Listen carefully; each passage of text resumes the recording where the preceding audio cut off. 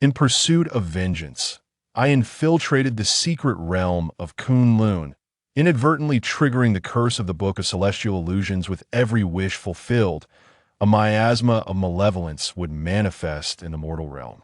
With blood as my ink, I sought to rewrite fate, only to awaken the remnants of the sealed demon king within the tome, and find myself branded as the Eye of Tribulation by the divine realm, marked for annihilation. As the miasma engulfed the city and celestial generals descended to unleash heavenly retribution, I discovered that I was, in fact, the reincarnation of the original scribe of the celestial manuscript. Should I incinerate the book to sever the threads of causality, or with my mortal frame continue to pen the covenant between gods and demons?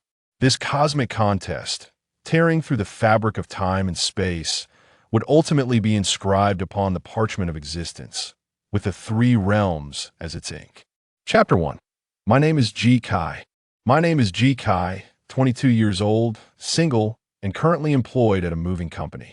I consider myself an ordinary employee. Had it not been for an unusual moving assignment, I might have led a rather mundane and fleeting existence. "Hey, G. Kai and the rest of you, come over and move these goods," barked the impatient voice from the truck. "Coming, coming," we hastily responded, moving some items away. "TCH, he won't lift a finger himself, just ordering us around because he's the boss relative," muttered my colleague in a yellow shirt. Who can blame him for being born into privilege? If you had the chance, wouldn't you want to be born into a wealthy family too? Another chimed in. "I'd love to, but that's just fate. If it weren't for my unfortunate circumstances." "Humph," the colleague in yellow retorted. "Just accept your fate. Envy won't change a thing. Speaking of which, this job is rather strange. We're just asked to move things out of the room, yet the employer isn't even here," I remarked, adjusting the load in my hands. "Who cares? We're just following the employer's instructions for a percentage. As lowly employees, we shouldn't concern ourselves with too much," the yellow-clad worker replied. "This door won't budge," one of them exclaimed, pushing against an ancient wooden door. I leaned in to take a look. The brown, yellow door was adorned with an intricate carving of fallen youth before a girl, and behind them stood a towering door. "Hey, Kai, what's wrong? You all right?" "Oh, I'm fine. I'm fine." "Is this door locked?" I said, attempting to push it open. With a creak, the door swung open. "Isn't this door supposed to open?" I mused. "Do not die alive," on a gentle female voice suddenly echoed in my ears. Huh? What voice? It felt strangely familiar. "Do not die live on." The voice repeated itself. Ah, what voice? A wave of unknown fear surged within me. Just as I was about to call the others to leave, the voice resonated once more. "I like you. Therefore, I will definitely save you." Still that gentle voice. A sense of inexplicable regret washed over me, halting my actions as I gazed at the open door, yearning to venture inside. I stepped through the threshold, finding myself in an eerily vast, dimly lit room, with only a solitary table against the wall. Suppressing my inner dread, I approached the table. Upon it lay a single book, which I picked up, illuminating it with my phone. The book appeared ancient, its cover yellowing, inscribed with peculiar characters, alongside an illustration of a grand door. I opened it, only to find it devoid of text, the pages pristine as if never touched. "Take my hand, do not give up. If you feel afraid, close your eyes, I will protect you." The gentle voice suddenly resounded again, this time imbued with unwavering resolve. I shivered, an inexplicable sensation flooding my heart. This voice, it felt so familiar. Why have I heard it before? "Do not sacrifice yourself for someone like me." "But I like you. I like you. So do not. I will protect you. I must not let you die." My consciousness began to blur, the anguish and guilt suffocating me. The girl's voice continued to echo in my ears. It seemed she was battling something, her blood dripping onto me, yet she persevered, encouraging me still. "I'm sorry, but it seems I cannot accompany you any longer. Promise me, you must live on, even without me by your side. After all, you're just a child who brings worry to others," the girl said with a smile. I desperately tried to voice my response, but I found myself unable. Suddenly, the girl radiated a brilliant and warm light, and my consciousness gradually faded into slumber. What the hell is this? I am Ji Kai, formerly an employee at the XX Moving Company, single, 22 years old. For reasons beyond my comprehension, I have found myself transported from Earth to this world. In this realm, I am the son of a dragon lord of the Star Crown Kingdom, named Long Ling. Initially, I held great expectations for my journey to this world. After all, having read countless novels, I knew that travelers often possessed unparalleled abilities. In this world, some individuals randomly acquire special powers, such as rapid movement or spatial jumping. In the Dragon Count family to which I belong, our abilities are primarily summoning related, which, as the name suggests, allows us to summon entities. Since abilities are linked to lineage, I was expected to possess summoning capabilities as well. At the age of 12, every child undergoes an awakening ceremony to discover their abilities. For children from commoner families, the kingdom organizes a unified awakening ceremony. Those who fail to awaken any abilities must resign themselves to a mundane existence. Our family, however, has its own awakening ceremony. Yet, when it was my turn to awaken, I surprisingly did not manifest a summoning ability, but rather summoned a book, the very tome that brought me to this world. Moreover, this book exhibited no extraordinary powers, save for the peculiar phenomenon where my handwriting would inexplicably vanish upon writing. Ordinarily, a child like me, lacking summoning abilities, would be disqualified from becoming the heir to the family. However, my father, the Dragon Lord, Long Xiaoyun, citing uncertainty regarding my capabilities, staunchly defended my position against dissenters, temporarily quelling their opposition and allowing me to inherit the title of Count. In truth, Long Ling had no desire to be the heir, and after several failed attempts to relinquish his position, he resolved to live life on his own terms. Master, it's time for training. You can't go out if the Count sees. He'll get scolded. Afu exclaimed loudly. Alas, I'm going to get scolded again, a Fu sighed, watching Long Ling's retreating figure. Chapter 2. The four of us. It has been quite some time since we last met, and I am uncertain to what extent Yi Xing and Ming Chong have progressed in their training. Long Ling let out a self-deprecating smile, feeling somewhat helpless. Cursed the heavens for casting me into this place, bereft of skills. Aside from summoning this book, am I expected to use it as a weapon?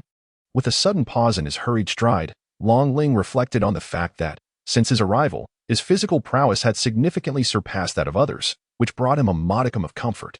Yet, what good is that when a single skill from someone else could easily bring about my demise? Shaking off his futile thoughts, Long Ling surveyed his surroundings, but found no one else present. Where could they be? I am usually the last to arrive. Suddenly, a girl appeared on the previously empty ground. Hey, Yi Xing, are you all right? Long Ling asked with an awkward chuckle. How could I be all right? Ouch, that hurts, Yi Xing replied, sitting on the ground, clearly displeased. Who told you to ambush me when I was onto you? Long Ling muttered under his breath. What did you say? Yi Xing was instantly ready to explode. Long Ling, aware of Yi Xing's formidable temper, quickly diverted the conversation. It has been a while since we last met. How has your training been? Yi Xing stood up, thumping her chest with excitement. My ability. Disguise allows me to meld into my surroundings. Just a few days ago, I reached the 6th level of mortal body, surpassing you by 1 level. If my ability evolves, I might upgrade to Disguise Assault, which would enable me to launch a powerful strike after ending the disguise, and I could continuously utilize the disguise effect. Yet, it was still I who uncovered your ambush. It seems you haven't made much progress. Long Ling teased with a grin. Humph, I was merely careless, Yi Xing replied, her previously calm demeanor now souring once more. Yi Xing, Ji Kai, apologies for being late. The moment the voice resonated, a sense of relief washed over me. At least for now, everything seemed fine. Yi Xing, who was rather prideful, would likely refrain from causing a scene. Ah, Ming Chong, you've arrived. Ji Kai, did you provoke Yi Xing again? What happened this time? Well, it's quite a tale. Yi Xing just ambushed me, and after I called her out on it, she's sulking now. Long Ling chuckled that Yi Xing was about to retort, but I swiftly interrupted her. Ming Chong, how has your training been? With Yixing making such rapid progress, you haven't lagged behind, have you? Yes, I have essentially mastered my abilities. Why not see for yourself? Ming Chong replied, maintaining an impassive expression, making it difficult to discern whether he felt joy or disappointment. Please enlighten me, he added, still in his usual demeanor. Be gentle. Long Ling conceded, feeling somewhat defeated. With a swift motion, Ming Chong sheathed his sword, addressing me. Thank you for your guidance. And what else? A skill introduction, brother, I said, exasperated. That can enhance the speed of my strikes. Currently, I can deliver 5 to 7 slashes within a second. As my magical energy and physical strength increase, so does my strike speed. My magical energy level stands at the 8th level of mortal body. You've already reached the 8th level of mortal body. Sigh. Your abilities are impressive. Here I am, summoning this useless book, devoid of skills or summoning capabilities. What good is it? Am I destined to become a petty thug and use it for brawling? Long Ling helplessly let out a sigh. No. Perhaps it is merely that you are unaware of how to wield your skills. Once you master them, you might surpass us. Yixing comforted me in a flustered manner. But what am I to do if I find myself without food? Will you support me? Long Ling replied with a self-deprecating smile. Support you? Yixing hastily interjected, her face turning crimson as she waved her hands in protest. No. I meant the 3 of us will earn money to support you. If you truly cannot sustain yourself, we will take care of you, Ming Chong stated calmly. Humph. I have no desire for your support. You may tend to whomever you wish, I retorted. By the way, where is Lin Feng? Has he not come? Ming Chong replied. Lin Feng mentioned he had matters to attend to at his residence and cannot join us. He asked us to meet him afterward. Long Ling paused briefly in contemplation before suggesting, shall we go find him now? Both Yixing and Ming Chong agreed. Lin Feng's father is the lord of Xingyao City, and the Earl's residence is located within the city. In truth, Xingyu City serves as the capital under the jurisdiction of the Tianlong Earl. However, as I have no interest in political affairs, I have never encountered this lord. I had also refrained from disclosing my identity to Yixing and the others, and it seemed they too harbored some secrets, which I chose not to pry into. The only identity we were all aware of was Lin Feng's. The steward guided us into a grand chamber. The room was meticulously arranged, with various rare artifacts displayed in wooden cabinets. The floor was adorned with the extraordinary stones known as Sun Moon Rock, which maintain a temperate climate throughout the seasons. The sheer quantity could likely reconstruct the walls of Xingyu City. Yet, for me, these possessions paled in comparison to the treasures within the Earl's residence. Meanwhile, Yixing gazed around in wonder and astonishment. Ming Chong, however, remained composed, quietly observing Lin Feng seated nearby. Wow, Lin Feng, your home is magnificent. If only mine could be like this, Yixing exclaimed, her eyes sparkling with excitement. Indeed, Lin Feng replied proudly. Perhaps Yixing should consider marrying Lin Feng. Then all these treasures would belong to you, Long Ling jested. Upon hearing this, Yixing immediately grew displeased and playfully struck Long Ling, saying, Humph, my affairs are none of your concern. Why, Yixing, do not be upset. You know Ji Kai loves to joke. Do not take it to heart, Lin Feng said with a smile. Please refrain from such jests in the future. Ming Chong advised me. You all conspire together to tease me. Alas, I shall simply embrace the role of a quiet, reclusive youth. I truly appreciate your kindness. Perhaps it would be best if you kept your distance. I desire some solitude, Long Ling lamented. Solitude? Who is this solitude? What is her relation to you? Yixing suddenly inquired, her tone suspicious. Ha. Lin Feng and I couldn't help but burst into laughter. Even Yixing, upon learning the truth, couldn't suppress her mirth. Ahem. Of course, my skill, disguise, has now advanced to the point where I can approach Ji Kai within half a foot without detection, Yixing boasted. Yet, in the end, you were still discovered, Long Ling murmured softly. What did you say? Nothing. I merely remarked on your rapid progress. I, as a humble junior, Yixing's complexion flushed slightly as she emitted a soft hum. Is that a disguise? Lin Feng pondered for a moment before replying, it's quite a useful skill for assassination. Upon hearing this, Yixing's face turned pale, yet she resolutely stated to Lin Feng, I can hunt magical beasts. I refuse to take lives. Lin Feng seemed inclined to say more to Yixing, but Ming Chong stepped in front of her, halting Lin Feng's further discourse, declaring that the matter should end here. Lin Feng glanced at Yixing, who was bowing her head and appearing pale behind us, shook his head, and relinquished the desire to continue. What are your plans moving forward? Lin Feng shifted the topic. I'm not quite ready to decide yet. I suppose I'll just take it step by step, Long Ling casually remarked. Like Yixing, I too shall be heading to Xingguan Academy next, Ming Chong added. It seems that apart from Ji Kai, you all have your aspirations sorted. I shan't say much more. Lin Feng paused before continuing. If only I possessed some abilities as well. Haha. It's all right. I was merely making light of the situation. Lin Feng donned a joking expression to deter our attempts to console him. We engaged in light-hearted chatter for a while, discussing amusing anecdotes from our lives and our thoughts on the future. Chapter 3. Identity revealed. We stood up to take our leave. Where's the restroom? Long Ling inquired. Over there. In that small room. Lin Feng indicated a small cubicle. You all go ahead. I'll use the restroom before departing. Long Ling said to Yixing and Ming Chong. Speaking of which, the restrooms in this world are quite impressive. Typically, the toilets in noble and affluent households are enhanced with transference, so they do not emit unpleasant odors and require no flushing. Long Ling mused while using the facilities. That feels good, he remarked as he exited. Lin Feng, I'm leaving now, Long Ling announced as he stepped outside. Ji Kai, you are not an ordinary person, are you? Lin Feng suddenly remarked. No, right? Has my true identity been discovered? Long Ling thought. What are you talking about? I must maintain my facade. Rest assured, I won't press this matter. After all, everyone has their own secrets, Lin Feng reassured. Long Ling could only manage a dry chuckle. Thud, thud, thud. The sound of footsteps echoed from outside. Is someone coming? Could it be Yixing and Ming Chong waiting for me? Long Ling wondered, only to realize it was his father. City Lord, should I hide? He asked. No need. We are sworn brothers. Are we to be wary of such things? How old are you anyway? Has society become this superficial? Long Ling thought apprehensively. The City Lord shouldn't recognize me. I've never made an impression on him.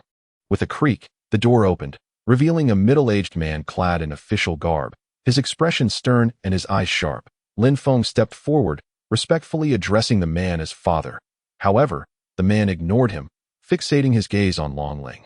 Could it be that he recognizes me, but I've never met him? Long Ling thought, alarmed. Young master, the man knelt on one knee, addressing me with utmost reverence. While maintaining that posture, he instructed Lin Feng. Why aren't you kneeling?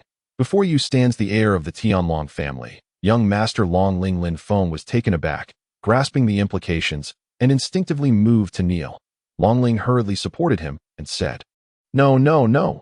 Why must we kneel as brothers? Just consider me as Ji Kai, Lord City Master. Please rise as well. It's truly troublesome that something has happened even while using the restroom. However, Lin Shu immediately knelt down and remarked, I am unaware if my son has offended you in any manner. I humbly request that you show mercy, young master. I shall certainly discipline him appropriately. Taken aback by this response, Long Ling quickly helped Lin Shu to his feet, stating, Lin Feng and I are sworn brothers. I have come today merely to enjoy his company and converse. There's no need for you to worry, uncle. Lin Shu promptly replied, Young master, I cannot accept such a title. Please call me Lin Shu instead. Furthermore, it seems rather inappropriate for you and my son to be sworn brothers. We have completed our oath. One cannot simply annul it, can they? Please do not be concerned. Uncle, Long Ling reassured him. Indeed, this complicates matters for me in the future. Long Ling understood that Lin Feng held a certain pride regarding his status, as he had been designated as the next city master at such a young age, which was a testament to his capabilities. Long Ling attempted to engage Lin Feng in conversation, saying, Lin Feng, let us keep this matter from Yixing and Ming Chong. It is not that I intended to conceal it from you, but rather I apologize. I should not have kept it from you. Lin Feng, still with his head bowed, coldly replied, I shall execute whatever the young master commands. Long Ling halted Lin Shu and said to Lin Feng, Let us discuss this further another time. I must take my leave now. Lin Feng raised his head respectfully and replied, Yes, I shall adhere to the young master's orders. I have told you not to regard me as some young master. I am merely Ji Kai, just Ji Kai. Lin Feng kept his head down in silence. Truly, I have never acted with any airs of a young master in front of him. Why must he treat me otherwise? Sigh. It seems I must take my time to clarify things later. With that thought, Long Ling exited the city master's residence. Long Ling stealthily approached the Tianlong mansion, and upon ensuring no one was around, he leaped up. Although the walls of the Tianlong mansion were quite high, for Long Ling, it was merely a matter of a single jump. Even if he were discovered, given Long Ling's status, no one would dare to confront him. Linger, Why are you not practicing and instead wandering off to play? A deep voice resonated. Longling froze, turning with resignation to face his father. Father, I was practicing my swordsmanship outside. Practicing your sword. Let me see the fruits of your labor. I will give you 3 strikes. If you can touch me even once, I shall overlook this matter, Long Xiaoyan declared, waving his hand to conjure 2 swirling black vortexes before them, from which a sword extended. With a swift motion, he pulled forth an iron sword into his grasp. Wow. Father, your summoning technique is truly formidable. You can summon anything without needing to carry any luggage. Long Ling marveled. Long Xiaoyan looked on in disbelief. What is your criterion for judging the strength of skills? How does this demonstrate the prowess of summoning? Everything possesses multiple facets. In terms of practicality, summoning indeed proves to be quite powerful, Long Ling replied as he drew the sword from the vortex. I shall go first. With a push off the wall, he charged towards Long Xiaoyan. Long Xiaoyan deftly deflected Long Ling's sword with a flick of his own, noting lack of speed, insufficient strength, and poor precision. Long Xiaoyan spoke expressionlessly. Then let us try this. Long Ling sheathed his sword, opting for a side slash instead of a direct strike. Long Xiaoyan remained motionless, deftly deflecting Long Ling's attack with a slight adjustment of his sword to the right. Leaning forward, Long Ling thrust his sword, but Long Xiaoyan promptly raised his blade to guard his chest, thwarting Long Ling's advance. With a powerful upward flick, he sent Long Ling's sword flying, following up with a strike that compelled Long Ling to retreat helplessly. You have lost. For the next 3 months, you shall remain in the Earl's estate to train, after which you will attend the Star Crown Noble Academy, Long Xiaoyan stated calmly as he gazed at Long Ling. But there's still 1 move left, Long Ling retorted, fixing his gaze on Long Xiaoyan. Of course, Long Ling declared, drawing his sword. Without a hint of hesitation, he charged straight at Long Xiaoyan. Is it a case of if the pot is broken? So be it. Long Xiaoyan pondered. Long Ling's sword lunged forward, but Long Xiaoyan intercepted it and sent Long Ling's blade flying upwards. That's enough. Long Xiaoyan had barely spoken when his expression shifted suddenly. With a thought, a small sprite appeared, teleporting him out of Long Ling's striking range. What the hell? You're cheating. How can I compete with you when you use instant teleportation? Long Ling shouted in frustration. A book clutched in his hand. Ahem, but did you not also employ a skill? Long Xiaoyan replied, a hint of blush on his cheeks. Long Ling lamented. If I had instant teleportation, I could easily reach you. A faint smile graced Long Xiaoyan's face as he remarked, this time, I'll let it slide. However, your swordsmanship truly requires further practice. Acquiring additional skills will empower you. Long Ling asserted, with my current abilities, I can at best fend off minor thugs. Long Xiaoyan replied earnestly, I refuse to believe that the son of me and Xiao Linga would be of no use. Even without skills, one can still accomplish great deeds. Long Ling's mother, Xiao Linga, daughter of the Sword Pavilion's master, possessed waist-length red hair and was renowned as one of the most stunning beauties of her time, her swordsmanship captivating the entire continent. During her travels, she encountered Long Xiaoyan, and after enduring numerous trials, they became a couple. Shortly after giving birth to Long Ling, she participated in the kingdom's defense war. In the midst of battle, Long Xiaoyan and Xiao Ling fell into an ambush set by the Beast King, and Xiao Ling sacrificed her life to aid Long Xiaoyan's escape. Ever since, Long Xiaoyan has lived with the regret of being unable to protect his beloved, vowing never to remarry. Hearing Long Xiaoyan mention his mother, Long Ling sensed the sorrow within him and fell silent. All right, it is time we discuss serious matters, Long Xiaoyan declared, waving his hand, and they were both transported to a room. Where are we? Long Ling inquired, surveying the spacious surroundings. This is the treasure chamber of our family, housing the collections of generations past, Long Xiaoyan explained. But there's nothing here, Long Ling observed, glancing around. Pay close attention, although I am unaware of your abilities. Children of the Tianlong family typically possess skills related to summoning. Observing my application of abilities may provide you with some insight, Long Xiaoyan elaborated. He first summoned a large white frog, intending to consume Long Ling. Understanding that Long Xiaoyan would not act against him, Long Ling stood firm, allowing himself to be swallowed. Within the confines of the frog, one can discern the outside world, and then Long Xiaoyan elucidated to Long Ling that this is a summoning artifact akin to a protective shield. Next, the main event unfolds. You must attune yourself to the flow of energy within the space, and then, using your own breath as a guide, observe the currents of energy within my being that I shall safeguard your essence. Yet you must rely on your willpower to withstand the oppressive force. Should you falter, I will withdraw your breath. Do you comprehend? Long Shaoan spoke with gravity. I understand, Long Ling replied, feeling a twinge of anxiety. Chapter 4. The Divine Artifact. The Celestial Illusion Book. Long Shaoyan's essence grew increasingly potent, causing the energy flow within the space to become ever more chaotic, even before Long Ling released his own essence. He could already sense the weight of oppression. However, as the turbulence of energy reached a certain threshold, it abruptly organized itself in a harmonious manner, entering Long Shaoyan's body. Long Ling cautiously released his essence, allowing it to merge with the energy as it flowed into Long Shaoyan's being. During the process of this energy engulfing him, Long Ling felt as if his essence might shatter at any moment. At that instant, a warm and familiar essence enveloped his small breath. It was the essence of Long Xiaoyan.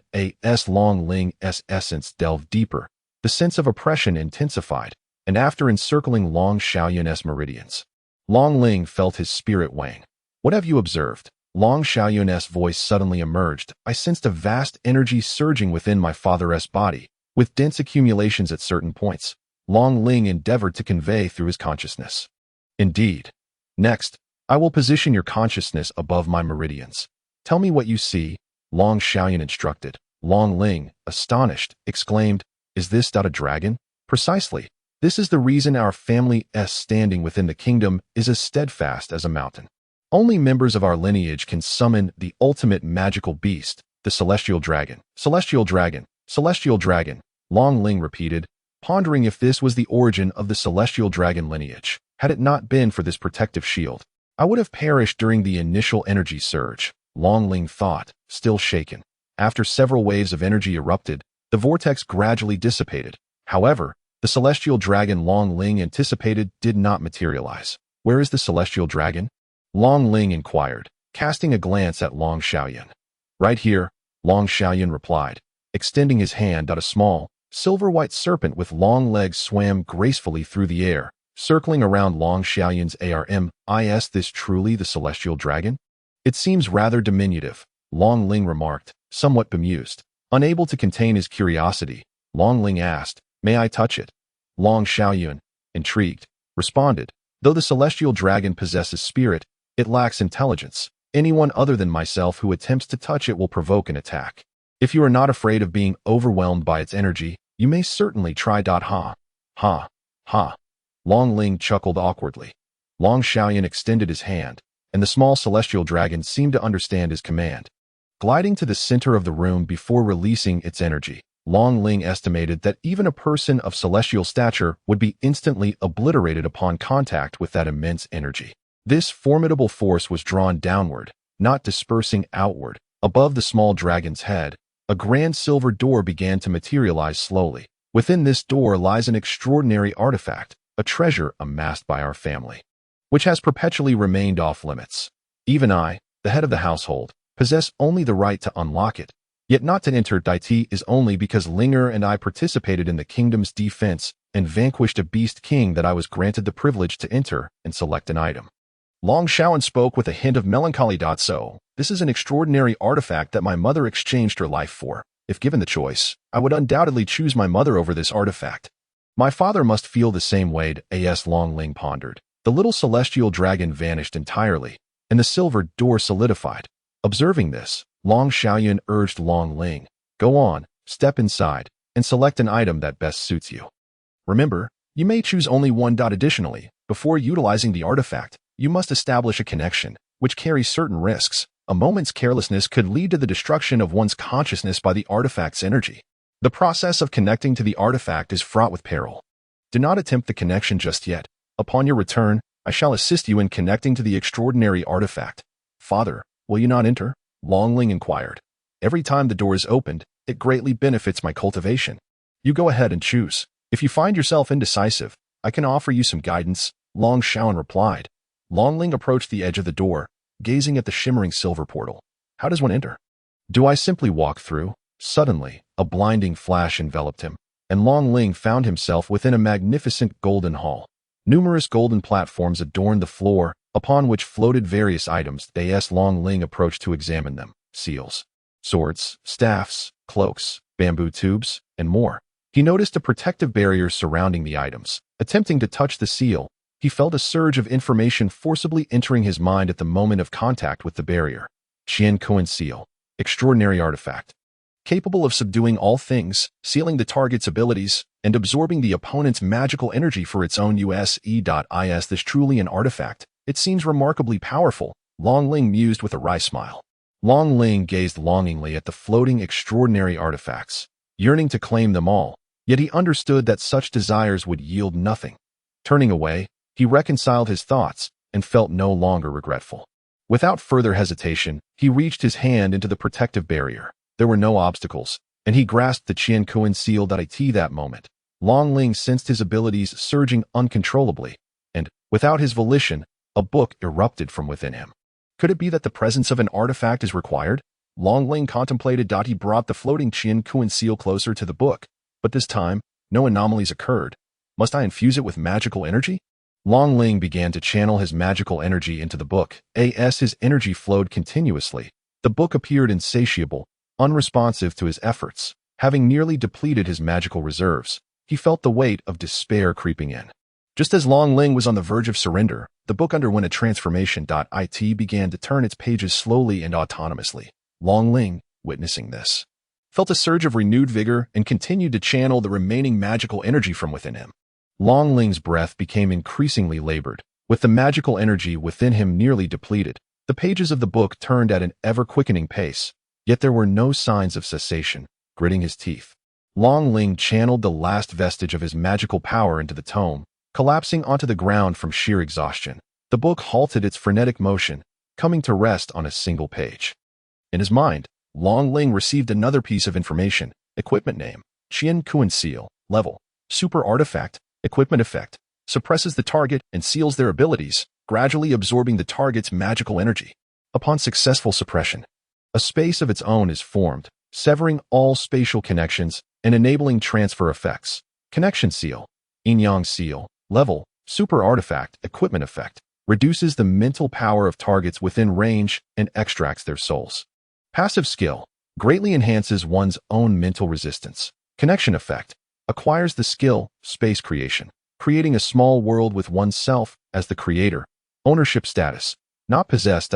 As Long Ling absorbed this information, a smile of elation crept across his face. Finally, my skills are no longer blank slates. The information within the book continued to unfold. Connection seal. Connection skills. What on earth are these? Upon acquiring this information, I should be able to utilize the item's capabilities, right? Otherwise, what use is merely obtaining information? Shall I just head to an appraisal house? Long Ling pondered while gazing at the book that floated in the air. He rose to his feet, taking the book in hand, only to discover that details about the item had manifested on its pages. Attempting to control the book with his thoughts, he was astonished as it began to change, its archaic cover peeling away to reveal a painting of a man and a woman standing before a door. This painting was one he had seen prior to his journey across realms. We cannot be together. When we meet again, I shall not let you escape. The girl's silhouette grew ever distant. I care for you, and thus, I will surely save you. In the suffocating darkness, only the girl's voice remained. What is this? Could it be the memories of the book's previous owner? But why do I feel such anguish? Long Ling placed the book before him and silently intoned, Heavenly Illusion Book, Kunlun seal. The Heavenly Illusion Book began to turn its pages, stopping on one that displayed information about the Kunlun seal. As Long Ling infused his magical energy, the text quivered, ultimately breaking free from the page and coalescing in midair into an object resembling the Kunlun seal. Upon its formation, Long Ling sensed that the little magical energy he had just regained was once again drained. He fought against the waves of weakness threatening to overwhelm him, finally exhaling in relief as he grasped the replicated Kunlun seal and felt its power and sense of control. He then picked up the authentic Kunlun seal, realizing that its power remained intact, and he had established a connection with it, granting him the freedom to wield it. Gazing at the other super artifacts, a thought crossed his mind. How splendid it would be if I could claim all these super artifacts for myself. One by one, he began to experiment, and to his satisfaction, all the super artifacts proved capable of being replicated. Long Ling beamed at the space before him, eager to explore the abilities of the other super artifacts. Suddenly, a wave of intense dizziness washed over him. The dual drain of magical energy and mental power left Long Ling too weak to continue his experiments. The depletion is far too severe that he murmured before losing consciousness. The replicated universe seal, currently in effect, vanished alongside the slumbering consciousness of Long Ling. Chapter 5. Yin Waner. Long Ling slowly opened his eyes. The dual overexertion of his mental and magical energies left him yearning for repose. He surveyed his surroundings and realized he was in his own chamber, utilizing his mental prowess. Long Ling sought to perceive the universe seal with which he had established a connection. To his astonishment, he discovered that his mental strength had significantly amplified since acquiring the universe seal. Upon further examination of his magical energy, he found that his level had ascended from the 3rd tier of the mortal realm to the 8th tier, an astonishing leap of 5 levels. Long Ling struggled to believe his own perception and confirmed it once more, realizing he had indeed reached the 8th tier of the mortal realm. Could this enhancement be attributed to the connection with the divine artifact? However, he recalled that his father had never mentioned that such a link could elevate one's magical prowess. Never mind, he thought. For now, it was imperative to locate the universe seal with the augmentation of his mental capacity. Long Ling's range of perception had expanded considerably. Previously, he could sense only a fraction of the Tianlong manor, but now he could perceive the entirety of it with ease. Having established a connection with the universe seal, he swiftly pinpointed its location, discovering it was with Long Xiaoyan. So, it is with father, he mused, feeling a sense of relief. Suddenly, a ripple in space occurred, and Long Xiaoyan materialized in Long Ling's chamber. Long Ling, how dare you connect with the divine artifact without permission? Did I not instruct you to allow me to safeguard you while you absorb its power? Thank goodness you're unharmed, merely fatigued. Had anything happened to you, how would I explain it to your mother? Long Xiaoyan admonished with a furrowed brow. This was the first time Long Ling had witnessed his father's anger, and he responded. I'm sorry, father. Long Xiaoyan calmed down slightly and, with a stern demeanor, said to Long Ling, extend your hand. I shall examine your condition. Long Ling obliged, and Long Xiaoyan placed his hand upon his son's.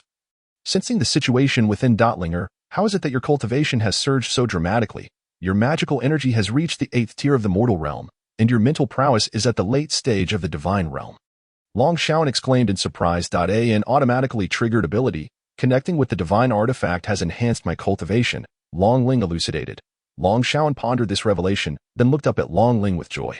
This means your ability can autonomously connect with divine artifacts. And the risk is minimal. Typically, an individual can connect with no more than 2 or 3 artifacts, as the likelihood of rejection increases with each additional link. Yet, with your capabilities, you might be able to connect with an infinite number of artifacts without facing rejection.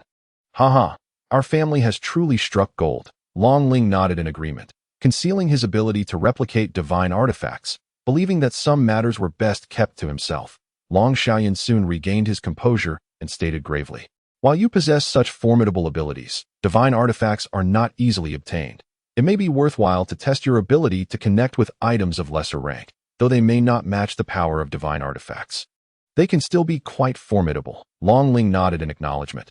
Long Xiaoyan continued, initially, I intended for you to remain in the residence to cultivate until your departure for the academy. However, considering your remarkable performance with the sword last time and your awakened abilities, I have decided to permit you to study theoretical knowledge at home for 2 months, after which you may freely arrange the remaining 4 months. Is that clear? Yes, replied Long Ling. As Long Ling watched Long Xiaoyan exit the room, he could hardly contain the exhilaration bubbling within him. Ha ha ha. I finally possess a formidable skill, he exclaimed. I must hurry to find Yixing and Ming Chong to test it out. As Long Xiaoyan strode into the hall, a sudden thought crossed her mind, and she chuckled helplessly. She will come today.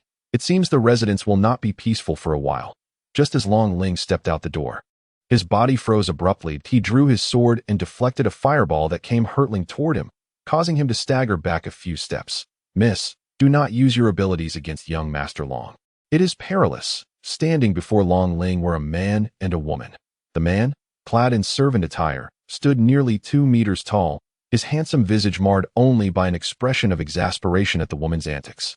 Though a lion-like intensity flickered in his eyes, the woman wore a black and red dress, her long hair cascading down her chest, and a fiery red headband adorned her head, lending her an air of spiritedness. With one arm extended forward, her open palm still bore traces of flame and peculiar patterns. Her eyes sparkled with vivacity, and her face, undeniably charming, glowed with a rosy hue under the sunlight and the flickering flames. Inciting an irresistible urge to pinch her cheeks, she gazed at Long Ling with a playful smile, her lips curving upwards slightly. Long Ling, observing the enchanting girl basking in the sunlight, could only shake his head in resignation as he stepped towards her. The girl, puffing out her still-developing chest, advanced toward him as well. Upon reaching the girl, Long Ling wasted no time and playfully tapped her on the head. The girl hugged her head and pouted. Her cheeks flushed with indignation as she glared at Long Ling, exclaiming, "Despicable, you ambushed me." Long Ling couldn't help but chuckle at the girl before him. He pinched her cheeks, which had turned crimson from anger, and said, "Yin Waner, did you not just ambush me as well? This is merely reciprocity." Yin Waner forcefully swatted away Long Ling's hand, her face reddening even further for reasons unknown, with her hands covering her flushed cheeks. She lowered her head and retorted, "Ah, do not pinch my face again, you pervert." Suddenly, the space around Yin Waner began to tremble violently, and strange red symbols manifested in the distorted air, radiating an intense heat. Long Ling swiftly leaped back, distancing himself from Yin Waner. Despite this, he still had to utilize magical energy to shield himself from the residual heat emanating from her. Long Ling was aware that Yin Waner had yet to master her abilities and could potentially harm herself, prompting concern for her well-being. Just as he contemplated offering her some words of comfort, his pupils dilated in alarm as he noticed the man in servant attire approaching Yin Waner, completely unfazed by the extreme heat surrounding her. To recognize that Yin Waner is also an exceptionally gifted individual within her family. Despite her tender age of merely 10 years, her abilities awakened autonomously at the mere age of 7. In her lineage, the skills that typically manifest are predominantly flame control, enabling the transformation of internal magical energy into fire, along with the capacity to manipulate flames within a certain radius. Only through extensive training and fortuitous circumstances can one hope to awaken flame explosion. Upon the awakening of flame explosion, the temperature of the flames escalates dramatically, enhancing the ability to command fire and compress it for detonation. Remarkably, Yin Waner awakened flame explosion simultaneously, with a flame temperature so high that even the mightiest of celestial beings would dare not approach without protection. Yet, he entered without any safeguard. Who could he possibly be? "Miss, please remain calm." A man standing behind Yin Waner formed an unusual hand seal, his palms enveloped in a layer of blue flame. As he struck her back, the surrounding flames seemed to be absorbed by the blue fire, gradually dissipating. After performing this act, the man proceeded to examine the flow of magical energy within Yin Waner. Once assured that all was well, he bowed to Long Ling and stated, "Young Master Long Ling, I am Tian Yi, the steward under the head of the Tian Yin family. Yin Yin Fu. I sincerely apologize for the young lady's attack on you. Please forgive her." Long Ling shrugged, indicating it was of no consequence. Then, Tian Yi spoke gravely, "The young lady is still not quite adept at controlling her abilities. I kindly request that young Master Long Ling refrain from provoking her further." "I was not provoked by him," Yin Waner exclaimed, her cheeks flushed. Long Ling feigned ignorance to her words, replying, "Well, it is essential, for I certainly do not wish to be burned by her, with such a volatile temper. One must be cautious, or you may find it difficult to find a spouse. You are the one no woman would wish to be with," Yin Waner retorted, indignant. Long Ling placed his hand to his ear, turning slightly away from her, and asked playfully, "Huh, what did you say? I didn't quite catch that. Could you repeat it?" However, in the next moment, Long Ling doubled over, clutching his stomach and groaning. Yin Waner had delivered a powerful punch to his abdomen, and he hadn't even seen her move, let alone have time to react. "How have you become so strong?" Long Ling asked in astonishment, aware that previously, Yin Waner had never bested him. Yet, this strike revealed to him the vast chasm of their disparity. No, it was an absolute dominance. "Humph," Yin Waner declared, striding towards the entrance of the Tianlong mansion, proudly proclaiming, "I am now at the 3rd level of the extraordinary body and have mastered the family's secret technique. Heavenly Flame Technique. I am no longer the person I once was. We shall settle the scores of the past in due time." Brother Long Ling Chapter 6. I will protect you, Long Ling.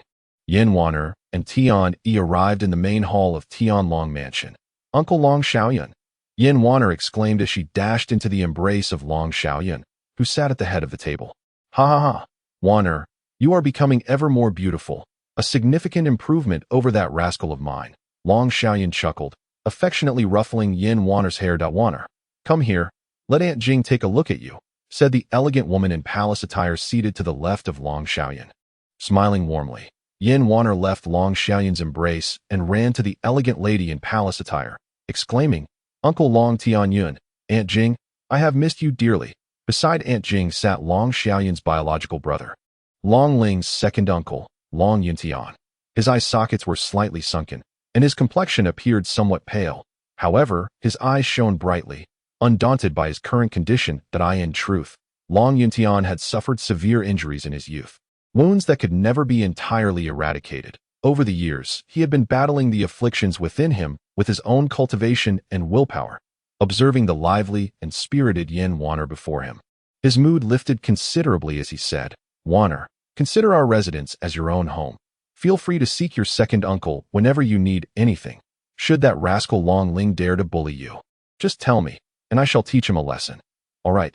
Thank you, second uncle," Yin Wanner replied joyfully, sticking her little tongue out at Long Ling. "Ha. Wanner you," Long Yuntian began, but was interrupted by a fit of coughs.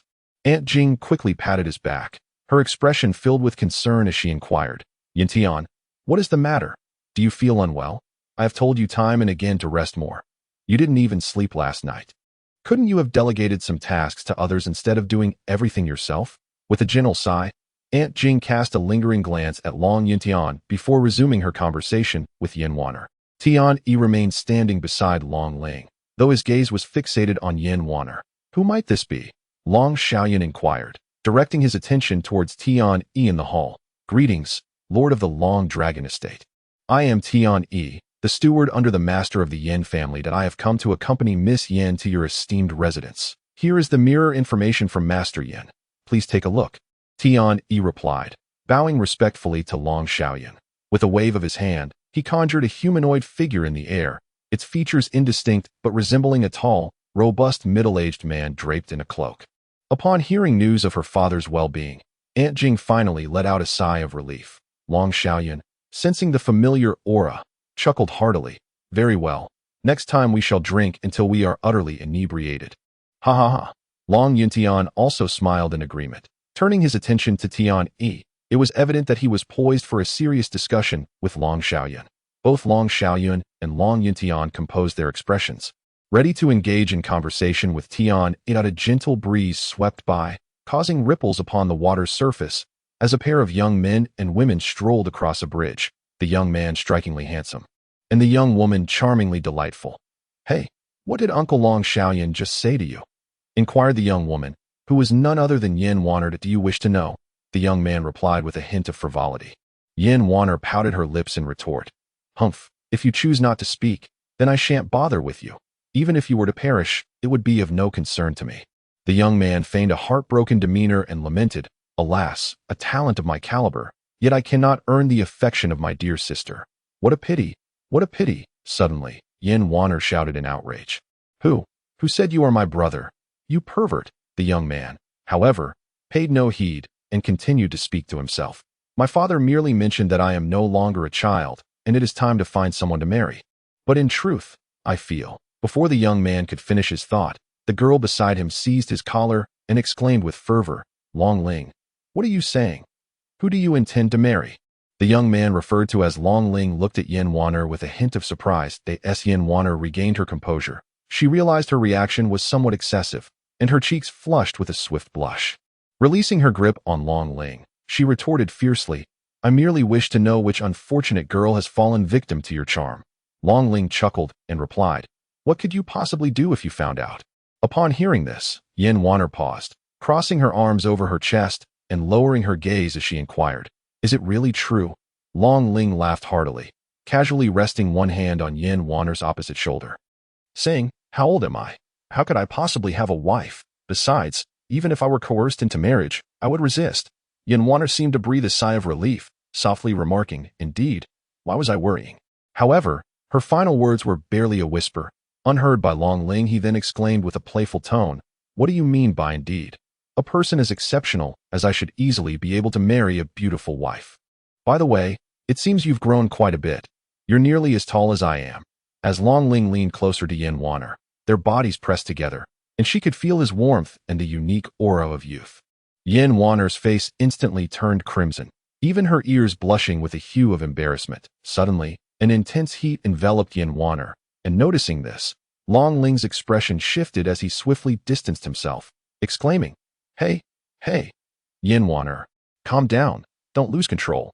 Yin Wanner's body jolted, and the heat that surrounded her ceased to escalate, visibly converging back into her being, just as Long Ling was contemplating whether to seek help. The searing warmth dissipated, leaving only scorched remnants of stone on the bridge. Yin Wanner suddenly weakened, on the verge of collapsing, but Long Ling, ever attentive, rushed forward and caught her as she fell. Her body was soft as if devoid of bones. And despite the fabric between them, Long Ling could still sense her warmth. With a hint of regret, he asked, Are you all right? I'm sorry. It's my fault for promising not to upset you. Yin Wanner gazed at the young man before her, a wave of relief washing over her, and she softly replied, It's fine. She attempted to rise but found her legs too weak to support her. Yin Wanner nodded gently. Long Ling supported her shoulder with one hand while lifting her leg with the other, cradling her into his embrace. Her face, slightly flushed, bore a smile as she nestled her head against his chest. Saying, You should hurry and leave. Long Ling, feeling the warmth of the delicate figure in his arms and inhaling her sweet fragrance, felt his own face grow warm, his heart stirring with ripples of emotion. Clearing his throat, he said, All right, let us go. Long Ling spoke in a flustered manner. A gentle breeze caressed the surroundings, and the warm sunlight cascaded down. A young man held a young woman in his embrace as they strolled across a small bridge by the lake, seemingly capturing the most idyllic scene in the world. Meanwhile, Yixing and Ming Chong meandered leisurely along the street. Yixing, fond of starflowers, clapped her hands and exclaimed, Wonderful, follow me. I know a spot where the starflower lake is particularly enchanting. Ming Chong smiled faintly and followed Yixing upon reaching the Star Garden. However, they were halted by the soldiers stationed at the entrance. Reluctantly, they had to turn away. It seems we arrived at an inopportune moment. Ming Chong, where shall we go now? Yixing inquired. Ming Chong appeared to share her sentiment of having nowhere to go, shaking his head. Yixing's mood dipped slightly. Is that so? Indeed, there seems to be no place left to venture. Grasping Ming Chong's arm, she suddenly broke into a run. No, we won't make it in time. There's no way I can keep up. Yixing abruptly halted, gazing up at the sky as she spoke. Ming Chong followed her gaze and remarked, The Rainbow River isn't far from here. We should be able to reach it. Yixing shook her head. No, that's not where I'm headed. I must hurry to Tianlong Mountain. Ming Chong replied, Tianlong Mountain? At my pace, we should be able to make it. How about I take you there? Yixing immediately responded, Yes, let us set off quickly. As she approached Ming Chong, he stood frozen in place. What are you doing? Hurry and hold me tight, Yixing said with a hint of displeasure. Through the fabric, he felt the warmth of Yixing's skin and caught a whiff of her faint, sweet fragrance. His face flushed and his heart raced, leaving him momentarily dazed as he stared ahead. Hey, Ming Chong, let us go. We're going to miss it, Yixing called out anxiously, oblivious to Ming Chong's inner turmoil. Ahem, we're about to depart. He managed to suppress his emotions and said, Hey, Ming Chong, come down. It's so comfortable. The young woman laughed at the person on the shore. The young man gazed at the joyous girl playing in the river, a smile breaking through his normally serious demeanor. That he wished to freeze her smile in time, that he longed to protect that smile, that he desired to possess that smile, that he would give everything, spare no effort. Chapter 7. The Star Crown Festival. 3 days passed in the blink of an eye. Amidst this grand event, Tianlong City transformed into a bustling haven. Yet, where there are crowds, chaos often ensues. To maintain order within Tianlong City, the Lord's residence deployed a significant number of soldiers. However, amidst the throngs of people, even their numbers seemed inadequate, unable to oversee every corner. Long Ling ambled leisurely down the street, clad in simple attire. Beside him walked Yin Wanner, dressed in a light blue outfit, her hair neatly tied back with a red ribbon. Her charming visage and flawless figure drew the attention of many passers-by, sensing the gazes upon her. Yin Wanner frowned slightly. Long Ling, where are you headed? To Jikai. Very well. I shall be cautious. She swiftly deduced the reason and replied. Long Ling smiled and nodded. I trust you. By the way, I haven't seen Tian these past few days. Where has he gone? Long Ling remarked. He seems eager to leave. It appears he has something quite important to attend to. Long Ling shrugged nonchalantly and said, It's all right. With your brother here to look after you, you can rest assured.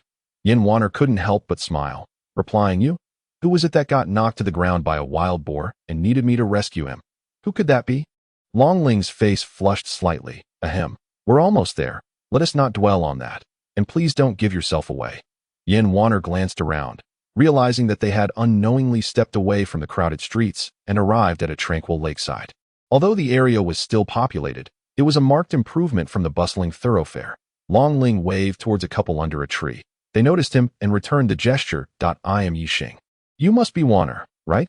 I've heard from Long Ling that you are a stunning beauty, and seeing you in person, you truly surpass even the fairies. Yixing greeted with a smile.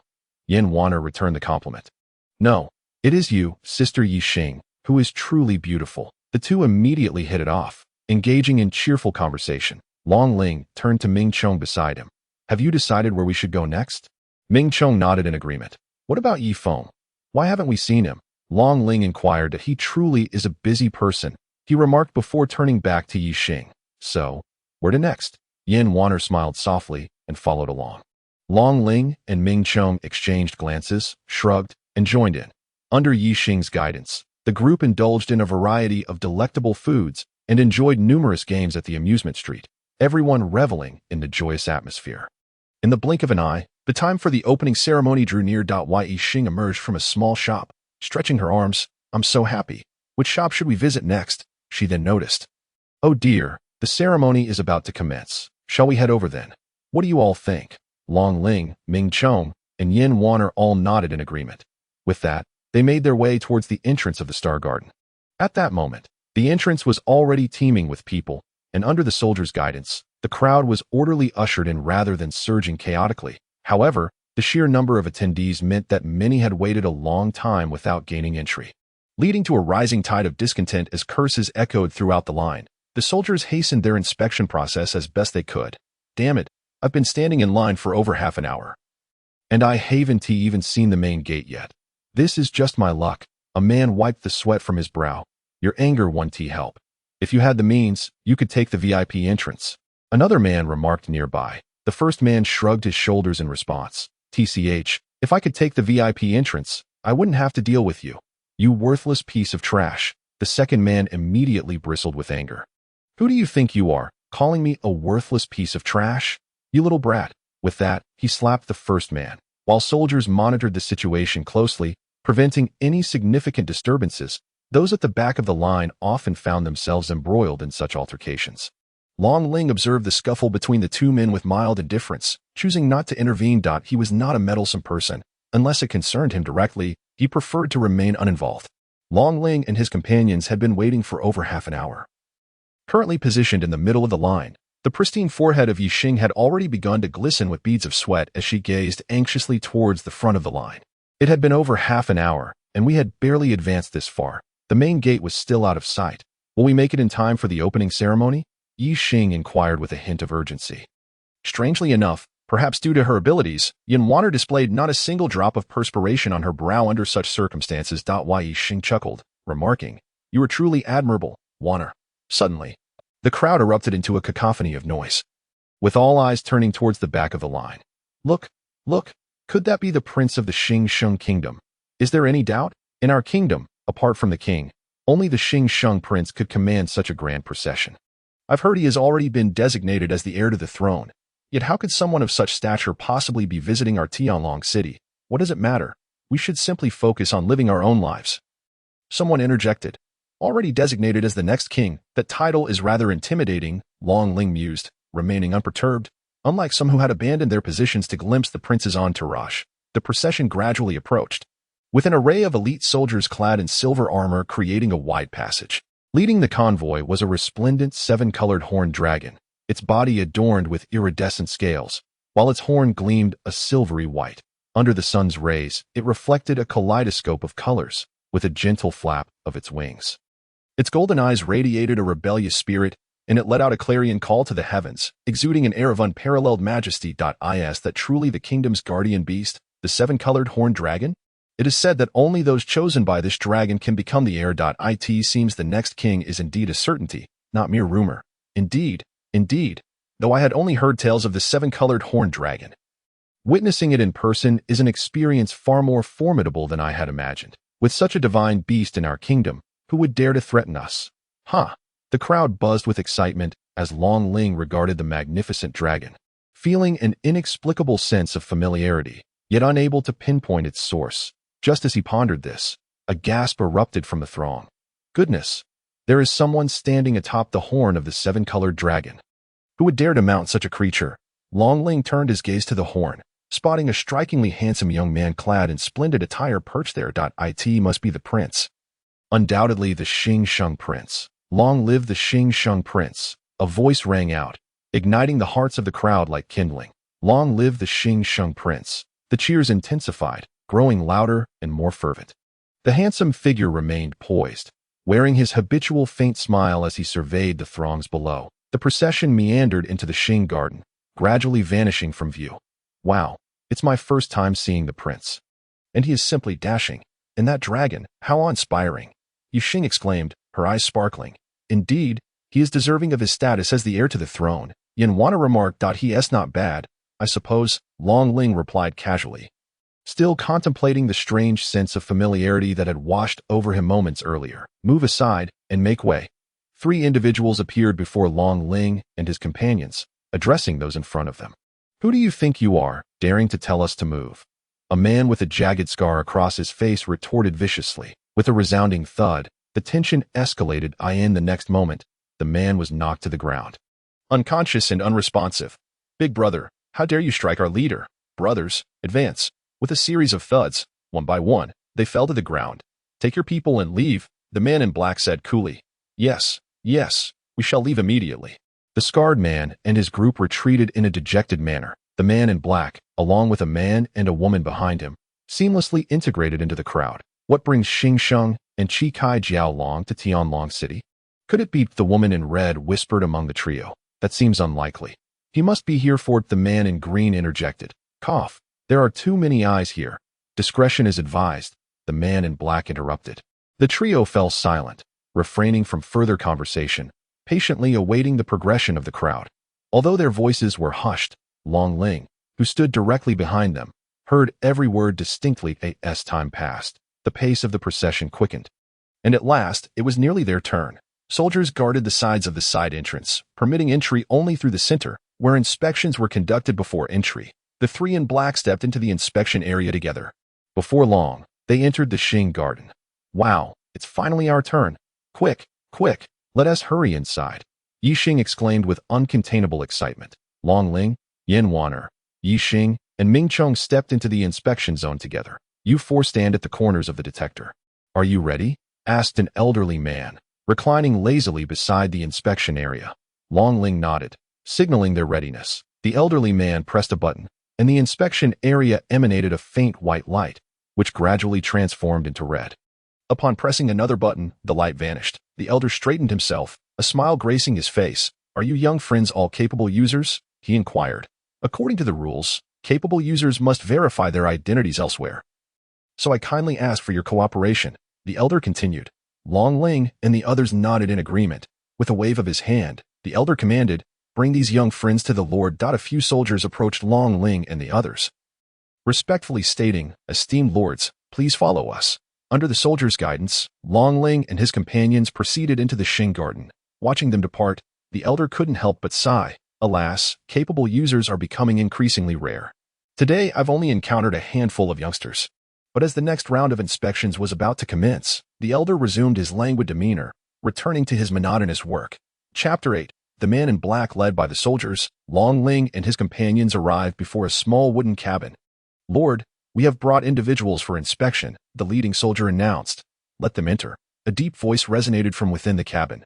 Esteemed lords, please come in. As the cabin door swung open, a clear view within revealed nothing discernible.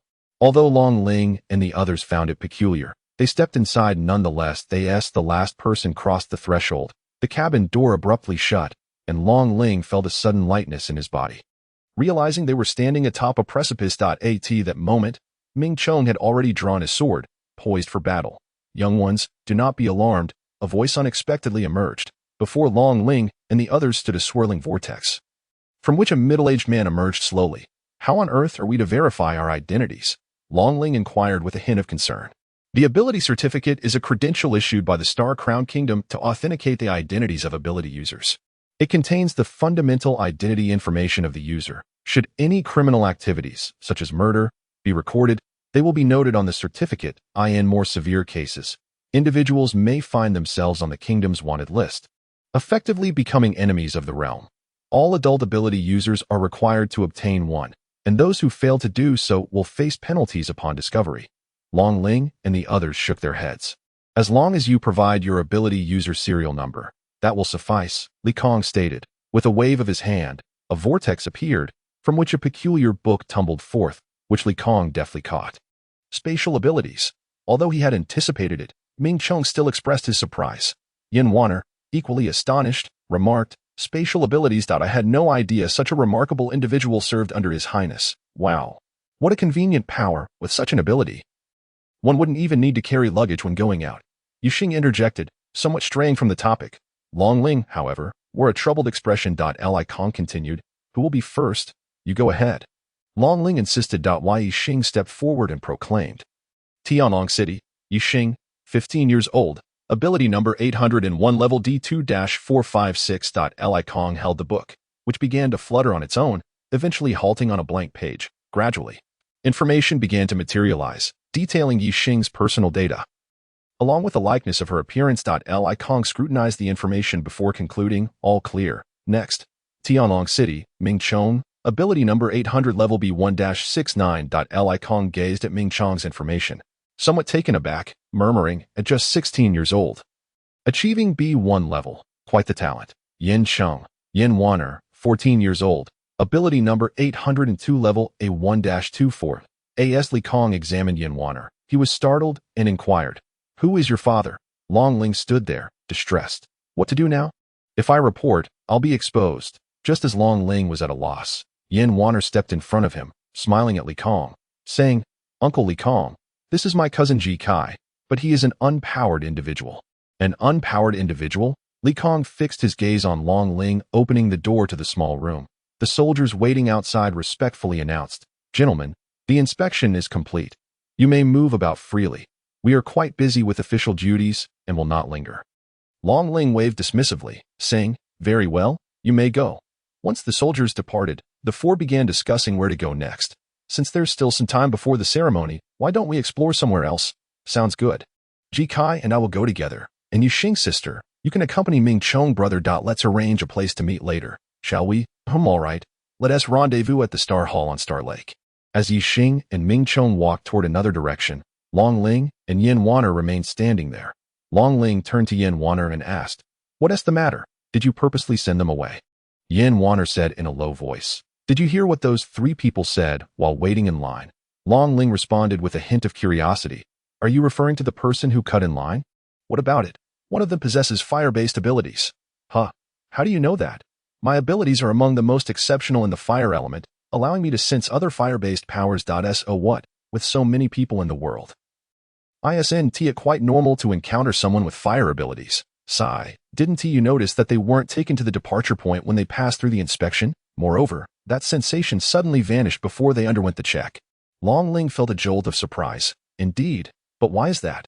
Yin Wanna sighed again. "It's possible that one among them has the ability to shield others' perceptions or is wearing something that obscured my ability to sense them."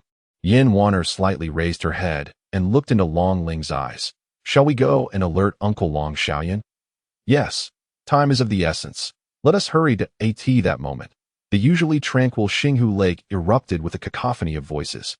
As the starflowers in the lake bloomed vibrantly, each blossom shining as brightly as the stars in the sky, pure, white, and dazzling, Long Ling leaned against a large tree, disinterestedly watching passers-by. Yin Wanna rested against the railing by the riverbank, propping her chin on one hand, admiring the starflowers reflected in the water. Long Ling kicked a small stone at his feet and remarked to Yin Wanner, "We kindly tried to warn them, yet we were dismissed as a nuisance. Good intentions are often met with ingratitude." Yin Wanner turned her head, exasperated. "After all, we are still young. Without evidence, adults are unlikely to take our words seriously." Long Ling paused in silence, then smiled and said, "Well, if they won't take action, we shall take it upon ourselves." Yin Wanner gasped, stepping in front of Long Ling to caution him, "Do not act recklessly. If they are dangerous individuals, We may be unable to protect ourselves. Yin Wanner was about to say more when Yixing's arrival interrupted her. Hey, Ji Kai, Wanner. Yixing waved to them from a short distance, followed closely by Ming Chong, who was carrying an array of snacks. You two are off to eat again. Aren't you worried about gaining weight? Long Ling teased. Puffed. I want to gain any weight. Yixing stuck out her tongue, snatching a skewer from Ming Chong's hand, and offered it to Yin Wanner. Wanner, try this. It's absolutely delicious. Long Ling felt a pang of desire for a skewer as well and reached out. Noticing his movement, Yixing positioned herself in front of Ming Chong, pouting. Humph, I didn't buy any for you. This is for Wanner. Hey, didn't I cover the expenses for today as fun and games? You want to even share a skewer with me? Long Ling took a small step back, exasperated. If you want it, go buy your own. I can't be bothered. Long Ling halted mid-sentence as he spotted the three suspicious individuals from the line. In the blink of an eye, they vanished amidst the crowd. Without hesitation, Long Ling declared, I'm going to buy something to eat. You all go ahead to the opening ceremony. I'll catch up shortly. Upon finishing his words, he proceeded in the direction where the three individuals had vanished. Hey, Ji Kai, where are you going? Ji Kai. Yixing called out to Long Ling. Yin Wanner felt a peculiar sense of unease. But suddenly she recalled Long Ling's earlier remarks. Could it be that Long Ling had spotted those individuals and thus pursued them? This was concerning. She needed to intervene. Without hesitation, Yin Wanner dashed forward, exclaiming, You all go ahead. I will check on him. Ming Chong nodded in agreement, and the two followed suit. A small team passed by, meticulously surveying their surroundings and ensuring there were no anomalies before departing. At that moment, the three men in black were concealed within the shadows, beyond the reach of sight. Linine, how should we proceed? The man in black inquired, tilting his head towards the woman in red after the team had moved on. Let me see. The woman, known as Linine, closed her eyes. Moments later, she opened them and said, We should head to the right. There is no one there. Very well, let's move, Lai Wuyan responded as he set off. Wait, Linine suddenly interjected. There is someone behind us. A child. There are no signs of ability. It is an ordinary child. The man in green nearby whispered, Lord Lai, allow me to handle him. Lai Wuyan paused for a moment before stopping him. No. We cannot afford to make any significant moves right now. If the old ones inside detect us, this mission will be deemed a failure. Besides, he is merely an ordinary child. We need not concern ourselves with him. Understood, the man in green replied. Chapter 9. Lai Wuyan Long Ling followed the three men in black, meandering until he arrived at this location, further solidifying his suspicion that the trio was up to something. However, he dared not draw too close, preferring to trail them from a distance. Yet, the three ahead began to move again, prompting Long Ling to stealthily follow. Yin Wanner, in pursuit of Long Ling, also entered the woods. Observing Long Ling step into the thicket, she felt an odd sensation as if she were being scanned, yet she dismissed it and continued onward. Suddenly, several soldiers from the royal capital emerged, encircling her and warning. No unauthorized individuals are permitted here. Accompany us out, or we shall arrest you. With no choice, Yin Wanner retreated. The soldiers remained stationed at the edge of the woods, closely monitoring her every move, although she was anxious about Long Ling. She found herself unable to re-enter the forest. Wanner, sister, Yixing's voice called from behind. Wanner, where is Ji Kai? Yixing asked breathlessly, filled with urgency. Yin Wanner pointed towards the woods, saying, Ji Kai went into that forest. But these soldiers won't allow me to enter. Upon hearing this, Yixing rushed to confront the soldiers, demanding, Our friend has entered this forest. Why can we not follow? The lead soldier scoffed, replying, Humph. This forest has established a sensing array. Any ability user who enters will be detected, and even an ordinary person cannot evade the awareness of the royal army within. Not speak foolishly.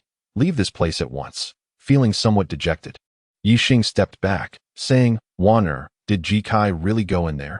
Yes, I witnessed him enter with my own eyes. But why did he come here? I hope nothing has happened to him. Yixing expressed his concerns anxiously. Ming Chong comforted. Yixing, do not fret too much. These soldiers are unlikely to act recklessly. Even if they capture Ji Kai, they will not harm him. He then turned to Yin Wanner, saying, However, Yin Wanner, you ought to explain why Ji Kai is here. Ming Chong astutely sensed that Yin Wanner seemed to be concealing something. Taken aback, Yin Wanner gazed at Ming Chong. After a brief silence, she realized that this matter could no longer be kept under wraps and felt compelled to speak up. With a whoosh, the sound of fireworks filled the air, prompting Yixing to sigh. Alas, the opening ceremony has commenced. We are likely to miss it.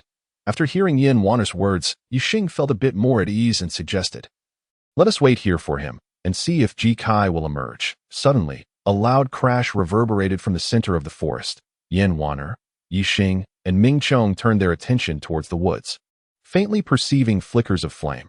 "All soldiers, assemble at Xing Fortress," an elderly voice echoed in everyone's ears. Without hesitation, the soldiers rushed into the forest. "Wait," Yixing called out to Yin Wanner. "Sister Wanner, I understand your concerns for Ji Kai, but equally, I, along with Ming Chong, share the same worries. Therefore, we must go as well."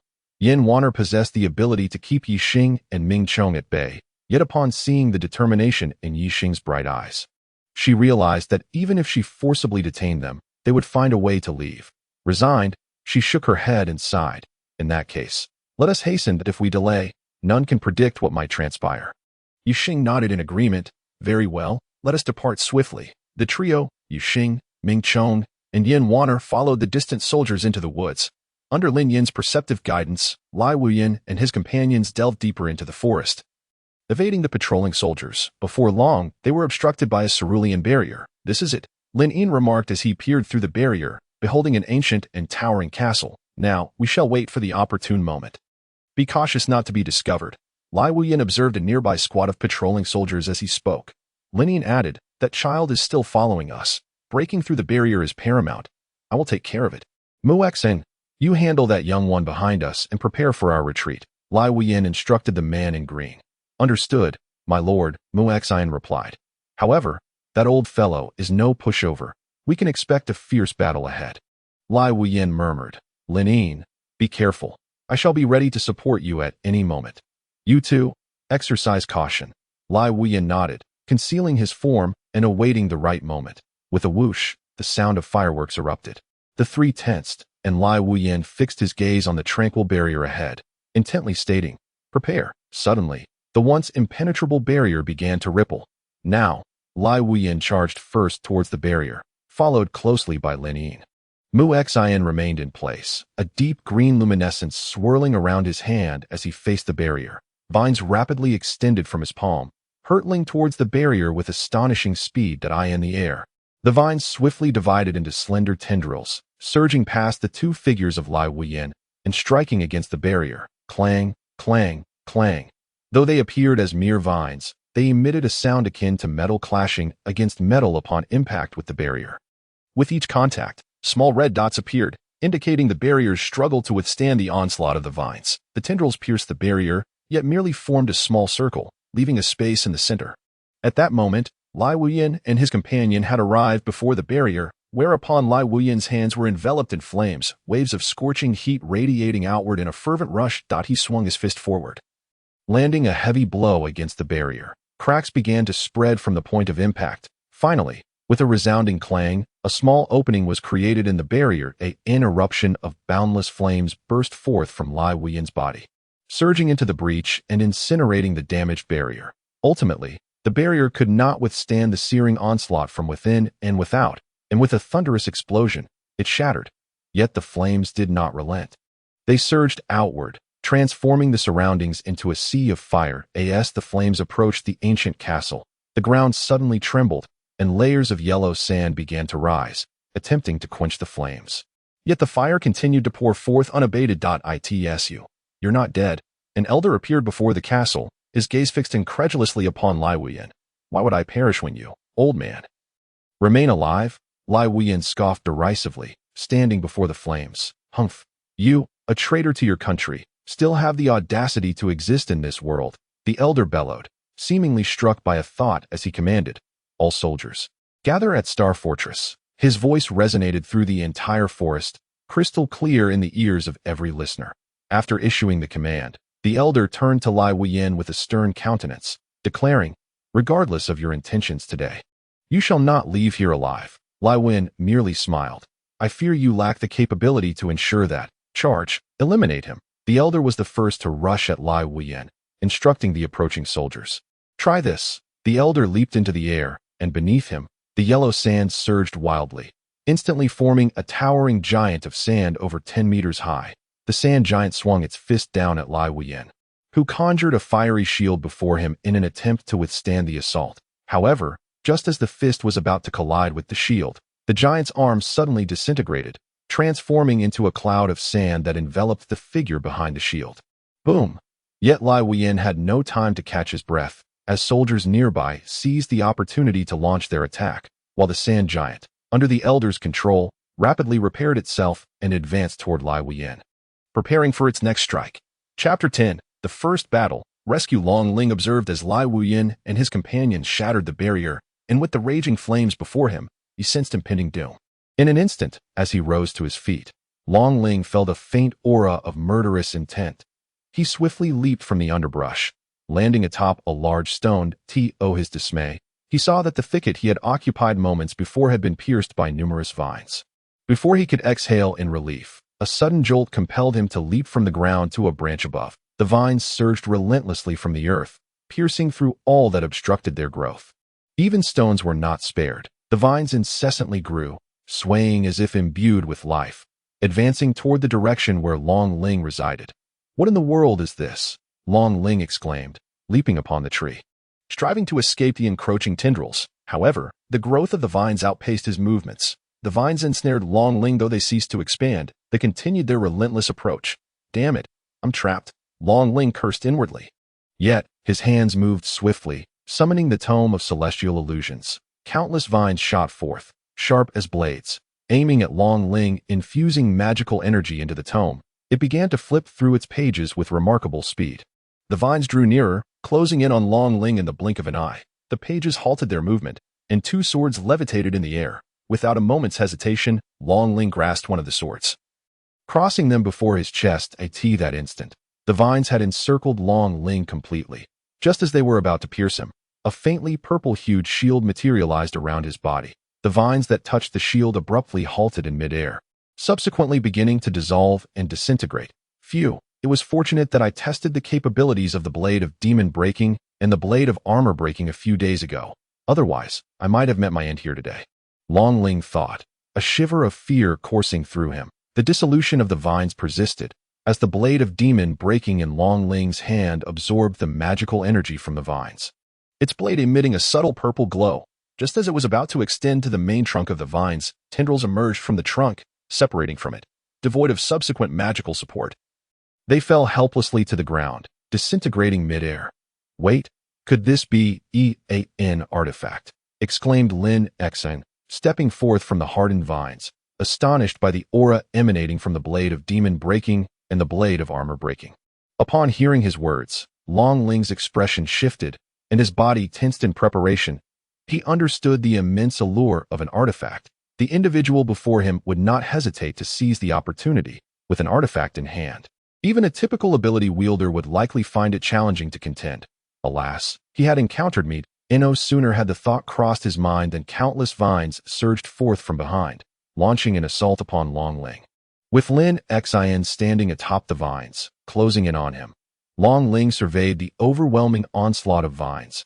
Realizing that evasion was futile, taking a deep breath, he dispelled the shield, raised his dual blades, and poured all the magical energy within him into the sword edges, executing a cross slash. The air before Long Ling vibrated violently as two streams of sword energy, one orange and one purple, intertwined and surged forward, making immediate contact with the vines. The orange sword energy absorbed the impact of the vines, while the purple sword energy drew in their magical essence. The sword energies cut through the onslaught effortlessly, causing vast portions of the vines to disintegrate, the brilliance of the sword blades becoming increasingly pronounced and profound.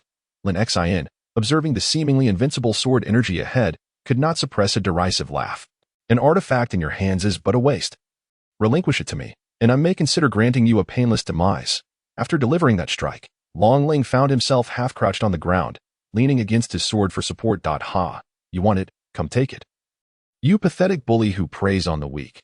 Do you truly believe you possess any skill?" Lin Xian, unfazed and instead amused, retorted, "Ha, what a sharp-tongued little brat. Then perish." Lin Xian propelled himself from the tendrils, charging directly towards the sword aura that surged ahead.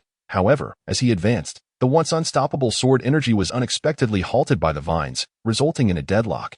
Lin Xian unleashed a powerful punch, striking fiercely against the sword aura, which ultimately could no longer withstand the force and dissipated. Without pausing, Lin Xian manipulated the vines, launching himself towards Long Ling, aware that Long Ling had exhausted his strength in that last strike. Lin Xian recognized that he was devoid of any capacity for resistance. The artifact is mine. Lin Xian could not contain his elation. He delivered a punch, one that would easily take the unguarded Long Ling's life. Long Ling neither dodged nor evaded, appearing resigned to his fate, awaiting the inevitable approach of death. Yet, his expression remained calm, as if indifferent to the fatal blow that was about to descend. Die, Lin Xian whispered fervently.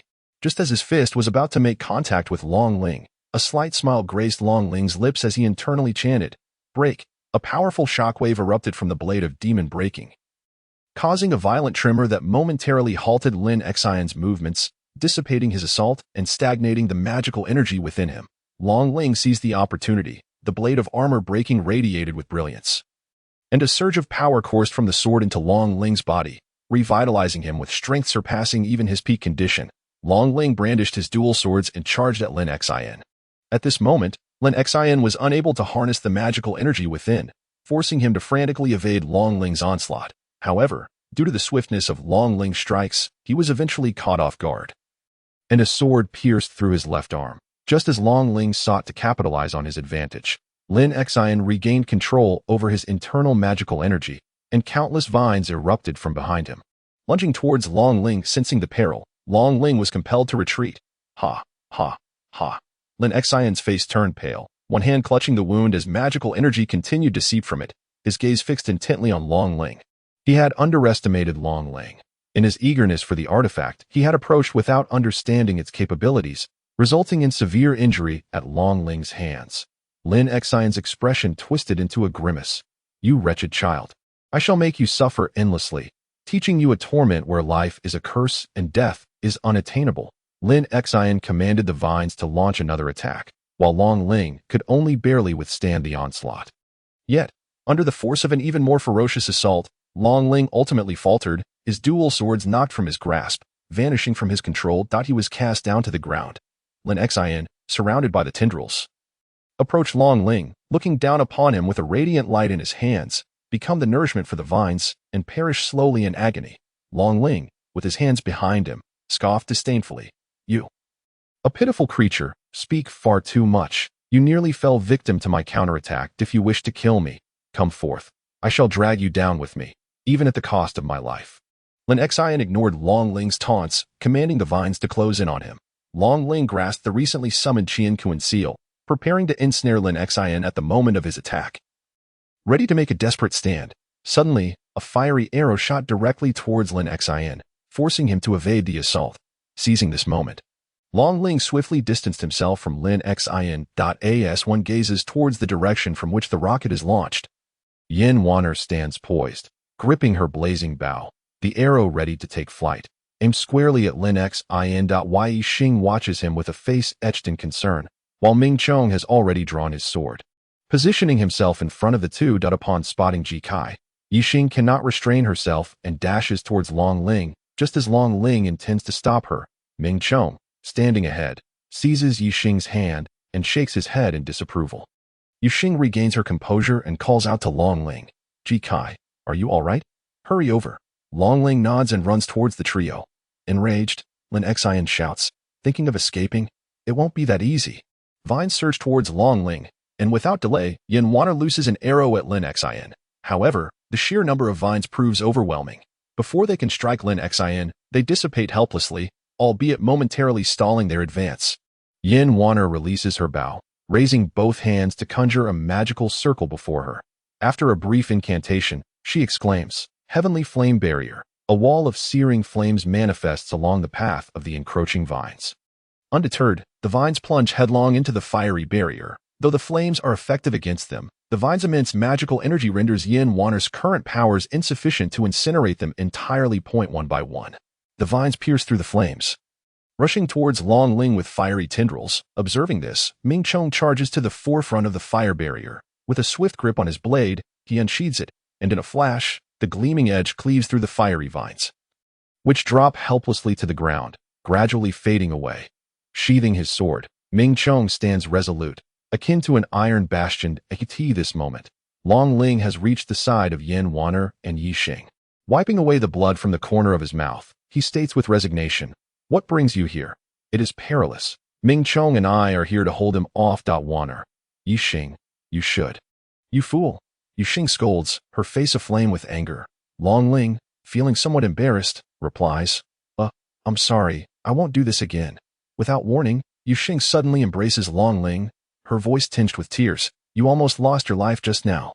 Do you know how much I worry about you? Do you understand?" Listening to Yi Xing's lament, Long Ling's heart softens involuntarily.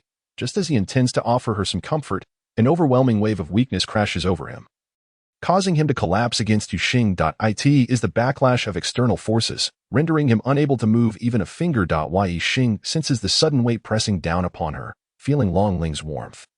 Her face turning crimson, she clarifies, "What I mean is, if you lie on the ground, you might be ambushed by the nearby vines.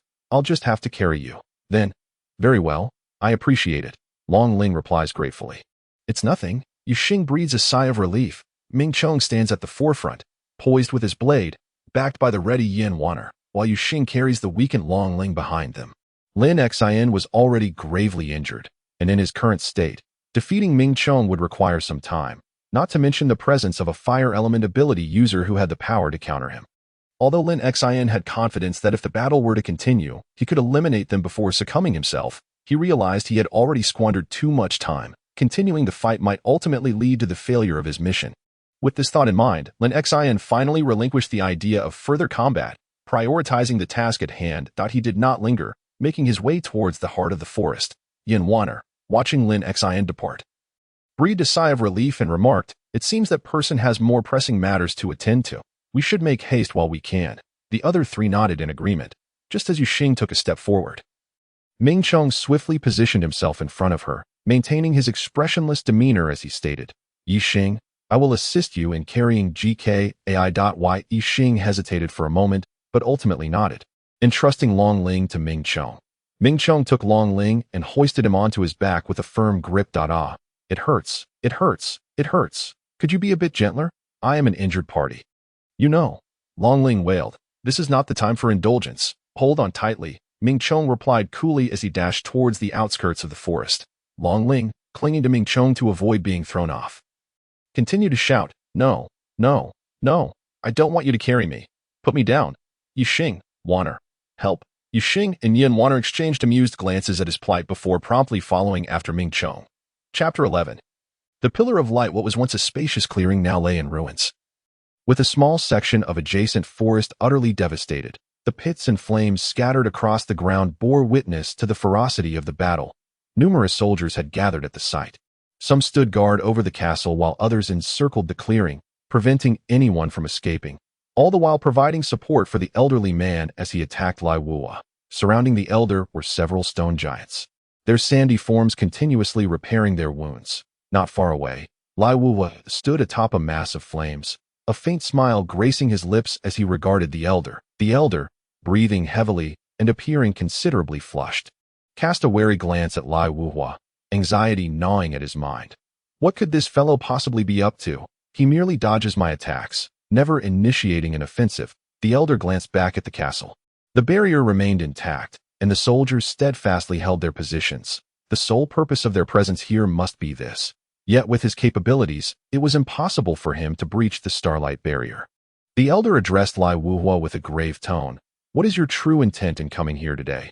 Lai Wuhua merely smiled faintly. "Who can say?" The elder's expression darkened. "Humph. Even if you refuse to answer, all I need to do is delay you here until Lord Tianlong arrives to provide assistance. Moreover, with the illustrious Chizai Jiao Long present today, you shall find no escape." Lai Wuhua tilted his head slightly. Long Xiaoyan and Chizai Jiao Long indeed formidable opponents. That if you understand this, then why not surrender and reveal your purpose for being here today? A sudden explosion reverberated from within the castle. Lai Wuhua, observing the vanishing starlight barrier, could not help but burst into laughter. "Ha! Alas, I have no need to engage them in battle."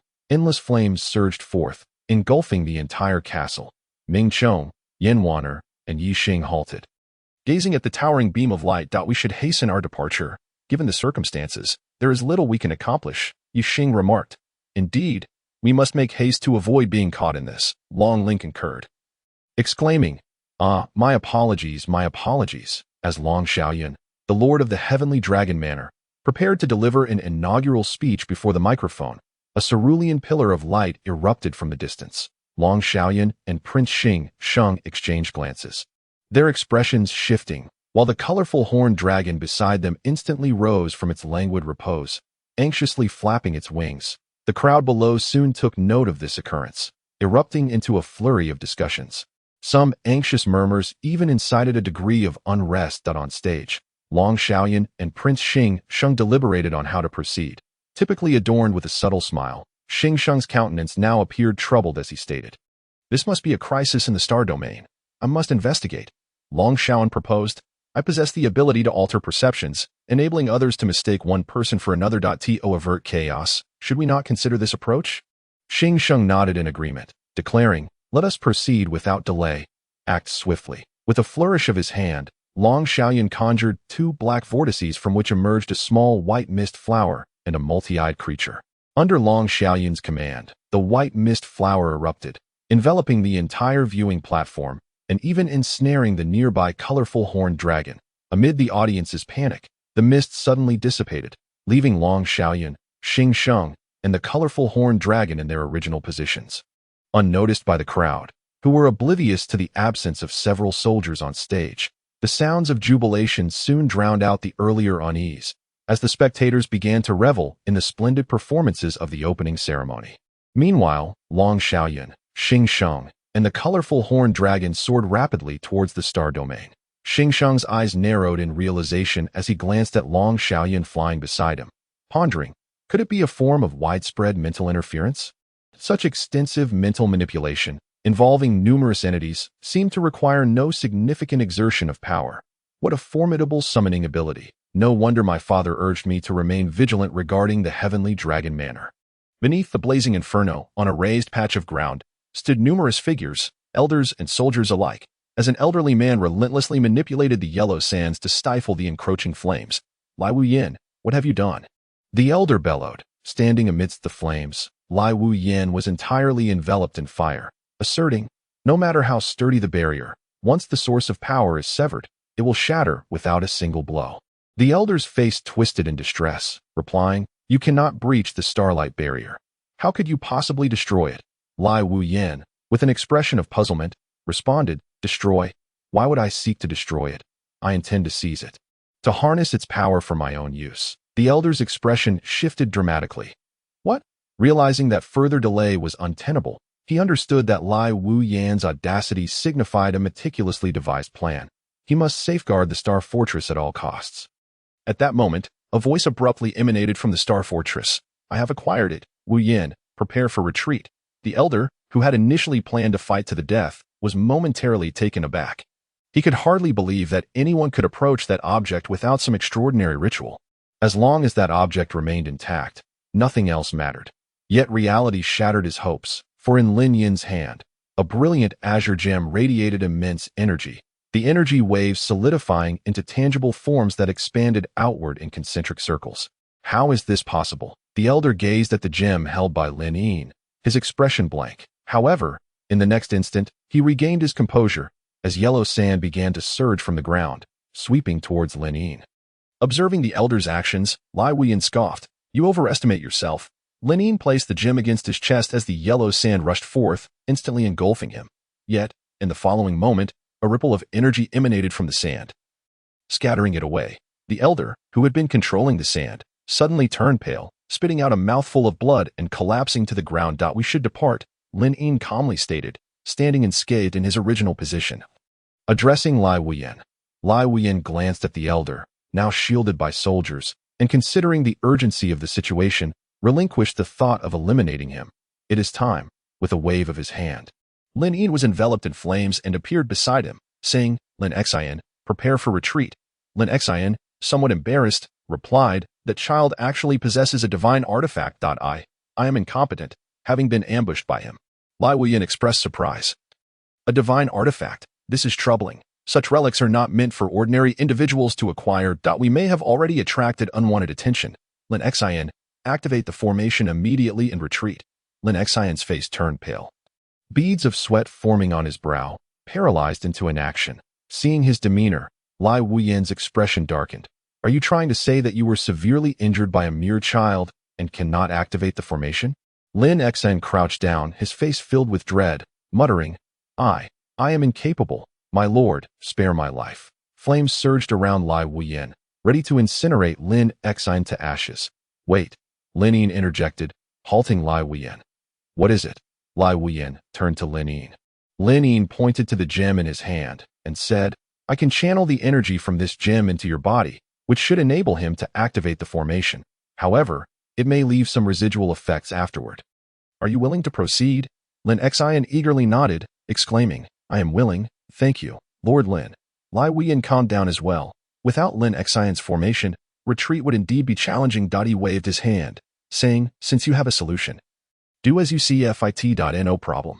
Lin Yin closed his eyes, beginning to synchronize with the energy fluctuations of the gem. With a wave of his hand, Lai Wuyan enveloped Lin Yin completely in flames. Chapter 12. The Star Demon Stone at last. It has arrived. Lai Wuyan sensed something and turned his gaze towards the sky not far away. 3 figures rapidly approached, landing on a nearby tree. The trio consisted of Long Xiaoyan, Xing Sheng, and a bald middle-aged man. Haha, brother Xiaoyan, it's good to see you well. Lai Wuyan boomed with laughter, cupping his fists in greeting to Long Xiaoyan. Without concealing his intentions, Lai Wuyan directly stated, I am here for the Star Demon Stone. On the other side, the elderly man slumped on the ground. Upon seeing the newcomer, hastily exclaimed, Your Highness, this individual has seized the Star Demon Stone. Both Long Xiaoyan and Xing Sheng's expressions changed dramatically. Stepping forward, Xing Sheng calmly declared, Our nation's treasure is not something a wretch like you can covet. Lai Wuhuan, your treason is already a capital offense. To attempt to steal the Star Demon Stone is an act that will lead to your demise today. As soon as the words left his lips, the bald man stepped forward, instantly appearing before Lai Wuhuan. He then struck out with a palm, accompanied by a soft yet resonant roar, aimed directly at Lai Wuhuan. The speed of the palm was unremarkable, yet it imparted an inescapable feeling, with his pupils narrowing in sudden realization. Lai Wuhuan sensed that evasion was futile. Should he be struck, death was inevitable. However, Lai Wuhuan did not resign himself to fate. A fiery lotus erupted beneath his feet, flames surging forth to form a protective shield that enveloped him. When the palm made contact with the fiery barrier, it offered no resistance and dissipated instantly, causing the fiery lotus to tremble and dissolve into the surrounding flames. Without a moment's pause, the attack hurtled toward the now defenseless Lai Wuhuan. A soft sound echoed as the strike landed upon Lai Wuhuan. Yet, contrary to expectations of blood and flesh splattering, his form transformed into flames and vanished. The bald man furrowed his brow, glancing toward a nearby blaze. Lai Wuhuan's silhouette re-emerged amidst the flames. He brushed off his dust-free sleeves and remarked, Truly worthy of being the guardian beast of the kingdom, my immovable fiery lotus could not withstand a single assault of yours. Such a melting force is indeed formidable that I wonder how it compares to the heavenly dragon of the Tianlong mansion. It turned out that the bald man was the 7-colored horned dragon, and this was his humanoid form. He rubbed his bald head with a chuckle and said, Why should I divulge anything to you? Since that brat has declared your death, you shan't escape today. Long Xiaoyan observed Lai Wuhuan before him, yet hesitated on whether to intervene. However, Lai Wuhuan preempted him, saying, Brother Xiaoyan, do not forget the reason behind Linger's demise amidst that beast tide. In truth, Xiao Lino had perished due to the kingdom's erroneous intelligence, which had led to Long Xiaoyan and Xiao Liner walking into a trap, resulting in her self-sacrifice to protect him. Lai Wuhuan exhaled softly. There is no point in further discussion, but if you wish to kill me, then come forth. Hey, descendant of Long Outyin, don't linger idly on the sidelines. Do not obstruct me. The bald man directed at Long Xiaoyan. Upon hearing this, Long Xiaoyan retreated, turning to say, Your Highness, my apologies. Xing Sheng bore no resentment and simply remarked, No matter, Uncle Erlong will have no trouble defeating him. The bald man turned his head, declaring, Youngster, I shall make my move. Lai Wuhuan assumed a defensive stance, poised to receive the impending attack. In the next instant, a fist was already before him. Lai Wuhuan manipulated the flames to conjure several fiery vortices surrounding the fist. The fiery vortices spun rapidly, generating a powerful gust that altered the trajectory of the incoming punch. Intriguing. Unable to withstand my onslaught, you have allowed my attack to fall short. How amusing. Heh, let us see how you evade now. With a grin, Erlong propelled himself off the ground with such force that it created a sizable crater beneath him. Luo Huan, not daring to be complacent, conjured no fewer than 10 swirling vortices around his form, poised to intercept Erlong's assault at any moment. Without any embellishments, a resounding explosion echoed, as in the blink of an eye. It hurtled toward Luo Huan. Luo Huan, manipulating a more potent vortex of flames than before, attempted to evade the impending blow. However, unexpectedly, he felt the gravitational force around him intensify significantly, compelling him to channel his magical energy throughout his body just to barely resist it. Causing the control of the fiery vortex to falter momentarily, in that fleeting instant, the fist struck true. With a whoosh, Luo Huan's body erupted into a conflagration, only to coalesce and to form a short distance away. Yet, this time, there was no trace of his previous composure. A trickle of blood escaped from the corner of his mouth, and his left arm-esque garment was completely obliterated, bearing the imprint of a fist. Erlong raised an eyebrow, tapping his head thoughtfully, and remarked, "Given the strength you have displayed, to withstand my punch and merely suffer the loss of your left arm, do you possess some protective artifact?" Suppressing the pain, Luo Huan removed a shattered ring from his left hand, and replied, "Gravitational manipulation that I truly underestimated the guardians of the kingdom. Had you struck any part other than my left hand, I might have perished here." He chuckled. "A disposable quasi-artifact, is it? No matter. In your next assault, let us see how you evade." Erlong grinned. "I shall hold nothing back this time." Luo Huan inhaled deeply, channeling his magical energy to its zenith. The flames around him deepening in hue and rising in temperature. Yet, upon reaching a certain intensity, the temperature abruptly plummeted. Although surrounded by fire, an astonishing chill emanated from within. Erlong raised his eyebrows with keen interest. Refraining from launching an attack, "Come forth, let me test how formidable the unmatched dragon clan truly is." Luo Huan's eyes transformed from black to a striking red and white, imparting an extraordinary aura. Ice and fire alternated. From the extremes of despair to the return of hope. "Haha, how intriguing. I shall make you aware that the authority of the Dragon Clan is beyond question." Erlong proclaimed with audacity. Clang, clang, clang. Scales began to sprout from his body, encasing his right hand, transforming his arm into a diminutive dragon claw. Erlong charged toward Luo Huan, who enveloped his right hand in flames and his left in ice. With a sweeping motion of his right hand, flames surged toward Erlong. Erlong emitted a piercing roar toward the heavens, causing the converging flames to be forcefully dispersed.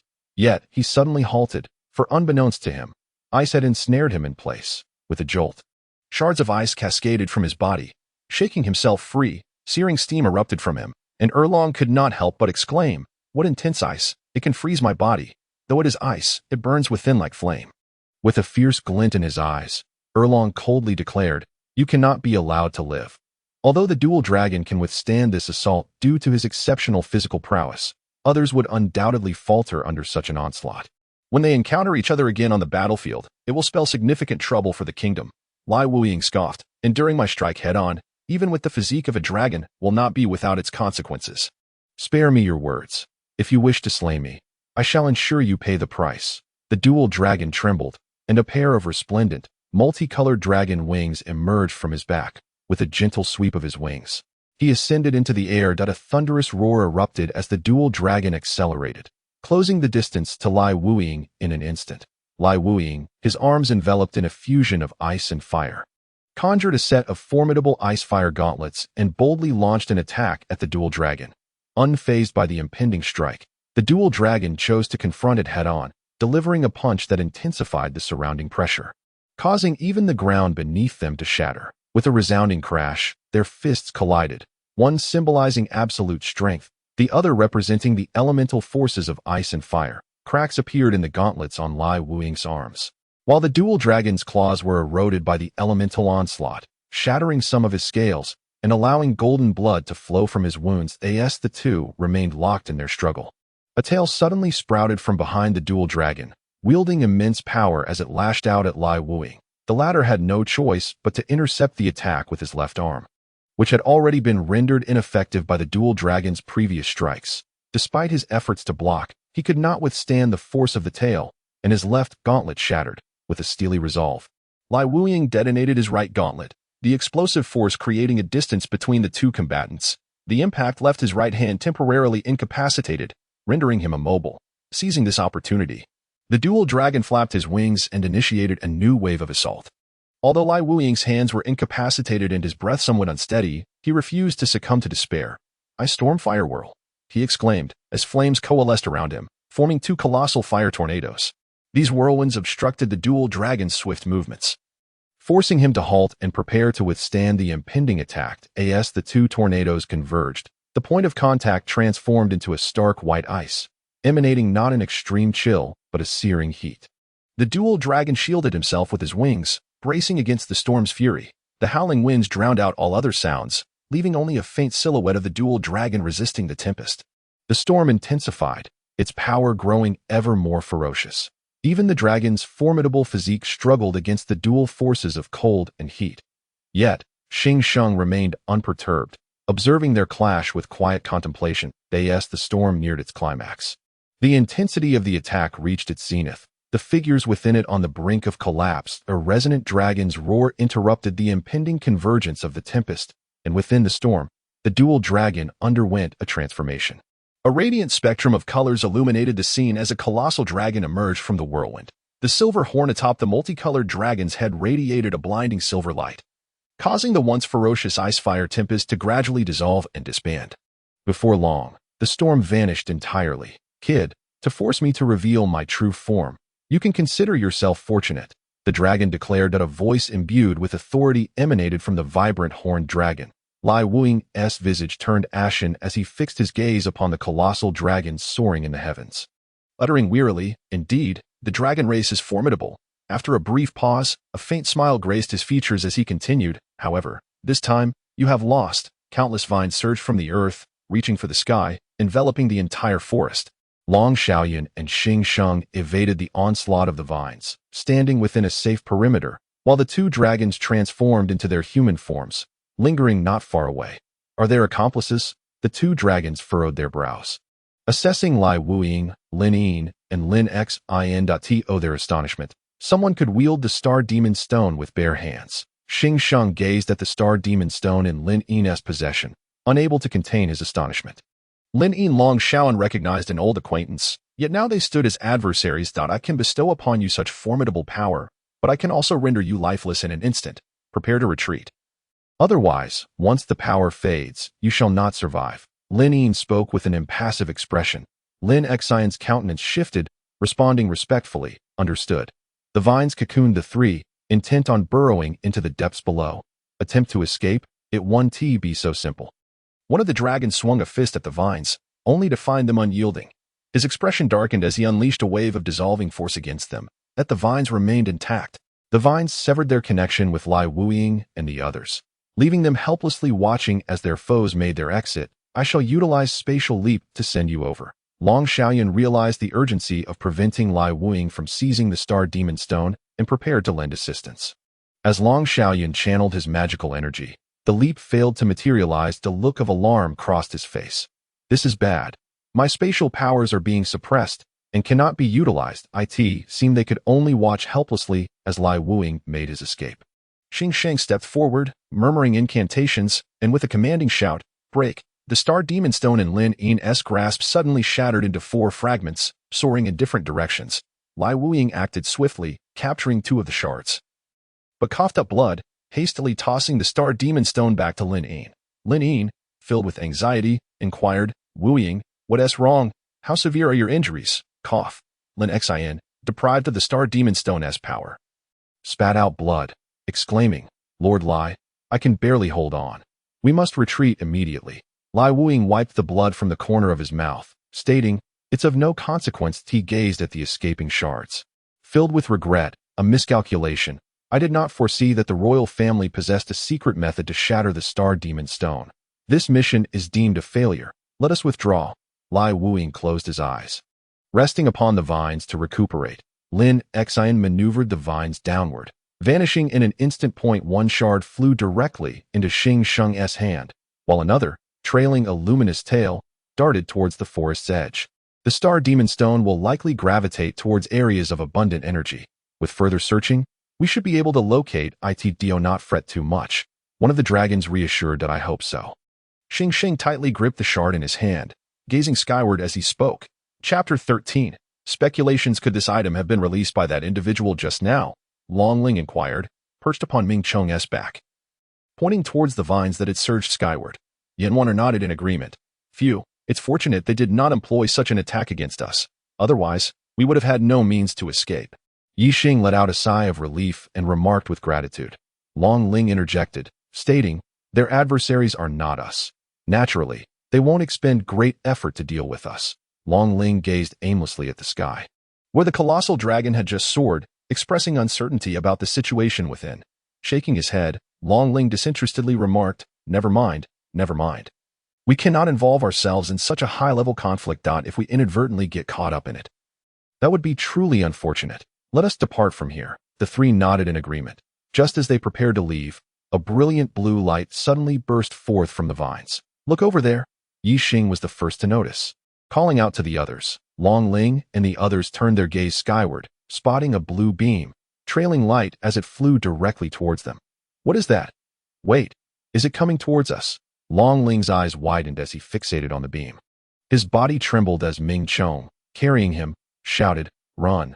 However, the beam was remarkably swift, quickly catching up with the four-ding. The blue beam shot directly into Longling's body. Jikai, are you all right? The four halted, and Yixing rushed to Longling's side, her voice laced with concern. Longling took a moment to assess himself, feeling no discomfort. It seems that I'm fine. Ming Chong set Longling down, grasping his hand to sense his condition, stating, there is nothing particularly unusual.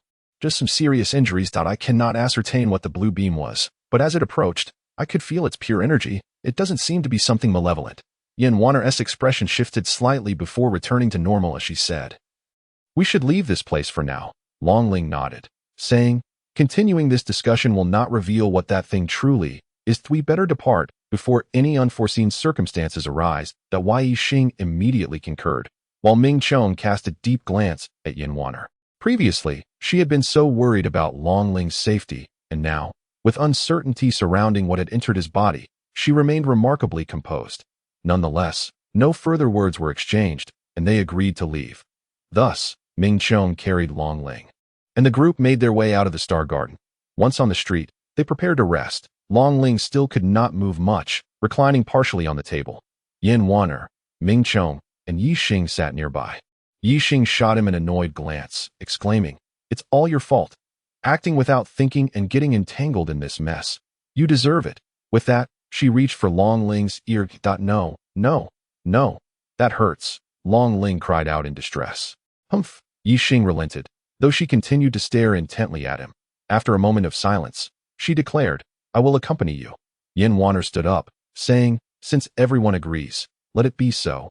She hoisted Longling onto her back, her petite frame surprisingly capable of bearing his weight, and began to walk out. Yixing, Ming Chong, we shall meet at our usual place the day after tomorrow, Longling called to the two. Yixing replied, you must take care of yourself. Don't end up bedridden the day after tomorrow. I am not an old man. This minor injury will heal in no time. Ouch, ouch, Waner, a lady should be gentler. Very well. Yanwaner, carrying Longling, was making her way towards the Tianlong mansion, yet she intentionally chose a more circuitous route, leading her to a secluded area, after confirming that no one was around. Yanwaner slowed her pace and inquired, Longling, do you have any idea what has been injected into your body? Injected. Cough. How could I possibly know? Longling replied, perplexed. Huh. You know. Yanwaner shook her head and said, it seems that Uncle Long Xiaoyan has yet to inform you about these matters. With Longling's head resting against Yanwaner's fragrant shoulder, her hair brushed against his face as she shook her head, a gentle waft of fragrance filling his nostrils. How delightful. Longling could not help but exclaim. Yanwaner's cheeks suddenly flushed crimson. What did you just say? Were you not listening to me? Do you believe I would abandon you here? I'm listening. I'm listening. Longling quickly reassured her, fully aware that if he truly provoked Yanwaner, she might indeed leave him behind. You mentioned that my father has not told me something. What is it? I don't know, she replied. The crux of the matter does not lie with the Xingyuan, but rather with the star castle situated at its center, which is presumably the ancient fortress you have seen. And why is this ancient fortress so significant?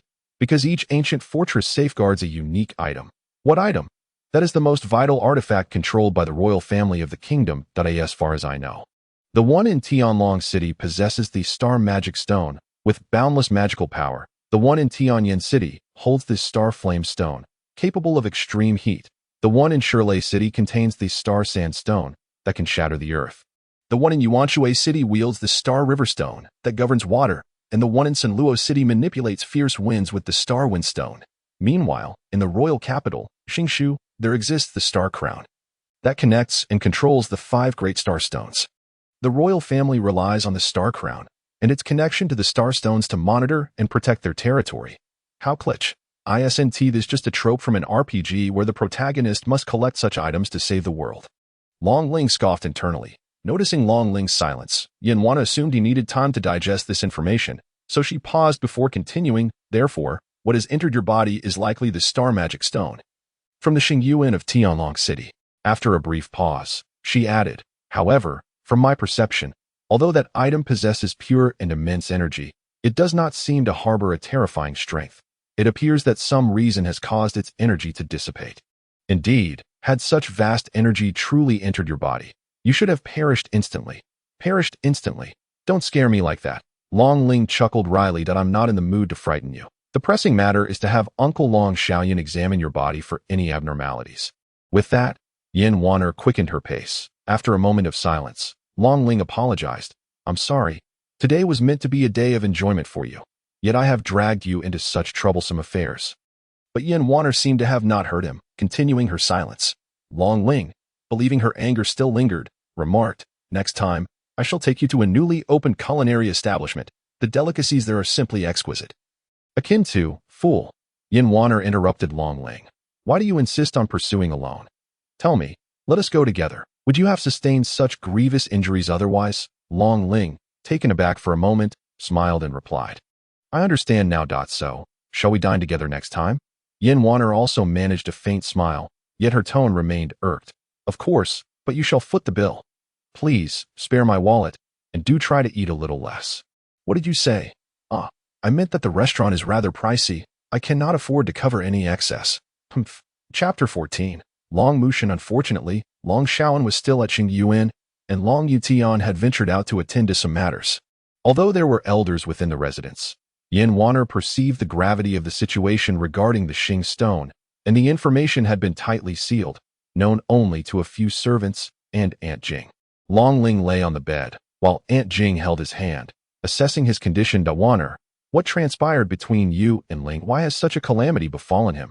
Aunt Jing inquired, having sensed the severity of Long Ling's injuries. Yin Wanner could only recount the events once more. The Xing Demon Stone. Aunt Jing exclaimed in astonishment. Are you saying the Xing Demon Stone has entered Linger's body? How could you take such a perilous risk?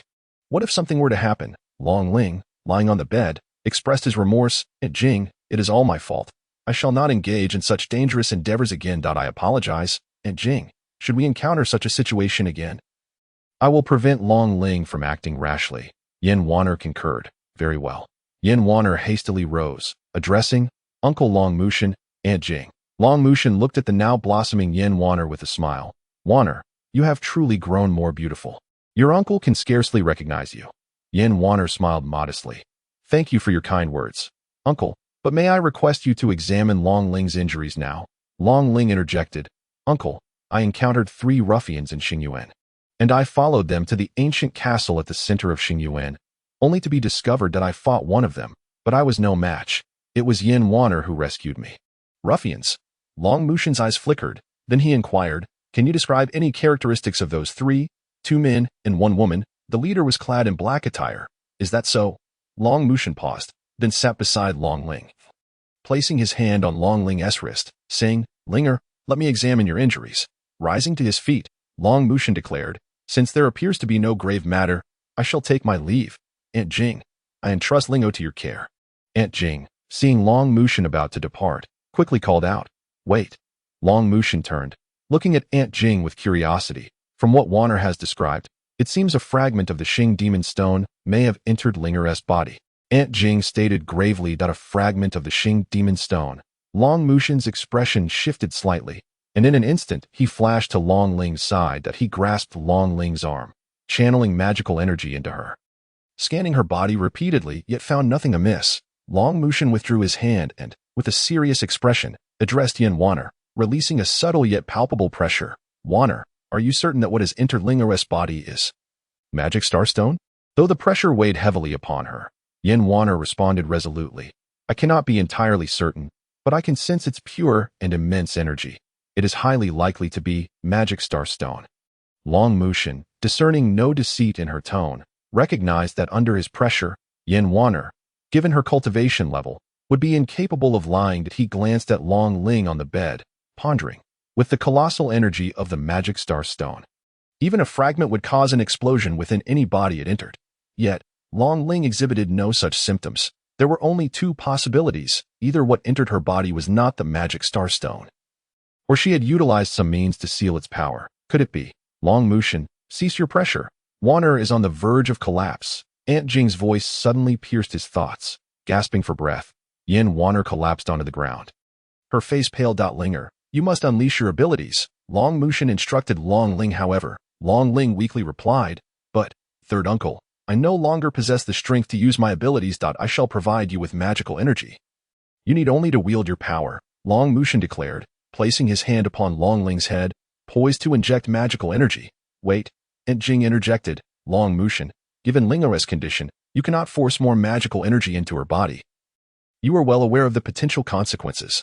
Long Mushin paused, acknowledging the truth in her words. He understood that such actions could leave Long Ling with irreparable injuries. Ultimately, he withdrew his hand and conceded. I was reckless. In that case, we shall wait until you are in a better state. Rising to his feet, he stated, I have pressing matters to attend to. I shall take my leave. With that, he exited the room. Linger, rest well. You heard your third uncle. Take some time to recuperate, Aunt Jing advised. I understand. Thank you for your concern, Aunt Jing. Wanner, are you well? Aunt Jing turned to the standing Yin Wanner. I am fine, Aunt Jing. Yin Wanner replied, though her pallor remained evident. Sitting beside Long Ling, she could not help but support her head with her hand. Noticing this, Long Ling inquired, Yin Wanner, are you all right? No, I'm fine. It's just that I feel somewhat drained from Uncle Long Mushin's pressure. Is that so? I felt nothing at all.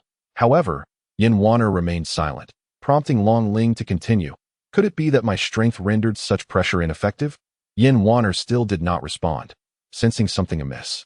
Long Ling grew anxious, calling out, Yin Wanner, are you listening? Suddenly, Yin Wanner collapsed from the bed, landing on Long Ling. Hey, Yin Wanner, what's wrong? Long Ling exclaimed in distress. Yin Wanner remained silent as ever, after calling out a few times. Long Ling also ceased his attempts. Breathing softly, he listened to the faint sounds of Yin Wanner's nasal breaths, letting out a sigh of relief. With such thoughts, he finally succumbed to slumber. Chapter 15. Unrest. 2 weeks passed in the blink of an eye. Long Ling, Yin Wanner, and another boy sat in the study, attending a lecture delivered by an elderly gentleman. The Star-Crowned Kingdom, established in the year 605 of the Sun and Moon era, was founded over 6 centuries ago following the Cataclysmic War. The kingdom categorizes individuals with abilities into several ranks: S, A, B, C, D, E, and F, with S being the strongest and F the weakest. All individuals recorded on the Kingdom's star list are assigned an initial rank, but can challenge those of higher status to ascend in rank. Bored, Long Ling rested his head on the desk, gazing out the window. Lingu, stop lounging. The teacher will get angry if he sees you like this, the boy whispered to Long Ling. This boy, named Long Kongming, was the child of Long Yuntian and Aunt Jing. But the class is exceedingly dull. It's all information I already know. They claim he is the kingdom's top instructor, yet I find him rather unimpressive. Long Ling replied, still sprawled on the desk without lowering his voice intentionally. But he was sent by our uncle to teach us. Have you forgotten that you were just punished by the teacher a few days ago? Long Kongming reminded him. Long Ling, Long Kongming, what are you two discussing? Might I be included as well? The elderly gentleman said with a smile. Upon seeing the elder's smile, Long Kongming instantly sensed trouble and quickly shook his head, saying, Sir, we were not talking about anything. Long Ling, however, sat up upon hearing the elder's words and declared, I already know everything you are teaching. There is nothing of interest. Standing up resolutely, he looked at the elder and said, All right, let us hear it. Very well, let us begin. Ha ha ha. Pay close attention. Here is the first question. When was the Daybreak Empire established? In which year did it rise? The Daybreak Kingdom was established in the year 1344 of the Star Source era. and it rose to prominence in the year 1654 of the same era. Good. Now for the second question. What were the reasons behind the rise of the Daybreak Kingdom? The continent of the subhumans was discovered by the Daybreak Empire, leading to the establishment of amicable relations with the subhuman kingdoms. Though subhumans lack individuals with abilities, they possess magical technologies, which significantly bolstered the strength of the Daybreak Empire. The royal lineage of the Daybreak Empire was once the lord of the Star-Crowned Kingdom, but defected to establish the Daybreak Empire. Long Ling raised his head and said, "So, have I passed?" The elderly gentleman shook his head and replied, "You have lost thy lost? Or did I err? Do tell me, or else I shall not accept it."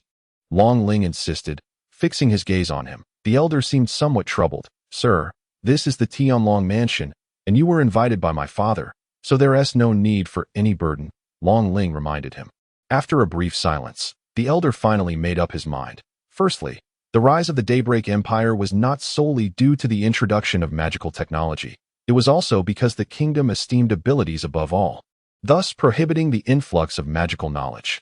Additionally, the unification of the Western Beast tribes put pressure on the kingdom, allowing the Daybreak Empire to ultimately surpass them. Secondly, the royal family of the Sun Crown Empire was once the sovereign of the Star Crown Kingdom. Following a coup d'etat, they were displaced and fled to the border city of Stargazing City, where they subsequently established the Sun Crown Empire. How about it? Are you willing to concede? The old gentleman stroked his white beard and smiled. Long Ling chuckled, remarking, "You old rascal, had you mentioned such matters earlier, would I have been so dismissive?" The elder's face flushed, and he retorted, "Sir, you ought to address me as sir, for such lack of decorum is unbecoming." Dear elder, henceforth, feel free to share these captivating tales. The rudimentary knowledge can be set aside. You have lost the wager, and regardless of what I say, you must listen attentively. That is only natural. I shall not renege on my promise. However, as the foremost educator of the kingdom, surely you possess knowledge beyond such trivialities that would tarnish the esteemed reputation of a top-tier teacher. Long Ling feigned lamentation. Humph, as the kingdom's premier instructor, I am well versed in many matters. I shall impart to you some secrets, so prepare yourself, the elder proclaimed with an air of superiority. Please, enlighten us, Long Ling exclaimed, his feigned sorrow swiftly replaced with joy. Before long, the class concluded, yet the elder departed with a lingering desire to continue. Having arranged to resume their discussion next time, Long Ling, Long Kongming, and Yin Wanner listened intently, the first time they had been so engaged since the course commenced. Long Kongming, elated, turned to Long Ling and said, "Brother Ling, we are fortunate to have you. Otherwise, we would have been subjected to the teacher's lengthy discourse once more. This is far more entertaining." Long Ling rested his head on the table, asserting, "Indeed, who wishes to endure his verbose monologues?" Yin Wanner stretched lazily, adding, "Finally, it won't be too tedious." Speaking of tedium, Long Ling suddenly straightened up and exclaimed, "I have been confined in the Tianlong mansion for an entire week. I've no ailments, yet they refuse to let me out." After Long Ling regained consciousness, Long Shaoan conducted a comprehensive examination, yet the results remained unchanged. No trace of the suspected star demon stone fragments, as described by Yin Wanner, was discovered. Nonetheless, Long Shaoan was aware that a small fragment had indeed flown away, and neither Xing Sheng nor the two dragons had yet located it. His inability to perceive the fragment did not imply that Xing Sheng and his companions were similarly blind to it. And should they detect it, they might forcibly extract the fragment from Long Ling's body, potentially inflicting irreparable harm. Thus, Long Shaoyan confined Long Ling within the Tianlong mansion, awaiting Xing Sheng's departure from Tianlong City before inviting an acquaintance from the Guardian Star Fortress to examine Long Ling's condition. Yin Wanner consoled him, saying, "Uncle Long Shaoyan is merely concerned for your safety that I am perfectly well. What danger could there possibly be?" Long Ling retorted, producing a crimson leaf from his pocket. The leaf, crafted by Yin Wanner, existed in a pair. When one was ignited, the other would vanish. One remained with Long Ling, while the other was in Yi Xing's possession. Lighting this leaf signified a gathering at their usual spot.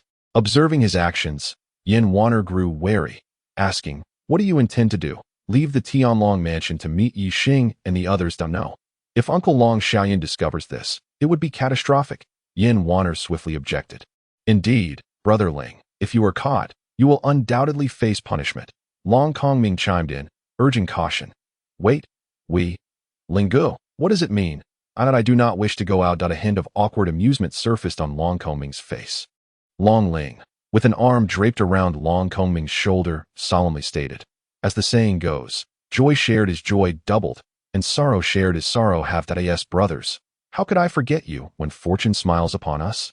Long Kongming appeared on the verge of tears and implored Yin Wanner, Sister Wanner, please stop Ling go.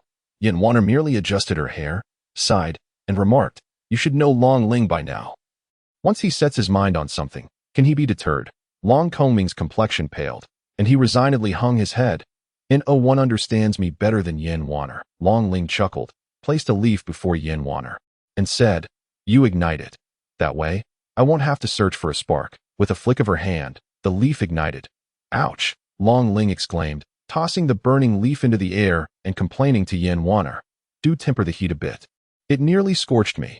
Yin Wanner merely rolled her eyes, ignoring him entirely. Approximately 15 minutes later, the trio arrived at the forest. Long Ling wore his previous attire, while Yin Wanner donned a light red outfit. And Long Kongming's clothing was similar to Long Ling's, albeit in a different hue. Now that we are all gathered, let us set forth, Long Ling called out, slightly louder than necessary. Yin Wanner teased from the side. Shout all you want. You might just attract the soldiers on guard. Long Kongming scanned the surroundings with an anxious expression, seemingly hoping for a savior. Ahem. Long Ling lowered his voice and said, let us proceed cautiously to avoid detection. There were several small paths through the forest, occasionally patrolled by soldiers. Long Ling was well acquainted with the terrain, having often slipped out of Tianlong Mansion through here, and deftly avoided the patrols. Soon, they reached the wall and climbed over. Shortly thereafter, the three found themselves in a clearing, where Ming Chong and Yi Xing had been waiting. Ji Kai, how is your recovery? Yi Xing inquired. First, that I'm fine. My injuries have healed completely, Long Ling replied. That's good to hear.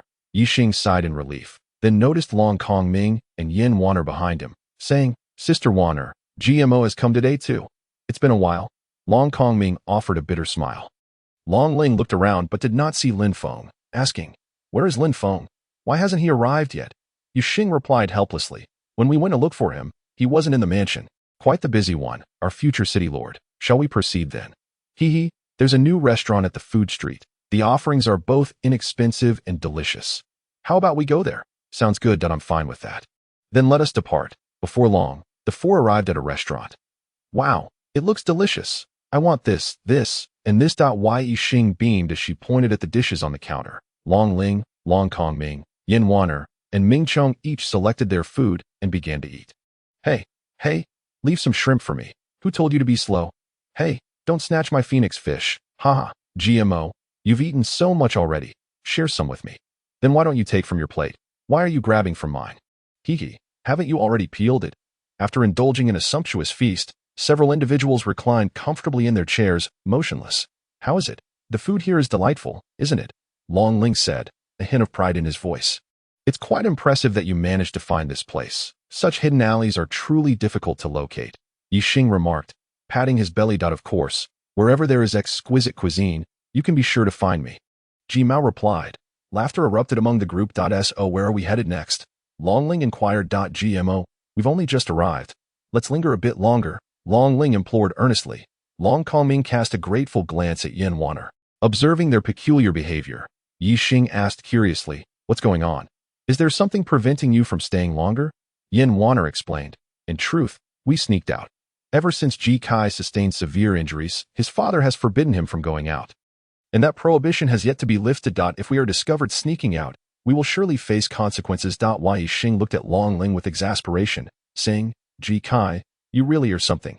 Hearing everyone's remarks, Long Ling shrugged and said, all right then, see you next time. He then produced a red leaf from his pocket and handed it to Yi Xing, saying, here, this is for you, as the last one has been used up. Yi Xing accepted the leaf, cradling it in his palm, and said, next time, don't sneak out like this again.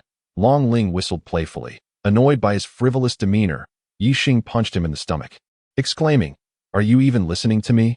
I'm listening. Long Ling replied, clutching his abdomen with a pained expression. Honestly, Yi Xing looked at Long Ling's state with a hint of helplessness, saying, well then, we'll take our leave now. Yi Xing and Ming Chong exited the small establishment, while Long Ling and the others prepared to depart as well. Excuse me, esteemed guests, you haven't settled your bill yet, the shopkeeper called out with a broad smile. Long Ling replied seriously, Kong Ming, as the saying goes, share both fortune and misfortune, and I didn't bring my wallet today, so I must trouble you to cover the bill. Long Kong Ming, wearing a bitter smile, said, Brother Ling, I changed my outfit and also forgot my wallet. No way. Are we really going to wash dishes to settle our debt here? Long Ling's expression shifted. Truly, I have no choice. I will pay, Yin Wana stated. Observing their plight. How much is it? With a flick of her wrist, a glimmering gold coin appeared in her hand, which she handed to the shopkeeper, saying, 1 gold star coin. No need for change. The next time we dine here, you can deduct it from this coin.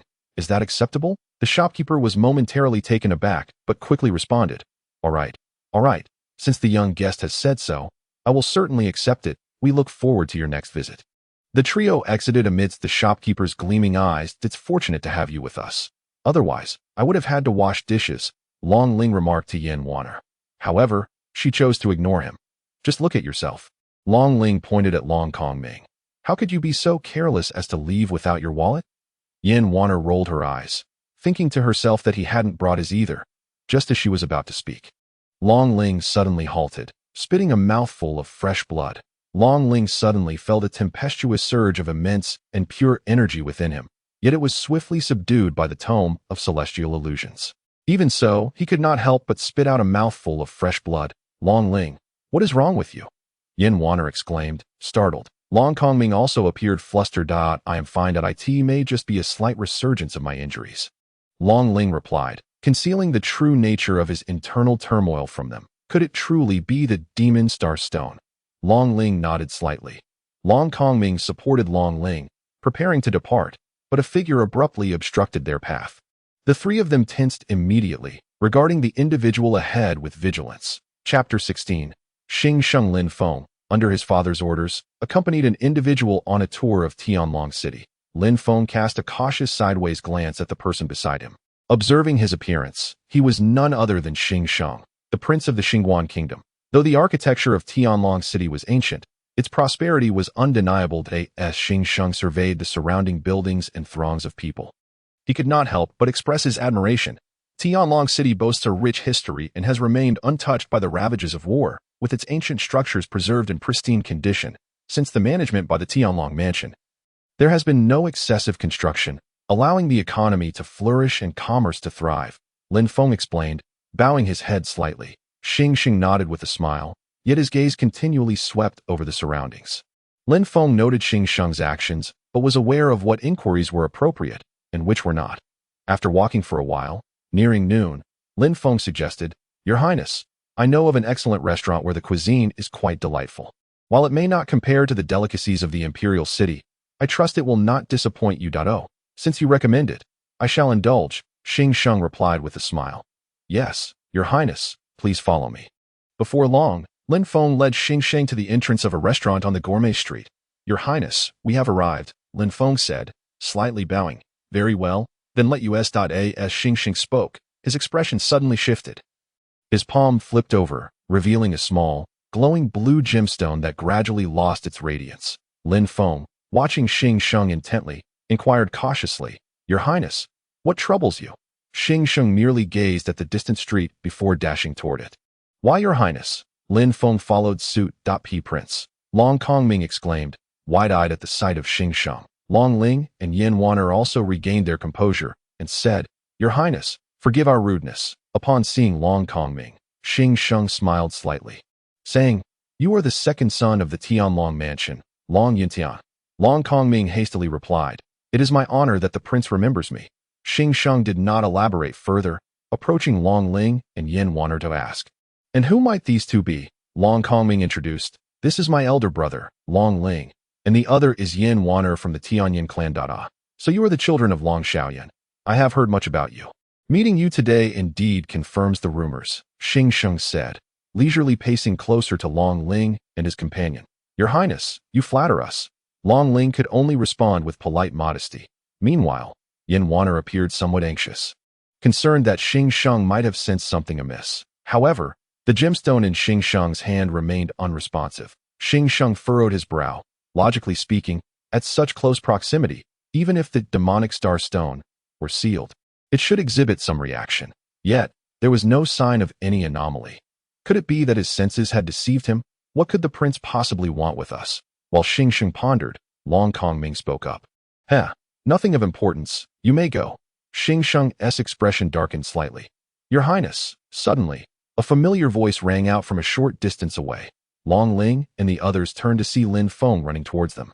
Breathless, Lin Feng, what brings you here? Long Ling exclaimed in surprise. Young Master Long Ling, I have been sent by the city lord to accompany His Highness on a tour of Tianlong City. Upon spotting Long Ling and his companions, Lin Feng's expression shifted slightly as he lowered his head. Long Ling rolled his eyes and said, I've told you not to call me young master anymore. Just treat me as before. Lin Feng remained with his head bowed.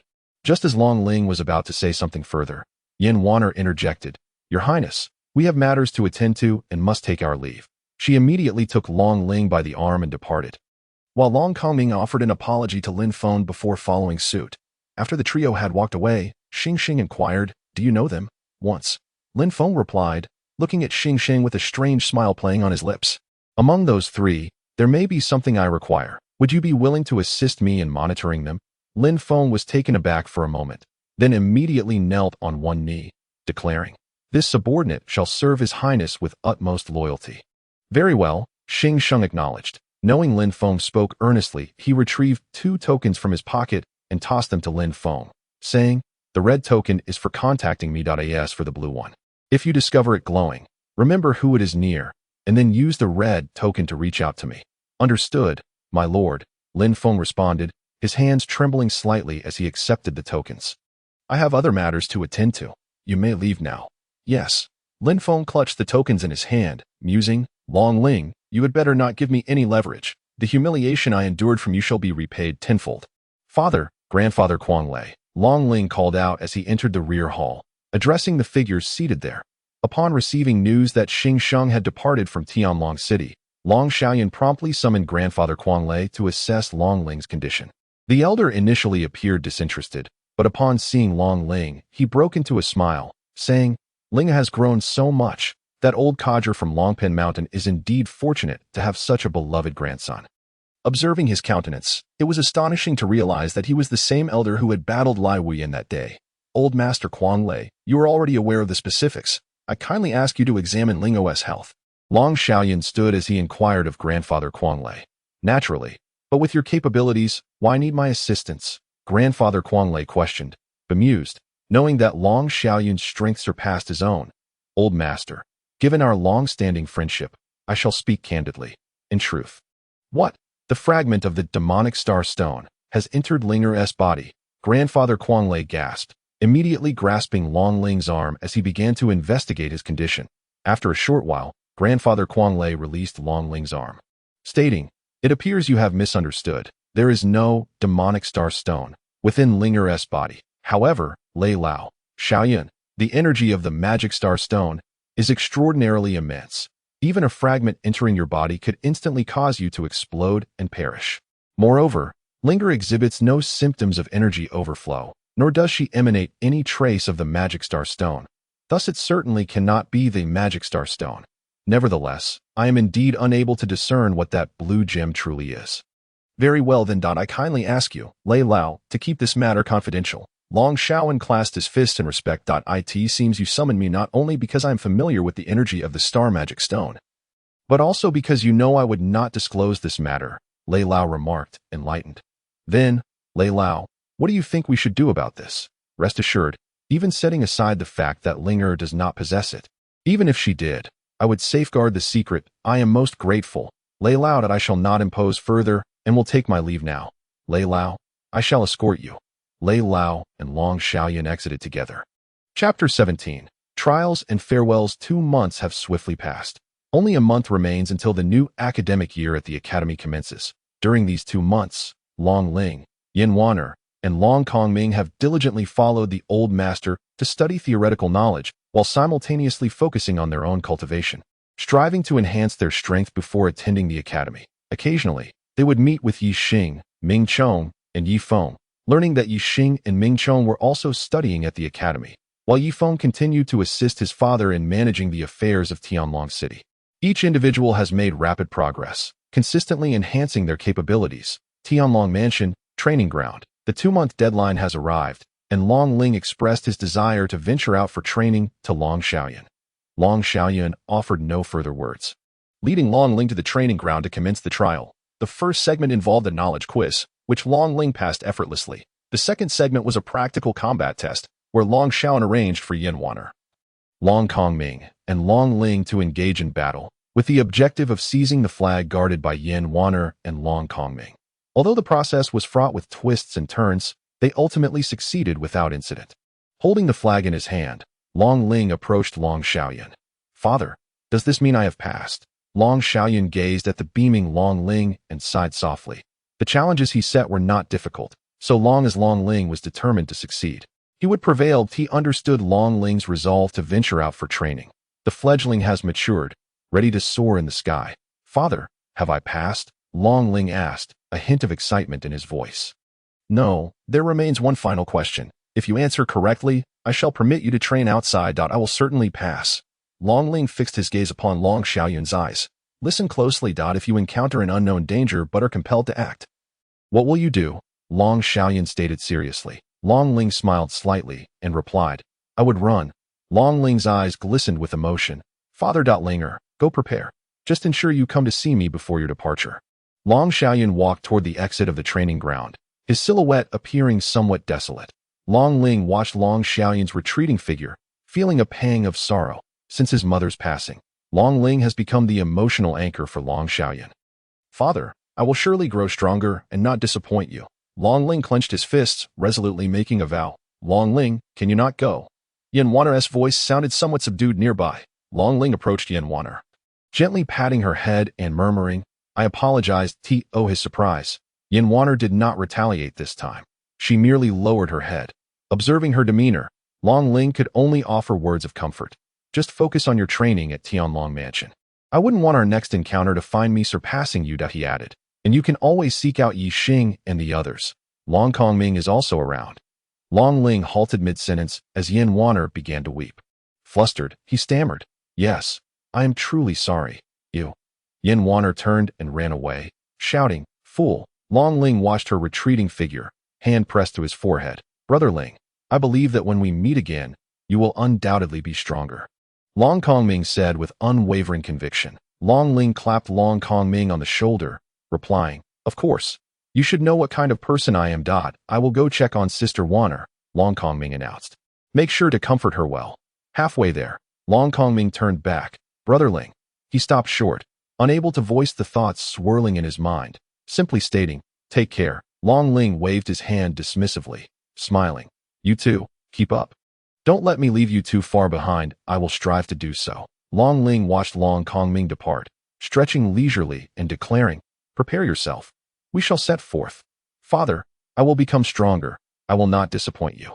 Long Ling waited in the open space, having previously contacted Yi Xing to bid farewell. Before long, Yi Xing, Ming Chong, and Yi Feng arrived. Ji Kai. "What is the matter? We only met yesterday," Yi Xing inquired, puzzled. "I am leaving." Long Ling replied calmly. Why? Yi Xing's expression shifted dramatically. "You are leaving? Where are you going?" "I haven't decided yet, but it is for the purpose of training." Why? Yi Xing's countenance darkened. "Is it absolutely necessary?" "Absolutely." A heavy silence enveloped the group. Why? Yi Feng broke the tension, stating, "Ji Kai, if you leave, Yi Xing will be heartbroken." Lin Feng, unwilling to see Long Ling go, realized that without him, he could not keep tabs on Long Ling or fulfill the tasks entrusted by Xing Shang. "I'm sorry, but I must depart." Lin Feng knew he could not impede Long Ling's decision and fell silent. Why? Yi Xing. Long Ling continued, "Didn't I mention before that in 4 months, I too will be attending school in Chengdu? Thus, we shall meet again soon." Why? Yi Xing's eyes glistened with unshed tears as she responded, "But during these months, I want to be able to see you. Though I am an ability user, I still do not comprehend what my abilities are or their significance. If I remain in this comfortable existence, I may never discover my true potential. Therefore, I must ascertain my abilities within these next few months." "I have to go," Long Ling asserted earnestly, understanding that she could not dissuade him. Yi Xing stepped forward, embracing him tightly, saying, "I will be waiting for you." After releasing him, her cheeks flushed, she retreated, lost in thought. Long Ling felt a tremor in his heart at that fleeting softness, his own face betraying a hint of color. Ji Kai, I believe you will grow stronger, Ming Chong remarked, glancing at Yi Xing beside him. But I shall become even stronger than you. Ha! Only time will reveal the truth. You must strive as well. Lest I surpass you. Long Ling chuckled that a hint of amusement flickered across Ming Chong's face. I will. Take care, take care. Long Ling departed from Yi Xing and the others, striding towards the distance that Ji Kai. Do your best, Yi Xing called out. Chapter 18. The city of Yuyan outside the city gates, a continuous procession of carriages traversed the path, accompanied by a cacophony of curses, although it was spring. The unique geographical location rendered the heat unbearable. Men roamed bare-chested, while women modestly draped mere fabrics over their bodies, seeking a semblance of coolness in this sweltering weather. Long Ling stood at the dilapidated city gate, drenched in sweat and clad in a short shirt, clutching a map purchased from a roadside stall. After confirming his location, he folded the map away. Yuyan City. I have finally arrived. Yuyan City. The southernmost city of the Xingguan Kingdom. Although it belonged to the kingdom, it lay beyond its borders, nestled near the fiery mountains of the Beast Kingdom. The city appeared to be in a state of utter decay. Not only was the city gate damaged, but the buildings within were similarly ravaged. To label it a city would be a misnomer. It resembled more of a mere outpost. The only permanent residents were typically those from the Mercenary Guild and the Adventurers Guild. When monstrous beasts launched a large-scale assault, all would flee, leaving behind an empty shell of a city. Various mercenary groups and adventurers would venture here to accept tasks issued by the guilds. Due to the harsh working conditions, the remuneration was comparatively high, resulting in a steady influx of people.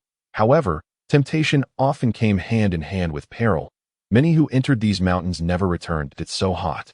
Long Ling fanned his shirt at his chest, grumbling. I originally intended to see what these fiery mountains were like, but I didn't anticipate it being this scorching. Had I known, I would have chosen another location. Gazing around, he overlooked the bare-chested men and cast a glance at the alluring figures of the women nearby, unable to suppress a whistle. Perhaps, coming here is not so bad after all. Long Ling approached a passerby to inquire about the location of the Adventurers Guild and the Mercenary Guild. Although he had reached a height typical of an adult, the youthful innocence on his face was unmistakable. The passerby, taken aback by Long Ling's age, nevertheless pointed him in the right direction. Long Ling expressed his gratitude and made his way towards the guilds. In the heart of the city, a few modest buildings stood atop the ruins. One structure appeared rather rudimentary, with a sign bearing the words Mercenary Guild lying on the ground, its edges frayed.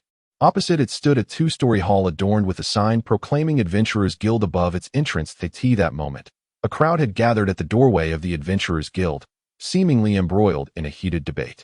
Long Ling casually approached the outskirts of the crowd, peering inside. The Mercenary Guild should hasten their departure from Yuyan City. The presence of the Adventurers Guild is sufficient, and you merely create obstacles. A man at the forefront of the Adventurers Guild spat disdainfully. Don't be so arrogant, Adventurers Guild. First, you bully our guild members, and then you vandalize our sign. My father will not let this go unpunished. A girl's voice emerged from the Mercenary Guild's side, though her back was turned to Long Ling, preventing him from seeing her face. The countenance of the leading man shifted dramatically, yet he remained obstinate, tauntingly declaring, "It is clearly your inadequacy. You cannot even withstand a mere fireball I cast with ease. Otherwise, how could the emblem of the Mercenary Guild have been shattered?" The members of the Mercenary Guild were instantly incensed, some eager to step forward and engage in a brawl. However, the girl at the forefront halted them, her melodious voice ringing out once more, though this time it provoked some ire from the Adventurers Guild. "You speak nonsense. If you had not attacked me first, how could this have transpired?" In a fit of anger, she unleashed a water arrow that shot forth towards the leading man. Yet, just as it was about to strike him, a fireball materialized beside him, hurtling towards the water arrow, and with a burst of steam, both were obliterated. The leading man's eyes sparkled with intrigue as he exclaimed, "You dare to stir up trouble in our Adventurers Guild, and even initiate an attack. Do not blame me for being impolite." A large fireball began to take shape in his hand. The girl, in a state of urgency, urged, "Quickly retreat. You cannot withstand this attack." Nevertheless, she insisted, "Enough, withdraw. I shall be fine." The members of the Mercenary Guild had no choice but to fall back. Just as the fireball had fully formed and was hurled towards them, the girl summoned 5 water arrows, each piercing towards the fireball from different angles. However, due to the magical energy, the water arrows could not penetrate the fireball and instead transformed into a cloud of steam that spread outwards. The girl seemed to anticipate this outcome, her expression unwavering as she clenched her palm, commanding the dispersed steam to coalesce into water, encasing the fireball and halting its advance. Yet, before she could exhale a sigh of relief, the leading man remarked, "A commendable display of control. Alas, the disparity in our strengths is insurmountable. This alone cannot thwart my assault." A surge of heat suddenly erupted from the fireball encased in water, dispersing the aqueous barrier and surging towards the girl with even greater speed. Her countenance shifted as she conjured a wall of water in front of her, only for it to be effortlessly pierced by the fireball. She resorted to enveloping her body in water, bracing herself to withstand the impending strike. The leading man, however, was not exerting his full power. This blow would merely send her reeling without inflicting harm. He was acutely aware that, although hidden, others were observing their confrontation. Should he injure the girl, he might very well be the next to fall. Long Ling watched as the fireball drew ever closer. Casting a glance at the girl, who stood resolute amidst the mercenaries, showing no inclination to evade. Unable to suppress a sigh, his body moved of its own accord, and with a flourish of his hand, a black longsword appeared in his grasp. The girl adopted a defensive stance, awaiting the impact of the fireball. Suddenly, a figure leaped past her, positioning itself in front of her. She froze momentarily before exclaiming, "What are you doing? Get away." Long Ling twirled the sword in his hand. Disregarding her plea as the fireball approached, he swung the sword towards it. With a resounding boom, the fireball exploded, yet curiously, the flames did not scatter outward. Instead, they converged towards the blade. This was an ability Long Ling had discovered while studying the Celestial Illusion Tome at the Sky Dragon Manor that it allowed him to imbue objects with the effects of Demon Breaking Blade and Armor Breaking Blade. Although the force was diminutive compared to the original, it still held a certain efficacy. However, at that moment, Long Ling had no time to appreciate the replicated Demon Breaking Blade's effect, for he found himself pinned to the ground. Long Ling gazed at the young girl before him, who lay with her eyes closed. Her fair complexion contrasted with her flowing blue hair, which cascaded down to her waist, while her rosy lips were pressed into a delicate line. The slight swell of her bosom pressed against Long Ling's body, separated only by a sheer, flimsy garment, as she nestled into him in a somewhat curled position, caught off guard by the presence of a girl in such a compromising posture atop him. Long Ling stammered, "What? Are you all right?" The girl opened her eyes, revealing a pair of piercing azure orbs that fixed onto Long Ling with an accusatory glare. "What were you thinking, rushing in like that when it was so dangerous?" she reproached. Long Ling managed an awkward smile, his face tinged with a hint of crimson, as he averted his gaze and replied, "Could you perhaps get off me first?" It was only then that the girl realized she was indeed sprawled atop him. Her cheeks flushed in embarrassment, and she hastily rose to her feet. Yet, before Long Ling could exhale in relief, the girl suddenly squatted down, her face now a deep shade of red, with a sharp crack. Her hand connected with Long Ling's face. "Did you see that?" she shouted in indignation. It was then that Long Ling noticed her short skirt, and he comprehended the reason for her ire. He quickly shook his head, insisting, "I didn't see anything." In truth, he had been momentarily distracted and genuinely had not seen anything. With another resounding slap, the girl, blushing fiercely, declared, "You denied it before I even told you what it was."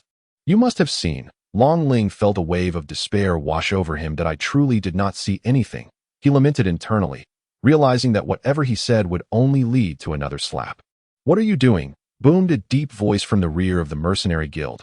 Upon hearing this voice, the mercenaries and onlookers quickly parted to make way. "Father," the girl exclaimed, a smile illuminating her face. Just as she began to rise, she remembered Long Ling still lying on the ground. Without hesitation, she admonished, "You lecher, get up. If my father sees you, you're done for." Long Ling scrambled to his feet, and the girl promptly followed suit. Dashing towards the approaching middle-aged man, she recounted the events to him, and upon hearing her tale, he smiled warmly at Long Ling, saying, "I am Hu Li, the president of the Mercenary Guild's branch in Yuyan City. This is my daughter, Hu Luo Shui. I thank you for your timely assistance." Long Ling, not wishing to appear disrespectful, cupped his hands in acknowledgement and replied, "I merely did what I could. There is no need for thanks." Hu Luo Shui muttered under her breath, "Humph, I didn't need his help. My young friend, please wait here. After I conclude my matters with the Adventurers Guild, we shall converse further." Hu stated before making his way towards the Adventurers Guild. The adventurers gathered at the entrance instinctively took a few steps back. Unfazed, Hu called out, "Li Gu, how much longer will you hide? Do you need me to come in there and drag you out?" "Ha ha, the old tiger's temper is still as fierce as ever. Here I come," replied a bare-chested middle-aged man as he emerged from the doorway. "The Adventurers Guild has grown increasingly brazen, first bullying our guild's mercenaries, then assaulting our guild's sign, and now even laying hands on my daughter. If it weren't for this young friend, who knows what might have happened?" Hu confronted Li Gu, demanding, "What do you propose we do about this?" "President Hu, it was your daughter who instigated the trouble at our Adventurers Guild and even attacked me. I had no choice but to retaliate," Li Gu retorted. "Moreover, I have exercised restraint to ensure that no harm befalls your daughter." The man began, bending slightly in defense. Hu gazed at him with an emotionless expression and remarked, "I am conversing with your branch president. When did it become your turn to speak?" Suddenly, the man found himself ensnared in a sphere of water. Despite his attempts to break free using flames, his efforts were as futile as a pebble dropped into a vast river. Observing this, Li Gu let out a soft sigh, placing his hand upon the watery prison, flames surging forth to shatter it. Once rescued, the man hastily retreated behind Li Gu. Fearful of further speech, Li Gu glared at him and said, "Indeed, this time it is my lax discipline that has allowed my subordinates to act in such a manner. How do you propose to remedy this?" Hu chuckled. "How fortuitous. The Mercenary Guild has recently encountered a rather challenging task. We would appreciate it if you could gather a few individuals to assist us. Of course, your compensation will not be lacking. What say you?" Upon hearing this, the adventurers behind voiced their discontent, one exclaiming, "No way, branch president. How can we adventurers assist these mercenaries in their tasks?" Instantly, a chorus of agreement followed. Huli's gaze turned frosty, his oppressive aura silencing the adventurers. Seeing this, Li Gu hastily interjected, "Very well. I, on behalf of the Adventurers Guild, consent to this arrangement." Hu relinquished his pressure and turned to leave, stating, "Good, I expect the Adventurers Guild to assemble a competent team in 3 days." With the matter settled, everyone dispersed. Long Ling, initially intending to register and join the guild, nodded and followed Hu into the Mercenary Guild. Chapter 19. Invitation. Hu Luo Shui, and Long Ling sat at a table in a room. "Have you yet to inquire about the young friend's name?" "Ji Kai Dada. So it is young friend Ji Kai." Hu appraised Long Ling and remarked, "I presume this is your first visit to Yuyan City. May I ask what brings you here?" "Young friend Ji Kai, I seek to join a guild and undertake missions." "Oh, you have yet to join a guild? Why not consider our Mercenary Guild? Although our strength may not rival that of the Adventurers Guild, we offer greater freedom. Should the Adventurers Guild summon members for a task and one fails to attend, there are penalties. However, we impose no such regulations. You may come and go as you please, without compulsion." Long Ling appeared somewhat intrigued, eager to inquire further when suddenly the door swung open. Entering was Li Gu. With a loud bang, the door closed behind him, and Li Gu glared, saying, "You rascal, I assist you with such a significant matter, and you dare to steal my recruit. This young friend Ji Kai is mine for the Adventurers Guild." Hu replied with a grin, "Old man Gu, the Adventurers Guild boasts numerous talented individuals. Why cling to just one? Let him join my Mercenary Guild instead. I am not an old man. I am merely slightly older than you," Li Gu retorted, unceremoniously pulling up a chair to sit. Long Ling, observing the previously tense exchange between the two now transformed into casual banter, found himself somewhat bewildered. Sensing Long Ling's confusion, Hu laughed heartily and explained, "Li Gu and I are old friends. Our earlier confrontation was merely a performance. Had it not been for this, the adventurers of the Adventurers Guild would not readily acquiesce to our request." Long Ling, somewhat perplexed, nodded, unable to comprehend the necessity of staging such a performance. Observing his demeanor, Hu realized that Long Ling was undoubtedly a novice in this realm, and explained, "It appears that my young friend Ji Kai is embarking on his maiden journey beyond home. In truth, the relationship between the Mercenary Guild and the Adventurers Guild is rather strained. The Adventurers Guild, overseen by the kingdom, is laden with numerous regulations, requiring prospective members to undergo certain evaluations before entry. However, the remuneration offered is significantly higher than that of the Mercenary Guild, along with various benefits and privileges. Thus, individuals of any considerable prowess typically gravitate towards the Adventurers Guild. Conversely, the Mercenary Guild imposes no stringent requirements, yet due to financial constraints, it cannot offer substantial rewards to safeguard the mercenaries. The tasks undertaken are generally simpler, resulting in a perpetual overshadowing by the Adventurers Guild. Furthermore, there have been numerous unpleasant incidents and conflicts that have arisen between the two factions that Huli paused momentarily, seemingly gauging Long Ling's reaction. After absorbing this information, Long Ling understood that there existed such discord between the two guilds that my young friend Ji Kai, should you decide to join the Mercenary Guild. With your capabilities, I firmly believe you shall ascend to the rank of yellow-level mercenary in no time. Huli chuckled with a hint of pride, adding, our mercenary guild was founded by our inaugural guild master, Long Aotion. It is said that the esteemed founder, Lord Long Aotion, is the first-generation master of the Tianlong Mansion, and his legacy endures at the headquarters of the Mercenary Guild. The fact that our guild can rival the Adventurers Guild in terms of the number of strong members is largely attributable to this heritage. So, my young friend Ji Kai, do you harbor any interest in this legacy?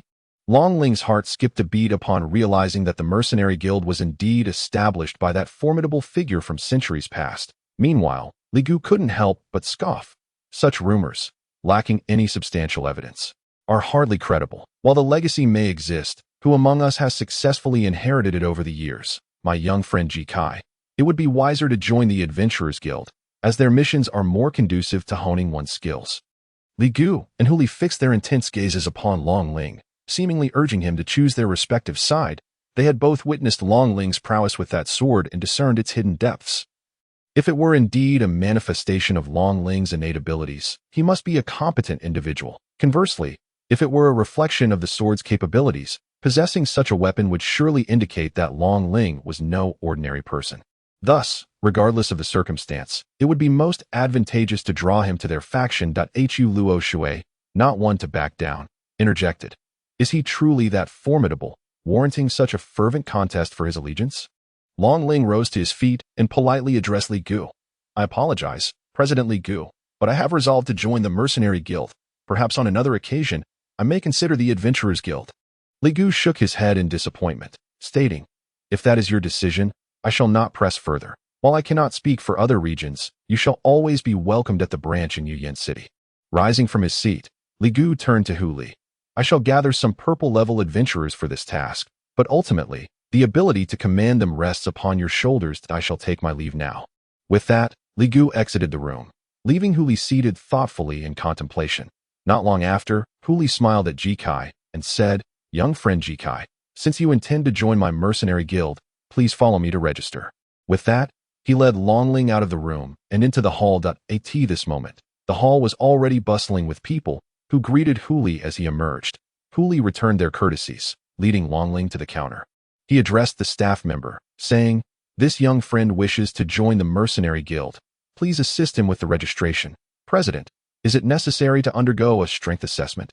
Inquired the young woman at the counter. No need. This young friend possesses considerable strength, Huli replied. The young woman glanced at Long Ling with surprise, but refrained from asking further questions. She produced a registration form for Long Ling to fill out. Long Ling quickly completed the form and handed it back to her. After reviewing it, she said to Long Ling, welcome to the Mercenary Guild, Mr. Ji Kai. Please follow me. I will take you to obtain your mercenary badge. Long Ling, Huli, and Hualuo Shui followed her. Along the way, Huli explained the guild's rank assessment system. The Mercenary Guild evaluates ranks based on the tasks completed by the mercenaries. Each mercenary begins at the white rank, progressing to yellow, purple, red, gold, and ultimately the highest rank, black. Completing a task earns a certain number of upgrade points, and tasks are categorized into levels corresponding to mercenary ranks, including white, yellow, purple, red, gold, black, and the highest, king level. Mercenaries of the same rank, barring special circumstances, may only undertake tasks equal to or lower than their own rank to ensure safety. As for king-level tasks, even those at the highest rank find them exceedingly challenging. To ascend from white to yellow requires 100 points. From yellow to purple demands 2,000. From purple to red necessitates 5,000. From red to gold calls for 20,000. And from gold to black requires 50,000. However, beginning from the transition from red to gold, merely accumulating points is insufficient. One must also pass certain assessments at the headquarters. The nature of these challenges is unpredictable, but only upon passing can one ascend to the next rank. The higher the rank, the more privileges one enjoys within the guild. Additionally, Points can be expended to exchange for rare treasures, such as precious herbs, elixirs, and high-grade equipment. Accepting tasks, slaying monsters, gaining experience, and leveling up seem to encapsulate the essence of the guild's operations. Under the guidance of the attendant, Longling and his companions entered a basement and halted before a door. The attendant respectfully announced, "Elder Yin, a person recommended by President Huli has come to collect their mercenary batch. Come in." A frail voice emanated from within.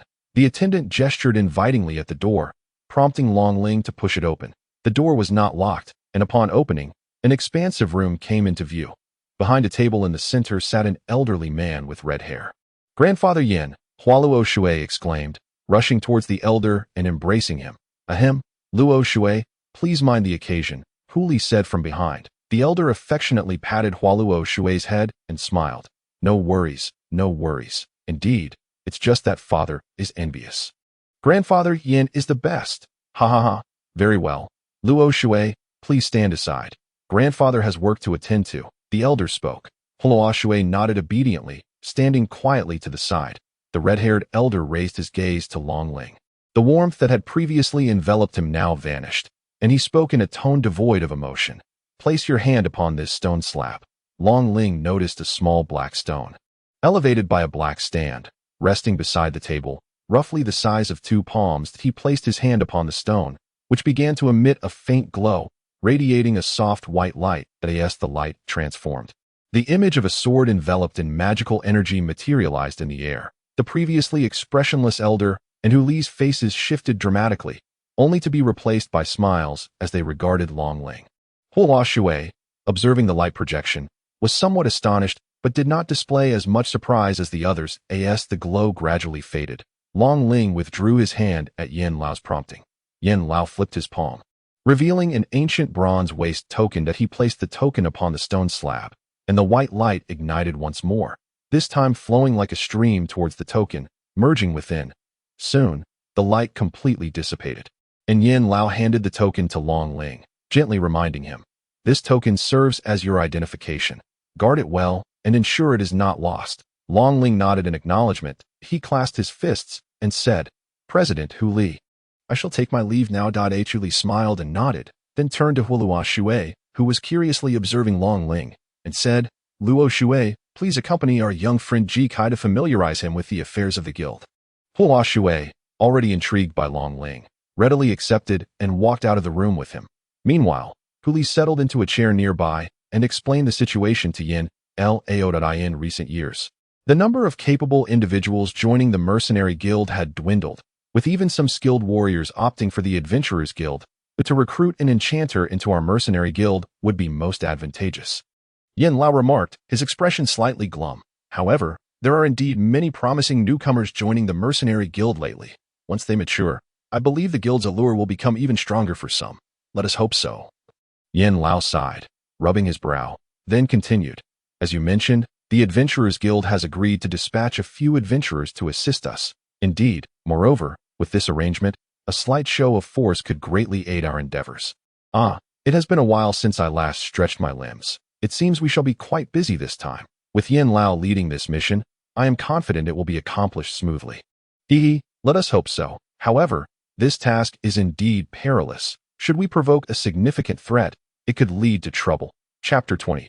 Undertaking a task. Longling and Huo Shui strolled through the corridor, and Huo Shui turned his head to glance at Longling, blinking his gem-like, pure blue eyes, and inquired, "Ji Kai, are you a capable individual?" "Yes, indeed. Why do you ask?" "No wonder my father and Uncle Li Gu are so eager to have you join the guild." Longling, puzzled, responded, "What do you mean by that? It seems this is truly your first venture into the world." "You are unaware of this," Huo Shui explained. "The relationship between the Mercenary Guild and the Adventurers Guild has always been rather tense. They frequently erupt into conflict over the competition for capable individuals and exceptional warriors. Unlike Uncle I and Uncle Li Gu, who are able to converse amicably, in other places, it might simply result in a brawl." "You seem quite knowledgeable. Where have you honed your skills?" Longling shrugged. "Growing under the wings. How can that be called honing?" Luo Shui curiously inquired. "Ji Kai, what is your ability?"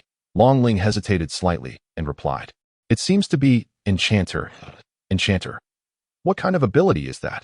To be honest, I'm not very familiar with my own abilities, nor do I know how to articulate them. Tisich, if you want to say. Then I'll just ask Uncle I. The two had already ascended to the hall on the first floor. With a wave of his hand, Hu Luoshui turned to Long Ling and said, "Follow me. I will help you familiarize yourself with the guild's affairs." Long Ling expressed his gratitude and followed suit. Reclining on his bed, Long Ling contemplated what he should do next. However, after a fruitless period of reflection, he suddenly sat upright. The Book of Celestial Illusions materialized in his hand, and he wished to further explore its capabilities. With a flick of his wrist, a plain wooden staff appeared in his grasp. Long Ling attempted to imbue a trace of the Staff of Destruction as power into the wooden staff, but, as before, although he could sense the staff's energy being activated, he was unable to attach it to the wooden staff. Withdrawing his focus, Long Ling stared intently at the Book of Celestial Illusions. It seemed to lack something. Let us not dwell on it for now. A good night's sleep is in order. Tomorrow, I will visit the Mercenary Guild to see what tasks are available. Stretching languidly, Long Ling fell back onto his bed and soon drifted into slumber. As the sun rose, the city of Yuyan had once again experienced a tranquil night. The once deserted streets became lively with the influx of carriages and horses from outside the city. Before long, it regained its former prosperity, with shops setting up their stalls, and the sounds of curses and calls to buy filled the air. The Mercenary Guild's sign had long been repaired. Upon entering the guild's doors, Long Ling found numerous mercenaries engaged in taking and submitting tasks or idly chatting and drinking. White grade task. Low-level Flame Wolf Fire Gallbladder. 10 points. 20 silver star coins. Yellow grade task. Eliminate the Firevine network outside Yuyan City. 50 points. 1 gold star coin. Purple grade task. 1 white flame grass. 100 points. 30 gold star coins. Red grade task. 1 Hellfire Wolf. Dead or alive. 500 points. 500 gold star coins. Following this was a slightly yellowed task at the top of the page. King level task. Slay the Flame Emperor. Individual or team levels will be directly elevated to black grade, granting corresponding points, awarding the title of Honorary Elder, providing 1 opportunity for a legacy challenge, and 1 chance to select an item from the treasure vault. Kingdom rewards. Granting noble status, appointing as the kingdom's hero, and after the appointment, the selection of 1 item from the kingdom's treasure vault. The task consists of merely 4 brief words, yet the rewards are exceedingly generous. The prospect of directly ascending to a black-grade mercenary is enough to drive one to madness. Not to mention the opportunity for a legacy, the title of Honorary Elder, and the chance to select an item from the treasure vault.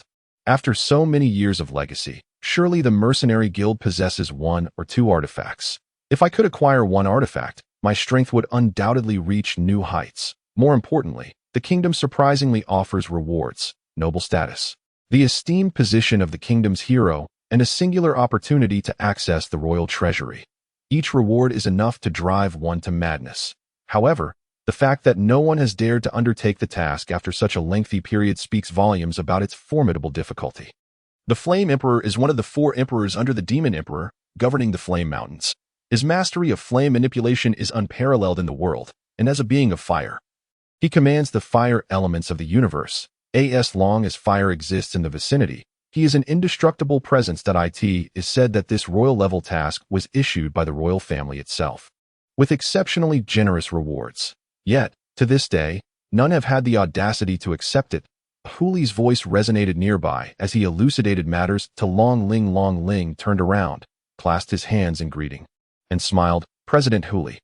Haha, my young friend Jikai. Do you harbor any interest in this task?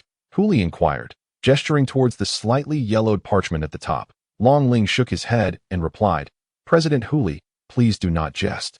I currently lack the ability to defeat such a legendary powerhouse. However, who can say what the future holds in a few years' time? Huli paused for a moment, then burst into laughter. My young friend Jikai is quite confident in his potential. Not at all, yet who can predict what the future may bring? Long Ling responded modestly. Huli nodded, patting Long Ling on the shoulder. Indeed, my young friend Jikai speaks wisely. However, before one grows, it is essential to learn the art of concealment and patience. That is only natural, Long Ling replied somewhat nonchalantly. Huli observed Long Ling for a moment, but chose not to comment further, instead continuing, to be candid, my young friend Jikai, I happen to have a favor to ask of you. Oh, is there something else you require of me, President Huli? Long Ling inquired, somewhat puzzled. Why not step inside and discuss it in detail? Please, Hu Li gestured with his hand. After a moment's hesitation, Long Ling nodded and entered the room, with Hu Li following closely behind. Hey, who is that? A white tear, so young, and chatting so amiably with the president, a burly man, shirtless and drinking, remarked to his companion. Hey, you don't know. That kid seems to be an enchanter.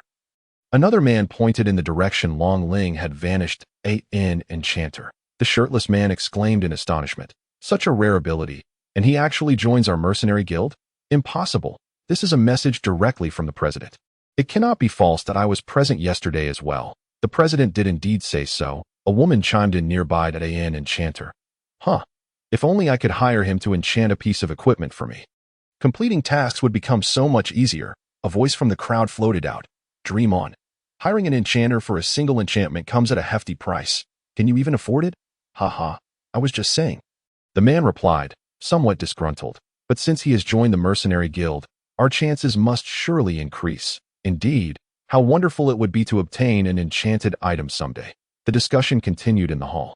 Yet within the room, the soundproofing was impeccable, allowing no external noise to intrude. Hu Li sat in his position, a smile gracing his face as he regarded Long Ling, who sat across from him. Hu Li extracted a document from a stack of materials, tapping it with his fingers as he remarked, My young friend, have you come to the guild today to undertake a mission? A broader smile graced Hu Li's face as he continued. Haha, with your prowess. A standard white-level task should pose no challenge for you. You flatter me too much, President Hu Li. Long Ling replied with a faint smile. Hu Li ceased the rhythmic tapping of his fingers and shifted the document towards Long Ling, asking, Young Ji Kai, are you interested in this task? Long Ling picked up the file and skimmed through the task requirements that he set it down with a wry smile, saying, President Hu Li, you overestimate my abilities. At present, I am not capable of defeating a 7th-tier magical beast. Do not be anxious, young Ji Kai. This task is not solely yours to complete. I, along with Elder Yin and some seasoned mercenaries, as well as a few purple-level adventurers, will be executing it together. Achieving completion should not be overly difficult. Your presence is desired to ensure that the task is executed flawlessly, and the reward points for this mission are ample enough to elevate you from white level directly to yellow level. Hu Li explained. Upon hearing Hu Li's words, Long Ling immediately grasped his intentions. It was clear he wished to leverage a personal favor, and the opportunity for points was too good to pass up. If the situation turned perilous, who could stop his retreat? Since President Hu Li held such confidence in his abilities, Long Ling decided to comply with respect. Ha. Very well, Hu Li replied with laughter. After a brief pause, Hu Li cleared his throat and inquired, Is it true that young Ji Kai possesses the ability of an enchanter? Indeed, Long Ling confirmed. During his time at Tianlong Mansion, he had discovered through the energy testing stone that upon utilizing the ability of the Celestial Illusion Book, the manifested power would reflect the last ability used, revealing itself as an enchanter when copying weapon abilities. Hu Li's eyes brightened at Long Ling's confirmation, exclaiming, Truly, heroes emerge from youth. The guild also has an old fellow with the ability of an enchanter. Tapping his fingers on the table, Hu Li lowered his voice slightly, asking, May I inquire what enchantments you are currently capable of performing? Of course, do not feel obliged to share if you prefer not to. Long Ling smiled and replied, That is quite all right. However, my skill is somewhat unique, so I would appreciate President Hu Li's cooperation in demonstrating it. What would you have me do? Hu Li asked. Please perform a magical energy attack on me. President Hu Li. Long Ling stood and stated. Hu Li rose as well, not pressing for further details, and replied, Very well. Please, President Hu Li, Long Ling urged, do be cautious. Hu Li remained still as a water orb materialized before him, causing the air in the room to grow humid. Long Ling's gaze sharpened, recognizing that Hu Li's magical energy was influencing the surrounding environment. Indeed, it was no small feat to hold the position of vice president. Chapter 21. Special mission under Hu Li's control. The water magic projectile surged toward Long Ling. Given Hu Li's capabilities, even a simple attack like this bore significant power, and he remained vigilant, ready to ease his strength at the first sign of Long Ling's struggle. As Long Ling observed the slowly approaching magical orb, he discerned that Hu Li was holding back, prompting an involuntary roll of his eyes, having caught a faint glimpse of the power of the magical projectile.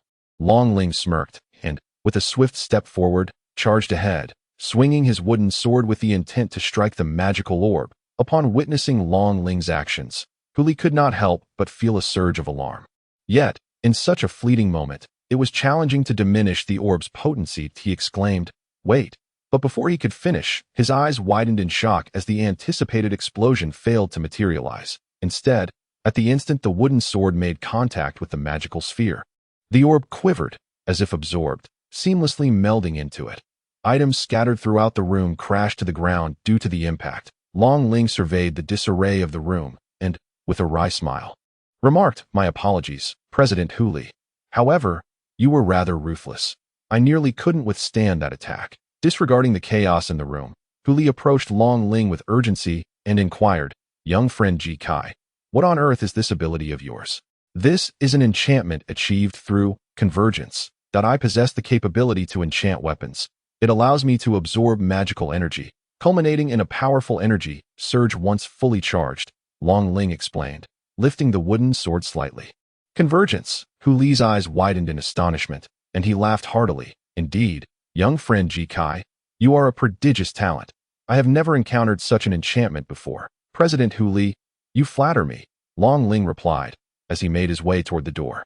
The ability to convert a frenzied assault into magical energy through convergence was unprecedented at that moment. The bookshelf shifted, and from behind it emerged Elder Yin, stroking his beard as he spoke. "Elder Yin," Huli said respectfully, "what I understand about convergence is that it condenses gentle magical energy from oneself or from external sources, ultimately releasing it in an explosion. However, this ability demands a significant capacity for magical energy storage and endurance from the wielder. If cultivated to its zenith, a single individual could rival an entire army, provided there is ample magical energy." "Indeed," Elder Yin affirmed. "This ability is not particularly rare, yet I can recall only one individual in the Empire who has mastered it to perfection." "Are you implying that Huli began, but hesitated? Best not to dwell on it. This old fellow poses quite a conundrum for the kingdom." However, Elder Yin glanced toward the door through which Long Ling had exited, pondering whether he truly wielded convergence, or if he was even an enchanter at all. "Are you suggesting that young friend Ji Kai is concealing his abilities?" Huli was taken aback. Elder Yin turned slowly, stating, "Never let your eyes deceive you. Only the truth remains unyielding." With that, the bookshelf closed, leaving Huli standing alone as the distant sounds of commotion filtered into the room. Long Ling stepped out of the president's office, stretching languidly. Just as he was about to depart, he felt a tap on his shoulder, and a lively voice chimed in. "Hey, what are you doing here?" Hua Luoshui blushed slightly, running her fingers through her blue hair as she retorted, "As if you need to ask. Humph. How did you come out of Father's room?"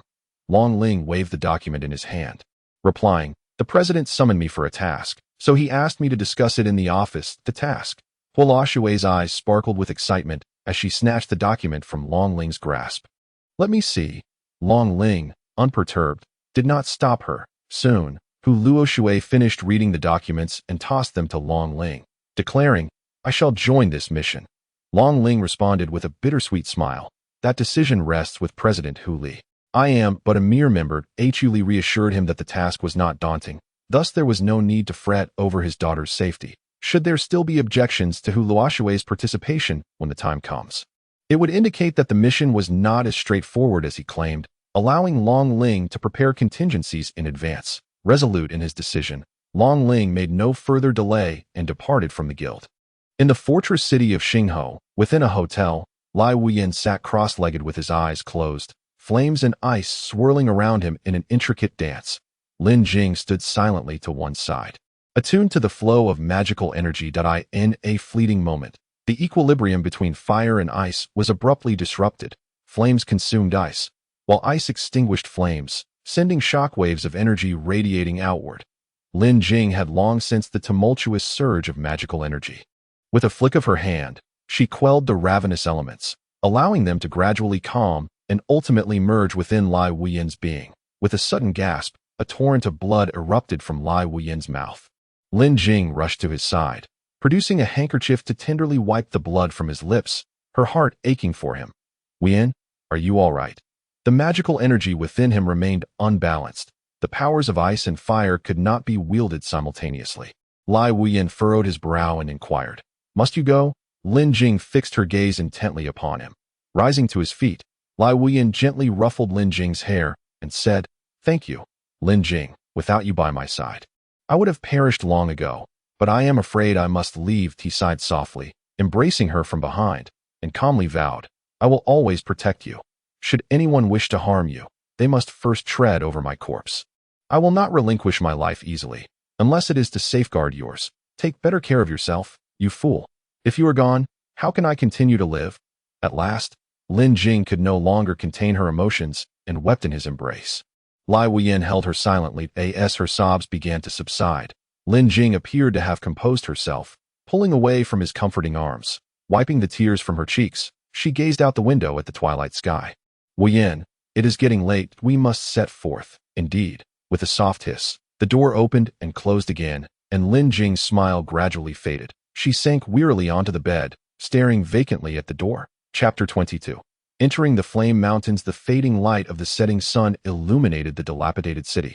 As bustling carriages and crowds filled the air with a cacophony, making their way towards the fortress city of Xinghe. Meanwhile, a gathering of approximately 8 individuals convened at this location. Among them were Hu Li and Elder Yan, flanked by 3 stern-faced men. Not far from them stood a man and a woman, casually leaning against each other. How outrageous that I must undertake this mission alongside these inferior mercenaries, exclaimed a strikingly beautiful woman, casting a disdainful glance at Hu Li and his companions. Indeed, if it were not for the president's insistence, we would never deign to collaborate with such mercenaries, added a notably gaunt man with a somewhat lecherous demeanor. His gaze fixated on the woman as he echoed her sentiments. The woman crossed her arms over her chest, casting a disdainful glare at the man who was staring intently at her. Who do you think you are to speak of we? Keep your distance. I truly am unfortunate to be tasked with someone like you. Confronted by the gaunt man's aggressive gaze, she felt a wave of nausea wash over her. I don't want to see your eyes. Just get lost. With a flick of her wrist, a fierce gust of wind erupted before her, hurtling towards the emaciated man that he chuckled nervously, his body undergoing a transformation as his clothes were torn apart. Black fur sprouted from his skin, and he collapsed to the ground, a long white tail sprouting behind him, his face contorting into that of a rat. He appeared as a large rodent sprawled upon the earth. The tempestuous winds raged, but their force was diffused by the thick fur, rendering him immobile. You wretched woman, tonight you shall learn just how formidable I am. A sharp, unpleasant voice emerged from the rodent's mouth as he sprang forward, seemingly intent on toppling her. Seeing that her previous assault had proven ineffective, the woman remained unfazed, letting out a cold snort as she prepared to teach the rat a lesson, sensing something amiss. She dissipated the accumulated magical energy. Quick rat, do you recall what I said? Miss Feng is a guest of the guild leader. Do not overstep your bounds. The creature's appearance matched that of the man who had battled Hu Luoshui that day. Miss Feng is a distinguished guest of the guild leader. Should you harbor any ulterior motives, I shall not take it lightly. Yes, yes, everything is as young Masterly commands. Quick rat emitted that unpleasant sound once more. This woman had managed to earn Li Kaiyan's protection. It seemed wise to avoid provoking her further, though it was a pity such an exquisite specimen was at stake. Li Kaiyan was indeed the young master mentioned by Quick rat earlier.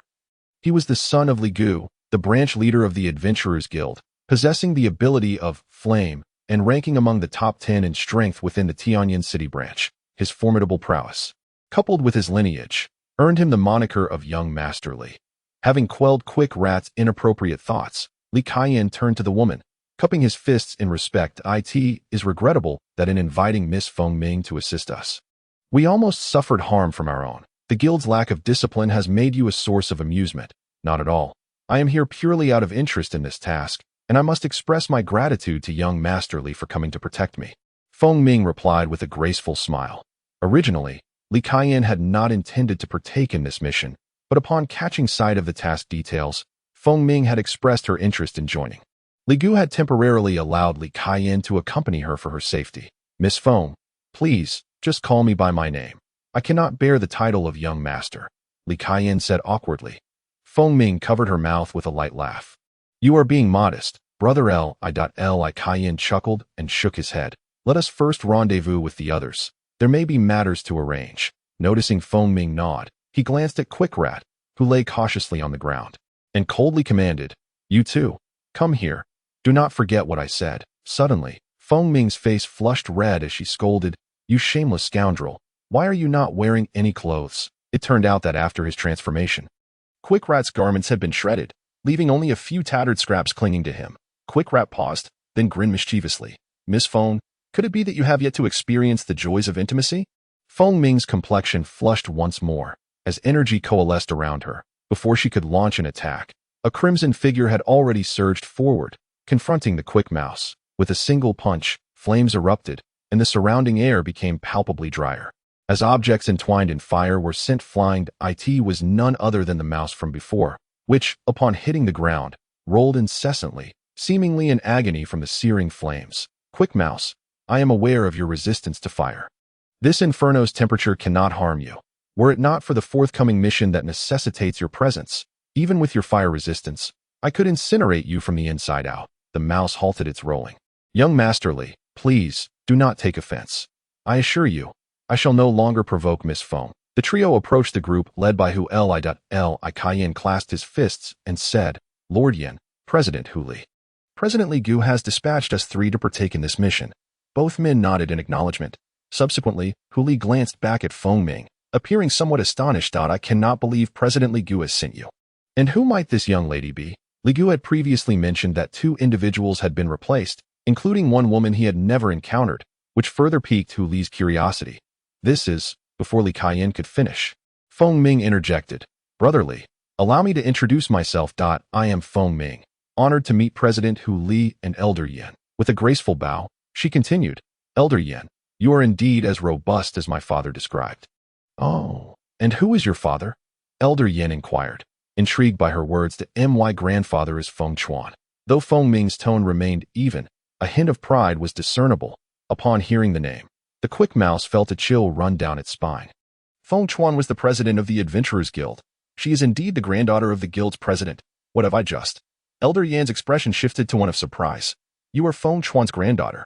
Yes, Feng Ming replied with a smile. I have often heard my grandfather recount amusing tales of his time with you. Your extraordinary spatial lock has earned him endless praise. I never imagined I would encounter you here.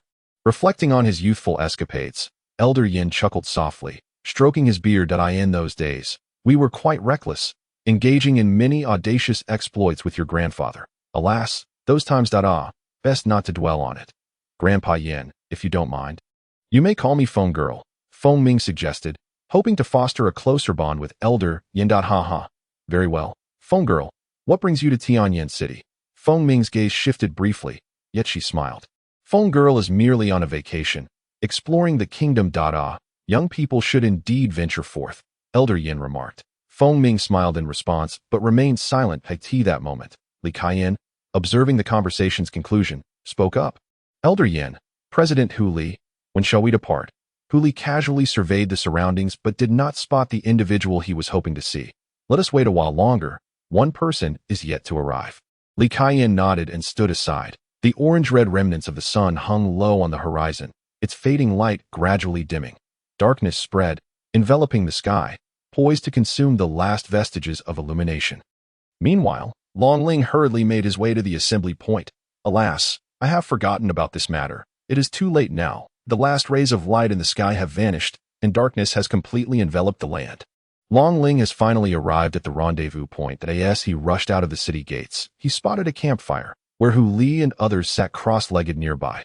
Approaching them, Long Ling awkwardly bowed his head and said, I apologize, President Hu Li, for my tardiness. Hu Li smiled and replied, No matter, we intended to wait until nightfall to set off. He then turned to Elder Yin and inquired, Elder Yin, are we ready to depart? Elder Yin nodded with his eyes closed. Hu Li rose to his feet and proclaimed, Ladies and gentlemen, it is time to venture into the Flame Mountain Range. Although this mission is under Elder Yan's leadership, I urge everyone to exercise caution and fulfill your responsibilities. Should anyone attempt to cause trouble, do not blame me for turning against you. While these words seemed directed at the entire group, his gaze remained fixed on the figure of Kuai Shu, who stood at the back. The mercenaries of the guild had been carefully selected by Hu Li himself, so there was no cause for concern. Li Cayenne had a good rapport with Hu Li and would not create any disturbances. Although Feng Ming was a member of the Adventurers Guild, her father shared a special bond with Elder Yin, alleviating any worries. Thus, the only one who warranted a warning was Kuai Shu, whose reputation was already tarnished by rumors of sabotaging teammates for personal gain. However, Kuai Shu, having been intimidated by his earlier teasing of the Adventurers Guild president's daughter, dared not entertain any nefarious thoughts and nodded repeatedly under Hu Li's watchful gaze. Seeing his reaction, Hu Li chose not to elaborate further. Once Elder Yin stood up, the group set forth towards the mountain range. Long Ling, trailing behind, noticed the absence of Hu Luoshui. It appeared that Hu Li had not permitted Hu Luoshui to participate in this mission, suggesting that the task was not as simple as it was portrayed. I must also prepare a contingency plan. Leading the way were Hu Li and Elder Yin. With Li Kaiyan bringing up the rear, Long Ling positioned himself slightly behind, surveying his surroundings with a hint of excitement. As the group advanced towards the Flame Mountain range, a figure cloaked in black emerged from the city, casting a glance at the vanishing party. After a moment's hesitation, she decided to follow the group ahead. Chapter 23. Mission Objectives. The Flame Mountain range, as its name suggests, is a place imbued with fire. Although it was night, the mountains were illuminated by fiery paths resembling lights. Long Ling and his companions had entered the Flame Mountain range, and the air began to grow dry. On the outskirts of the mountains, tall, lush trees thrived. Shortly after their departure, Hu Li approached Long Ling and explained that these trees were known as Kong trees. Though they appeared grand, only a small outer ring consisted of actual wood. The center was hollow. Their roots penetrated deep into the earth, sourcing water from below. These trees possessed a peculiar trait, thriving solely in arid environments, making them rare outside of deserts and near the Flame Mountain range. Upon traversing the outer grove of Kong trees, a stark, barren road appeared before them. Recognizing their arrival at this point, Hu Li moved to the front of the group. Surveying the surroundings and finding no disturbances, he issued commands. Kuai Shu, proceed ahead and scout the area. Jiang Shi, remain at the rear and mask our presence. Miss Feng Ming, alongside her companion Ji Kai and Elder Yin, stood in the center of the formation, while the others dispersed, ever ready for battle. No one voiced any objections. Each individual adhered to the designated arrangements. Kuai Shu crouched low, transforming into a mouse, and scurried to the forefront of the line, its nose pressed against the ground, keenly sniffing. The rest seemed well acquainted with Kuai Shu's capabilities and offered no reaction, save for Long Ling, who was momentarily startled. Is this what they call a shapeshifter? Long Ling had previously studied this ability in school, yet this marked his first encounter with a practitioner. Indeed, however, this particular type is merely the most rudimentary form of a shapeshifter, came Feng Ming's alluring voice, drifting into Long Ling's ears. Previously, the two had stood at a considerable distance, and with the night enveloping the mountains, Long Ling had not discerned the enchanting figure before him. The illumination from within the mountains cast a glow upon her, and their proximity allowed him to catch a whiff of the unique fragrance that emanated from her youthful form. Coupled with her audacious and delicate attire, it only served to enhance her allure. It is Miss Feng Ming. I am Ji Kai, Long Ling stated, maintaining his gaze firmly ahead. So it is young Master Ji Kai. From where do you hail? Feng Ming inquired. From the rural alleys, a place perhaps unfamiliar to Miss Feng Ming. Long Ling replied, his tone devoid of emotion, instinctively sensing that it was best to avoid entanglement with Feng Ming. You are quite modest, young master, Feng Ming noted, having detected the subtle rebuff in Long Ling's words, and she ceased her inquiries. Due to her status, Feng Ming had always looked down upon the mercenaries of the guild, though this disdain was reserved for the ordinary ones. She would never underestimate renowned mercenaries, such as the guild leader or elders. Observing the favorable demeanor of the branch leader Hu Li and Elder Yin towards Long Ling piqued her interest. Although she appeared approachable, her pride ran deep. Unless necessary, she would not extend warmth to one who seemed indifferent. The magical beasts of the Flame Mountain range were notably active during the day, but less so at night, which was why they had chosen to undertake their mission after dark. Occasionally, a few beasts would be deterred by Kuai Shu's keen sense of smell, while the scent left by their group was masked by the presence of Gangxi, who possessed the ability of breath erasure. Should they be unable to evade, the formidable Hu Li and Li Kaiyan would swiftly deal with any threats ahead. Upon reaching this particular area, the oppressive heat affected Kuai Shu's sense of smell, rendering it incapable of detecting the beasts nearby. Consequently, they occasionally encountered wandering creatures that seemed oblivious to the presence of their group. Elder Yin's spatial seal is indeed masterfully cultivated, allowing for such an exquisite separation of space. Imperceptible to others, Feng Ming soon recognized, expressing her admiration that a pale blue magical energy enveloped her, and with a gentle touch upon the ground, she leapt to the opposite bank. One by one, the group crossed the flowing lava, leaving only Elder Yin, Feng Ming, and Long Ling yet to traverse. Elder Yin, please proceed, Feng smiled at him. Elder Yin chuckled, responding, "You two young ones mustn't fall behind this old bone of mine," with hands clasped behind his back. He walked deliberately. Just as he was about to step into the lava, it seemed as if an invisible staircase supported him. Unhurriedly, Elder Yin reached the far side. Such remarkable abilities, and they can be utilized in this manner. Long Ling remarked as she observed Elder Yan's actions. Among the spatial manipulators, Elder Yan is indeed ranked very high, capable of commanding the forces of space with effortless precision. Feng Ming added, "Oh, that is how it is."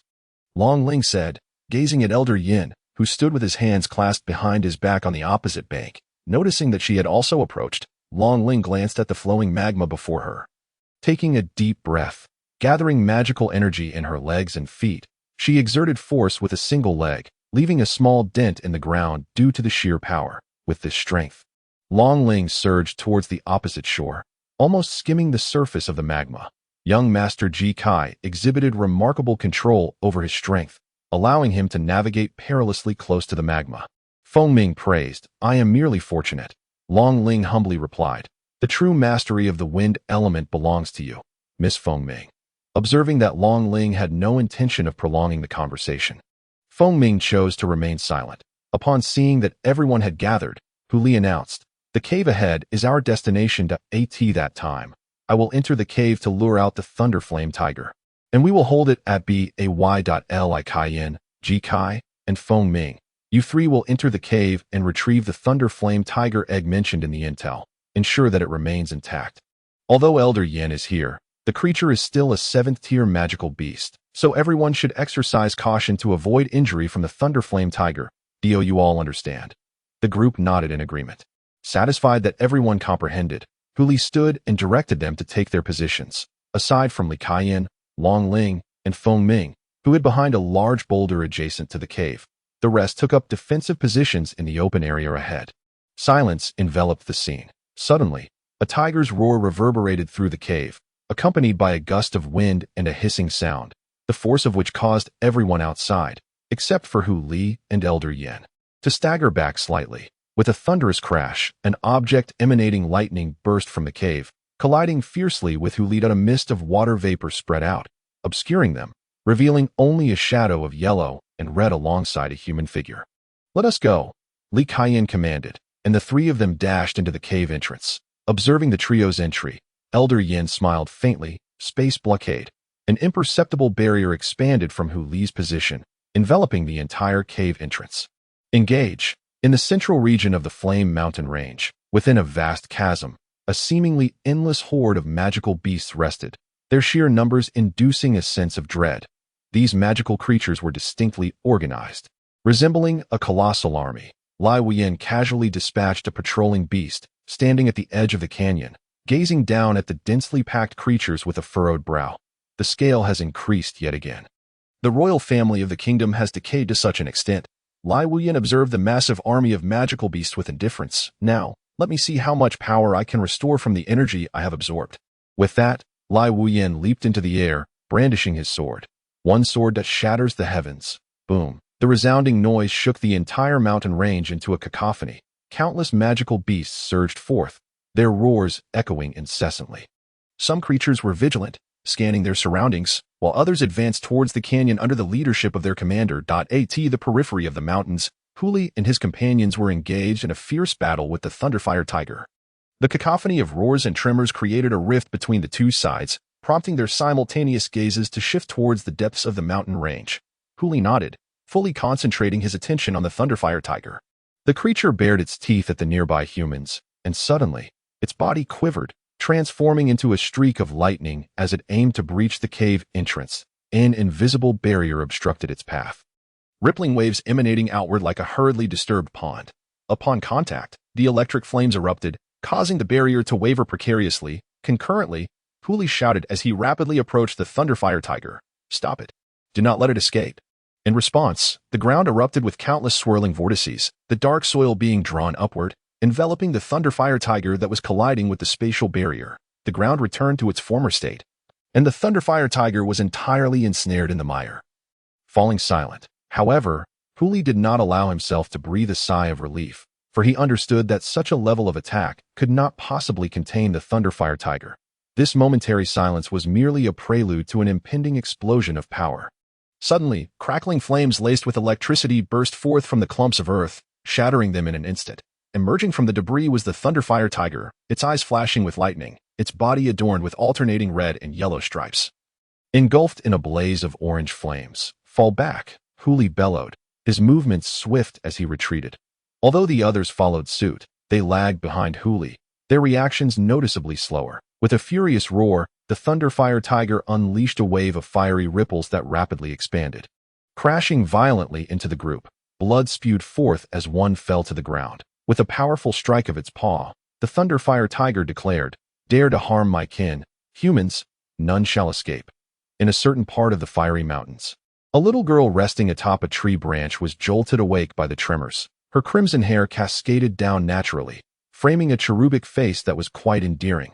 Rubbing her eyes with her delicate hands, she glanced towards the source of the disturbance. "Finally, someone has arrived. How dull it has been.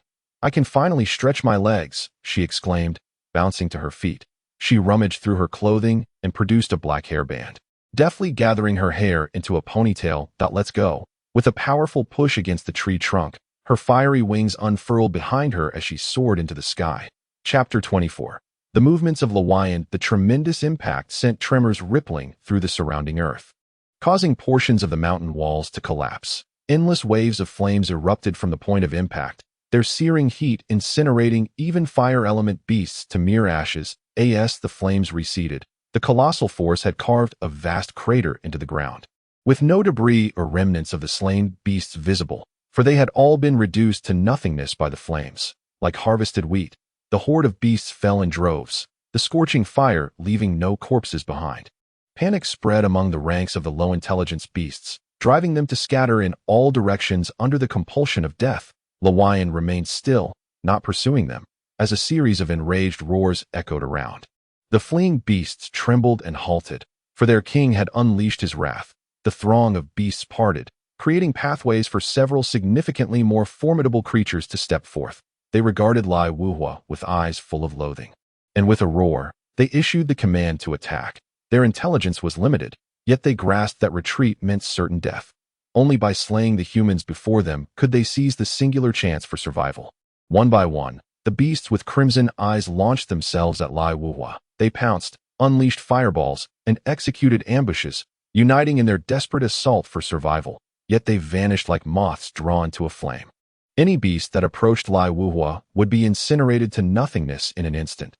The energy escaping from their forms drawn into Lai Wuhua's colossal sword, which gradually grew in potency. Waves of beasts were mercilessly cleaved apart, leaving no corpses in their wake. Yet the beasts continued to swarm forward like locusts. Wherever there was a gap, another would fill it. The scale of the beast army remained virtually unchanged, and the range within which Lai Wuhua could reach was merely the tip of the iceberg.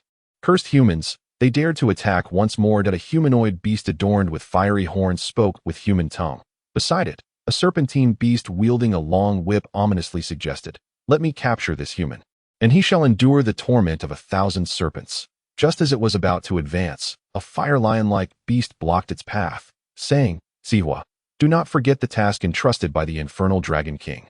We need only to prevent the humans' escape. Direct confrontation is forbidden." The serpent beast, known as Sihua, disregarded the warning and mockingly replied, "If you're afraid of death, then step aside. This human is as good as dead." With a flick of its serpentine tail, Sihua hastened toward Lai Wuhua, leaving the fire lion speechless in its futile attempt to stop it. Sihua lashed out with its fiery whip at Lai Wuhua.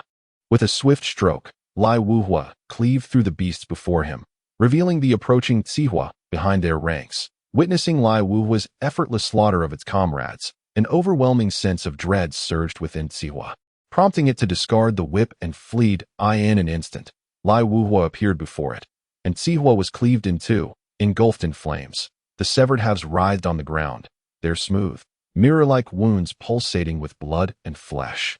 As if striving for restoration, the temperature of the flames surged violently, and amidst its anguished cries, its body was reduced to ashes. The surrounding serpentine beasts, upon witnessing the demise of their king, momentarily froze, then fled for their lives, only to be trampled to death by the relentless tide of beasts surging forward.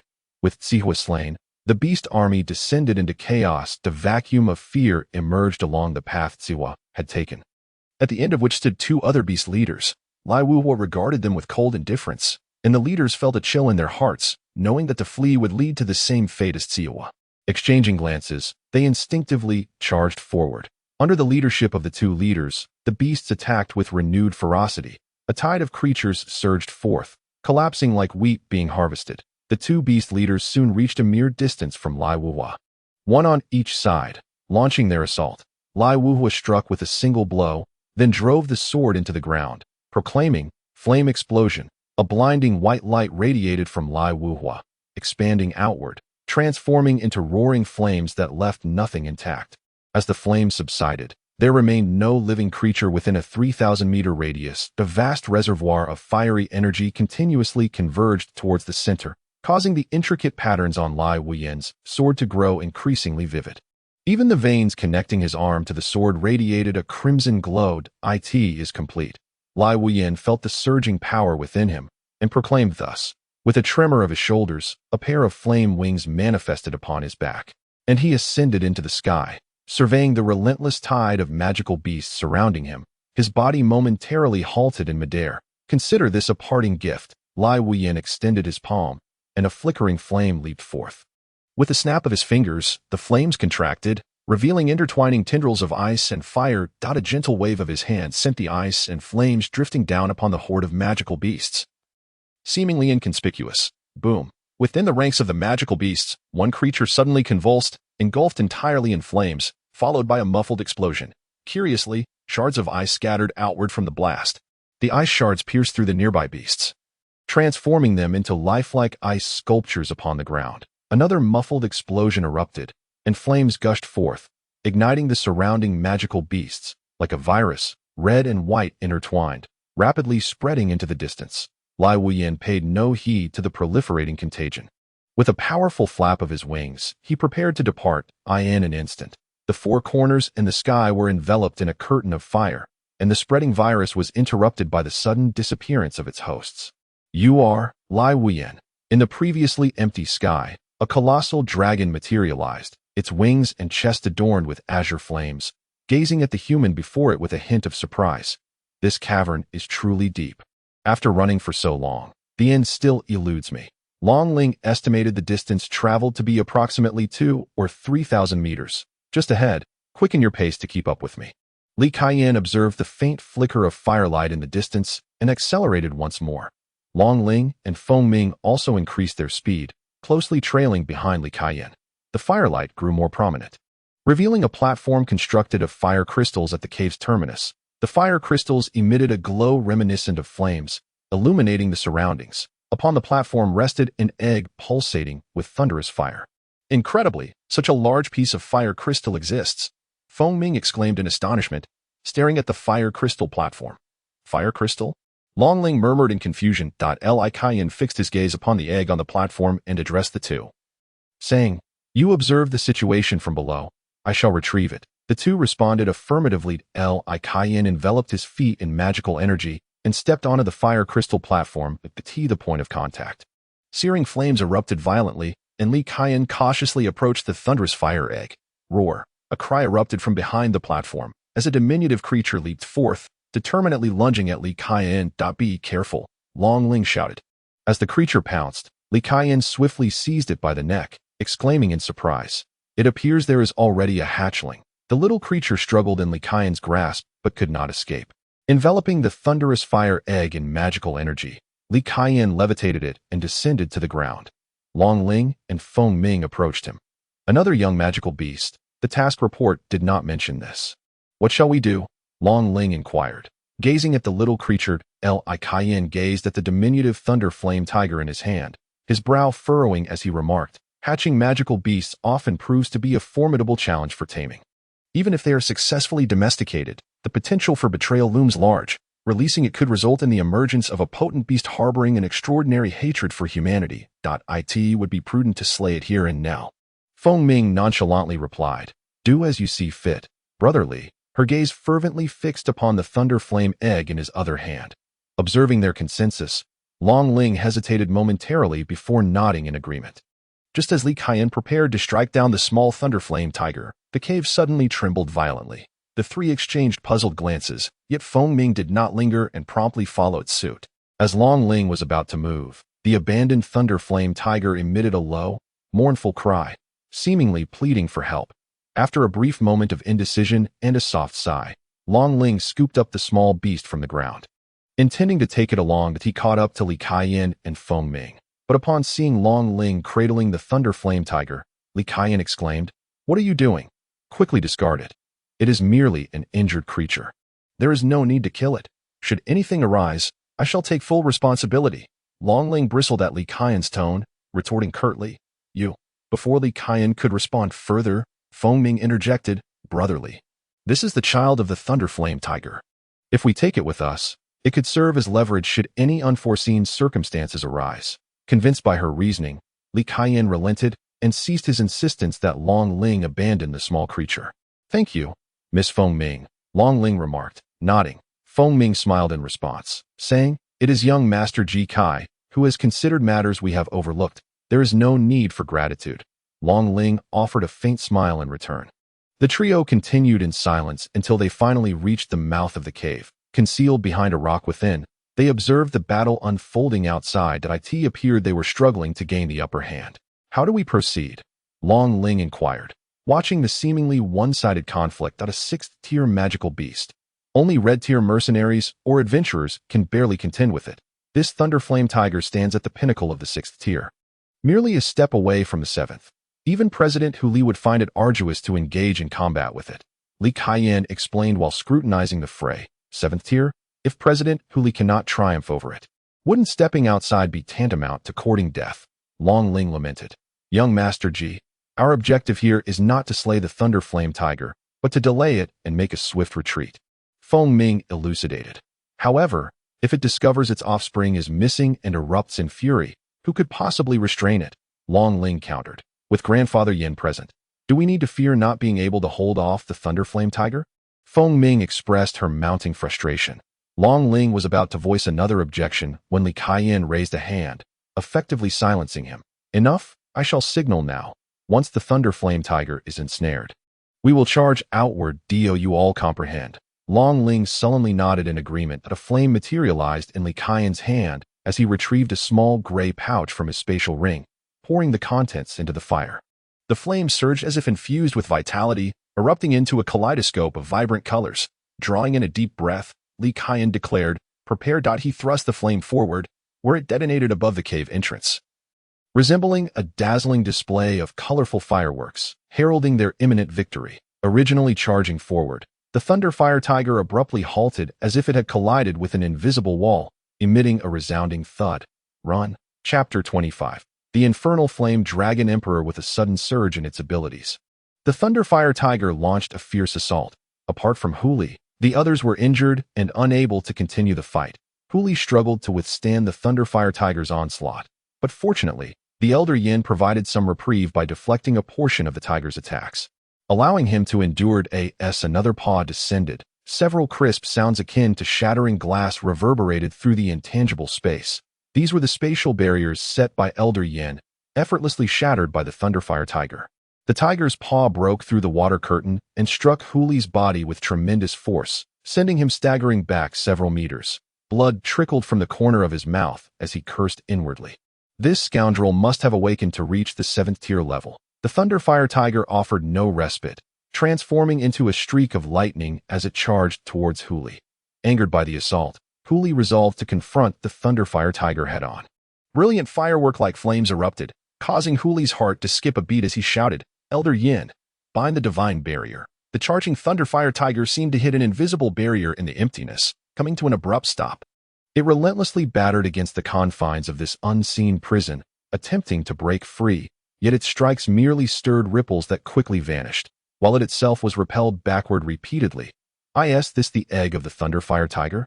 Hu Li questioned, gazing at the egg in Li Kaiyan's hands, which shimmered with electric light.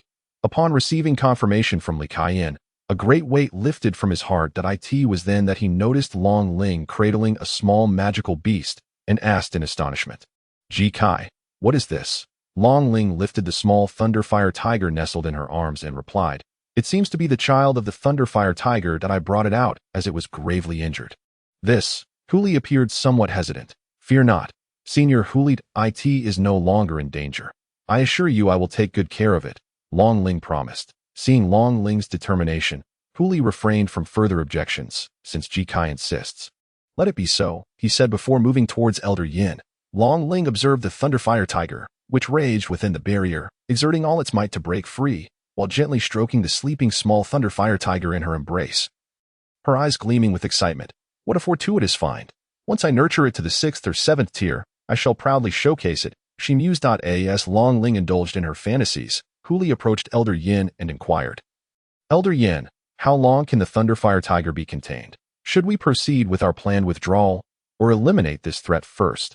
My divine binding lock is formidable enough that even a peak 7th tier magical beast would find it difficult to break free.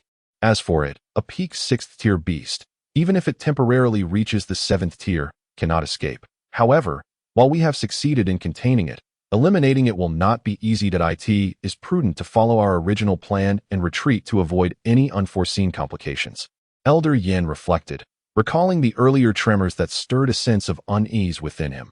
Understood, I shall gather everyone and prepare for the retreat. Huli responded, dispatching orders to the others. Soon, all had convened. The mission was accomplished, and they prepared to depart as per their established plan. Humans, I will pursue you to the ends of the earth. Amidst the chaotic mountains, a group of individuals hurriedly navigated towards the mountain's edge. Beasts of magic incessantly lunged at them, only to be swiftly vanquished, leaving behind a trail of corpses and a growing path of blood on the ground. Damn it, these low-level beasts truly possess no fear of death. A man grumbled as he effortlessly dispatched a beast that had pounced upon him. Lowly mercenaries can only contend with these inferior creatures. Facing a Thunderflame Tiger, the very aftermath of the battle could obliterate you. Another, known as Kuai Shu, disdainfully remarked as he crushed a beast with his hand. Who is it that refrained from engaging in the fight from the very beginning and chose to hide? Were it not for our guild leader and Elder Yin, would you still be alive? The man retorted. Kuai Shu hesitated to openly admit that it was his desire to avoid battle that had led him to retreat. Focus on the fight. We are about to exit the Flame Mountains, Huli interjected, interrupting their exchange. Yes, the mercenary replied respectfully. Kuai Shu refrained from further comment. Suddenly, a resounding dragon's roar echoed from deep within the mountains, causing the previously aggressive beasts to retreat in terror towards their lairs. Increase your speed. Huli's heart sank at the sight. Whatever creature had instilled fear in the mindless beasts was undoubtedly of considerable rank. Though it might not be targeting them, the dragons were filled him with a sense of foreboding. Elder Yan's expression grew grave as he pressed onward. A figure, adorned with fiery wings, rapidly approached them from the distance, closely followed by a wave of crimson flame energy. Wherever the energy wave passed, even the low-level beasts that had already sought refuge in their dens were struck down by the residual force.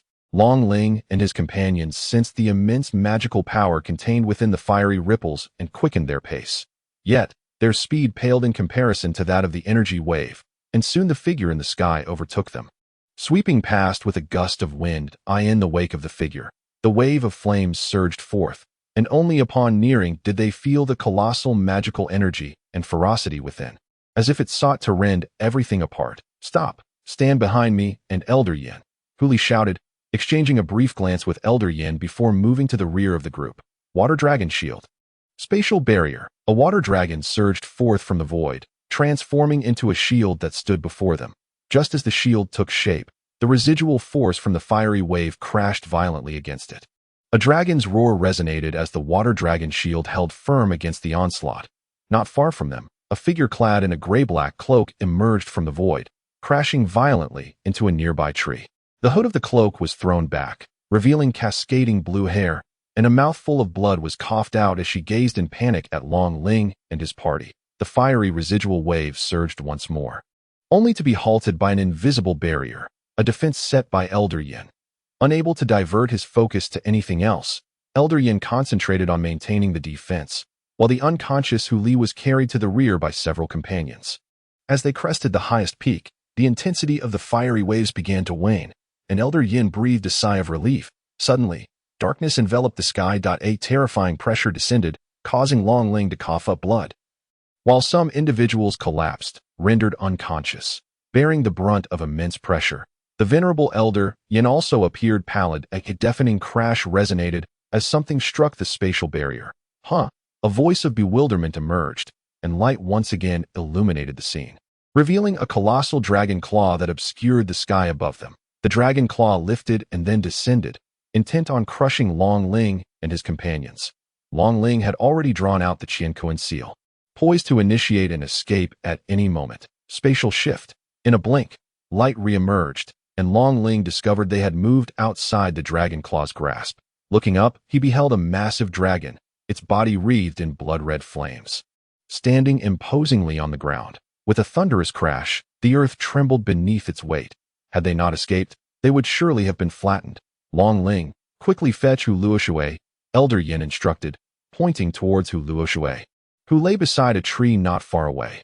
Long Ling nodded, spitting out a mouthful of blood, and sprinted towards Hu Luoshui. Elder Yin raised his gaze to the distant dragon, his pupils narrowing in shock. It was none other than the infernal flame dragon monarch. Decades prior, Elder Yin had participated in a purging campaign in the Flame Mountains, where he had encountered the infernal flame dragon monarch. It had clashed with a formidable entity from the kingdom, and the aftermath of their battle could only be described as cataclysmic. Though he had not fought it directly, its aura was something he could never forget. While he understood the formidable nature of the beast, he had not anticipated it to be one of the strongest from the Flame Mountains. At the level of the infernal flame dragon monarch, rank distinctions became meaningless. Above the 9th tier, there was only one term: demon god. The infernal flame dragon monarch's gaze shifted, locking onto the elder who was intently observing it.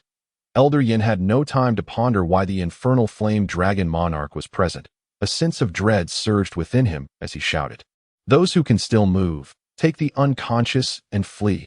Humans, daring to trespass in my domain, shall pay with their lives." The dragon monarch lashed out with a claw, the marks of its strike coalescing into a tangible force capable of shattering the defenses of a 9th-tier magical beast. Aware that he could not withstand such an attack, Elder Yan's eyes flickered momentarily. He moved with agility, vanishing into the air as he turned to flee, leaving only the encroaching claw marks behind. The infernal flame dragon monarch regarded the swiftly retreating Elder Yin with disdain, exhaling a scoff. Infernal eruption. Just as Elder Yin believed he had evaded capture, his form abruptly halted, a look of agony crossing his face. His blood ignited as if set ablaze, instantaneously consuming him into nothingness, leaving only fading embers suspended in the air. Observing the retreat of the mightiest Elder Yin, despair surged among those on the ground. As if closing their eyes and awaiting death was their only option, Long Ling, witnessing the fleeing Elder Yin, cursed inwardly but did not slow his pace. He placed the little thunder flame tiger beside Hu Luoshui, summoning the demon-breaking blade and armor-breaking blade. Uncertain if these constituted a physical or magical attack, he decided to unleash them both. Chapter 26. Fierce battle with the infernal flame dragon monarch. Hu Luoshui struggled to rise, attempting to prevent Long Ling, exclaiming, "How could you possibly withstand it? You'll die. Don't worry about me. Just take my father and run." Long Ling disregarded Hu Luoshui's pleas, harboring a flicker of anticipation for withstanding the impending strike. The claw marks sliced through the air, mere 100 meters away, as Long Ling leapt into action, his twin swords poised to meet the oncoming force. At that moment, an unexpected turn of events unfolded as a ball of flame materialized among them. Erupting violently, the blade of demonic destruction absorbed the energy generated by the explosion. Although it exceeded Long Ling's anticipations, the offensive did not relent. "Huh!" A soft exclamation emerged from the flames as a man clad in black emerged amidst the inferno. One hand shielded against the claw marks while the other parried Long Ling's assault. The claw marks dissipated in a tremor, yet on the other side, a stalemate ensued with Long Ling's dual swords. Observing this, the man in black detonated an energy shockwave, attempting to displace Long Ling, but it was absorbed by the blade of demonic destruction. Could it be that these are indeed the legendary artifacts? The blade of demonic destruction and the armor-piercing blade. The man in black audaciously named both artifacts. He showed no inclination to pursue, expressing surprise. Artifacts, the veil of space. How can this youth, at such a tender age, forge connections with so many artifacts? What ties does he have with the Heavenly Dragon Pavilion? Before he could ponder further, an attack, augmented several-fold in power and frighteningly swift, was unleashed. The man in black countered with a flaming fist, colliding with the attack. resulting in both being obliterated. Lai Wuyan, you are still meddling in affairs that do not concern you, intoned the infernal flame dragon emperor. Thank you, my lord, for your assistance. One individual below expressed gratitude before organizing those still capable of action to evacuate the unconscious. Ha ha ha. Then I shall see if you can protect these insignificant ants. The infernal flame dragon emperor laughed heartily. Infernal flame bomb. A blood-like flame coalesced before its maw, forming into a fireball that shot forth, the oppressive aura shrouding the surrounding space in gloom. Rather than defend, Lai Wuyan charged directly at the infernal flame bomb, understanding that mere defense would not suffice to safeguard them against the infernal flame dragon emperor's onslaught. Only through proactive engagement in close combat could he hope to stall the dragon. Lai Wuyan plunged into the infernal flame bomb, bursting forth from the other side. The fireball erupted at its core, transforming the initially blood-hued flames into a vibrant red. Lai Wuyan approached the infernal flame dragon emperor. He summoned a colossal sword of fire in his right hand, delivering a sweeping strike toward its head. Roared out a furious bellow erupted as the infernal flame dragon emperor, incensed by Lai Wuyan's aggressive advance, became enveloped in blood-red flames, swiftly swinging its claws to clash with Lai Wuyan's colossal sword. The moment their attacks met, Lai Wuyan did not engage in a direct confrontation, but swiftly evaded the dragon's claws. Circling to continue his assault, the infernal flame dragon emperor was left with no choice but to rely on its claws and the infernal flames enveloping it for defense. Attempts to unleash its skills were continuously interrupted by Lai Wuyan's relentless onslaught. Unable to execute its skills and unwilling to engage in a direct clash, it felt as though its strikes landed upon cotton, while Lai Wuyan, with his agility, kept the dragon at bay, the infernal flames proving ineffective against him. This feeling of powerlessness stirred considerable ire within the infernal flame dragon emperor, yet it maintained its composure, observing Lai Wuyan's attacks while countering. Finally, after one of Lai Wuyan's strikes was caught, there was a brief moment of stillness. The infernal flame dragon emperor seized the opportunity. Infernal flame eruption, blood-red flames swirled around it, forming a circular barrier of fire, its form concealed within. Not good. Lai Wuyan recognized the change, realizing he could no longer interrupt, and swiftly retreated 100 meters as flames engulfed him entirely. With a resounding bang, a tremendous sound reverberated through the air, and in an instant, a crimson light engulfed the heavens and the earth. Within 100 meters, all vitality was extinguished, resembling a hellish realm of the human world. The once lush forest vanished without a trace. Not even a fragment remained, all consumed by the infernal flames. Even the trees beyond the blast radius were visibly corroding and disappearing at an alarming rate. 100 meters away, Lai Wuyan braced himself against the residual shockwaves with the flames enveloping his body. The fiery barrier was tainted by some of the infernal flames, which incessantly eroded his fire, emitting a chilling hissing sound. Gazing towards the epicenter of the explosion, the once towering colossus was nowhere to be found. As if it had never existed, amidst the shockwaves of the explosion, a shadow concealed itself. While Lai Wuyan resisted the aftershocks, a blood-red sphere approached him at an alarming speed, unnoticed. By the time Lai Wuyan became aware, the sphere was alarmingly close. He swiftly conjured a colossal hand of flames to seize it. With a dull thud, the infernal flames relentlessly eroded the fiery hand, staining it crimson. The hastily launched attack could not thwart the premeditated onslaught. The colossal hand shattered, and the endless blood-red infernal flames morphed into a blood-colored dragon, accompanied by a shockwave hurtling towards Lai Wuyan. Just as he intended to retreat, a bare-chested bald man materialized in his path. The man's blood-red eyes exuded an eerie charm, and his hands transformed into two dragon arms. The dragon arms surged with crimson flames and thundered towards Lai Wuyan, now caught in a dilemma. Retreat was impossible, forcing him to confront the two prongs of the assault head-on. Flames erupted from within him, coalescing behind to form a humanoid figure that bore his likeness, albeit with red hair and a fiery mark upon his forehead. The red-haired Lai Wuyan grinned, wielding a massive sword of flames, adopting an offensive stance against the blood-colored dragon. With his other hand, he firmly grasped the colossal sword, ready to meet the dragon claws that tore through the void. The battle was on the verge of ignition. Both the red-haired Lai Wuyan and Lai Wuyan moved simultaneously, engaging with the dragon and its claws. With a swing of the sword, the claws and the massive hand clashed, producing a sound reminiscent of iron meeting iron. The red flames and the blood-red flames countered each other, igniting a brilliant display of fire. Suddenly, a resounding dragon roar erupted from their clash, and the blood-red flames surged with newfound vigor, overpowering the red flames and engulfing Lai Wuyin entirely.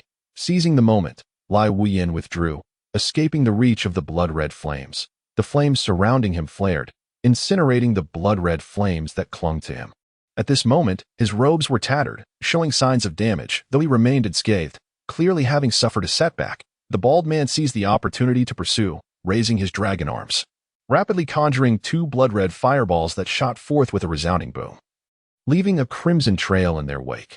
Facing the incoming fireballs, Lai Wuyin displayed no signs of evasion or defense. Just as the fireballs were about to strike him, flames erupted before him, revealing the red-haired Lai Wuyin, whose arms transformed into colossal fiery hands that caught the two fireballs. The blood-red fireballs detonated within the fiery hands, but failed to breach their defenses, extinguishing in a futile aftermath, with his arms restored to normalcy. The crimson-haired Luohuo, indifferent to the distant bald man, suddenly began to lament. How is it that you have once again entangled yourself with such troublesome entities? That is a demon god, a demon god. Are you not aware that your injuries have yet to heal? Even at your peak, confronting a demon god would require considerable effort. This is the Fire Mountain Range, and there is not just one demon god. What will you do if another arrives? If you perish, so be it. Yet I am bound to you as your spirit, and I too would face demise. Moreover, why did you not allow me to emerge when you were gravely wounded last time? If you were to inadvertently meet your end while I remained inactive, how could I not feel aggrieved? Before he could finish, Luohuo suddenly transformed into flames, vanishing without a trace. The spirit of wisdom. I never anticipated you had reached such a level, the bald man remarked in astonishment, gazing at Luohuo. Chapter 27. Reinforcements, confrontation. Though the spirit of wisdom shares an emotional connection with its wielder, it possesses its own thoughts and ideas, which are uncontrollable. Daiti is said that a millennium ago, a great power was slain by his own wise spirit, which survived through some extraordinary means. The specifics of this method remain unknown. Yet the spirit continued to exist as an independent entity. However, such tales remain mere legends. The truth of the matter remains elusive. Luo remarked. You are not without merit yourself, having broken your shackles, transformed into human form, and ascended to become a demon god. From Luohuo's words, it became apparent that this bald man was none other than the infernal flame dragon emperor. A pinnacle level 9th tier beast. It was impossible for him to ascend to the realm of demon gods through conventional cultivation. To transcend the 9th tier and enter the formidable domain of demon gods, a beast must create a physical form for itself at the peak of the 9th tier, transforming into a human to advance. Yet this process is fraught with peril. Even with the physique and power of a 9th tier beast, success is exceedingly challenging. A beast must compress its body inch by inch, while simultaneously condensing its inner magical energy. During this process, the beast endures excruciating pain, all the while needing to precisely control both its magical energy and the compression of its physical form. Countless 9th tier beasts have perished during this arduous endeavor. Upon completion, the beast's body and magical energy attain a terrifying density. Due to the overwhelming density of magical energy within a certain range, the balance of celestial energy is disrupted, resulting in rampant energy tides that scour the beast's body. At this moment, the beast's newly formed physique is still difficult to control. A moment's carelessness could lead to the energy tide invading its body. The modeled energy would directly infiltrate its magical energy. A grave taboo under any circumstances. With such a high density of magical energy, if an intrusion occurs, the internal magical energy and the external magical energy would become incompatible, leading to a potential eruption of chaos within the body, possibly culminating in a catastrophic explosion. That if one can endure the final energy tide, the beast may be reborn from the flames, breaking free from the shackles of heaven and earth to ascend as a demon god. Had it not been for your relentless pursuit, I would not have dared to take the risk to advance. Ha ha ha. In the end, I succeeded. One day, the beast shall reign supreme over this continent. You shall be the first sacrifice. The bald man glared at Luohuo with fierce intent, speaking vehemently. I have no desire to revisit the past. However, you are still incapable of holding me back. Luo replied. Liwyn spoke softly. His right hand clenched tightly, as if grasping something intangible. Is this sufficient, including me? A celestial voice resonated, and a graceful figure materialized behind Li Wyn. The woman, clad in green garments, had long emerald hair cascading like a waterfall, her green eyes reflecting a tumult of emotions as they gazed upon him. "You are?" Xiao Lu, sensing the familiar aura. A fleeting smile adorned Li Wyn's otherwise expressionless visage, only to vanish as he remarked gently.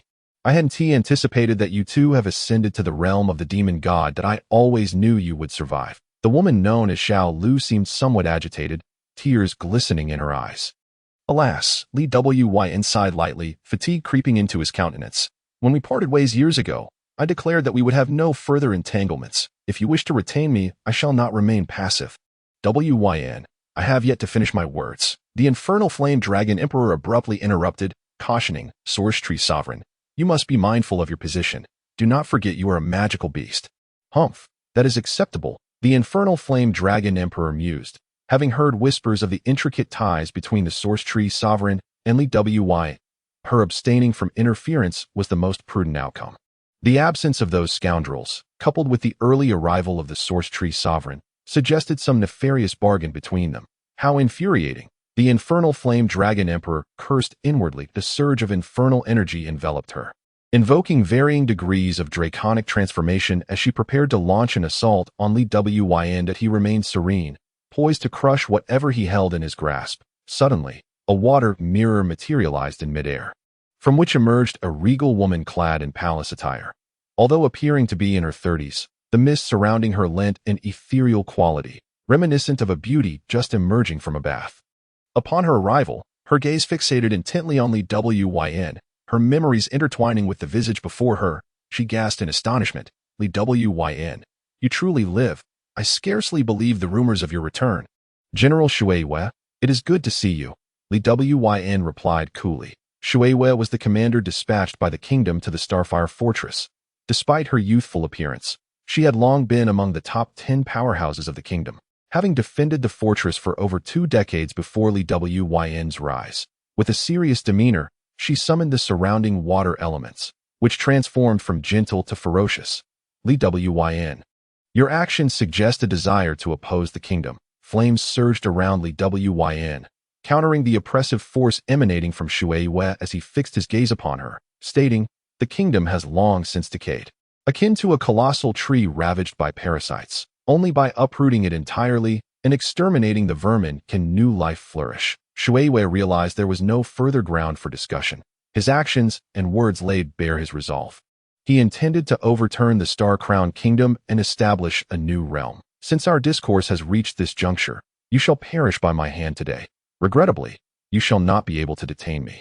"Oh, I am eager to witness how you intend to escape my grasp." In Shuiwe's mind, despite the years apart, Li Wyn had likely grown significantly, yet she too had not remained idle. Her own power had seen considerable advancement. Moreover, the abilities of Lai Wuhua are countered by her, making it not particularly difficult to defeat him. The water element coalesced in space, forming an array of water spikes surrounding Lai Wuhua. Though composed of water, those who underestimated their might, be they beings or beasts, met their demise. Water magic. Forbidden stab. The water spikes shot forth with a sharp whistle, densely converging upon Lai Wuhua, encroaching upon every inch of space, their tails forming a colossal sphere in the air, rendering escape impossible. Lai Wuhua remained unfazed in the face of such an assault. With a firm squeeze of his right hand, pure golden flames erupted forth, seemingly alive as they cascaded over his entire being. The moment the water spikes made contact with the golden flames, they vaporized, vanishing without a trace. The fire elements in the sky began to surge with heightened fervor, responding to the call of the golden flames. Boom, boom, boom. Every inch of space erupted in explosions, as the fire elements gradually consumed the water elements. No, not merely the water elements, but all elements in the vicinity were devoured by the flames. While water may extinguish fire, if the power levels are disparate, fire can just as easily conquer water. Shuiwe's eyes widened in disbelief, her gaze filled with incredulity. This is the superior suppression. How can it be? You possess flames that are purer and more potent than those found in nature. Shuiwe could manipulate and command all water elements within nature, yet she could only exert their inherent power, unable to ascend to a higher tier. According to the laws of nature, water elements are capable of suppressing fire elements. However, should the fire elements possess a higher tier than the water elements, The latter would likewise be subdued. Shuiwei had only read of higher-tier elements in ancient texts, never having encountered or sensed them, and had long thought them mere myths. Until now, she witnessed Lai Wuhua summon flames of a higher tier. The ancient text described such higher-tier elements with a single phrase: elemental manifestation, chaos ensues. Chapter 28. The finale in an instant. Apart from the fire elements, no other elements existed in the realm. Even Shuiwei could only erect a barrier around her body to stave off the flame's consumption. The infernal flame dragon emperor sensed the flames within his being rejoicing and leaping. The previously stagnant power seemed to show signs of progress. The origin tree emperor, invisible agony, struggled to resist the encroachment of the flames until the infernal flame dragon emperor enveloped her in a barrier of fire, providing relief. Only then did Shuiwei return from her shock. Establishing defenses to prepare for Lai Wuhua's onslaught, as the flames contacted the water curtain, it melted away as swiftly as ice meeting fire, instantly breached. Shuiwei was left with no choice but to shield herself with her body, crossing her arms in front of her chest, summoning a black water curtain before her. This black water curtain, formed from highly condensed water elements, could withstand even the mightiest strike from a demon god. Upon seeing the black water curtain materialize, Shuiwei felt a momentary sense of relief. However, her respite was short-lived, as the black water curtain merely held for an instant before dissolving, revealing a fist enveloped in golden flames before her eyes. Boom! As they made contact, a mist of water enveloped the area, and a figure burst forth from within. Shuiwei. After being repelled 100 meters, she halted in midair, unable to suppress a mouthful of blood that spilled forth. Her complexion paling, Shuiwei dared not act too recklessly. She refrained from intervening or pursuing, for from their previous encounters, she sensed that Lai Wuyan now stood on a comparable level to her, and in certain respects, even surpassed her. Meanwhile, the Yuyan Dragon Emperor unleashed a plume of dark flames in an attempt to chase down Lai Wuyan, but ultimately failed due to his astonishing speed. Curse it, the Yuyan Dragon Emperor muttered in frustration. Realizing he could not catch up to Lai Wuyan, his gaze shifted towards Shuiwei, who was lost in thought. Shuiwei, how audacious of you to venture into my territory alone. It seems the commander of the Xingho fortress will have to be replaced. Humph. Although I am injured, you lack the standing to utter such words. The arrival of the Flame Emperor would be more relevant, Shuiwei retorted, refusing to back down. Moreover, can you ensure the safety of the Source Tree Emperor while engaging in battle with me? The Yuyan Dragon Emperor's expression darkened. He understood the significance of the Source Tree Emperor to the Beast Kin. The last human campaign had been precipitated by the demise of the previous Source Tree Lord, allowing them to exploit the situation. Had it not been for Xiaolu's ascension to a demon god at the critical moment, the Beast Kin might have faced extinction. Seeing the Yuyan Dragon Emperor visibly shaken by her words, Shuiwei felt a sense of relief. Although Lai Wuyan's recent attack had not inflicted serious harm upon her, this was, after all, the territory of the beasts, and with reinforcements yet to arrive, engaging in conflict was ill-advised. Just as the two sides stood at an impasse, a group emerged from beyond the mountains, and their leader, upon spotting Shuiwei, respectfully declared, "General, I apologize for my late arrival." Noticing the bloodstains on Shuiwei's lips, he hurriedly asked, "General, are you unharmed?" Shuiwei furrowed her brow, casually wiping away the blood as she coldly replied, "I am fine. You have arrived just in time. Encircle the Yuyan Dragon Emperor and the Source Tree Emperor. Let us conclude this swiftly." Her gaze was fixed upon the green-haired Source Tree Emperor, her eyes igniting with fervor. Should she eliminate the Source Tree Emperor here, chaos would surely ensue among the Beast Kin, providing humanity with yet another opportunity to retaliate. Understood, the newcomers replied, but just as they prepared to move, powerful auras descended from above, and two colossal figures abruptly materialized around the Yuyan Dragon Emperor and the Source Tree Emperor. To dare rampage in our domain after years of absence. Shuiwei, your audacity has indeed grown, remarked a beast resembling a tiger, crackling with lightning and flames. Ha! It's been far too long since I last stretched my limbs. Allow me to warm up today, said a massive tree-like creature composed of magma, its mouth moving in a most peculiar manner. Thunderfire Tiger Emperor, Magma Tree Emperor. Shuiwei's expression turned grim. Shuiwei, if you wish to fight, we shall accompany you to the end, the Yuyan Dragon Emperor boldly challenged. Humph, Shuiwei turned to leave, her voice low and resolute. We depart. The others, not daring to hesitate, swiftly followed her lead. Aren't you going to pursue?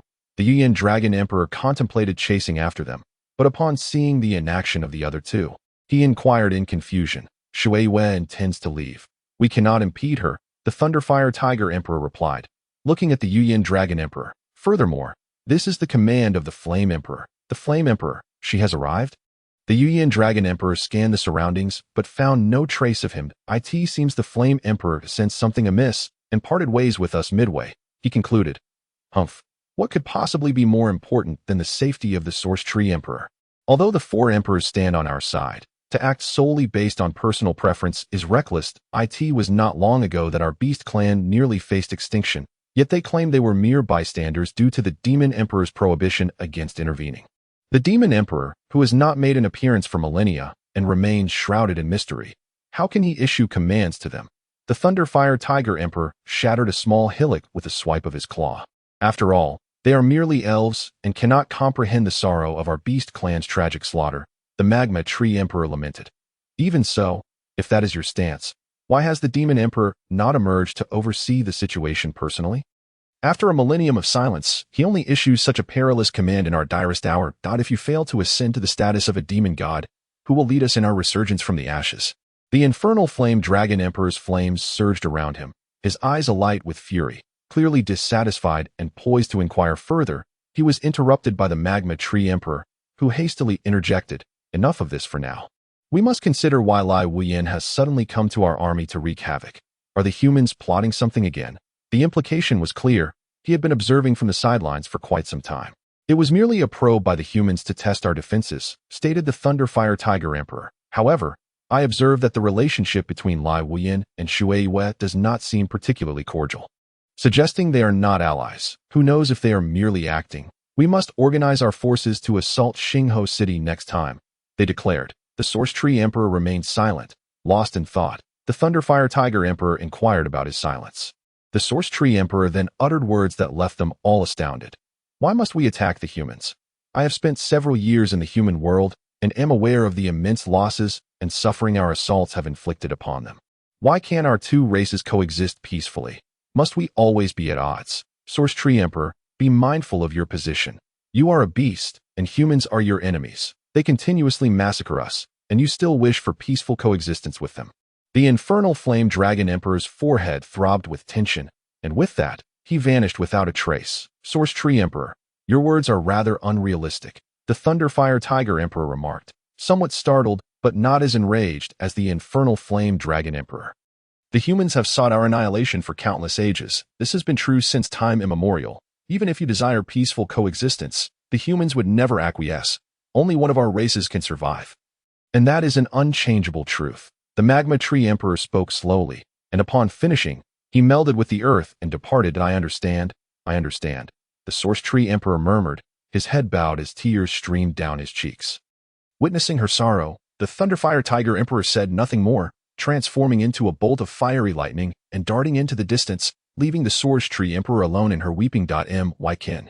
The Thunderfire Tiger Emperor flashed into the sky, casting his gaze downward to see the Thunderfire Tiger, who had previously fought alongside Long Ling, sprinting towards the forest's outskirts. "So, it is this traitor." The Thunderfire Tiger Emperor let out a cold snort, his body blazing as he vanished, reappearing on the Thunderfire Tiger's path. With just a fleeting glance, the Thunderfire Tiger was crushed by an invisible pressure, collapsing to the ground in agony, his face a mask of terror as he beheld the Thunderfire Tiger Emperor. "My Emperor," the Thunderfire Tiger stammered, bowing low. "Where have you taken our clan's treasured relic?" The pressure escalated once more, leaving Lei Yin Hu gasping for breath. "Ha ha ha. Are you threatening me?"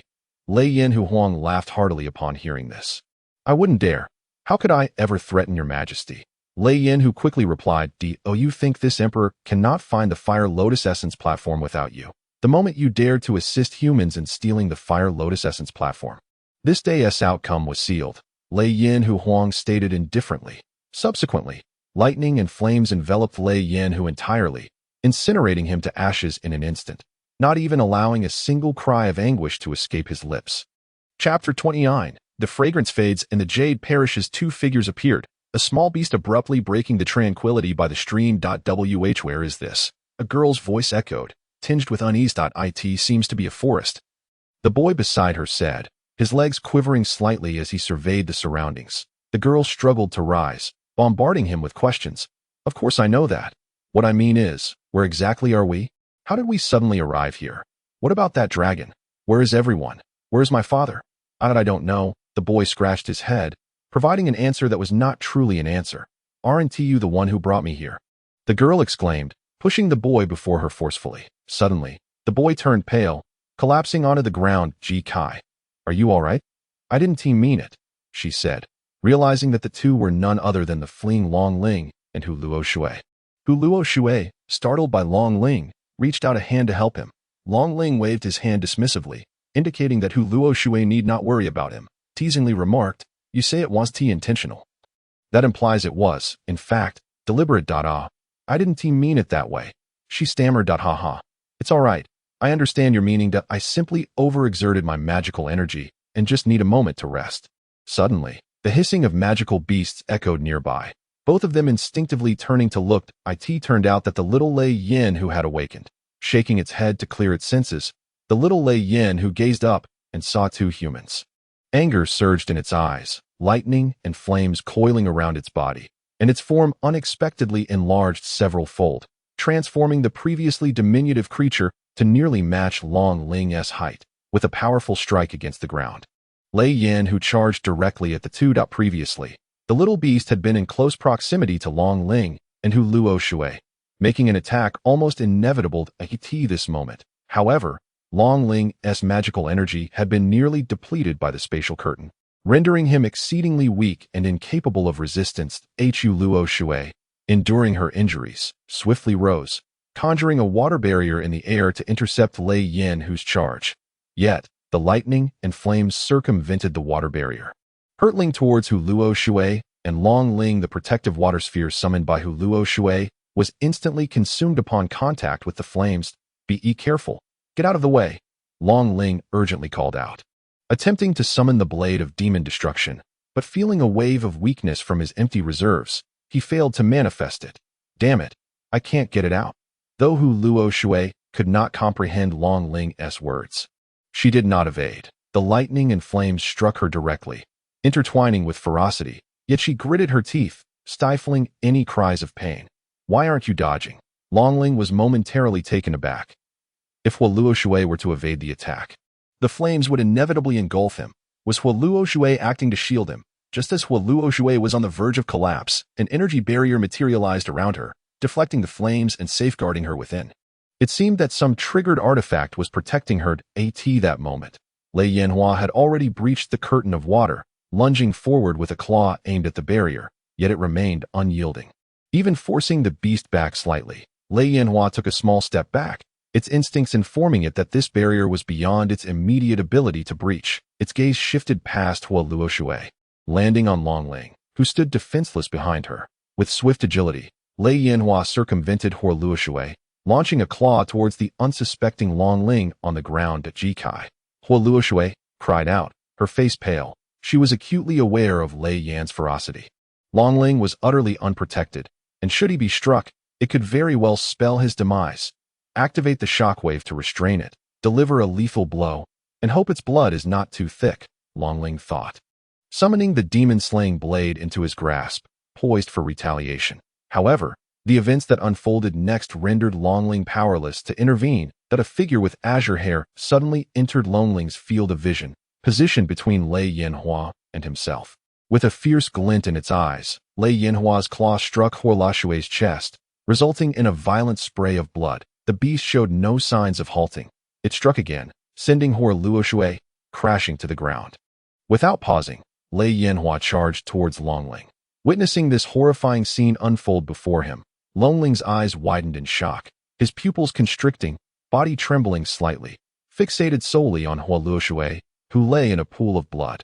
Devoid of any thought of retaliation, Long Ling sat there, dazed and unable to think. The blood-soaked ground began to quiver, and countless blood-colored needles erupted forth, piercing into Lei Yanhua's body. The beast emitted a painful howl, pausing only to cast a menacing glance at the bloodied Hu Luo Shui before disregarding Long Ling entirely and sprinting into the forest, swiftly vanishing amidst the dense foliage, leaving behind sporadic trails of blood. Suddenly, Long Ling snapped back to reality, Frantically stumbling towards Horlushue's side, that a massive claw mark marred her chest, where her insides writhed grotesquely, blood gushing forth uncontrollably, staining the earth around her crimson.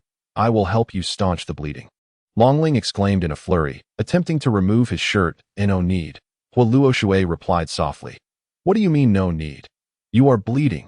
You will die," Longling insisted, tearing a strip from his clothing to bandage Horlushue's wound. Yet the injury was so vast that he was at a loss as to where to begin. "Hey, can you help me sit up?" Horlushue said with a faint smile. "I in that pool of blood." The girl's smile resembled a rose on the brink of wilting, beautiful yet heartbreakingly painful. Longling gently lifted Horlushue's upper body, allowing her to lean against him. "You know," she continued, seemingly reminiscing, a tender smile gracing her face. "When I was young, my mother would often let me rest against her chest like this. The wind was always so strong. She would bow her head to smooth my hair, which the gusts had tousled. I too would lift my head to gaze at my mother, who would smile and say to me, 'Luoshue, when a man is willing to arrange your hair in such a manner, you will have found your other half. Ji Kai, as a friend, would you be willing to style my hair for me?' Of course," Long Ling replied, albeit somewhat at a loss. "Thank you." Hu Luoshue nestled her head against Long Ling's embrace. Long Ling gently took his hand and delicately arranged the strands of hair that fell across Horlushue's forehead.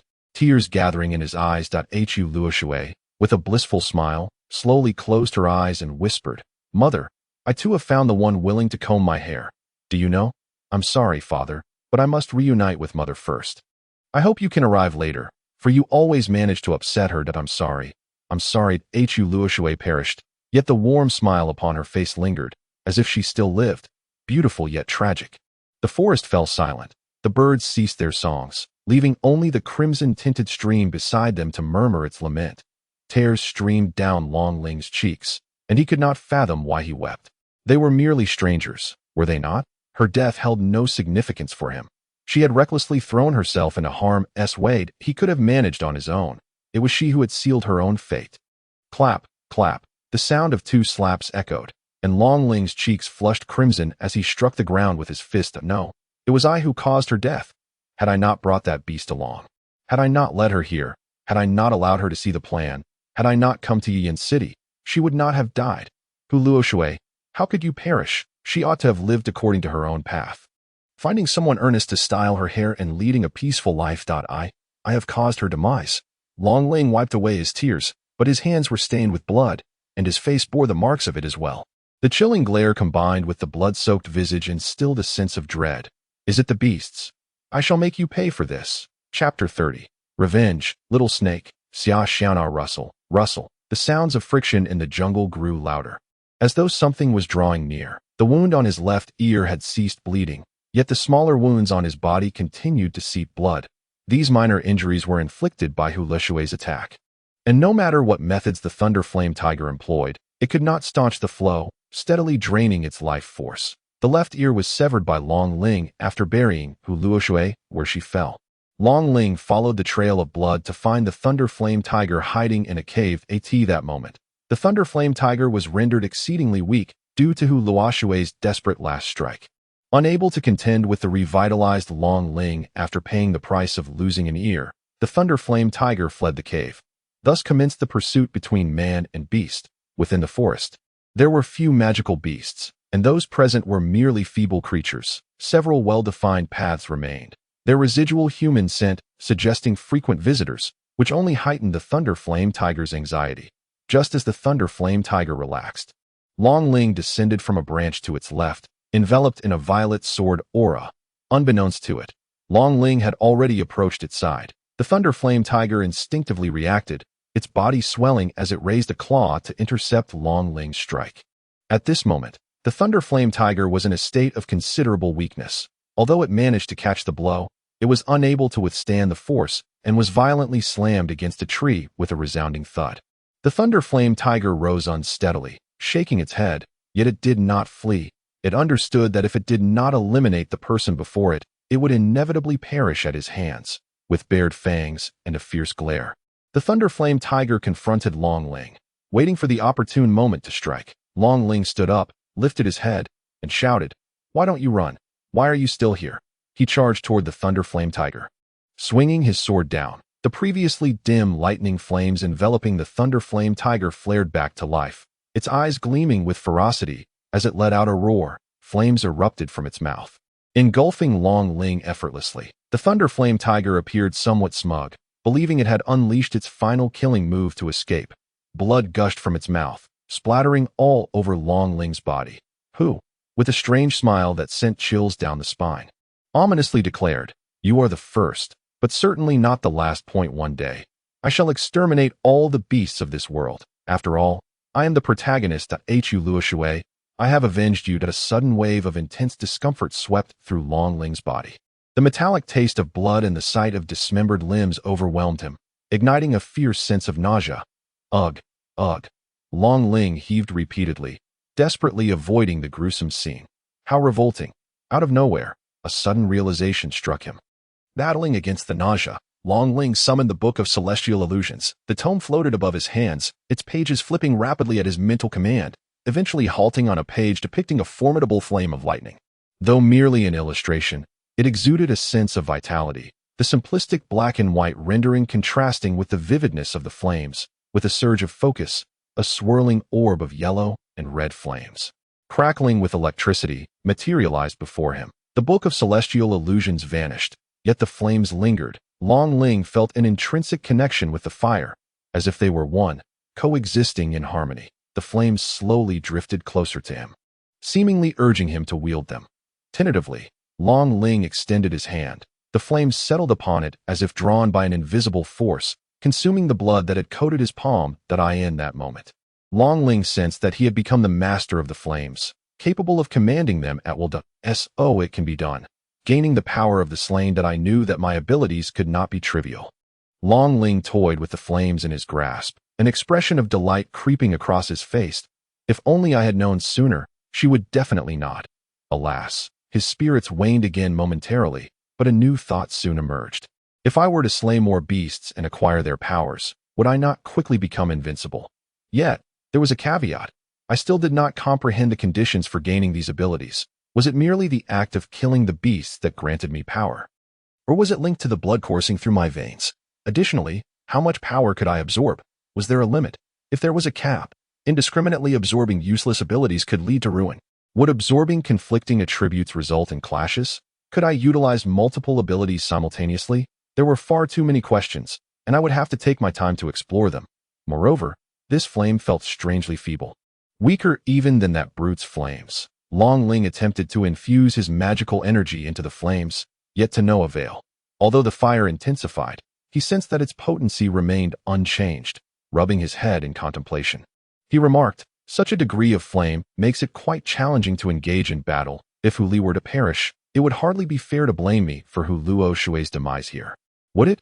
A chill ran down Long Ling's spine as he pondered the origins of such thoughts. "What am I thinking?" he muttered, shaking his head to dispel these musings. Surveying his surroundings, he noticed a path not far off, marked by faint tire tracks that were on the verge of fading. It seemed likely that someone was nearby. He decided to follow the road in search of an inn to rest.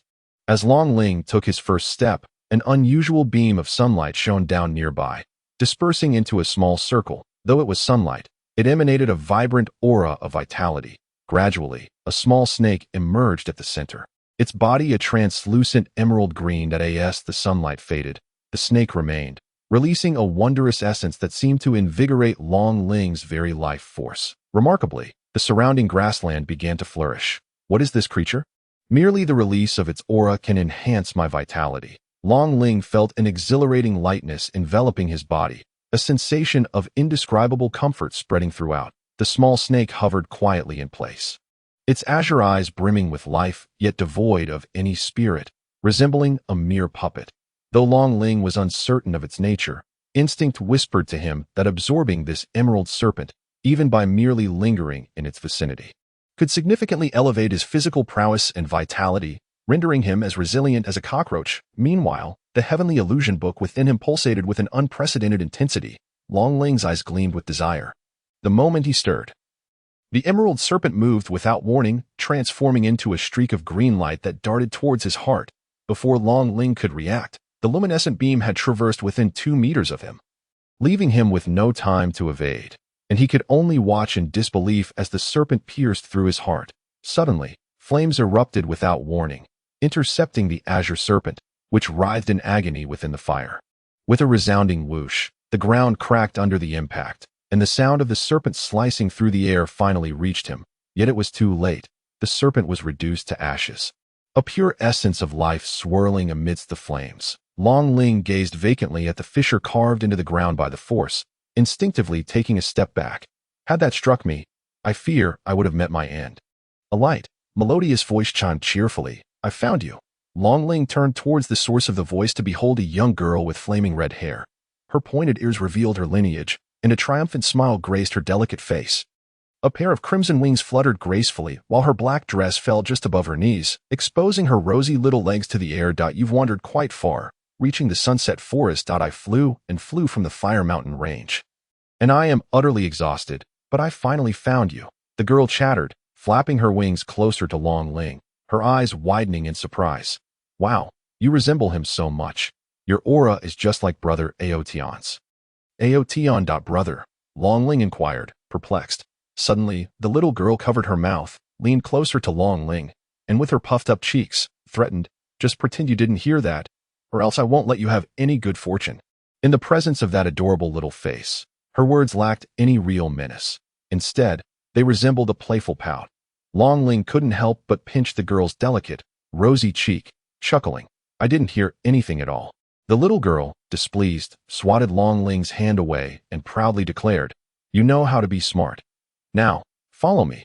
I will lead you out of the sunset forest. Are you a fairy? Long Ling pointed to the girl's ears. Ahem, indeed. I am the strongest fire fairy in the world. Xia Xiaona. Xia Xiaona proudly stated while touching her nose. Xia Xiaona. Xia. What? Long Ling asked, noticing the girl's lack of reaction and inquiring further. Oh, nothing. Your name is quite lovely. Xia Xiaona's face lit up with evident delight, prompting Long Ling to ask, Who gave you that name? It was my brother, Aotion, who named me, Xia Xiaona said joyfully as she twirled around Long Ling. Your brother Aotion. Who is he? Long Ling felt a sudden surge of tension, his breathing slowing. Xia Xiaona, with an air of mystery, replied, Brother Aotion. Well, that I won't tell you. She giggled mischievously, seemingly recalling something, and pointed at the vibrant green energy mass, saying, Now, hurry and absorb the breath of life. Breath of life? Long Ling felt an escalating yearning within, as if the Book of Heavenly Illusions was urging him to absorb it. She had just saved me. She surely means no harm. But why does she want to help me? Long Ling pondered, yet found himself at a loss for answers. Approaching the breath of life, he awkwardly inquired, How do I absorb it? Xia Xiaona rolled her eyes, instantly appearing beside Long Ling without much explanation. She took one of his hands and plunged it into the breath of life, saying, just like this. Helpless to resist, Long Ling closed his eyes, awaiting the influx of energy. However, after a moment, he felt nothing significant, only a gentle warmth in his palm. When he opened his eyes, he noticed that the breath of life was visibly shrinking at an astonishing rate, vanishing within mere moments. Long Ling stood momentarily stunned, sensing the changes within him. Aside from the warm sensation in his palm, there were no other remarkable alterations. Suddenly, the scenery before Long Ling shifted dramatically, and he found himself in a peculiar space. The dark and silent expanse stretched infinitely, devoid of life, while not far in front of him, a vibrant green energy mass was rapidly growing, injecting vitality and spirit into this lifeless realm. The energy spread swiftly, enveloping Long Ling in mere blinks, continually expanding outward. Its color transitioned from deep green to pale green, gradually merging into the background, a sea of white. Looking up, he saw a black sky. Yet, unlike the previous profound darkness, this blackness emanated warmth, no longer frigid. As his perspective shifted, he could see from above that it resembled a colossal white circle slowly expanding outward. It appears that this is a realm, one that I reign over. Long Ling attempted to move, discovering that within the confines of the white circle, he could teleport to any corner in an instant, with everything within it under his dominion. At that moment, Long Ling sensed a unique energy. Upon teleporting nearby, he beheld a swirling flame crackling with lightning. Thunder fire? He glanced around, realizing that the thunder fire manifested in this space could lead to but one conclusion. This was a realm conjured by the Book of Heavenly Illusions. It seemed that the life essence he had just absorbed had been entirely consumed by the book, resulting in the creation of such an extraordinary space. How intriguing it was that a mere fragment of life essence could yield such an expansive domain.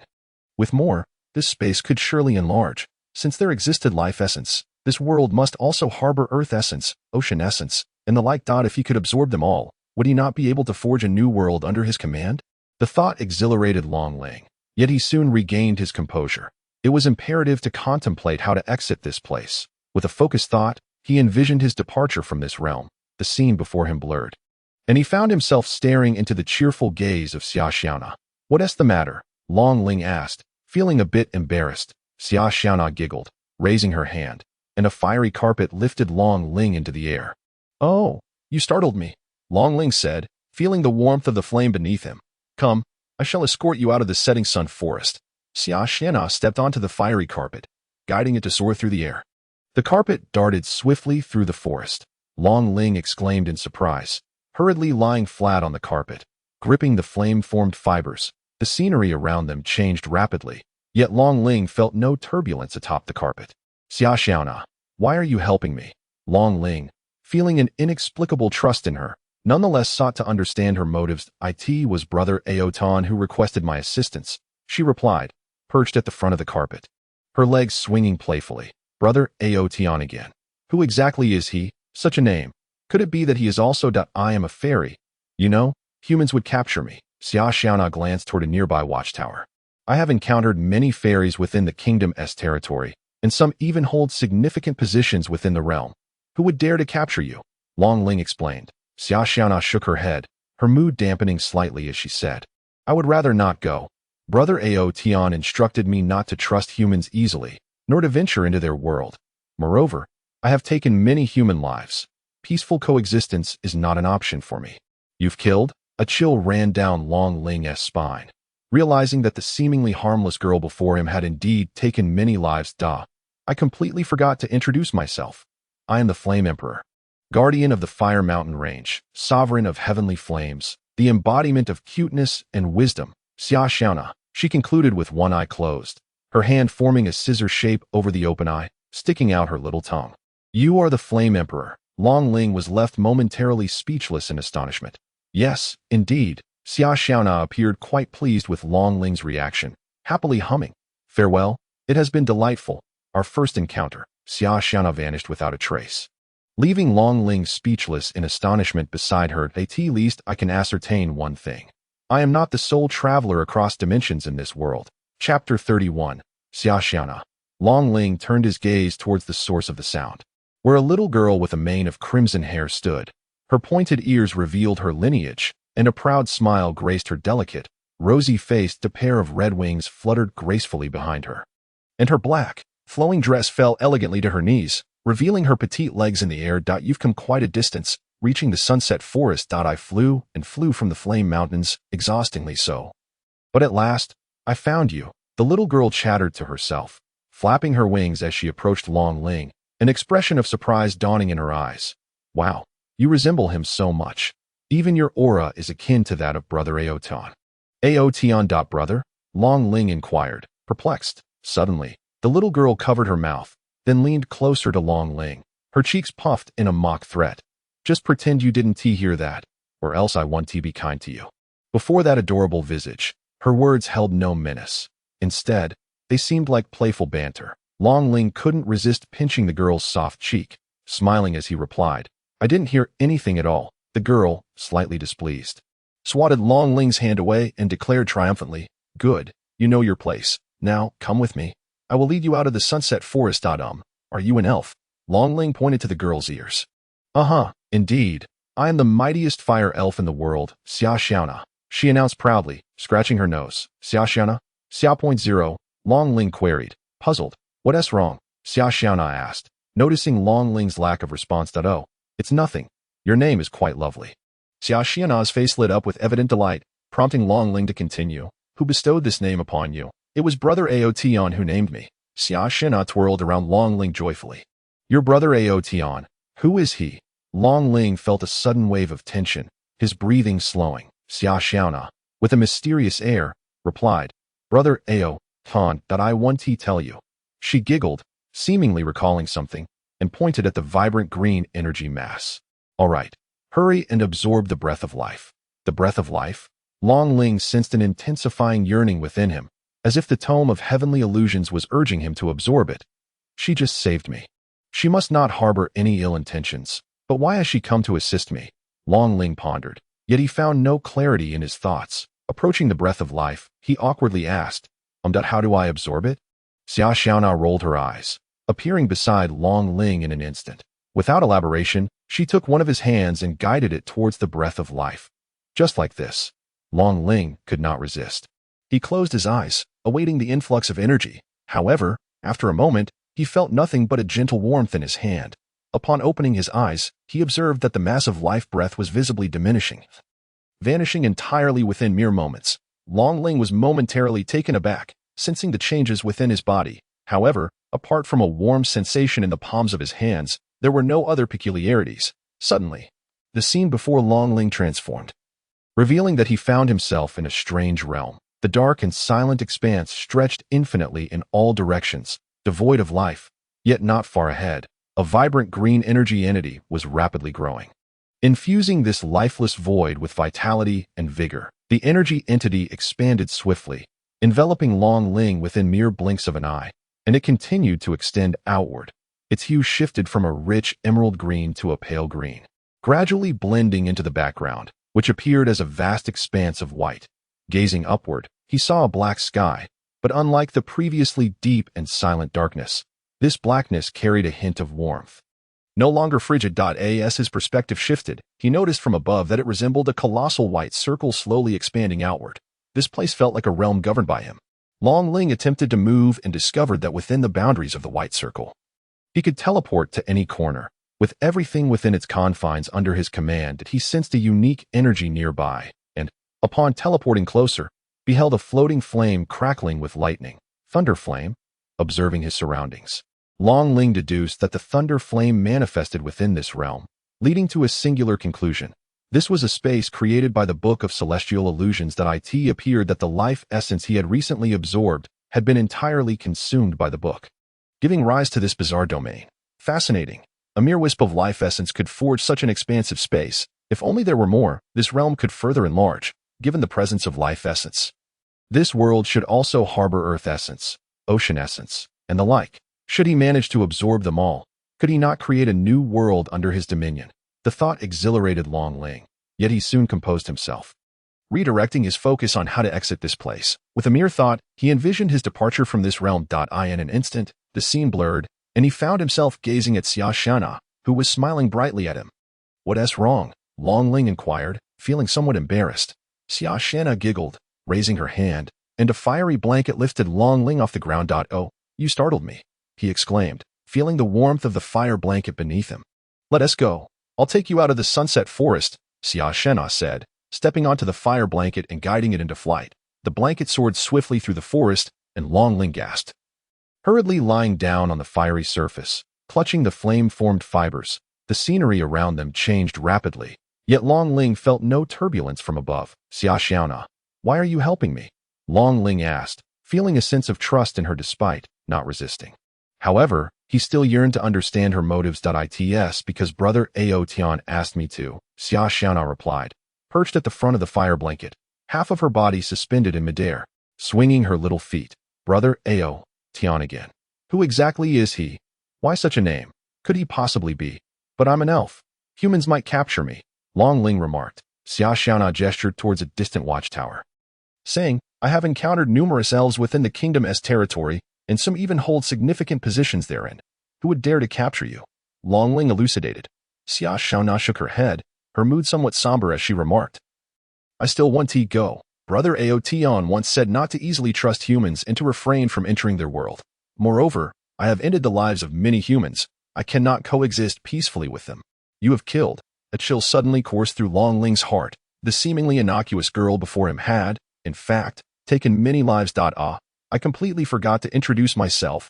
I am the Flame Emperor, the guardian of the Fire Mountain Range, the sovereign of heavenly flames, the embodiment of charm and wisdom." Xia Xiaona. Upon finishing, she closed one eye, formed her hand into a scissor shape over her open eye, and stuck out her little tongue. You are the Flame Emperor. Long Ling was momentarily at a loss for words, stunned by the revelation. Xia Xiaona appeared quite pleased by Long Ling's reaction, chuckling softly. Goodbye. It was delightful to meet you for the first time. Without warning, Xia Xiaona vanished from the spot, leaving Long Ling dumbfounded, speechless. At the very least, he now knew that he was not the only traveler in this world. Chapter 32. Yi Xing and Ming Chong in the hidden recesses of the Tianlong Mountains. Tianlong City. Grandfather, Ming Chong and I will set off for Xingguan City tomorrow. Under the starry sky, illuminated by candlelight, Yi Xing rested her head on the shoulder of an elderly man with a head of white hair. The old man gazed up at the night sky and sighed. The fledgling eagle has matured. It must now soar in the open air. Your grandfather cannot keep you. My little star. Yi Xing pouted playfully. Grandfather, you are not against me attending Xingguan Academy, are you? After all, one cannot live their entire life beneath another's wings. Indeed, but when Yi Ming entrusted you to me, he wished for you to live a life of ordinary happiness if possible. I do not want you to be harmed. My dear Xing, the old man gently stroked Yi Xing's head. I will take good care of myself. I must become stronger, even stronger than my father. One day, it will be I who protects you. Grandfather, Yi Xing asserted resolutely. Please do not speak like that, grandfather. You will surely live to 100 years, she said, sitting up, a hint of anger in her voice. Very well, very well. With my little star's words, I shall surely reach a century. The old man chuckled softly. Grandfather. Yi Xing felt her heart soften, tears welling up as she embraced the elderly man. You are the person I cherish most in this world. Oh, just ensure you do not bring a young man to meet your grandfather. The old man teased. Yi Xing's cheeks flushed, and she mumbled. Grandfather, what are you saying? Ha. The old man laughed, then turned serious. Now, before you depart, let me teach you some techniques for disguise. Pay close attention. Yi Xing nodded, relishing the precious moments shared between them. The following morning. Master, I have come to escort Yi Xing for her journey, Ming Chong said respectfully outside the wooden cabin. There was no response from within, yet Ming Chong stood steadfastly in place. After a moment, the cabin door creaked open, and the old man emerged. The girl is still asleep. We shall wait for her to awaken before we set out. Understood. The old man produced a letter from his attire and handed it to Ming Chong. The vice president of Xingguan Academy is an acquaintance of mine. Deliver this letter to him upon arrival, and he will take care of you both. Yes. Be cautious on the road. Do not let any misfortune befall you. Indeed, over the years, I have discerned your immense potential, and your abilities have now reached commendable heights.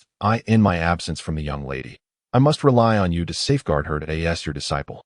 I vow to ensure Xinger's safety.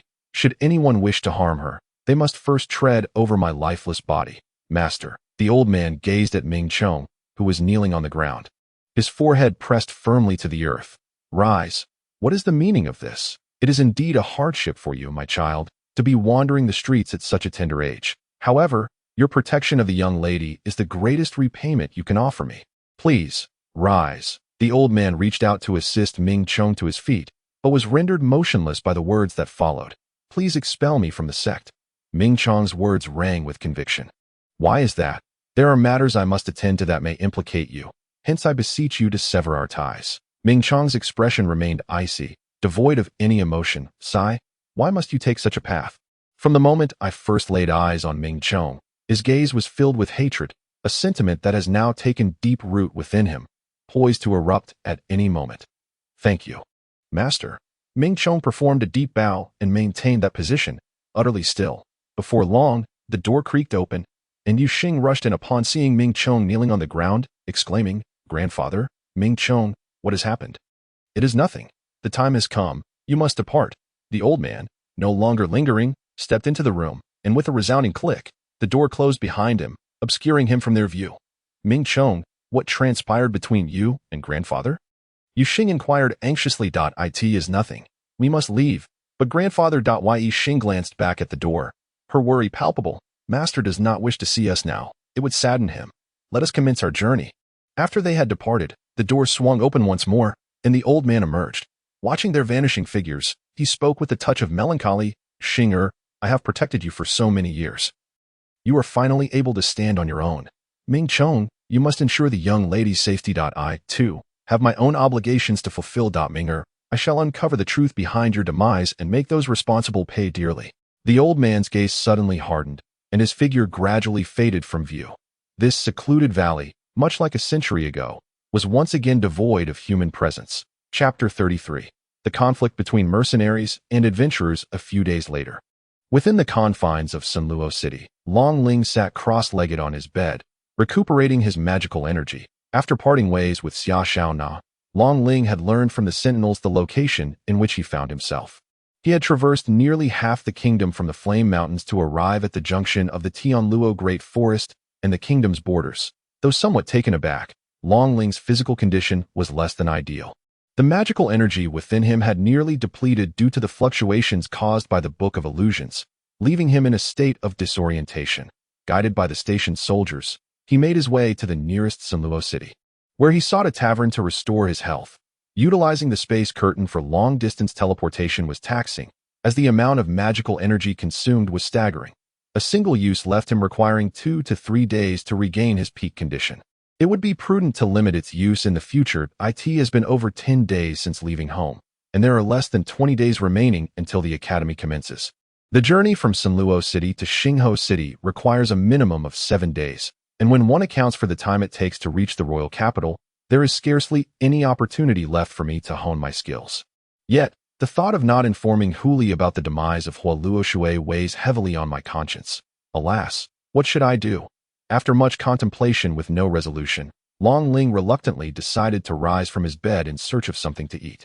Upon arriving at a local tavern, Long Ling casually ordered a few small dishes, just in time to overhear some intriguing news. Have you heard?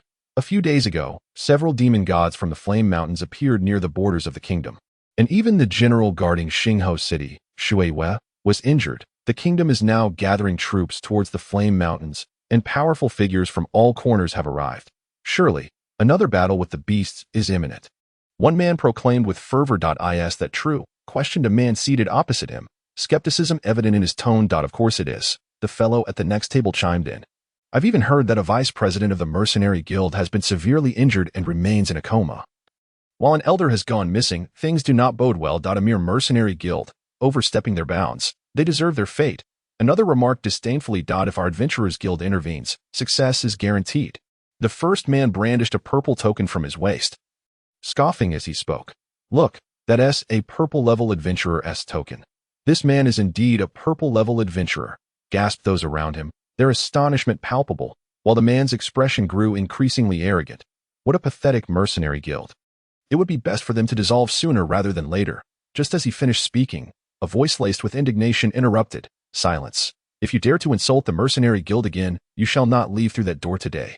Long Ling turned towards the source of the voice to see a handsome young man, sword in hand, glaring at the adventurer. Casting a glance at the young man's insignia, the adventurer retorted disdainfully. A mere yellow-level mercenary dares to speak so boldly? I shall teach you a lesson today. With that, he stood up, preparing to confront the young man before him. Gentlemen, this establishment cannot withstand your altercations. Please, resolve your matters outside. Otherwise, it will be difficult for me to carry on. The tavern proprietress interjected hastily upon witnessing the escalating tension. Very well, madam, this is my meal payment. Come with me outside, and we shall settle this, the young man stated, placing his money on the table before turning to exit. Thank you, kind sir, thank you, the proprietress exclaimed gratefully. I fear not for you. The adventurer scoffed before striding towards the exit. Master Lai, do you not see the payment? The proprietress began, glancing towards the departing adventurer. The adventurer furrowed his brow, asking, What, do you fear I would renege on my payment? Not at all. How could Master Lai ever default? I shall pay you next time. I promise, she stammered quickly. The adventurer nodded and stepped outside. Madam, look at this, a server remarked, eyeing the uneaten dishes. That scoundrel likely intends to dine and dash again. A purple-level adventurer is not someone we can afford to offend. Thankfully, this gentleman left money. At least we won't incur a loss. The proprietress replied that it seemed clear that the relationship between the mercenary guild and the adventurers guild was indeed fraught with tension, as even trivial matters could spark conflict. Bored as he was, Long Ling thought it might be worthwhile to witness the unfolding drama. Long Ling also laid down his chopsticks and sought a vantage point to observe their duel. The young man and the man stood facing each other, surrounded by a throng of onlookers. They were at it again. It seemed one could witness a brawl for free every few moments. Indeed, Only 2 guilds were missing from openly clashing that I suspect the Adventurers Guild will emerge victorious once more. That individual is a purple-level adventurer, while his opponent is merely a yellow-level mercenary. Not necessarily. I mused. That young man possesses an extraordinary demeanor. Though he is only a yellow-level mercenary, one can never ascertain his true strength. The young man spoke first. I am Xiao Ming, a disciple of the Sword Pavilion and a yellow-level mercenary. This young man is indeed a disciple of the Sword Pavilion. It is no wonder he exudes such an impressive air that I have heard that the Sword Pavilion maintains a good relationship with the Mercenary Guild.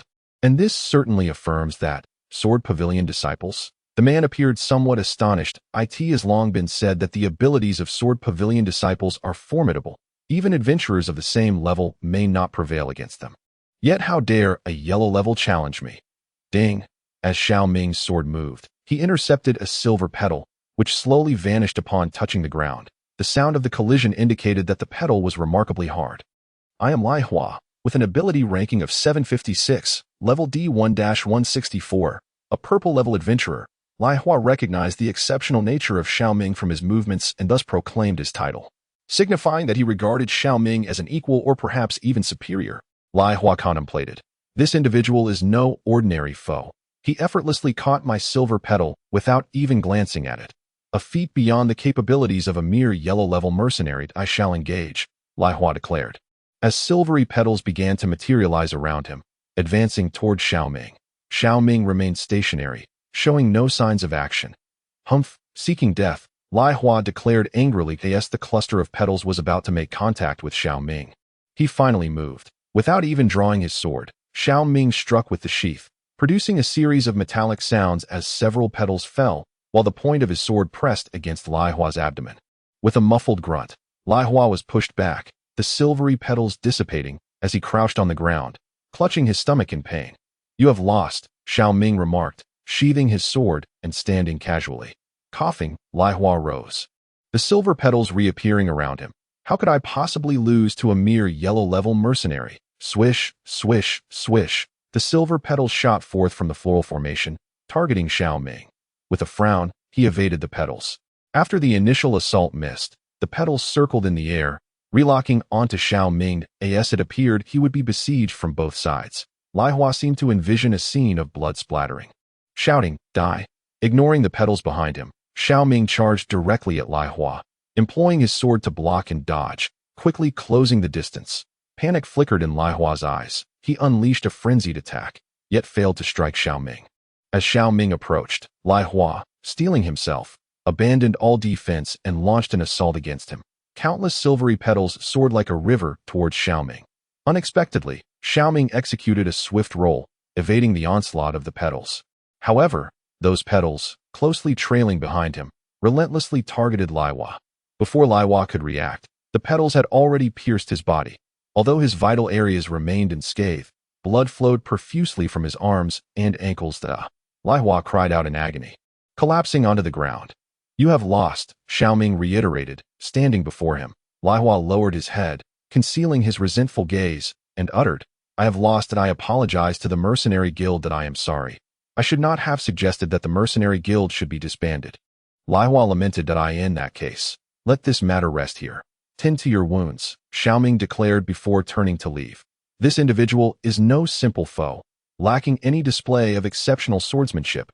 He merely anticipated positions to deflect all attacks with remarkable speed, evading his opponent's range in an instant, causing them to be injured by their own strikes. The Sword Pavilion. My mother seems to be associated with the Sword Pavilion. Just as Longling contemplated his thoughts, he suddenly sensed a peculiar sensation, as if the blood within him surged momentarily. Raising his head, he discovered the world had transformed into a monochrome palette. The movements of surrounding objects had slowed down. Looking down, he beheld a black and white flower splitting into countless petals, gradually dispersing in an instant.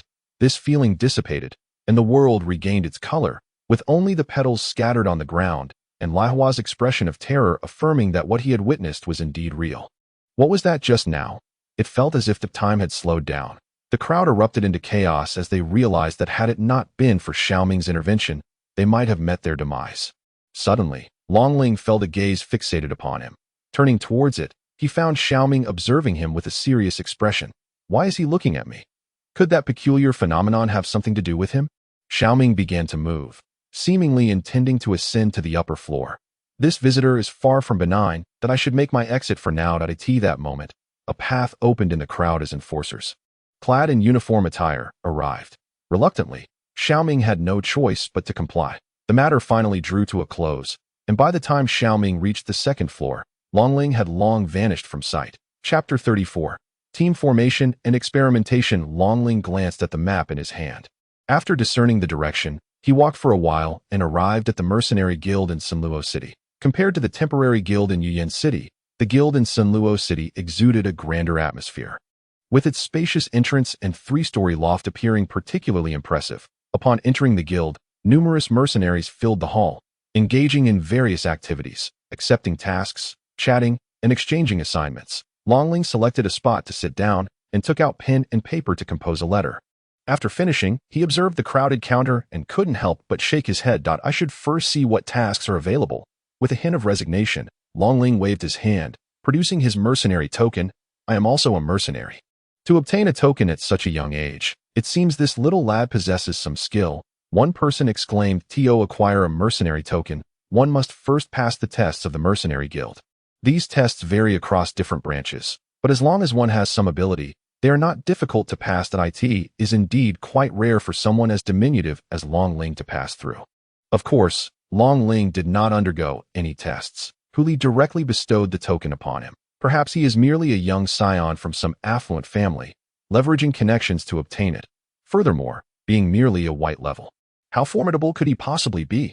Are you not also a white level mercenary? I shall soon ascend to yellow level. In a skirmish, I could easily subdue him with just a few moves. How can you take pleasure in bullying a mere child? They did not make a concerted effort to lower their voices, yet Longling heard them quite clearly. However, he was too indifferent to engage with them. Oh, what if he is young? Does age preclude one from being a mercenary? A crisp, youthful voice chimed in. Qing Air, tone it down. A voice of resignation followed. As Longling turned his head, he beheld a girl with her arms crossed, gazing at the towering mercenaries behind her. Beside her stood a boy with a look of exasperation. Both appeared to be around 15 years of age, not much older than Longling himself. They both bore mercenary tokens at their waists.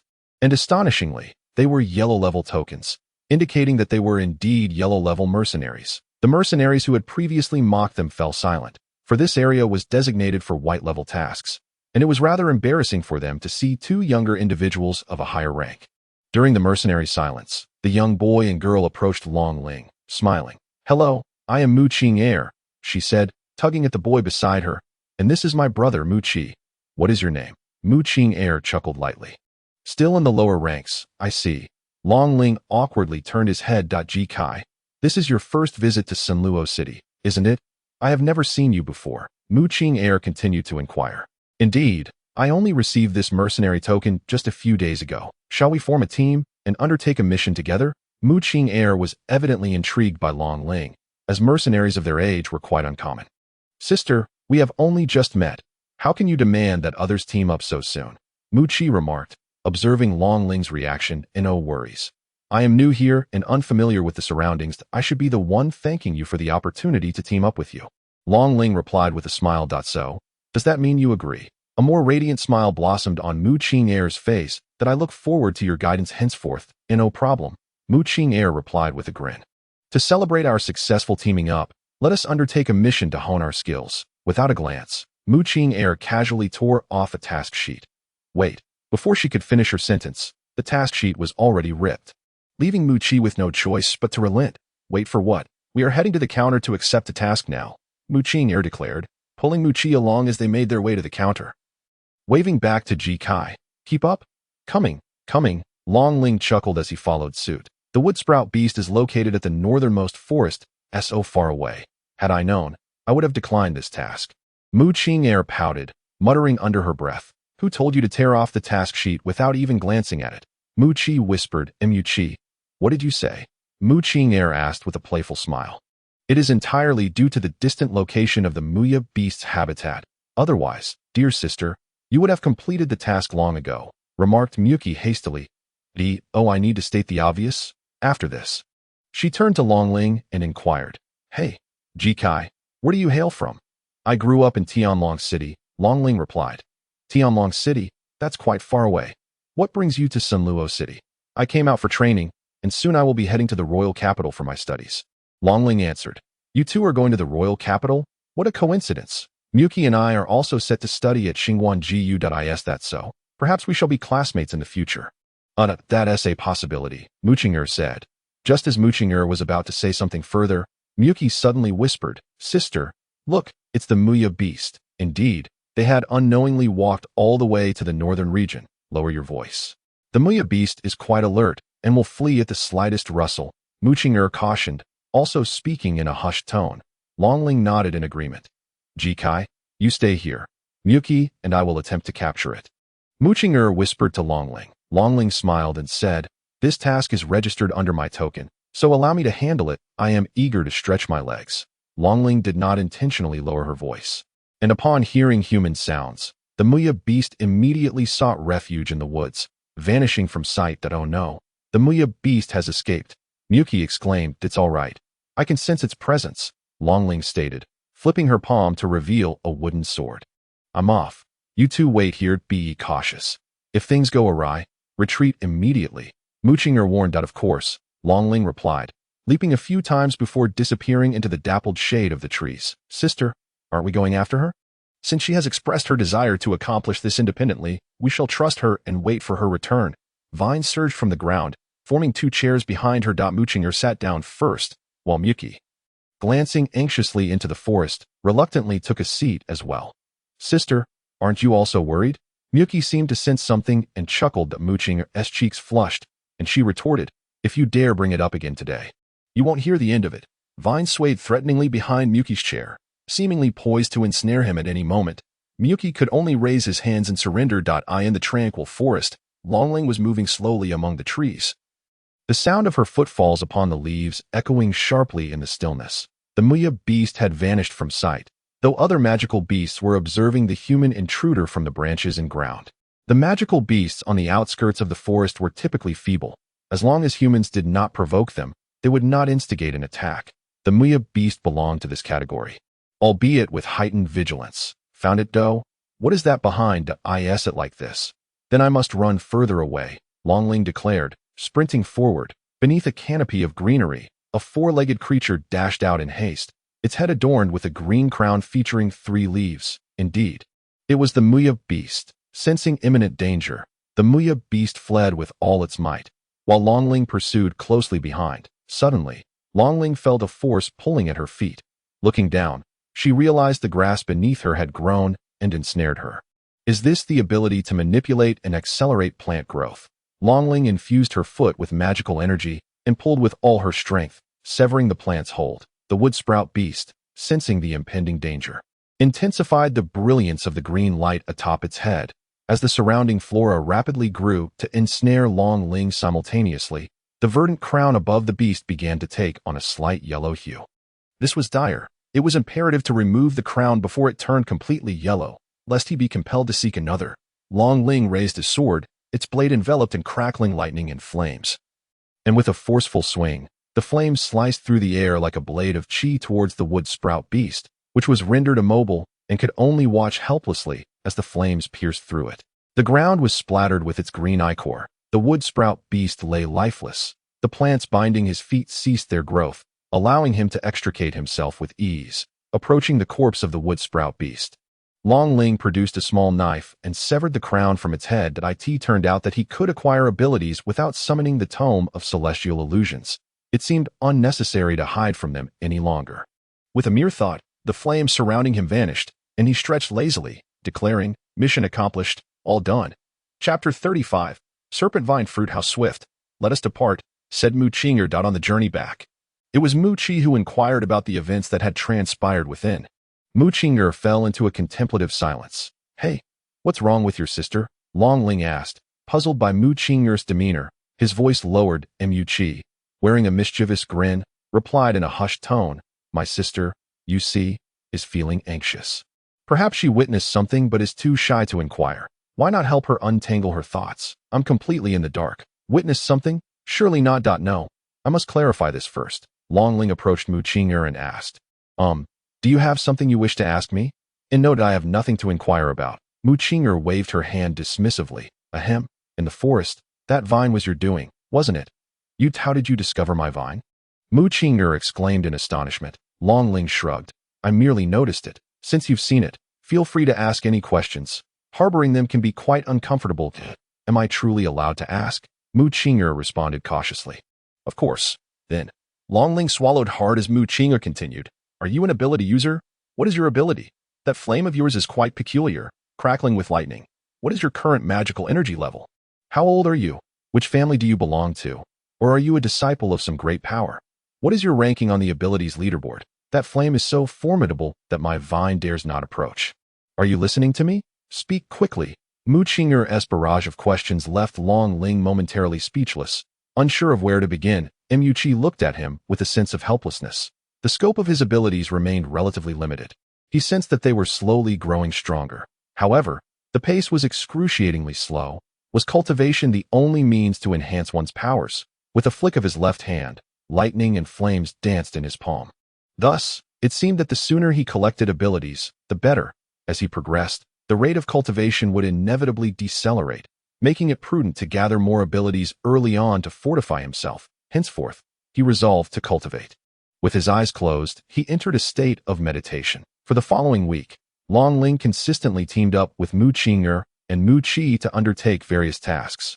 Although Long Ling was merely a white-tier mercenary, he was nonetheless capable of undertaking yellow-tier missions when teamed with yellow-tier mercenaries. Given that yellow-tier tasks yielded a greater number of points, Long Ling had amassed enough points within the first 3 days to ascend from a white-tier to a yellow-tier mercenary, earning a considerable reward in the process. The trio had developed a tacit understanding among themselves, allowing them to execute missions with remarkable speed, often completing several tasks in a single day.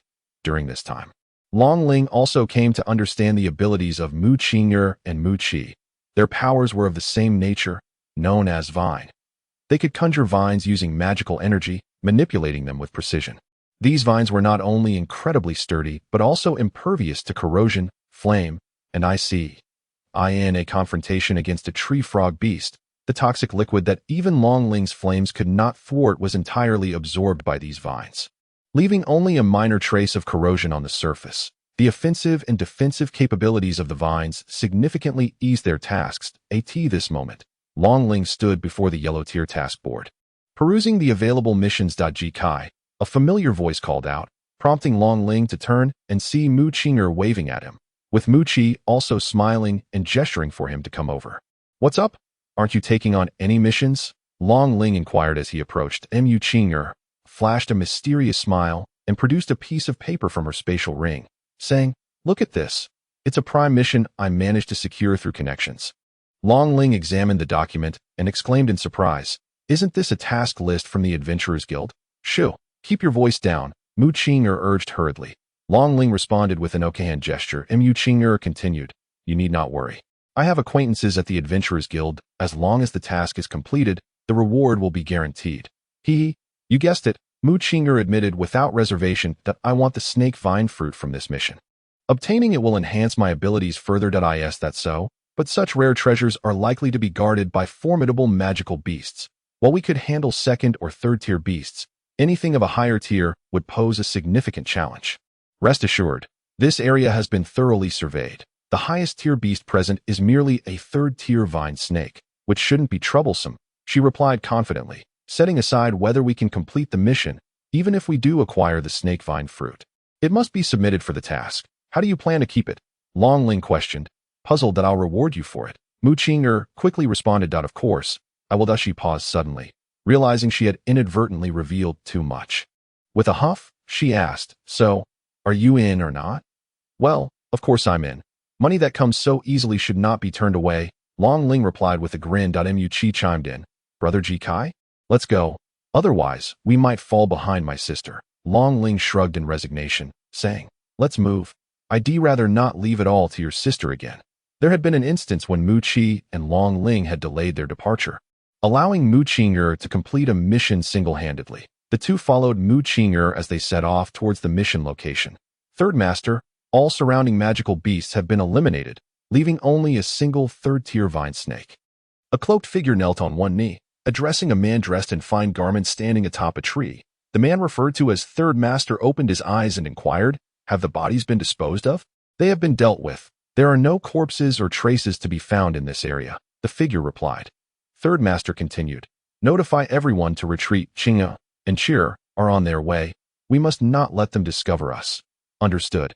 A black-clad figure whistled sharply, causing a stir in the forest, which soon fell into silence. Chapter 36. Trouble, this must be the place. Long Ling remarked as he studied the map. "Did you not see the sign? The swamp forest." "Indeed, is right here." Mu Qinger pointed to a nearby sign. "Ahem, I was looking at the map." Long Ling replied awkwardly. It was midday, the time when many magical beasts were at their laziest, making it the perfect opportunity. "All right. Mu Qi and I will keep watch around us. You must protect yourself," Mu Qinger instructed. Long Ling nodded in agreement. As they entered the forest, Mu Qinger led the way. Long Ling followed in the middle, and Mu Qi brought up the rear. The trees in the forest appeared somewhat different from those in other areas, with dark trunks and sparsely distributed, dark-hued leaves, leaving one uncertain if these trees were still alive. Upon entering the forest, the ground was initially dry and firm, but as they ventured deeper, it became increasingly soft and damp, eventually transforming into a swamp. It was curious how those trees had managed to grow so tall, many of them entwined with black vines resembling serpents. In such a vast swamp, not even a single second or third-tier magical beast is present. Long Ling exclaimed, "No beasts is preferable, as it spares us the need to guard against them. Look ahead. We are almost there. Speed up." Mu Qinger pointed at a small tree glowing with red light. The trio quickened their pace and soon reached the vicinity of the small tree. It stood in stark contrast to its surroundings, with lush green foliage and a few red glowing fruits adorning its branches. "That is the serpent vine fruit," Mu Qinger exclaimed joyfully, ready to move forward. "Wait." Long Ling halted her, conjuring a bolt of lightning fire and directing it towards a patch of ground near the small tree. A hissing sound erupted as a massive black serpent thrashed about, attempting to shake off the flames. The patterns on its body protruded, resembling the vines that coiled around the nearby giant trees. "That is the vine serpent," Mu Qinger identified. The three exchanged glances, dispersing to prepare for a pincer attack on the vine serpent. Mu Qinger advanced from the front, and the vines transformed into a floating bridge, swiftly rushing toward the serpent. The vine serpent, seemingly timid, retreated recklessly, but the vines blocked its escape route. At that moment, Mu Qi and Long Ling had also maneuvered to the serpent's side. Mu Qi used the vines to restrict its movements while Long Ling unleashed flames to scorch the creature. The vine serpent struggled incessantly, yet was unable to break free. Suddenly, its body quivered, transforming into countless vines that burrowed into the swamp in an attempt to escape. However, due to the effects of Long Ling's lightning fire, its movements were sluggish, and it could not flee far before Long Ling sensed its true form. "There it is." Long Ling pointed at a specific vine serpent, exclaiming, "Ji Kai, it's your turn. You've easily dispatched a third-tier magical beast." Mu Qinger approached, patting Long Ling's shoulder. "Our cooperation has been excellent. However, this vine serpent is rather peculiar. The third-tier magical beasts we've encountered previously were extremely aggressive, yet this one sought to flee right from the outset without launching an attack," Long Ling remarked. Mu Qi chimed in, "Indeed, it is rather strange. The vine serpent showed no inclination to retaliate at all. What does it matter? The outcome is favorable, and that is what counts," Mu Qinger replied nonchalantly. "Let us hurry and pick the serpent vine fruits." Mu Qinger leaped onto a small tree, produced a jade vial, and in a few swift motions, gathered the snake vine fruits, placing them into the vial. Descending from the tree, she declared with satisfaction, "The fragrance emitted by the snake vine fruits will surely attract nearby magical beasts. We must depart quickly." Long Ling and Mu Qi nodded in agreement, and the three prepared to retreat. "Little girl, might I trouble you for those fruits?" Two individuals emerged from behind a tree trunk, grinning as they gazed at Long Ling and his companions. "Were it not for the absence of the fifth-tier snake vine king, you three would stand no chance of acquiring the snake vine fruits. Thus, it would be prudent to hand them over to me, wouldn't it?" The leading middle-aged man said with a smile. Mu Qinger shook the jade vial mockingly and retorted, "If you wish to see something from me, let us see if you possess the capability. You are but a child, unaware of the dangers that lurk. Had it not been for your ability to defeat a third-tier magical beast at such a young age, you would now be a lifeless corpse," the middle-aged man replied, his expression turning cold. "Such fine words. Yet you are merely afraid of offending those behind us. Long Ling scoffed. Ute, the middle-aged man, seethed. How good. As long as we deal with them swiftly. One of the men began, but was interrupted by How good. He understood that some individuals were not to be trifled with. Dear friends, the snake vine fruits are of utmost importance to me. I am willing to offer a handsome price for them. A handsome price. How much? Mu Qing'er inquired, toying with the jade vial. 0.5 recovery stones, roughly equivalent to 56 gold star coins. Indeed, a considerable sum. However, for Mu Qing'er, it held no allure. I'm afraid the snake vine fruits are equally significant to me. I must decline.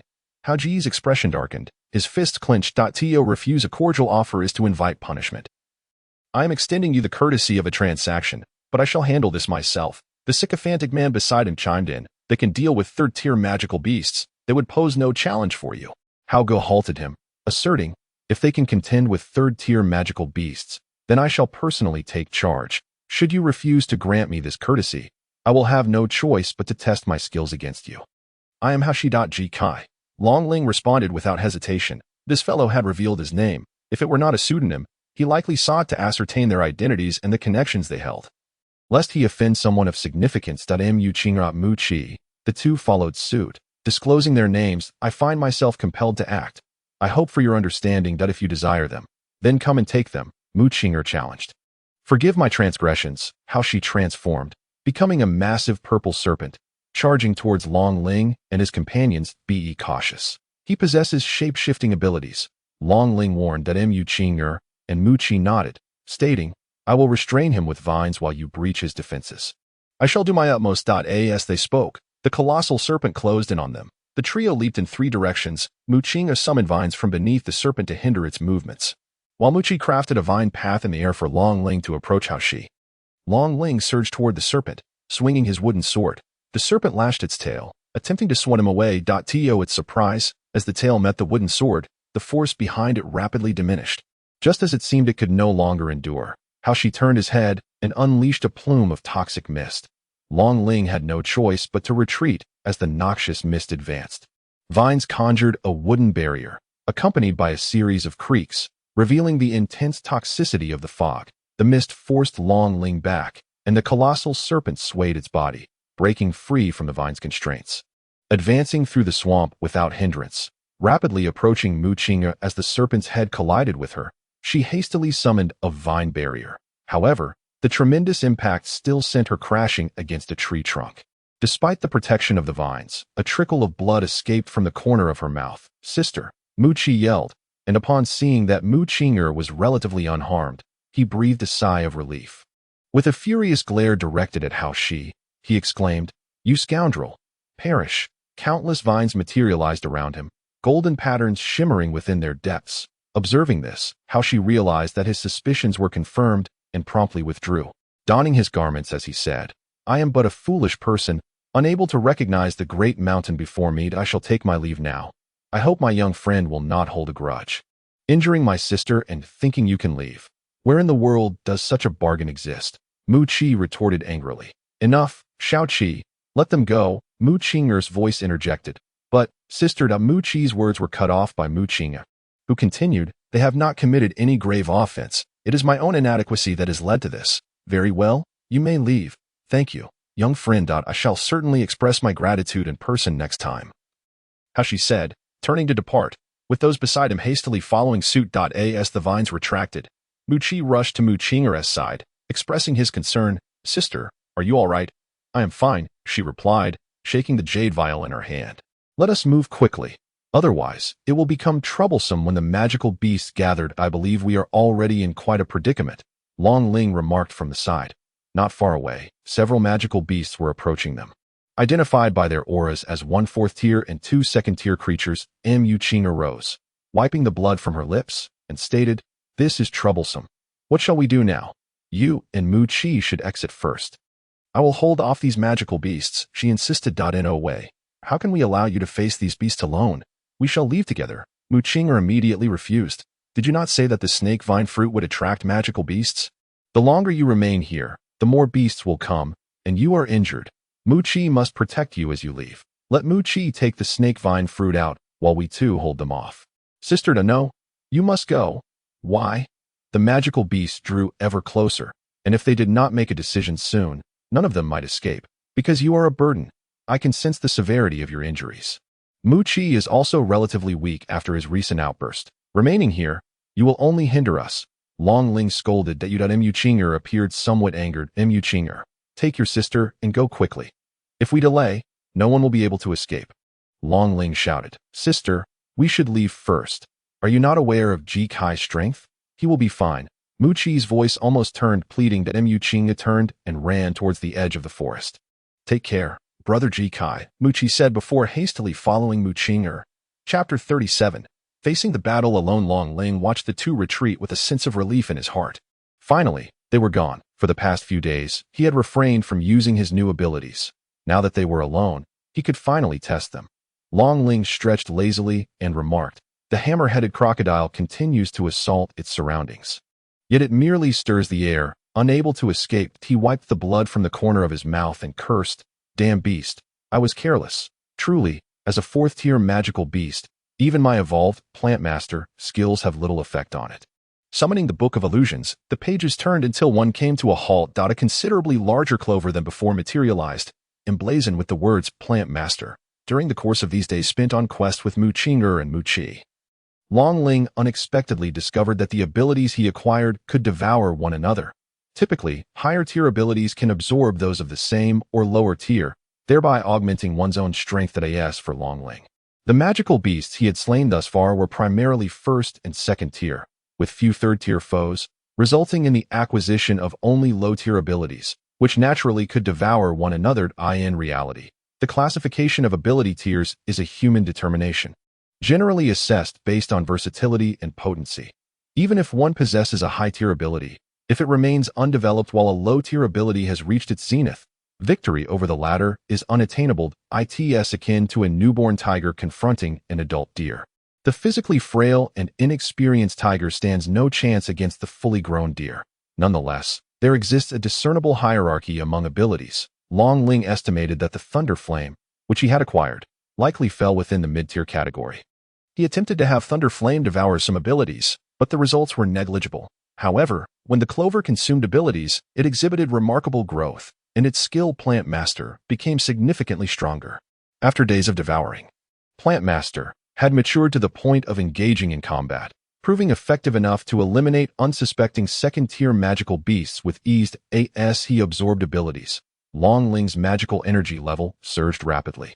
Now reaching the 9th stage of the mortal body, just one step away from transcending to the extraordinary body, he endeavored to control the hammer-headed crocodile, causing plants to entwine its form, but with a furious roar. The vegetation was violently shaken off, failing to impose any restriction. As expected, the strength of a fourth-tier magical beast was overwhelming. Shaking his head, Long Ling recalled certain abilities. Water gun, glide. What nonsensical powers, he decided to have, Plant Master, absorb them instead. With a thought, the clover radiated a white glow before vanishing. Attempting once more to control the hammer-headed crocodile yielded the same result, prompting Long Ling to furrow his brow and remark, it seems that ability enhancement only boosts control and growth speed of the plants. Their resilience and hardness remain intrinsic. Once the opponent possesses even slightly greater strength, it becomes utterly ineffective. I feel compelled to acquire a different ability. Long Ling's actions incited the wrath of the hammer-headed crocodile, which furiously attacked the surrounding space. He shook his head and declared, let us deal with this creature first. With his left hand emanating an orange glow, the armor-piercing blade materialized, and without any extraneous motion, he aimed it at the crocodile's head.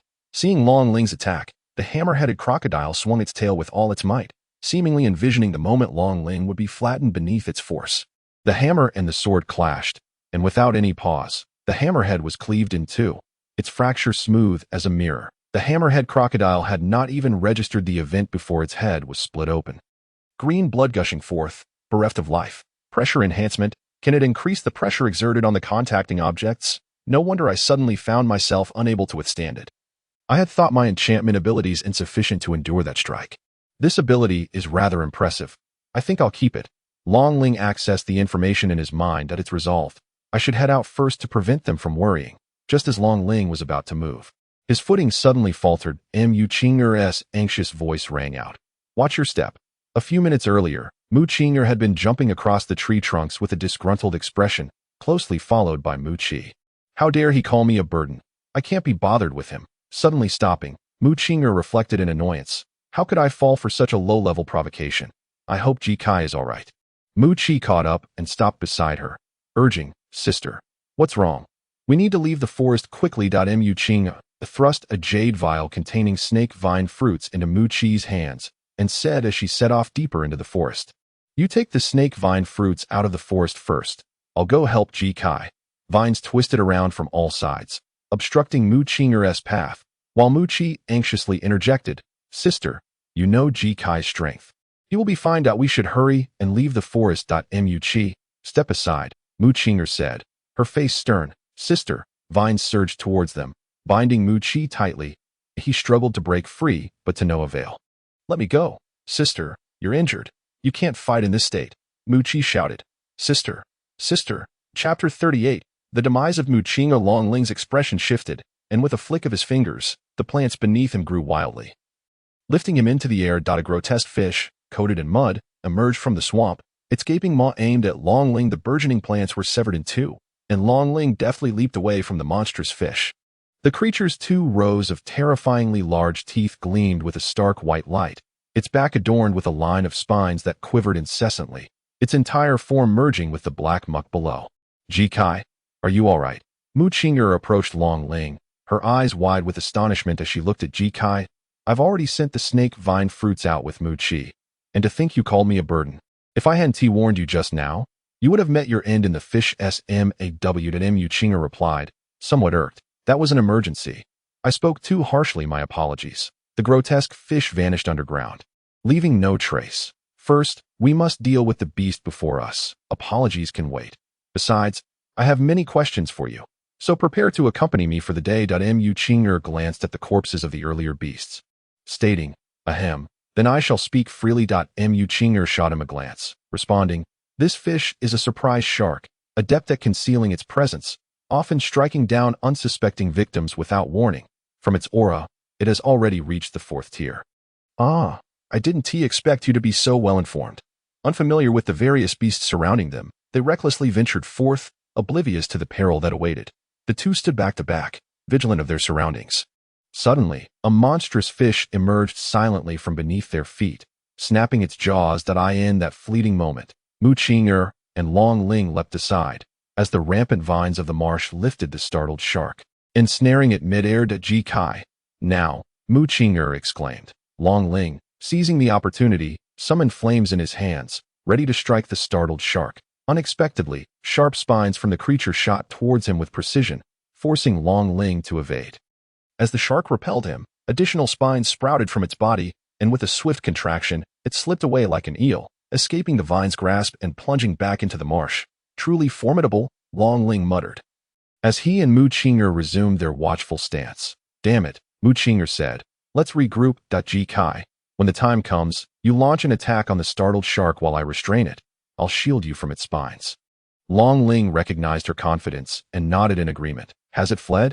He wondered aloud, growing impatient after several minutes of tense waiting, during which the shark made no move. It seeks to wear us down. Stay alert. We can only hope that other beasts are not drawn to our conflict, Mu Qing'er remarked, scanning the area. Long Ling was about to respond when he noticed a slight bulge in the marsh ahead. It's coming for me, he exclaimed, as the startled shark burst forth, jaws aimed at him. Mu Qing'er turned, her eyes shimmering with a golden hue, as the vines once again wove a massive net. However, this time, they were adorned with brilliant golden threads, radiating a dazzling light. The startled shark did not sever the vines. Instead, they tightened, ensnaring it in mid-air. No longer supported by the marsh, the shark was akin to a fish out of water. Devoid of resistance, Long Ling, astonished by Mu Qing'er's transformation, heard her voice, slightly frail yet urgent. Ji Kai, strike it down quickly. I can barely hold on. It seemed she could not maintain this state for long. Long Ling, unwilling to delay further, enveloped his hands in flames and charged at the startled shark. Once more, it shot forth its spines, but this time, Long Ling did not evade. He trusted in Mu Qing'er's prowess. The spines were intercepted mid-flight by the suddenly manifesting golden vines, falling powerless into the marsh, With a decisive strike, Long Ling's palm met the shark, scorching its hide instantly, flames surging into the wound. The startled shark thrashed violently, releasing a surge of energy that propelled Long Ling away, even as it continued to struggle. Observing Mu Qing'er, he noticed her grip on the golden vines weakening under the creature's fierce thrashing, and the shark was about to vanish into the marsh. With a steely gaze, Mu Qing'er summoned forth a splatter of crimson light. Numerous vines pierced into the startled shark, which let out a mournful cry as it lost its vitality. As the vines dissipated, Mu Qing'er's body slumped, and Long Ling hastily supported her, asking, "Are you all right?" Her cheeks flushed, she replied, "I'm fine, just a bit drained. Help me to my feet." Long Ling assisted Mu Qing'er to her feet, placing one of her delicate hands upon his shoulder. With a voice frail and trembling, Mu Qing'er urged, "Let us depart swiftly. This place is ill-suited for prolonged stay." Long Ling nodded in agreement, guiding Mu Qing'er forward. As their bodies drew close, the necessity of supporting her rendered him unavoidably awkward, inadvertently causing brushes against sensitive areas, which left Long Ling feeling somewhat embarrassed. Meanwhile, Mu Qing'er's cheeks flushed a deep crimson as she chided. "Be mindful of your hands." "Ahem, it is not my intention," Long Ling retorted. "Perhaps you should attempt to walk unaided?" "If I could walk, would I require your assistance?" she replied. "Indeed, heh." Just as the atmosphere grew increasingly uncomfortable, a figure approached from ahead, visibly relieved upon spotting Long Ling and Mu Qing. "Sister, Jikai, I am so glad to see you unharmed. Mu Qing'er, come quickly and assist your sister. She has exhausted her strength and cannot continue." Long Ling implored, feeling as though he had grasped a lifeline. Mu Qing emitted a soft hum, her meaning unclear at that moment. Long Ling suddenly felt immobilized, glancing down to discover a small pool of water coiling around his feet, rendering him unable to move. Mu Qing'er soon noticed the change in Long Ling's demeanor and, upon looking down, her expression shifted dramatically. Water demon. With a swift strike, she unleashed her palm against Long Ling's abdomen, sending him staggering backward and dispersing the water circle at his feet. However, the moment the water circle lost its target, it instantly encircled Mu Qing'er, expanding upwards to envelop her entire form. That a grotesque face emerged upon the water's surface, seemingly laughing heartily. "Water demon? No, sister." Mu Qi recognized the creature, his voice hoarse and desperate as he shouted, golden light surging in his eyes. Golden vines shot towards Mu Qing'er, striving to pull her to safety. Long Ling, now fully aware of the peril, summoned both the blade of breaking armor and the blade of breaking magic, charging forth with the intent to slay the beast and rescue Mu Qing'er. With a sickening sound, several jets of blood erupted from the water, splattering across Long Ling's face. Numerous small punctures had appeared on Mu Qing'er's vulnerable body, allowing glimpses of the wounds from the opposite side. Her gaze began to dull, yet she looked tenderly at the frantic Mu Qi. "No, sister." The water demon's grin widened, blood surging within it, transforming its form into a crimson visage, further enhancing its eerie demeanor. Mu Qing'er was expelled from its maw, collapsing into the marshy ground, inching closer to Long Ling as if intent on devouring him next. Long Ling's mind, once a blank slate upon witnessing Mu Qing'er's demise, ignited with fury, and he gripped his twin swords tightly, wildly hacking at the water demon. Yet, as its body was composed of water, each strike merely parted its form, which swiftly reformed. "Sister, sister, sister, it is me, Shaoqi. Do not frighten my sister," Mu Qi cried, lifting Mu Qing'er with his vines, his voice hoarse with despair at the sight of her grievous wounds. Lowering his head momentarily, he raised it again, his face now radiating a murderous intent. His pupils had transformed entirely into a golden hue, and the golden vines lunged toward the water demon. The water demon, previously unharmed by Long Ling's attacks, now wore a look of horror as it struggled to free itself from the golden vines. Yet its body began to shrink rapidly, the crimson light within it fading. Ultimately, as its visage crumbled, it vanished from sight. Long Ling rushed to Mu Qing'er's side, yet found himself at a loss for words. "It is you who caused her death, you who have taken my sister from me." Mu Qi's voice emerged, low and filled with anguish. "That I am sorry." Long Ling could only whisper in response, "I am sorry." Gritting his teeth, he gazed at Mu Qing'er, who lay entwined in vines, and spoke. Deep within the forest, another horde of beasts was making its way toward them. "Damn it," Long Ling cursed, addressing Mu Qi, who was gripping his collar. "We must take Mu Qing'er and leave quickly." Mu Qi forcefully shrugged off Long Ling's grasp. "Leave? My sister is gone. What meaning does my existence hold now? You carry my sister to Kunlun Mansion. I will remain and eradicate these beasts. Stepping before Long Ling, Mu Chi's eyes blazed with fervor, golden vines coiling around him like nooses, waiting to ensnare the unwitting monsters. Long Ling understood that if Mu Chi stayed, death was inevitable. The beasts would only multiply and grow stronger. Summoning his resolve, Long Ling struck Mu Chi's neck with a swift blow, attempting to render him unconscious, but his expression shifted in disbelief. Is everything depicted in dramas a lie? I merely wish to remind you. Would your sister wish for you to act this way? We must escape together, Long Ling insisted, his voice strained. The vines suddenly lunged at Long Ling, halting before him as Mu Chi's somber voice resonated. Do you think I do not know who caused my sister's demise? You still dare to speak such words? Listen closely, Ji Kai. If I survive, you will be the next to perish. Then survive first, Long Ling retorted, as the blade of demon breaking materialized in Ji Kai's grasp, swinging toward the encroaching vines. Upon contact, the golden patterns began to dissipate at a visible pace, the vines gradually thinning. Realizing the peril, Mu Chi attempted to sever the connection with the sword, but it was too late. The magical energy within him had been completely drained, and in his weakened state, he finally succumbed and lost consciousness. Long Ling caught the falling Mu Chi and carried him to Mu Qing'er's side. With a swift motion, the three figures vanished from their location. Chapter 39. The Retribution of Kunlun Mansion at the entrance of the marshland. Three figures materialized out of thin air. It was Long Ling, Mu Qing'er, and Mu Chi, who had just escaped from the depths of danger to ensure their safety. Long Ling had employed a spatial veil, navigating through several transmissions until they reached a secure location. Exhausted, Long Ling collapsed onto the ground, staring at Mu Qing'er, who could no longer open her eyes, engulfed in profound guilt. How infuriating! They should not have perished. If only I had exerted my full strength. Hu Luo Shui, Mu Qing'er, they sacrificed themselves to save me, yet I never required their rescue. I possessed the means to extricate myself from peril, but they did not. Why did they disregard their own lives for my sake? Was it arrogance? Indeed, Hu Luo Shui could have been saved by that cloaked figure, but my hubris led to the inclusion of that beast. And in my futile attempt to rescue Hu Luo Shui, she ultimately perished while trying to save me. My arrogance left me alone to face the monsters, resulting in Mu Qing'er's death as well. I had always believed this world was akin to a game, with myself as the protagonist, capable of overcoming any obstacle. Yet, I could not even protect two individuals. They perished before my very eyes. And I was powerless to intervene. Two virtuous girls lost their lives because of me, and I could do nothing at all. It is all my fault, all my fault. Long Ling struck the ground with his fist, leaving an imprint upon the earth. Rising to his feet, he remained silent for a considerable time before letting out a soft sigh. With a tug of his hand, the three of them vanished from their location.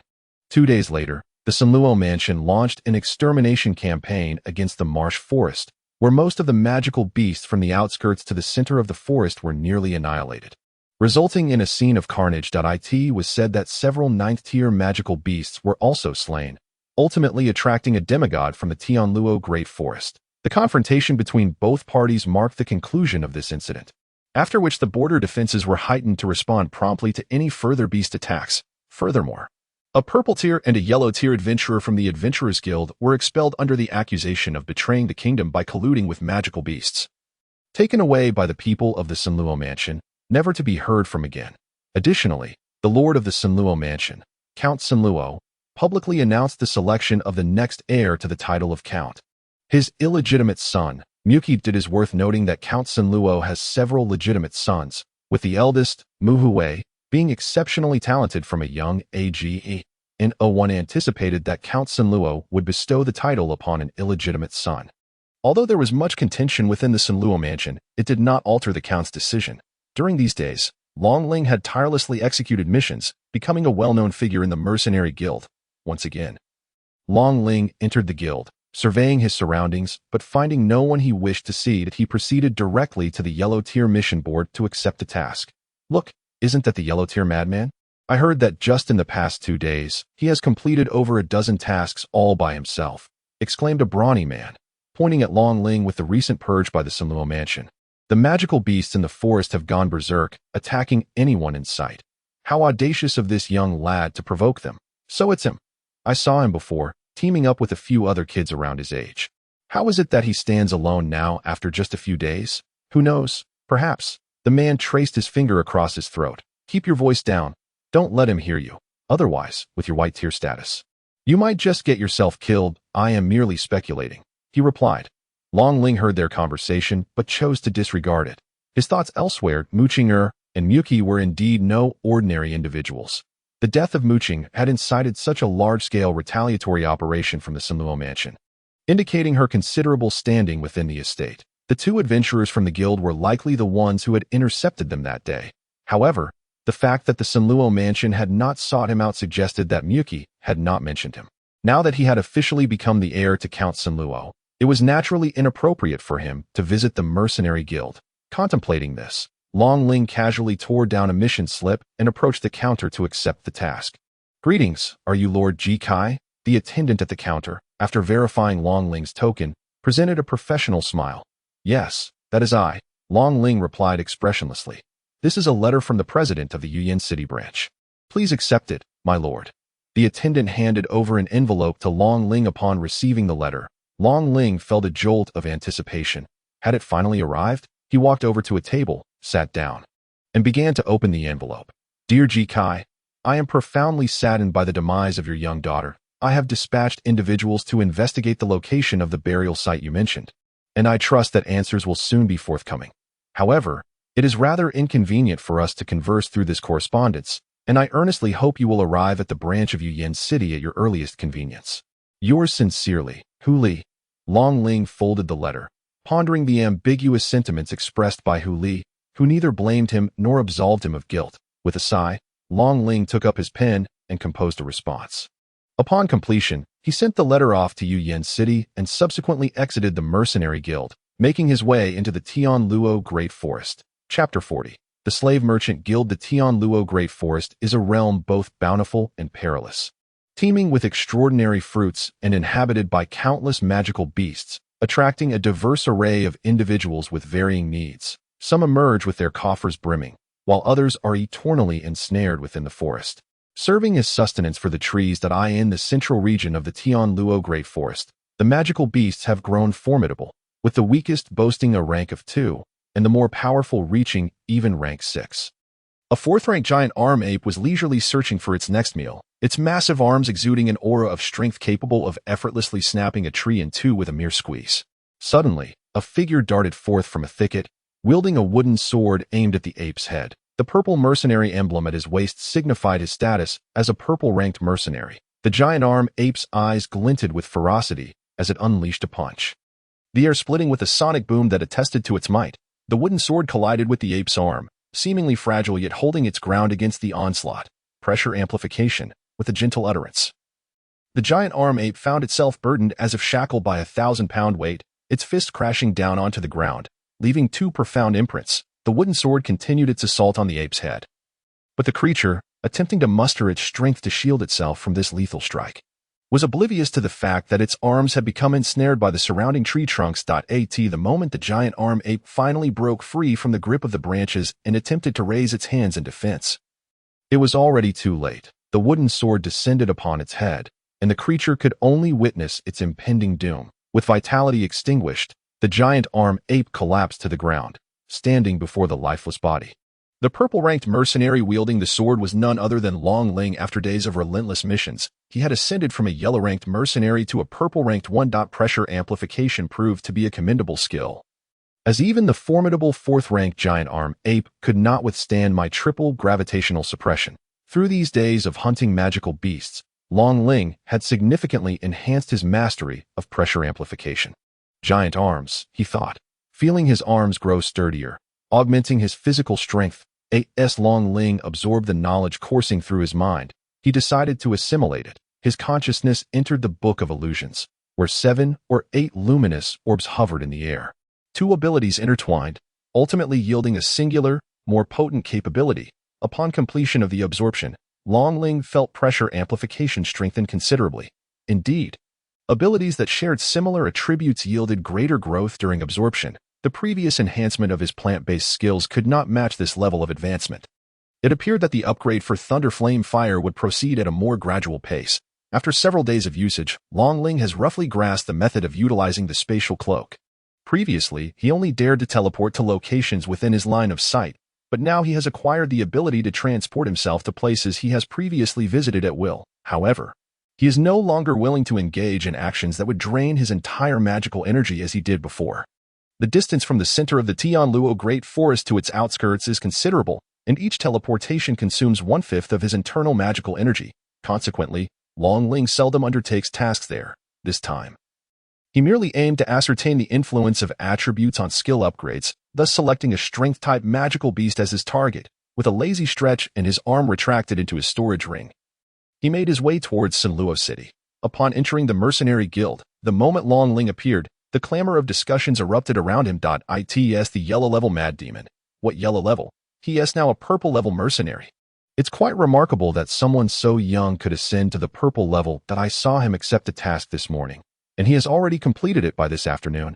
As Long Ling approached the counter to hand over the task, the crowd became convinced that a purple level task completed so swiftly. This person is simply extraordinary. I've seen other purple level mercenaries struggle for 2 or 3 days to finish a purple level task, and there's always a risk of failure. Indeed, he has only been with us for a little over 10 days and has risen from white to purple level. How many can achieve that? I wonder which noble family he hails from. If I could make his acquaintance, I might soar to great heights in the future, though. Please, with your standing, even the guild president wouldn't give you face, let alone expect to forge connections. I'm just saying. Don't take it to heart. Long Ling furrowed his brows, feeling somewhat out of place in such a noisy environment, due to the recent purge of the swamp by the Kunlun mansion. The magical beasts throughout the Tianluo Great Forest have grown stronger. Previously, only 1st and 2nd tier magical beasts were common in the outskirts, but now 3 and 4 tier beasts are frequently seen, significantly increasing the danger level. Many white and yellow level mercenaries are too frightened to accept tasks, spending their days idly chatting in the guild. Additionally, many purple level mercenaries have shied away from purple level tasks, opting instead for yellow level ones, thereby leaving the yellow level tasks snatched up quickly. Although the purple level mercenaries have their own pride and have not taken up white level tasks, the sheer number of yellow and white level mercenaries competing for them has led to a near depletion of available tasks. Occasionally, disputes arise over task claims, providing some entertainment for those nearby, as they are merely idle and welcome any excitement. Long Ling approached the board for purple level tasks, which was filled to the brim with unclaimed assignments. Look, he is about to accept another purple level task. Truly, the bold are often talented. He dares to venture deep into the Tianluo Great Forest under such circumstances, while not every purple level task requires venturing into the heart of the forest. Many do, and in this context, few possess the courage to delve into its depths. Long Ling contemplated that in the depths of the forest, he would not be easily detected, allowing him to showcase his abilities freely. Moreover, the capabilities of magical beasts in the deeper regions are generally superior to those in the outskirts, prompting him to seek tasks that require entering the forest's interior. He scanned the board. He noticed a task related to collecting tree sap, tore off the task slip, and approached the counter to accept it. Sir, are you truly intent on undertaking this task? The young woman at the counter cast a somewhat anxious glance at Long Ling. Having been instructed by the president to provide him with ample care, is there a problem? Long Ling inquired. Sir, although this task merely involves collecting sap from the snowfruit trees, it requires venturing to the heart of the Tianluo Great Forest, where the danger level is exceedingly high. Are you truly certain you wish to proceed? The young woman cautioned. Indeed, Long Ling replied, producing his mercenary token. Seeing Long Ling's determination, the young woman refrained from saying more. Accepting the token and completing the necessary formalities before returning it to him, Long Ling tucked the token away and stepped out of the guild, intending to make his way to the Tianluo Great Forest. When suddenly, the crowd on the street surged toward a particular location, he casually seized the arm of a passerby, who initially wore a displeased expression, but upon noticing the token at Long Ling's waist, his demeanor shifted to one of obsequiousness. Sir, is there something you require? He asked. Where are you all headed? Long Ling inquired. Sir, a caravan selling beastmen slaves has arrived at Qingyuan Square, and we are all going to see the commotion. The man replied. Selling beastmen slaves? Long Ling casually tossed a silver star coin to the man, who caught it and stowed it away in his clothing, his smile widening. Sir, these beastmen slaves are all exceptionally beautiful, enchanting and spirited. If properly trained, the experience would be quite something. He remarked, "If you wish to purchase one, you must act quickly, for they may be gone if you delay." With that, the man departed. Slave trade? Long Ling had never heard of the kingdom permitting such a practice, and a frown creased his brow as his mood soured considerably. He lifted his gaze to the sky. It was still early. Perhaps he should go and see for himself what was happening. Resolute, Long Ling made his way toward the Xingyuan in Kunlun city. Upon his arrival, the vast square was already teeming with people.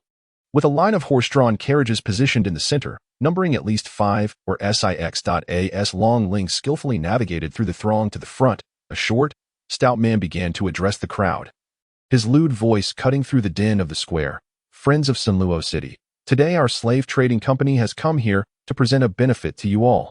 Not long ago, we acquired 8 beastmen maidens, each one a top-tier selection. I assure you, these 8 maidens have never been touched. Think for yourselves what that implies." Laughter erupted from the crowd, fully aware of the insinuation behind his words. This rotund fellow was no ordinary man. With a single phrase, he commanded the attention of such a large assembly. However, to engage in the slave trade so openly in such a public setting was truly brazen. Long Ling felt a chill run through him. Amidst the fervent discussions of those around him, the short, stout man, his face alight with glee, announced, "I know what you all wish to see, and fear not. For I shall now present a few for your enjoyment." With a clap of his hands, several individuals disembarked from the carriage, and 2 covered cages were lowered. The stout man, beaming with delight, pulled aside the black cloth, revealing 2 scantily clad beastmen maidens to the gaze of the assembled crowd. A petite figure, with a complexion as pure as a fresh bloom, adorned with fluffy cat ears that droop listlessly atop her head, while a feeble tail languidly rests within the confines of her cage. Her eyes, glistening like droplets of water, reflect a delicate body complemented by a prominent bosom, provoking an involuntary swallow from onlookers. The subtle hints of white upon her form ignite the imagination. Another young maiden surveys her surroundings with a piercing gaze, her cheeks alluringly captivating. Seated with her knees drawn up, her slender garment accentuates her alluring physique, while her twitching rabbit ears evoke a sense of tender pity. The men present cannot help but swallow hard, each girl possessing her unique charm. One, though youthful, is fully developed, her innocent visage drawing forth a chorus of admiration, while the other, already a vision of distinct beauty, boasts perfect curves paired with an enchanting face, her rabbit ears inviting an irresistible touch. Such exquisite specimens. If only they could be mine, the night would be. A man remarks lewdly, his gaze fixed upon the alluring figures of the 2 maidens. But alas, such treasures will surely be acquired by the powerful elite of the city. We can merely await the auction of these subhuman girls and hope for a chance at the human maidens that follow. Laments another, eyeing the unattainable subhuman beauties with regret. I once purchased a human girl. They are exquisitely trained, and the experience. Ah, how delightful. Regrettably, I had to part with her when funds grew scarce, interjects yet another man, his lascivious grin betraying his thoughts. "You dare conceal such deeds from me, you rogue," exclaims a woman, turning sharply to depart. The man, slapping his forehead in dismay, seems to remember her presence and hastens after her. "Xiaofang, you misunderstand. That was before I met you. I have changed." The entrance of the 2 subhuman maidens ignites fervent gazes and discussions among the crowd, the atmosphere becoming charged with excitement. Long Ling, with a visage as frigid as ice, clenches his fists. This is not merely the sale of slaves. It is the commodification of sexual servitude, potentially culminating in the sale of human slaves as well. How is such a thing permitted? Observing the fervent discussions and the intense scrutiny directed at the 2 subhuman girls, Long Ling begins to awaken to the reality around him. Indeed, this is not the world he once knew. Though he has lingered in this realm for over a decade, he has only roamed the vicinity of Tianlong City, remaining blissfully ignorant of its truths. To know, he ought to have known better. In this world, strength reigns supreme. Without power, one becomes mere fodder for magical beasts. Without strength, even what one earns through diligence can be snatched away by others. And without power, one cannot protect anyone. To be powerless is to render oneself a slave. Which is hardly surprising. Long Ling's gaze falls upon the cat-eared maiden, her expression one of fear beneath the weight of the surrounding scrutiny, and he feels an involuntary tremor within. The former Long Ling would have sought a means to liberate them. Yet now he hesitates. As the exhibition concludes, the crowd quickly disperses, and after a moment of contemplation, Long Ling chooses to depart. Chapter 41. My name is Shuang Yue in the serene depths of the forest. The occasional roar of magical beasts can be heard, for this is the heart of the Tianluo Great Forest, where 5th and 6th tier beasts frequently roam, and the appearance of even higher tier creatures is not uncommon. At this moment, Long Ling was wandering aimlessly, unguarded. As he traversed the ground, he found himself amidst a grove of snowberry trees, which, during the spring, summer, and autumn months, exuded a peculiar fragrance capable of inciting magical beasts, deterring them from approaching. However, come winter, when the snow fell, the snowberry trees bore fruit and ceased to emit their scent.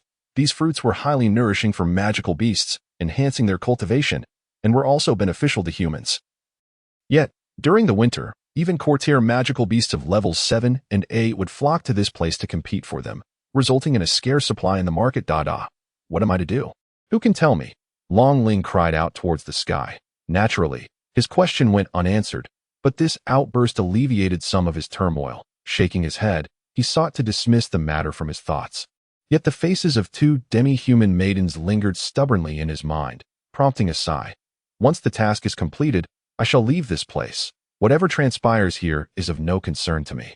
Resolving firmly in his heart, Long Ling prepared to depart from the Tianluo Great Forest. Suddenly, a purple magic array appeared in the sky not far away, piercing downward with radiant purple crystals, creating a stunning spectacle. A magic array. Long Ling's interest was instantly piqued, causing him to cast aside other thoughts and sprint towards that direction. The Xinghuan Kingdom prohibited magic. Could it be the work of individuals from another nation? Upon exiting the Snowberry Grove, Long Ling activated his Plant Master skill to conceal his presence, ensuring he remained undetected by the surrounding magical beasts as he approached the location of the magic array. He sensed both a human and a beast nearby. The latter was approximately at level 5, in pursuit of the former. Just as Long Ling was gaining ground, the aura of the person ahead vanished. A flash of silver light caught his attention, revealing a magic array materializing before him. Before Long Ling could react, a girl appeared on the array, colliding into him with force. The two were knocked apart, landing on the ground, and the girl, astonished, exclaimed, "Who are you? I did not sense anyone here before. It's merely a level 5 magical beast. I'll take care of it," Long Ling declared, advancing boldly towards the beast that was nearing its attack range. "No, this one is easy to deal with." But behind it, the girl's words trailed off, unheard by Long Ling, who had already engaged the beast that was a level 5 blood ape, which he had studied previously. Its skill was Blood Burst, allowing it to sacrifice its own blood to enhance its attack, speed, and diminish pain perception. As long as he struck before it activated Blood Burst, it would not pose a significant challenge. Long Ling launched into action with all his might, holding nothing back. The moment of contact between the blood ape's fist and the blade of his sword, the beast was already sentenced to death. He severed its fist, and then the blade of demonic destruction unleashed a wave of shock, rendering the blood ape immobile, allowing Long Ling to deliver a fatal blow, severing its head and extinguishing its life force swiftly. With a sigh of relief, Long Ling turned to leave when he suddenly realized that another magical beast lurked behind the blood ape. This creature possessed a single eye, with elongated claws on its 2 hands. Stained with traces of blood, Long Ling's heart sank. Attempting to avert his gaze from the eye proved futile, as he was struck by a violent mental assault, blood streaming from his nose, his consciousness blurring, and his twin swords vanishing as he collapsed onto the ground. The one-eyed beast would undoubtedly seize this opportunity, charging forward with reckless abandon. Long Ling endeavored to concentrate, and his surroundings gradually came into focus.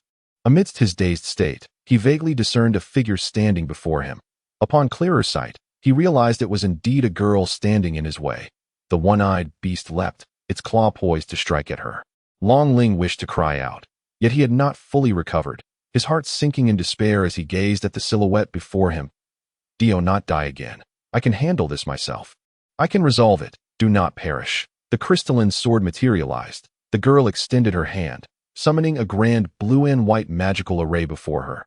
Dozens of blue and white arrows surged forth, piercing the one-eyed beast, which was subsequently impaled against a tree, evidently lifeless. Long Ling weakly raised his head, only to see the girl's back. Perhaps due to his still recovering mental state, he found this scene hauntingly familiar yet ethereal. Intangible. "Hey, are you all right? You're not dazed, are you?" The girl turned, observing Long Ling's blank, unfocused expression. She crouched before him, waving her hand in front of his eyes. It was then that Long Ling truly beheld her visage for the first time. She possessed a beauty that could topple nations, her long black hair cascading down gently. He felt an overwhelming sense of familiarity, yet the source of this feeling eluded him. Long Ling inquired, "Have we met before?" With a playful giggle, Xuanyue covered her mouth, saying, "Your approach to flirting is rather cliché." Noticing his serious demeanor, she pondered briefly before asserting, "We have certainly never crossed paths." "Really?" "Indeed," Xuanyue replied as she rose, extending her hand. "How much longer will you sit there? Get up and let us leave this place. More beasts will surely gather." Long Ling grasped her hand and stood, but strangely, the sense of familiarity had vanished entirely. "How peculiar, it's gone." "What?" "Ah, nothing. Shall we proceed then? I know of a safe place ahead where beasts dare not tread." Xuanyue gestured toward the direction of the snowbearer forest, inviting Long Ling to accompany her. "I do not require your assistance. What do you wish for me to do?" While he thought thus, his words belied his thoughts. "Help me gather a medicinal herb." Seeing Long Ling's willingness to acquiesce, Xuanyue seized the opportunity. "A medicinal herb? Why would you need assistance to collect such a thing? Are there beasts guarding it? And if so, what rank are they?" "Not high. Merely 7th rank," Xuanyue replied, sticking out her tongue. Long Ling rolled his eyes, saying, "Miss Xuanyue, you overestimate my capabilities. How could I possibly defeat a 7th rank beast? I must take my leave." He turned to depart. Xuanyue quickly blocked his path, urging, "Do not be so hasty to leave. Let me finish. I will draw its attention, and you need only gather the herb. You intend to distract a 7th rank beast." Long Ling regarded Xuanyue with skepticism. With a defiant posture, Xuanyue boasted, "With my abilities, it would be a trivial task to hold off a 7th rank beast." With a cunning smile, she added, "Though not boasting, my mental prowess is quite formidable. Evading my perception will surely allow you to elude that 7th rank beast with ease." Long Ling fell silent. Indeed, he possessed the ability to evade the perception of ordinary 7th-tier magical beasts. Otherwise, he would not dare to venture so deep into the Tianluo Great Forest. However, he feared that a moment's carelessness might lead to a recurrence of past misfortunes. "How about this? If you assist me in obtaining that medicinal herb, I shall unconditionally grant you a favor after we conclude our task. What do you say?" Frostmoon noticed Long Ling's hesitation and decided to sweeten the deal. "Anything?" Long Ling inquired with a mischievous grin. "Of course." Long Ling's gaze swept over Frostmoon's figure, and he let out a whistle. "As long as it does not cross my bottom line." Frostmoon seemed to sense something, her cheeks flushing as she added, "Deal." Long Ling extended his hand, and they shook on it. "Pleasure doing business with you," Frostmoon said with a smile. Chapter 42. The Amethyst Flower. From the perspective of the novel, the ability to wield magic depends on one's innate talent and adaptability to magical attributes. I wonder what spells I might learn. Given that Frostmoon can contend with 7th-tier magical beasts, her mastery of magic must be considerable. Teaching me should pose no problem. Long Ling regarded her with a cheerful expression, and Frostmoon returned his gaze, thinking, "This rogue, could he possibly be interested in me? If he dares to make any improper requests, I shall not hesitate to be ruthless." Releasing her hand, Long Ling said, "Lead the way. Let us conclude this swiftly, and you must fulfill your promise." "Naturally," Frostmoon replied. Turning to guide Long Ling toward their destination, they leaped from branch to branch. "You haven't yet told me your name." "Very well, Brother Ji Kai, do your best. Do not falter. Of course, I shall give it my all." The journey was silent until Frostmoon pointed at the hill ahead. "That is our objective, the amethyst flower." Her eyes gleamed with fervor as she gazed at the flowers atop the hill. Tools are classified into 5 tiers: mundane tools, spirit tools, treasured tools, soul tools, and divine tools. The first 3 tiers, mundane, spirit, and treasured, are collectively known as magical tools, as they can be utilized simply by infusing them with magical energy. Soul tools and divine tools, however, differ significantly, requiring a soul link before use. Without the owner's consent, no one else can wield them. On the entire continent, the artisans capable of forging soul tools and divine tools are exceedingly rare, with new creations emerging only after several years, underscoring the immense difficulty of the forging process. Moreover, should the owner meet an untimely demise without severing the link, there exists a chance that soul tools and divine tools may shatter, further diminishing their numbers in the world. Any tools forged with the amethyst flower begin as soul tools, reflecting the flower's formidable nature. I did not expect you to be knowledgeable about the amethyst flower. Frost Moon remarked that I happened to overhear others mention it. What about that 7th-tier magical beast? I don't see it. Could it be behind the hill? The hill offered no concealed spots. The view was unobstructed. No, it is right there. Frost Moon's eyes sparkled with a violet hue as she pointed to a clearing at the foot of the hill. Long Ling scrutinized the area and noticed something amiss. As if the air were undulating, Frost Moon did not elaborate further but whispered, "Brother Ji Kai, while I distract the Amethyst Tiger King, sneak up and use this to collect the amethyst flower. Be sure to avoid direct contact with it, otherwise you will be crystallized." She produced a pair of jade scissors from her spatial ring and handed them to Long Ling. Long Ling accepted with a gentle nod, then concealed his presence as he entered the forest. Observing Long Ling's initiation of action, Xuanyue also commenced her movements, stepping out of the woods and onto the clearing. Suddenly, 2 eyes, resembling amethyst gemstones, burst open in the air. Fixated on Xuanyue, Amethyst Tiger King, I have returned. This time, I shall ensure you surrender the amethyst flower, Xuanyue declared with formidable confidence. The massive tiger form gradually materialized upon the ground, its purple fur enveloping its entire body. Subtly crystalline in appearance, exuding an aura of terrifying strength, that it spoke human words. "Human, you have persistently sought to trouble me. This time, your life shall end here. Amethyst Tiger King, do not forget the promise you made to me," she retorted. The ground trembled violently, splitting open, and a burrowing crystal spider emerged, its gaze fiercely locked onto Xuanyue. Another 7th-tier beast, this moment. Xuanyue's expression grew serious. She could contend with the Amethyst Tiger King, but with the addition of a 7th-tier beast, even she would find it challenging to escape unscathed. The Amethyst Tiger King, somewhat begrudgingly, remarked, "Once I vanquish this human, I shall grant you a petal of the amethyst flower." Typically, beasts do not aid one another without cause. Interests are paramount. Xuanyue was taken aback that the Amethyst Tiger King was willing to relinquish a petal of the amethyst flower to summon reinforcements for her demise. The Amethyst Tiger King was indeed reluctant to part with even a single petal, yet the human before it was undeniably formidable. After each confrontation, it required time to recuperate. If this human fought desperately, sustaining grave injuries, other beasts would undoubtedly seize the opportunity, endangering both the amethyst flower and its own life, thus leaving it no choice that I can hardly wait any longer. Human, prepare to die. The burrowing crystal spider's legs trembled, and a fissure appeared beneath Xuanyue's feet, rapidly expanding as a transparent web enveloped the opening. Taking flight, Xuanyue leapt into the air, a magic circle appearing beneath her, enveloping her entire being as she floated in the sky. To kill me, it shall not be so easy. Amethyst Arrow Array, Guardian Shield, Swiftness, Triple Power Amplification. One after another, magic circles manifested around Xuanyue. Did he not grant her time to prepare? The Amethyst Tiger King, evidently having suffered previously, leapt forward with a sonic boom, darting toward Xuanyue, ready to strike with a claw. Xuanyue remained unperturbed, a slight smile gracing her lips.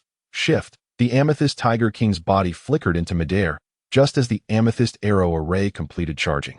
Countless arrows raining down upon it and the burrowing crystal spider. The Amethyst Tiger King was not intimidated by these arrows, for its body naturally reflected a certain degree of magical energy attacks. Though its movements became sluggish as a result, the burrowing crystal spider, meanwhile, burrowed into the ground under the cover of the web. Arrow of Disruption. A magic circle materialized before Xuanyue, and an arrow was released. The Amethyst Tiger King appeared somewhat flustered, desperately attempting to evade the attack, but without leverage in the sky, its speed could not be displayed, leaving it to watch helplessly as the arrow, capable of breaching its defenses, hurtled toward it. Whoosh! A web shot forth from the crack in the ground, swiftly forming a net before the Amethyst Tiger King, annihilating both it and the Arrow of Disruption upon contact. What a pity! Xuanyue lamented, gazing at the Amethyst Tiger King, which had safely landed on the ground.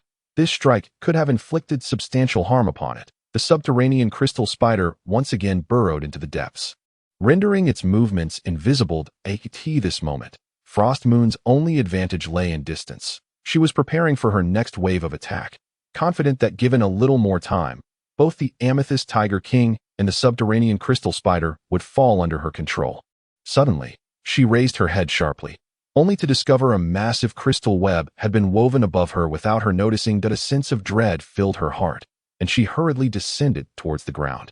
Becoming ensnared in the web would spell disaster. The Amethyst Tiger King, ever vigilant, seized this opportunity, poised to ambush Frost Moon as she neared the earth. Frost Moon plummeted swiftly, and just as she was about to touch the ground, she abruptly decelerated. The Amethyst Tiger King lunged, leaving a mere afterimage in its wake, aiming to bite down upon her head. In a flash, a magical array manifested before Frost Moon, and with a swift sweep of her palm, a fiery gauntlet appeared around her hand. She unleashed a powerful punch, resulting in both herself and the Amethyst Tiger King being forcefully repelled. Meanwhile, the crystal web was plummeting towards the ground, leaving Frost Moon no time to rest. As she struck the ground, her palm pressed down, invoking the power of the earth. A colossal magical array emerged beneath her, flames gushing forth from the depths, incinerating the descending crystal W. The flames dissipated. Frost Moon emerged from their midst, only to find the Amethyst Tiger King poised to pounce. With the subterranean crystal spider still elusive, her next offensive maneuver would require time, and the advantage of distance had vanished. Now, only close-quarters combat remained. Raising her head, she declared, "Come now, allow me to witness just how strong you truly are." Kai.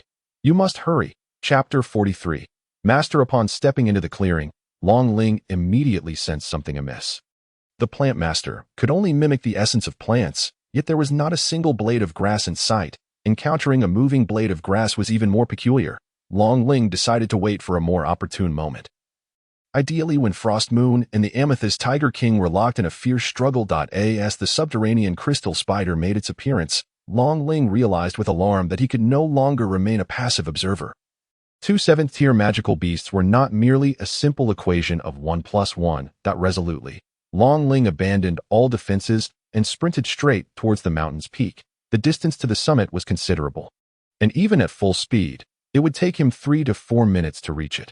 Meanwhile, Frost Moon had already unleashed her full potential, forced to engage in close combat against the overwhelmingly powerful Amethyst Tiger King, while the subterranean crystal spider lurked in the shadows, poised to strike at any moment. Long Ling's unprotected dash could not escape the Amethyst Tiger King's keen senses. Just as he neared the mountain's summit, the beast detected a human approaching the amethyst flower. "Humans, so you have allies," the Amethyst Tiger King roared in fury. "Humph, and you do not?" Frost Moon retorted mockingly. "I will hold this woman back. You hurry to defend the amethyst flower." The subterranean crystal spider emerged from a crack in the earth, declaring, "Thinking of escaping? Did you consult me first?" Frost Moon shouted defiantly. "Hee, that one be permitted." Crystal web prison. A massive net erupted from its maw, ensnaring Frost Moon. This web, unlike the previous one, appeared more delicate, yet exuded an aura of razor sharpness. Frost Moon launched several fireballs, yet they failed to incinerate the web. Infernal barrier. A protective shield enveloped her as the web descended upon it, continuously corroding one another with a hissing sound. Frost Moon found herself ensnared, while the Amethyst Tiger King accelerated towards the mountain's peak. With its remarkable speed, it reached the summit in a mere 4 to 5 seconds. Long Ling was poised to snip the amethyst flower, but the Tiger King had already launched an assault upon him. Long Ling was utterly unprepared for the swiftness of the Amethyst Tiger King. There was no time to summon the armor-piercing blade, and he could only evade. Although he dodged the Tiger King's strike, the surrounding amethyst was shattered and splintered, with a shard grazing Long Ling's face, causing blood to flow and a searing heat to envelop the wound. "Human, dare to touch what is mine, you shall perish." The Amethyst Tiger King lunged once more, but Long Ling was ready. The armor-piercing blade manifested in his grasp, and with a deft maneuver, he sent the Tiger King sprawling with a powerful strike. The Amethyst Tiger King, taken aback by the unexpected force of a human, momentarily faltered and collapsed to the ground. Without hesitation, Long Ling sprinted towards the amethyst flower, deftly using his jade scissors to collect it into a jade vial. Just as the Tiger King regained its footing, it glowered menacingly at Long Ling, who swiftly vanished from its sight with a flick of his hand. "We must depart," Long Ling urged, suppressing the burning sensation on his face as he grasped Frost Moon's arm. With a swift motion, the two vanished, leaving the bewildered subterranean crystal spider and the roaring Amethyst Tiger King atop the mountain. Long Ling transported them to the snowberry grove, leaning against a tree as he gasped for breath. "Brother Kai, are you unharmed?" Frost Moon inquired with concern etched in her eyes. "I am fine," Long Ling replied, panting heavily as he retrieved the jade vial from his spatial ring. I have secured the amethyst flower. Frost Moon took the vial, her eyes alight with joy. Splendid. She then turned to Long Ling, noting his expression of pain, and asked, "What is the matter?" "Just a minor graze from the amethyst," he replied, his eyelids growing heavy. "Amethyst?" Frost Moon gasped. Suddenly, Long Ling's eyes rolled back as he collapsed to the ground, losing consciousness. Frost Moon caught him and laid him flat. "What shall I do? I warned him to be cautious of the amethyst. How could he be so reckless? But lamenting now is futile. If I cannot extract the amethyst's energy from him, he will crystallize entirely, doomed to perish." Frost Moon gazed anxiously at the unconscious Long Ling. She examined the wound on his face and said, "Is it here?" Her cheeks flushed suddenly, and after a moment's hesitation, she realized that delaying further would seal Long Ling's fate. Resolute, she blushed and declared, "You are fortunate. This is my first time." With that, she settled down, resting Long Ling's head upon her lap. Leaning closer to his face, she lightly patted her flushed cheeks, closed her eyes, and finally pressed her lips to his wound. Of course, her kiss was solely on the injury, as she drew out the infected blood and simultaneously siphoned the amethyst's energy coursing through Long Ling's body. Before long, the anguish on Long Ling's face dissipated, and he appeared completely restored. Frost Moon lifted her bashful face, licked her rosy lips, and said, "I have saved your life once more. You must remember this, my dear." As Long Ling opened his eyes, he discovered himself lying on the ground. The searing sensation that had plagued him now vanished. Sitting up, he appeared to be in search of something. "Have you awakened?" came the voice of Xuanyue, and upon looking up, Long Ling realized she was perched upon a tree. "What has happened to me?" Long Ling inquired. "I warned you to be cautious of the amethyst, yet you still fell victim to it. If it weren't for my timely rescue, you would now be nothing more than an unconscious crystal." Xuanyue retorted as she leapt down from the tree with an air of irritation. "You saved me. But how did you manage that?" Long Ling asked curiously, while he gingerly touched his wounds. Xuanyue's cheeks flushed as she scolded. "That's none of your concern. Just know that you owe me a life, understand?" "Understood, understood," Long Ling replied innocently. "Humph, let us set that aside for now. Did you not say that if I procured the amethyst flower for you, you would unconditionally fulfill one of my requests?" Long Ling smiled. "Indeed, as long as it does not cross my boundaries," Xuanyue recalled, regarding Long Ling with caution. "Boundaries are rather ambiguous. If I were to ask you to eat something you dislike most, you might claim that crosses the line, leaving me with no requests to make. You may propose your request first, and I shall do my utmost to fulfill it," Xuanyue said after a moment's contemplation. "Oh, truly."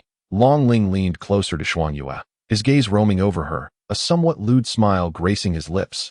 What do you intend to do?" Xuanyue felt a flutter of unease under his scrutinizing gaze. "What do you think I wish to do?" Long Ling chuckled. "This scoundrel has indeed set his sights on me. Had I known, I would not have rescued him earlier. What a rogue. I wish," Long Ling paused, speaking with an air of mystery, "for you to teach me magic." Xuanyue was momentarily taken aback. She had braced herself for a perverse demand, only to be met with this request. "Puffed. Ha. I thought you intended something far more dubious. Why not simply attend a magical academy to learn?" "I hail from the Xingguan Kingdom." Long Ling shrugged. I see." Xuanyue then recalled how close this place was to the Xingguan Kingdom, saying, "I am from the Rixing Kingdom. Are you not afraid I might secretly conspire against you? Learning magic can lead to fatal consequences with even a single misstep. You wouldn't do that. Had you intended to, you wouldn't have rescued me just now," Long Ling asserted, gazing into Xuanyue's eyes. "Humph, I shall accept your condition. But," Xuanyue smirked slyly, "you must first become my disciple." "Become your disciple?" "Naturally not," Long Ling replied without a moment's hesitation. "You? How can you be so obstinate?" "I refuse to teach you," Xuanyue exclaimed, indignant. Long Ling sighed, remarking, "I had hoped to encounter a trustworthy gentleman, but you turn out to be just another unprincipled rogue." "Humph, I am no gentleman, but I am certainly a person of my word. If you wish to become my disciple, it is not impossible, but," Long Ling shifted the conversation. "But what?" "You must first defeat me," Long Ling stated earnestly, his gaze fixed on Xuanyue's eyes. "Very well. Then do not blame me for being merciless. Let us settle this here," Xuanyue declared, already preparing to impart a lesson to Long Ling. "Right here shall suffice." "Very well. Feel free to express any requests," said Xuanyue. "The mode of attack is entirely at your discretion." Merely making contact with the opponent's body will suffice for victory. What do you think? Long Ling inquired. Shall we commence? Xuan Yue was already eager to begin. Let us begin. Long Ling summoned his twin swords, launching an immediate strike towards Xuan Yue. Defensive barrier. Acceleration. 2 spells were instantaneously activated, and Xuan Yue gazed confidently at her defenses. However, when the blade met the protective shield, her expression shifted dramatically, for she realized that the purple sword was absorbing her barrier, rendering it ineffective. She swiftly retreated to evade Long Ling's attack range. Brother Ji Kai, your purple sword is quite remarkable, Xuan Yue remarked. It's fine. Just call me Ji Kai from now on. Adding brother feels rather odd, Long Ling replied, lifting his sword. I still prefer to call you disciple, Xuan Yue said, lifting her head with a smile that was breathtakingly beautiful, leaving Long Ling momentarily stunned. What a perfect opportunity, Xuan Yue thought, propelling herself forward. Swift, leap, enhanced perception, purple crystal sword. Her speed surged as she swung her sword towards Long Ling, who met her strike with the blade of demon breaking. Yet to his surprise, this time the blade did not absorb the purple crystal sword. Long Ling then swung the blade of armor breaking. But Xuan Yue chose not to engage further, creating distance between them. Your sword is indeed peculiar. It appears to absorb magical energy, yet my purple crystal sword can reflect it, rendering your absorption ineffective. Indeed, Long Ling acknowledged. As it was the first time since acquiring the blade of demon breaking that he encountered a magical weapon that proved ineffective. Here I come, without giving Long Ling a moment to ponder. Xuan Yue charged once more. Dawn. Mist. A blinding light engulfed Long Ling, accompanied by a slight sensation of heat. Utilizing his mental acuity, he discovered that the light refracted within the mist, making it indistinguishable. Thus, he activated Plant Master to barely discern Xuan Yue's position. It was only when she launched her attack that he pinpointed her location that the purple crystal sword struck. Long Ling parried with the blade of armor breaking. Xuan Yue smiled. Water bullet. The water projectile struck Long Ling's hand with precision, causing the blade of armor breaking to be deflected. At that moment, Long Ling found himself without any defense, and Xuan Yue, now unarmed, aimed a blow at him, seemingly on the verge of victory. Yet, the blade of demon breaking in Long Ling's hand trembled, enabling him to repel Xuan Yue's. The mist and blinding light dissipated. Xuan Yue emerged, her visage illuminated by water vapor and sunlight, rendering her even more enchanting to Ji Kai. If you do not make a move soon, you will lose your chance, she teased. Long Ling inhaled deeply. There's no incantation time for magic in this world. It is all instant and incredibly diverse. It seems somewhat unfair. However, it is becoming increasingly enjoyable. Long Ling grinned and charged forward. Xuan Yue attempted to evade. She discovered that her feet had become ensnared by the plants beneath her. With a forceful struggle, she freed herself, but that brief moment allowed Long Ling to close the distance. Explosive rotation. A white magic circle materialized between them, and a swirling vortex formed above, erupting violently, sending both combatants flying. Before Xuan Yue could catch her breath, the surrounding plants began to grow wildly, attempting to restrain her. Despite her best efforts to evade, she inadvertently became entangled in the burgeoning branches. But do not forget, I am an ability user. I shall prevail. Long Ling chuckled, his movements swift as he struck out with a palm aimed at Xuan Yue's form. However, Xuan Yue merely smiled enigmatically, and with a flicker of the silver magic circle beneath her feet, she vanished from sight. In the next moment, Long Ling felt a tap on his back, and as he landed on the ground, he turned to see Xuan Yue gazing at him with a cheerful smile, proclaiming, I have won, my disciple. Master. Long Ling responded with a respectful clasp of his fists. Chapter 44. The initial encounter with Magic Master. I have paid my respects as a disciple, have I not? Hee. Long Ling looked at Xuan Yue with eager anticipation. Isn't it customary to perform the 3 kneelings and 9 prostrations when one takes a master? It seems you have yet to do so, Xuan Yue remarked, playing with her hair. Oh dear, my esteemed master. We are both youths of the new era. Why should we be bound by antiquated traditions? Long Ling replied. Besides, have you not already called me your disciple? He took a step forward, clasping his fists once more. With a huff, Xuan Yue said, All right, let us consider you have already paid your respects. Now, extend your hand, though. Oh. Long Ling grinned obsequiously as he extended his hand. Xuan Yue reached out with both hands, one above and one below, grasping Long Ling's as he felt the sudden softness. A jolt surged through him. The delicate warmth of her touch stirred emotions within him. Yet, just as quickly, the softness vanished, leaving Long Ling with a sense of longing. Xuan Yue wore a look of surprise, her brow furrowing in contemplation. Noticing her demeanor, Long Ling asked, "Master, what troubles you?" Raising her head, Xuan Yue wore an expression of regret as she replied, "Ji Kai, the condition within you is quite unique. You possess no adaptability to magic. Adaptability. Does that mean I cannot learn magic?" Long Ling inquired, a hint of urgency in his voice. "Not at all. Everyone can learn magic," Xuan Yue clarified. "Then what does no adaptability mean?" While every individual can learn magic, the most crucial aspects are the ability to construct magic circles and the adaptability to the elements of nature. The magic circle serves as a bridge between the magician and the elements, allowing the fusion of magical energy and elemental forces to wield these transformed energies at will. For instance, if someone has an affinity for earth elements, they can manipulate earth magic. Generally, a person can adapt to one or two elements to some degree, but in your case, I have never encountered such a phenomenon. No element seems inclined to approach you. As if that the very heavens and earth are rejecting you. Xuan Yue explained. So, I am unable to communicate with the elements of nature, thus rendering me incapable of using magic. Is that the gist of it? Long Ling pondered in silence. Precisely, she affirmed, "Is this for real? How can I be so unfortunate, even shunned by the forces of nature?" Long Ling lamented, tears of despair welling up within him. He had been so captivated by Xuan Yue's mesmerizing display of magic, only to discover that he himself was powerless. It felt akin to a crow attempting to drink water. So close, yet without a stone to elevate the surface. He could only gaze longingly. Do not be too disheartened. Perhaps I have misperceived the situation, or there might be an unknown element within you that I cannot detect. Xuan Yue consoled. One can only hope, Long Ling thought, aware that Xuan Yue's words were merely a comfort. A lack of talent was an unfortunate reality he could do little to change. Although you may lack adaptability to elements, the art of magic can still be mastered. Allow me to instruct you on the construction of a magical array. Observing Long Ling's despondency, Xuan Yue felt a pang of sympathy. Can one truly construct a magical array without elemental adaptability? Long Ling exclaimed, his spirit suddenly invigorated. Certainly. Then please teach me quickly, Long Ling urged. Very well, I shall begin. You must pay close attention. Xuan Yue's expression turned grave. The construction of a magical array necessitates both mental fortitude and magical energy. Neither can be absent. Envision the requisite elements in your mind, such as a fireball or a water arrow.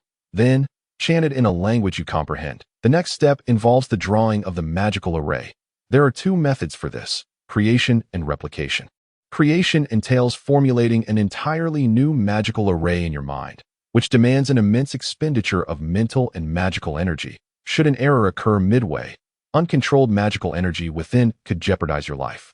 Replication involves copying a known magical array within your mind. Under the guidance of a blueprint, the consumption of mental and magical energy will vary according to the complexity of the array. More intricate arrays demand greater resources.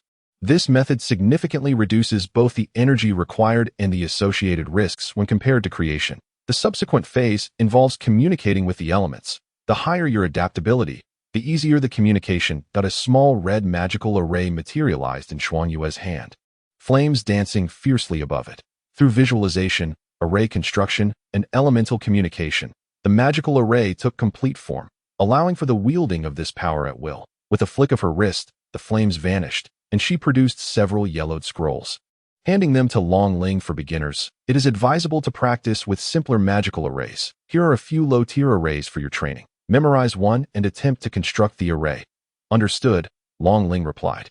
Unfurling the scroll, which displayed a clearly etched magical array. As soon as his gaze made contact, a sensation of lightheadedness washed over him. He rubbed his temples, feeling as if the array had been imprinted directly into his mind. It is common for one to feel slightly dizzy upon first viewing a blueprint scroll. Those with weaker mental fortitude may even faint. The magical array blueprint cannot be merely drawn.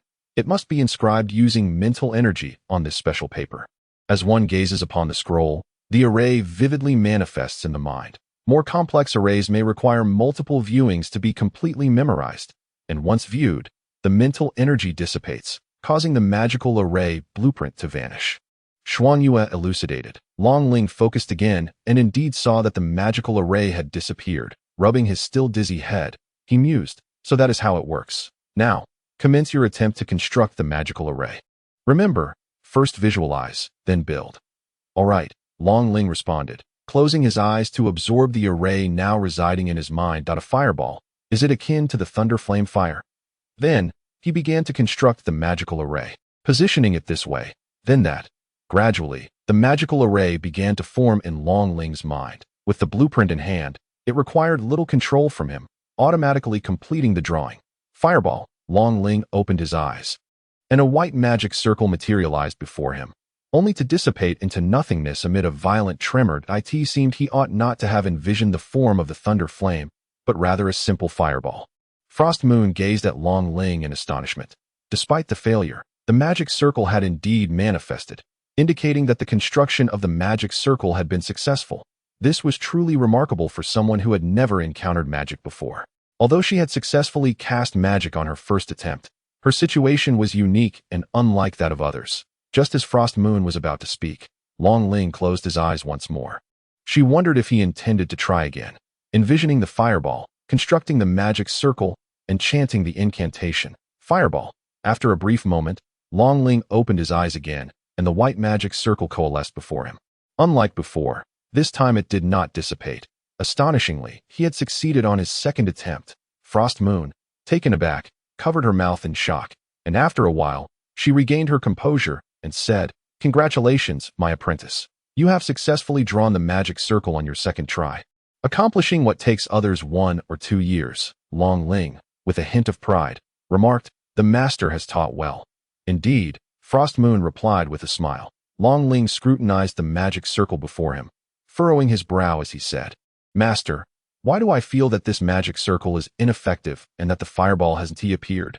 "Well," Frost Moon leaned closer to the magic circle and said earnestly, "although the magic circle has been constructed, it has not yet communicated with the elements of heaven and earth, hence it cannot produce any effect. So, you mean to say that the magic circle I constructed is merely for show and serves no purpose?"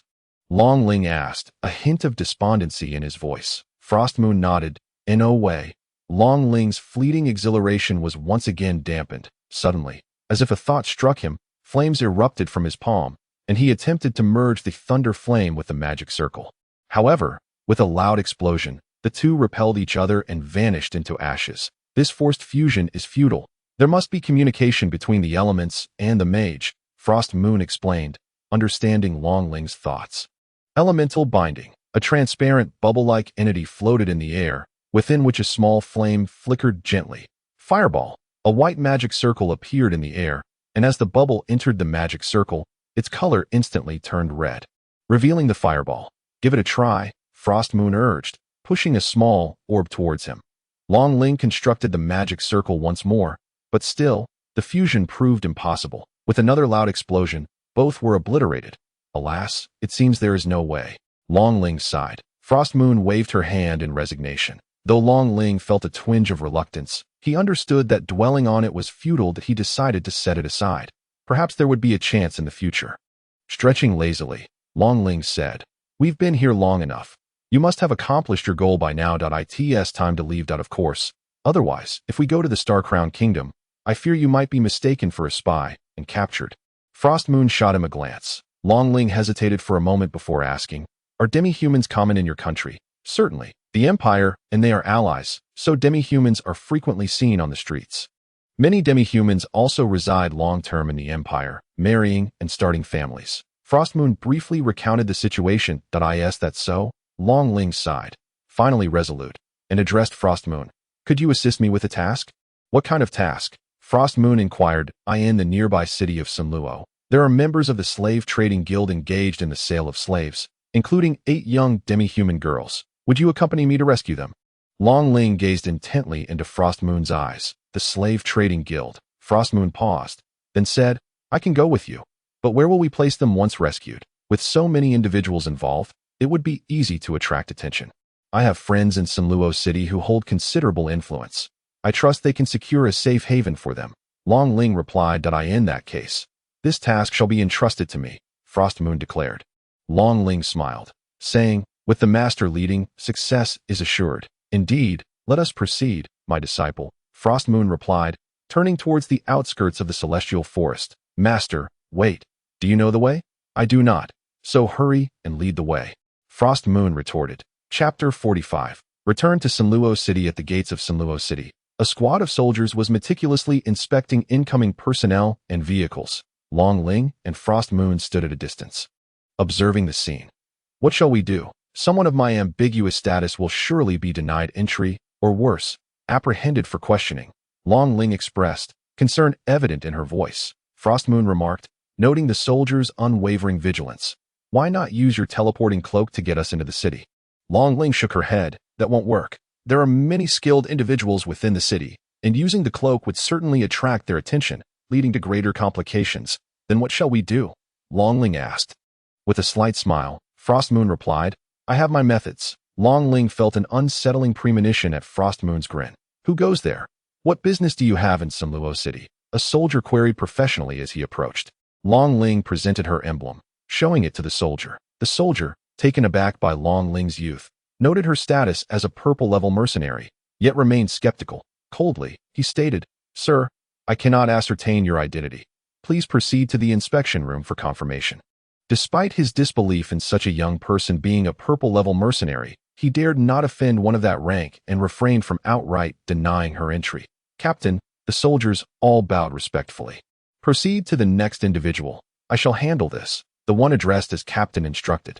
Yes, sir. The soldier glanced at Long Ling in surprise, but continued with his duties without further comment. Captain who? Thank you. Long Ling expressed with a respectful gesture, It is nothing. We are all on the same side. Young Long Ling, you are truly remarkable to have achieved purple-level status at such a tender age. I find myself envious, Captain Hu remarked. Captain Hu was the commander stationed at Kunlun City, hailing from the mercenary guild, and seemed to have learned of Long Ling's prowess through various guild members, treating her with utmost consideration. How could I compare to the captain? I hope to receive your guidance in the future, Long Ling replied humbly. A hearty laugh escaped Hu Tongling as he turned to see someone standing behind Long Ling. His expression tinged with curiosity. Who might this be? The figure behind Long Ling matched his height, shrouded in a tattered black cloak, their visage disheveled and grimy, adorned with a necklace of black iron rings. This is a slave I recently acquired. Hu Tongling, did I ask there any issue with that? Hu Tongling's keen gaze swept over the cloaked individual, yet he sensed no extraordinary aura emanating from her, as if she were an ordinary person. He chuckled lightly, responding, No matter, given the complexities of the situation, I shall refrain from prolonging our conversation. You may proceed inside. Thank you, Commander. Long Ling expressed his gratitude and made his way into the city. Wait a moment. Hu Tongling suddenly called out to him, I hope this isn't going to attract attention. Long Ling turned around, inquiring, Is there something else, Commander? Observing the person beside Long Ling, Hu Tongling remarked with a smile. Young Ji Kai has a discerning eye for companions. Yet, in the pursuit of cultivation, one must not allow themselves to grow lax. Although the individual beside you appears rather disheveled, I can discern that her beauty is indeed remarkable. As the two moved further away, a soldier approached Hu Tongling and asked, My lord, shall we dispatch someone to monitor their movements? Furrowing his brow, Hu Tongling replied, No need. While her identity raises suspicions, she is merely an ordinary person and poses no threat. Recent activities of the Dawn and Shadow guilds have become increasingly frequent. We must scrutinize those entering the city meticulously. Is that clear? Yes, sir. On the bustling street, Long Ling walked ahead, with the cloaked figure trailing behind. They had already ventured quite a distance from the city gate and turned into an obscure path seldom trodden by others. The cloaked figure hastily caught up with Long Ling, delivering a swift kick to him. Indignantly exclaiming, Is this your brilliant idea? Look at me, covered in filth. She reached up and yanked the iron ring from her neck. It was unavoidable, although I am acquainted with the city as commander. Had you not disguised me in this manner, there is no way I could have been granted entry even with your claims of friendship, Long Ling replied, a hint of exasperation in his voice. It became clear that the cloaked figure was none other than Xuanyue. If I hadn't masked my aura, do you think that commander who would have allowed me in so easily? Xuanyue retorted with a huff. Long Ling, taken aback, attempted to sense her capabilities. Discovering that her magical energy was indeed as low as that of an ordinary person, he sheepishly remarked, So all my efforts were in vain. What do you think? My dear disciple, Xuanyue shot him a reproachful glance. It was summer, and even at 5 or 6 o'clock in the evening, the sky remained bright. Xuanyue suggested, if we go now, we might be easily discovered. It would be wiser to wait until it is a bit darker before attempting the rescue. Very well. What shall we do in the meantime? Wait for nightfall, Long Ling inquired. You aren't planning to rescue someone without a plan, are you? Xuanyue looked at him incredulously. I believe in taking it step by step, adapting as circumstances change, Long Ling replied nonchalantly. Xuanyue shook her head in resignation, saying, I truly cannot decide if you are confident or reckless. Then you take the lead, Master. I shall follow your instructions, Long Ling offered. All right, I will take command from here, Xuanyue said after a moment of contemplation. First, take me to the location of the slave caravan so we can ascertain the situation. At this moment, a handful of individuals loitered in the square, eagerly awaiting the commencement of the auction, perhaps in pursuit of acquiring 1 or 2 slaves, or merely to indulge in the spectacle. The caravan had vanished from sight, while tents sprung up like mushrooms after rain, obscured from view by a large curtain, revealing only a corner of the tents. That a grand auction platform had been erected at the forefront, with benches neatly arranged below and guards stationed nearby, preventing any unauthorized approach to this truly the auction house of the slave traders. Frostmoon gazed incredulously at the exceedingly rudimentary auction platform, expressing her thoughts aloud. She had anticipated that, given the lucrative nature of the slave trade, the slave traders would be quite affluent, and that the auction venue would be more heavily fortified and grandiose. Instead, it resembled a hastily assembled makeshift stage. I have heard that there was once a dedicated auction house in the city, but for reasons unbeknownst to me, it caught the attention of the Kunlun mansion a few years ago, and under their demands, it was forcibly dismantled, leading all transactions to shift underground. Nonetheless, such temporary auctions do occasionally arise, Long Ling elucidated based on what he knew. So the Kunlun mansion opposes the slave trade. Yet why is no one here to intervene in this auction? Frostmoon inquired. Long Ling shook his head, indicating his lack of knowledge on the matter. Let us set aside these concerns for now. I shall investigate the situation within. Frostmoon closed her eyes, extending her mental energy to perceive the circumstances within several tents. Carriages? No. A resting area? Still not at Found it. Aha. It is a human female. And another tent. Is it there? Found it. Upon seeing several demi-human girls resting against the cage, Frostmoon felt a wave of relief wash over her, accompanied by a simmering anger. Those despicable slave traders spare neither humans nor demi-humans. Just as she was about to control her mental energy to communicate with the demi-human girls, an overwhelming force suddenly pressed against her mental presence, and Frostmoon realized she had been detected. Without resistance, she withdrew her mental energy, while that force transmitted a message. Esteemed guest, peering is ill-advised. We warmly welcome you to our auction, where you may observe at a more opportune time. Frostmoon opened her eyes, and Long Ling quickly inquired about her findings. She gestured towards the last 2 tents, stating, the left tent contains approximately 15 or 16 humans, while the right tent houses only 7 demi-humans. 7. Could it be a miscommunication from the traders? What is the security like inside? Each tent is guarded, with several patrolling the vicinity, although the tent holding the demi-humans has no immediate guard. It is under the scrutiny of a powerful mental presence that I was just detected, Frostmoon explained. Detected? What shall we do next? Long Ling furrowed his brow. It is not a cause for concern. It appears he regards me as merely a customer wishing to inspect the goods, so he likely will not be overly vigilant. That is reassuring. What shall we do now? Long Ling gazed up at the darkening sky, which was steadily dimming. We shall wait for it to grow a little darker before we make our move. Frostmoon closed her eyes, leaning against the trunk of a tree to recuperate her spirit, while Long Ling, feeling rather idle, entered a state of meditation. As twilight descended, the sun sank behind the western hills, and darkness enveloped the surroundings. Before the auction platform, aside from the lavish leather seats at the front, which remained only partially occupied, the seats at the back were filled to capacity, with those without seats standing densely behind. The cacophony of voices surged, laced with an array of profanities. Each time someone took a seat in the front row, a chorus of hisses or gasps erupted, igniting a flurry of discussions. Isn't that the second son of the Han family? I've heard he would go to any lengths for a woman. Which brothel in the city hasn't he frequented? His household is also filled with concubines. What of it? Look at the young Master Lien beside him. He is the heir apparent of the Lien family. wielding real power and wanting for nothing. How curious it is that the future head of the family would personally attend such a sordid auction. The Lien family must be facing dire prospects. Keep your voice down. If someone from the Lien family hears you, your life may be in jeopardy. If you don't speak, and I don't speak, who will know? In the VIP section ahead, despite the uproar behind, not a sound penetrated the air that a casually dressed young man, accompanied by a woman, spoke sarcastically. Why has the eldest son of the Lien family chosen to grace an auction attended by the likes of us today? He must be quite famished. Han heir, mind your tone. Do you wish for me to have your brother teach you a lesson? Lien Hu replied curtly. Han heir, daunted, dared not confront Lien Hu directly, swallowing his retort, vowing silently that one day he would rise above them, forcing them to kneel and beg for mercy. Lien Hu, you are here for that adult wind hair, are you not? The man beside him remarked with a grin. And if I am? Li, do you intend to compete with me? Lien Hu said, his displeasure evident at the exposure of his thoughts that I would not dare. How could I possibly contest with the eldest son of the Lien family? Yet, it appears you have quite the penchant for power over beauty. To have slain such a stunning beauty for a mere wind fox pearl, it is undoubtedly a case of killing the goose that lays the golden eggs. A loss outweighing the gain. This matter does not concern you, Lien Hu retorted coldly. Indeed, it does not.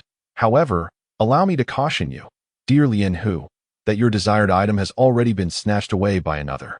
Li leaned back in his chair, nonchalantly stating, What? Who dares to compete with me? Lien Hu exclaimed, rising from his seat to confront Li. With a mocking smile, Li replied, the fourth son of the Sunluo mansion. Mu Xiao. Lien Hu's expression shifted, realizing that Li had no reason to deceive him. Though he was the next head of the Lien family, even the fourth son of the Sunluo mansion was not someone he could afford to offend. With a grim countenance, he turned and strode away, commanding, Let us depart. Several followers trailed behind him, opting out of the auction. What a farce, the future head of the Lien family. Yet he cannot afford to offend the Sunluo mansion. Han heir jeered at Lien Hu's retreating figure. Oh, so, does the young Master Han dare to engage with the Sunluo mansion? Han heir ignored Li's taunt, reclining in his chair, lazily gazing at the auction stage. If Li San wishes to engage, I have no objections. I am merely curious to see what wares are presented today. Young Master Han possesses quite the temperament. I am impressed. When Han heir addressed him as Li San, Li's expression faltered momentarily before he quickly regained his smile. The two fell silent, patiently awaiting the commencement of the auction. The spirit pearl is a unique essence inherent to the demi-human race. Following humanity's discovery of the demi-human continent, the initial encounters were marked by the demi-humans waging war against one another, leading to their systematic defeat by humans. Many demi-humans were captured, and subsequently, it was revealed that the spirit pearls within the demi-humans could enhance their abilities. Methods to extract these pearls were developed, resulting in an escalating wave of captures, predominantly orchestrated by the Star Crown Kingdom. During those years, the population of demi-humans dwindled drastically, with countless individuals vanishing after their spirit pearls were forcibly extracted. Rumors persist of a demi-human concentration camp within the Star Crown Kingdom, dedicated to the production of spirit pearls. Thus, while spirit pearls are rare in the market, they are never in short supply. Yet, this remains mere speculation, as the true circumstances are shrouded in mystery. Eventually, the demi-humans united to establish their own kingdom, and in alliance with the then weak Corona Empire, they managed to repel the Star Crown Kingdom's frenzied captures. With the introduction of magic, the Corona Kingdom seized the opportunity to rise, acquiring substantial territories from the Star Crown Kingdom. Over the years, advancements in magical technology have even allowed the Corona Kingdom to subtly surpass the talent-depleted Star Crown Kingdom. Meanwhile, the Star Crown Kingdom, plagued by internal strife and unable to forgive the demi-humans for aiding the rise of the Corona Kingdom, has remained in a state of hostility towards both magic and the demi-human race. At this moment, Shuangyue and Longling simultaneously opened their eyes and nodded to each other, stealthily making their way towards the tent. Chapter 46. Rescuing the demi-human maiden. The front hall was packed to capacity, with many others standing at the back, eagerly awaiting the start of the auction. In the backstage area, Longling and Shuangyue had successfully reached the exterior of the main tent. Both wore black veils over their faces, as they had no means of disguise. It was only under Longling's insistence that Shuangyue reluctantly agreed to don one. How do we get in? Longling and Shuangyue had rendered several patrolling guards unconscious. Placing them together, I'll create a short-range teleportation portal to transport us inside the tent. Then we'll bring them out one by one. If the guards arrive, we'll incapacitate them. Are you ready? Xuan Yue inquired. Is it really that simple? Longling asked, astonished. What else do you expect? Should we defeat them all and swagger out from the front? No, that's not what I meant. All right then, I'm prepared, Longling replied with a hint of resignation. Teleportation portal, Xuan Yue whispered, conjuring a magical array that materialized in the air. The space before them distorted, and Xuan Yue stepped through first, followed closely by Longling. However, upon entering, Longling was taken aback. The scene before her was unlike what she had envisioned. She had assumed the slaves would be confined together in shackles, but upon entry, she was met with bright lights and the intoxicating scent of perfume. Several women were preening themselves at vanity tables. Who are you? A sultry voice, alluring to the core, caused Longling's cheeks to flush. We are here to rescue you. We intend to take you away from this place, Longling stammered, her gaze flitting awkwardly among the provocatively dressed women. Giggling, little brother, if you wish to save us, wouldn't it be easier to part with some coin? One of the women leaned closer, the fragrance enveloping Longling. Unable to resist the urge to retreat, Longling was halted by Xuan Yue, who stepped in front of her, her expression stoic as she addressed the women. Are you willing to come with us? Oh, what a lovely little sister you are. Indeed, that skin is truly exquisite. The figure is equally admirable. Just look at that hair, so incredibly smooth. If only I possessed even half of what she has. She must be the woman of that little doll. Oh, how fortunate she is to be with such a beautiful woman. Several women engaged in animated discussions while others, indifferent to their chatter, were preoccupied with their makeup. Enough of this nonsense. Do you wish to leave? Xuan Yue pressed. Little sister, what can we possibly do once we step outside? From a young age, we have been trained to serve men. Stepping out merely leads us to the pleasure houses, which is hardly better than being sold as slaves if we manage to please our master. Becoming a concubine ensures at least a worry-free life for the latter half of our days. The woman smiled, yet her words carried an undertone of sorrow that I understood. Xuan Yue grasped Longling's hand and began to move towards the exit. Longling, still in a daze, was whisked away through the portal, leaving the tent behind. As the tent flaps were drawn back, a guard outside remarked, "Did I just hear a man speaking?" "No, Jigu, you must have misheard." The woman replied with a sultry smile. "Very well, prepare yourselves quickly. The auction will commence shortly." As the tent closed again, a hint of despondency flickered in the woman's eyes, quickly masked by her smile. "Why has no one come to rescue me sooner? Enough, I shall open another portal. You hold off any potential adversaries while I lead them to safety," Xuan Yue declared without hesitation. "Why? They do not wish to leave. They are about to be sold as slaves," Longling exclaimed, lost in thought. Living freely is truly more terrifying than being a slave. Is this truly the right course of action? Disciple Jikai. Their decision to stay is their own. We have our mission. It was you who brought me here, and I do not wish for you to abandon it halfway, Xuan Yue replied. Seeing Longling regain her composure, she opened the portal once more, and they emerged into a dimly lit space. Familiar with the surroundings within the tent, Xuan Yue acted without hesitation. Sunlight, a brilliant light, illuminated the entire tent. Since discovery was inevitable, there was no need for concealment. As they beheld their surroundings, the sunlight roused 7 demi-human maidens from their stupor, who gazed upon the magical array in the sky, hope swelling within them. In their hearts, those who wielded magic must surely be their own kind. Fireball, 7 small magical arrays appeared, precisely shattering the shackles that bound them. The 7 maidens hastily fled, positioning themselves beside Xuan Yue. Xuan Yue uttered a peculiar phrase, and the demi-human maidens nodded, rushing towards the portal and vanishing into thin air. "Who goes there?" a voice roared, and a stout man appeared at the entrance. Upon witnessing the disappearance of the demi-human maidens, his eyes flared with rage. "Die?" A beam of light shot from his eyes, and Longling suddenly felt disoriented, as if her mind had been struck by a hammer, causing excruciating pain. Then, a gentle mental force enveloped her, clarifying her vision. Inexplicably, Longling sensed that this mental energy belonged to Xuan Yue. The stout man suddenly spat a mouthful of blood, gazing at Xuan Yue in astonishment. Such formidable mental strength. Longling brandished the armor-breaking blade, charging at the stout man, striking him with such force that he was sent flying. "Let us go. 7 half-blood girls have successfully escaped," Xuan Yue exclaimed. Yet, In truth, that was merely an illusion conjured by Shuang Yue's mental prowess. The real girls were in the opposite direction. A few of the half-blood girls still gazed around with lingering trepidation until Shuang Yue uttered some incomprehensible words to Longling, which eventually calmed them. Having just endured a mental shock, Longling, despite Shuang Yue's assistance, found her mind somewhat dazed. It seemed imperative to endeavor to enhance her mental strength, as this marked the second occasion she had suffered due to her mental capabilities. "Disciple, are you all right?" Shuang Yue inquired, aware that the recent mental jolt must have been quite distressing for Longling, reliant as she was on her mental fortitude.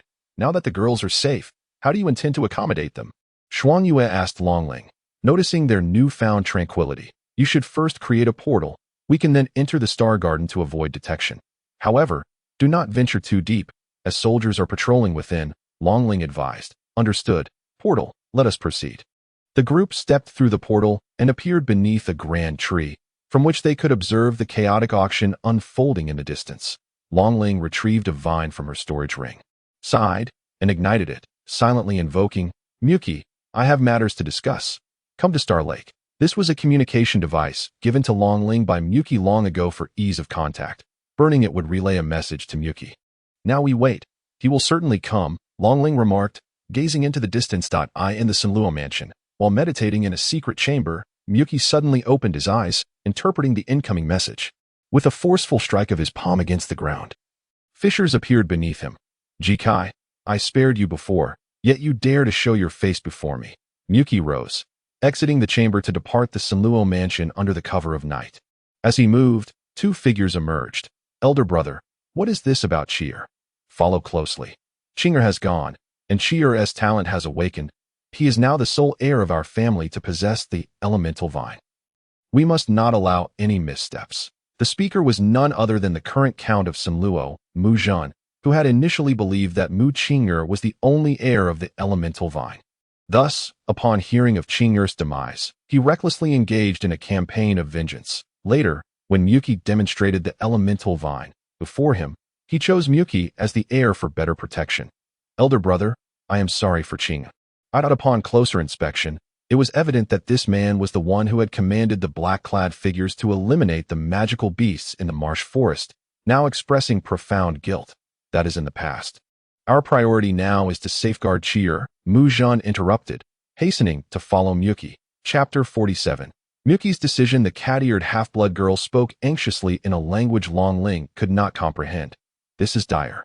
Disciple, one has already been purchased prior to the auction," Shuang Yue declared. Upon further scrutiny, Longling confirmed that the rabbit-eared half-blood girl she had previously seen was indeed absent. "Who purchased her?" "What a coincidence," Shuang Yue inquired. Longling stepped out from the tree's shade and waved at Muki, who quickly approached her, his expression dark and foreboding. "Muki, it has been a long time," Longling greeted. Without uttering a word, Muki delivered a punch to Longling's abdomen, sending her crashing against the tree behind her. Upon witnessing the scene, Shuang Yue immediately stepped forward and inquired, "Who are you to strike someone upon first meeting? And who might you be?" Muki, captivated by Shuang Yue's ethereal beauty under the moonlight, momentarily lost his train of thought, but soon regained his composure. "I am his master. What would you have me be?" Shuang Yue gestured towards Longling. "Master, Ji Kai, your charm with women is quite remarkable. The last was my sister. And now you have another master." Muki glared at Longling with resentment. "I am still quite young. There are no romantic entanglements to speak of. Please refrain from getting involved." "Master," Longling retorted as he rose to his feet. "I never intended to intervene," Longling replied. "Muki, I sincerely apologize for your sister's situation. I am aware you hold me responsible, but I would prefer to discuss this matter at a later time. At present, I require your assistance." Longling leaned closer to Muki. "You caused my sister's demise and still dare to make demands. Do you truly believe I would acquiesce?" Muki mocked. "You will certainly agree, for I know that Mu Chi'er would undoubtedly comply." Longling asserted with gravity. "You dare utter her name?" Vines tightened their grip around Longling. Lifting him into the air, he made no attempt to resist, continuing calmly. "Did you witness the events at the slave traders' auction?" "I orchestrated it." "Master, please release them," Shuang Yue urged, stepping behind the tree as several pale-faced demi-human maidens emerged, their necks adorned with slave collars signifying their status. "What do you intend to do with these slaves?" The vines constricting Longling tightened further. "I am not seizing them. I am rescuing them, that I have extricated them from their plight. But there are too many for me to escort them out of the city directly. Therefore, I seek a safe haven for them. Longling explained, so you thought of me. Why would you assume I would agree to this? Longling replied, a few years ago, the slave traders' auction house was shut down due to Mu Qinger and you. I refuse to believe that a venue generating immense profit for the Sunluo mansion would be dismantled without reason. No, Mu Qinger did not inform me. It is merely my conjecture. The only individuals I recall who possess sufficient influence to compel the Sunluo mansion to relinquish such substantial profits are you, Mu Qinger, and Miyuki. Recalling Mu Qinger, tears streamed down Miyuki's face uncontrollably. Longling, unaware of Miyuki's thoughts, called out, Miyuki. Thank you. Miyuki managed to utter. This is simply a matter of my own volition, not for your sake that I shall reiterate. When we next meet, we shall be adversaries, and I will not show you mercy. I understand. Longling replied. There is one more matter. It appears another demi-human maiden has been acquired by someone from your Sunluo mansion. Could you assist in rescuing her? Our people. Should be my fourth brother, Mu Xiao. He has always had a weakness for women. I will ensure her rescue. Miyuki contemplated before responding. Then I entrust this to you. We cannot linger here. Let us part ways, Longling said with a cupped fist. Miyuki fell silent for a moment before coldly stating, Jikai, do not let me find you on the wrong end of my blade the next time we meet. That will not happen. Take care, Longling replied with a smile. Shuangyue concluded the exchange, gently leading forth the cat-eared demi-human, saying, she wishes to express her gratitude on behalf of her companions. Thank you, Brother Jikai, for rescuing us, she said, her voice tinged with nervousness, as though she can speak the human tongue as well. Longling exclaimed in astonishment. Nowadays, many demi-humans are capable of speaking the human tongue, Frost Moon elucidated. The cat-eared girl eagerly nodded, rushing to Muki's side, assuring him, Brother Muki, we will certainly be obedient and will not cause you any trouble. Please, you must rescue Sister Qing. She then performed a deep bow, lowering her head profoundly. Observing this, Muki quickly lifted the cat-eared girl, saying, do not worry, I will undoubtedly save your Sister Qing. What is your name? I am called Huabo, the girl replied timidly. Sister Huabo, come here, give me a kiss, Muki said, pointing to his cheek with a mischievous grin. After a brief moment of excitement, Huabo hesitantly kissed Muki, her face flushing crimson with embarrassment, just as she was hesitating. Frost Moon stepped forward and playfully tugged at Longling's face, exclaiming, what a foolish thing to do. Let us go. Ouch. Ouch, master, let go. I won't kiss anymore.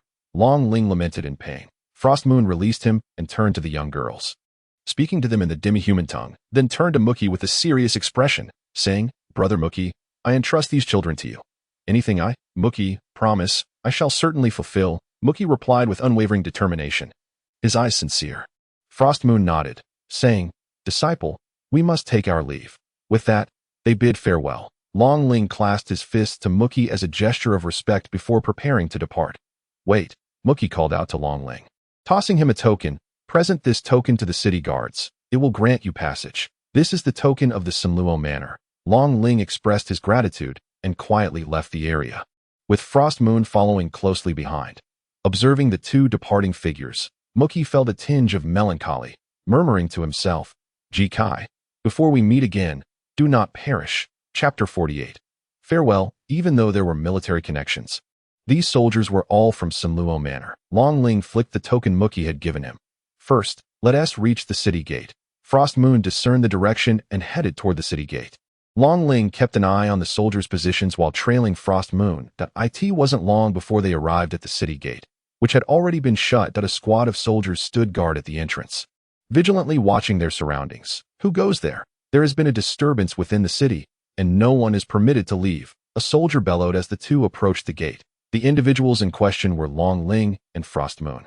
Maintaining a stoic expression, Longling produced the token and displayed it before the soldiers. The soldiers quickly knelt, saying, We were unaware of the arrival of esteemed lords. We beg your pardon. The soldiers behind them also knelt on one knee. Open the gate. We wish to exit, Longling stated coldly. Yes, sir, the soldiers replied, preparing to open the gate. Wait, a figure descended from the watchtower and shouted at the soldiers, Did I not instruct you to keep the gates shut? Regardless of who approaches? Commander, the esteemed lords from Sunluo Manor have arrived at Ah.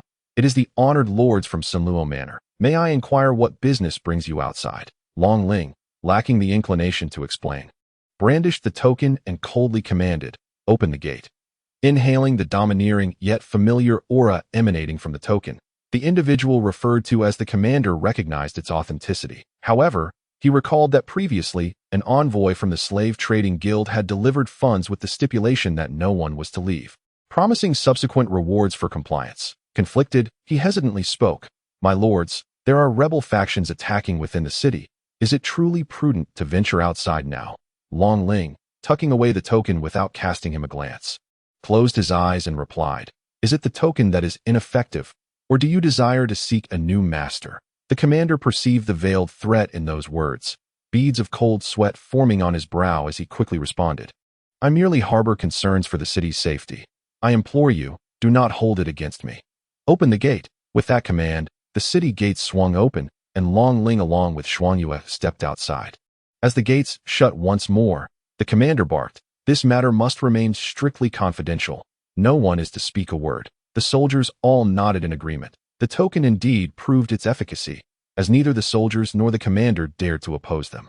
Long Ling gazed at the intricately designed token in his palm. "That it seems the commander wishes to keep you here.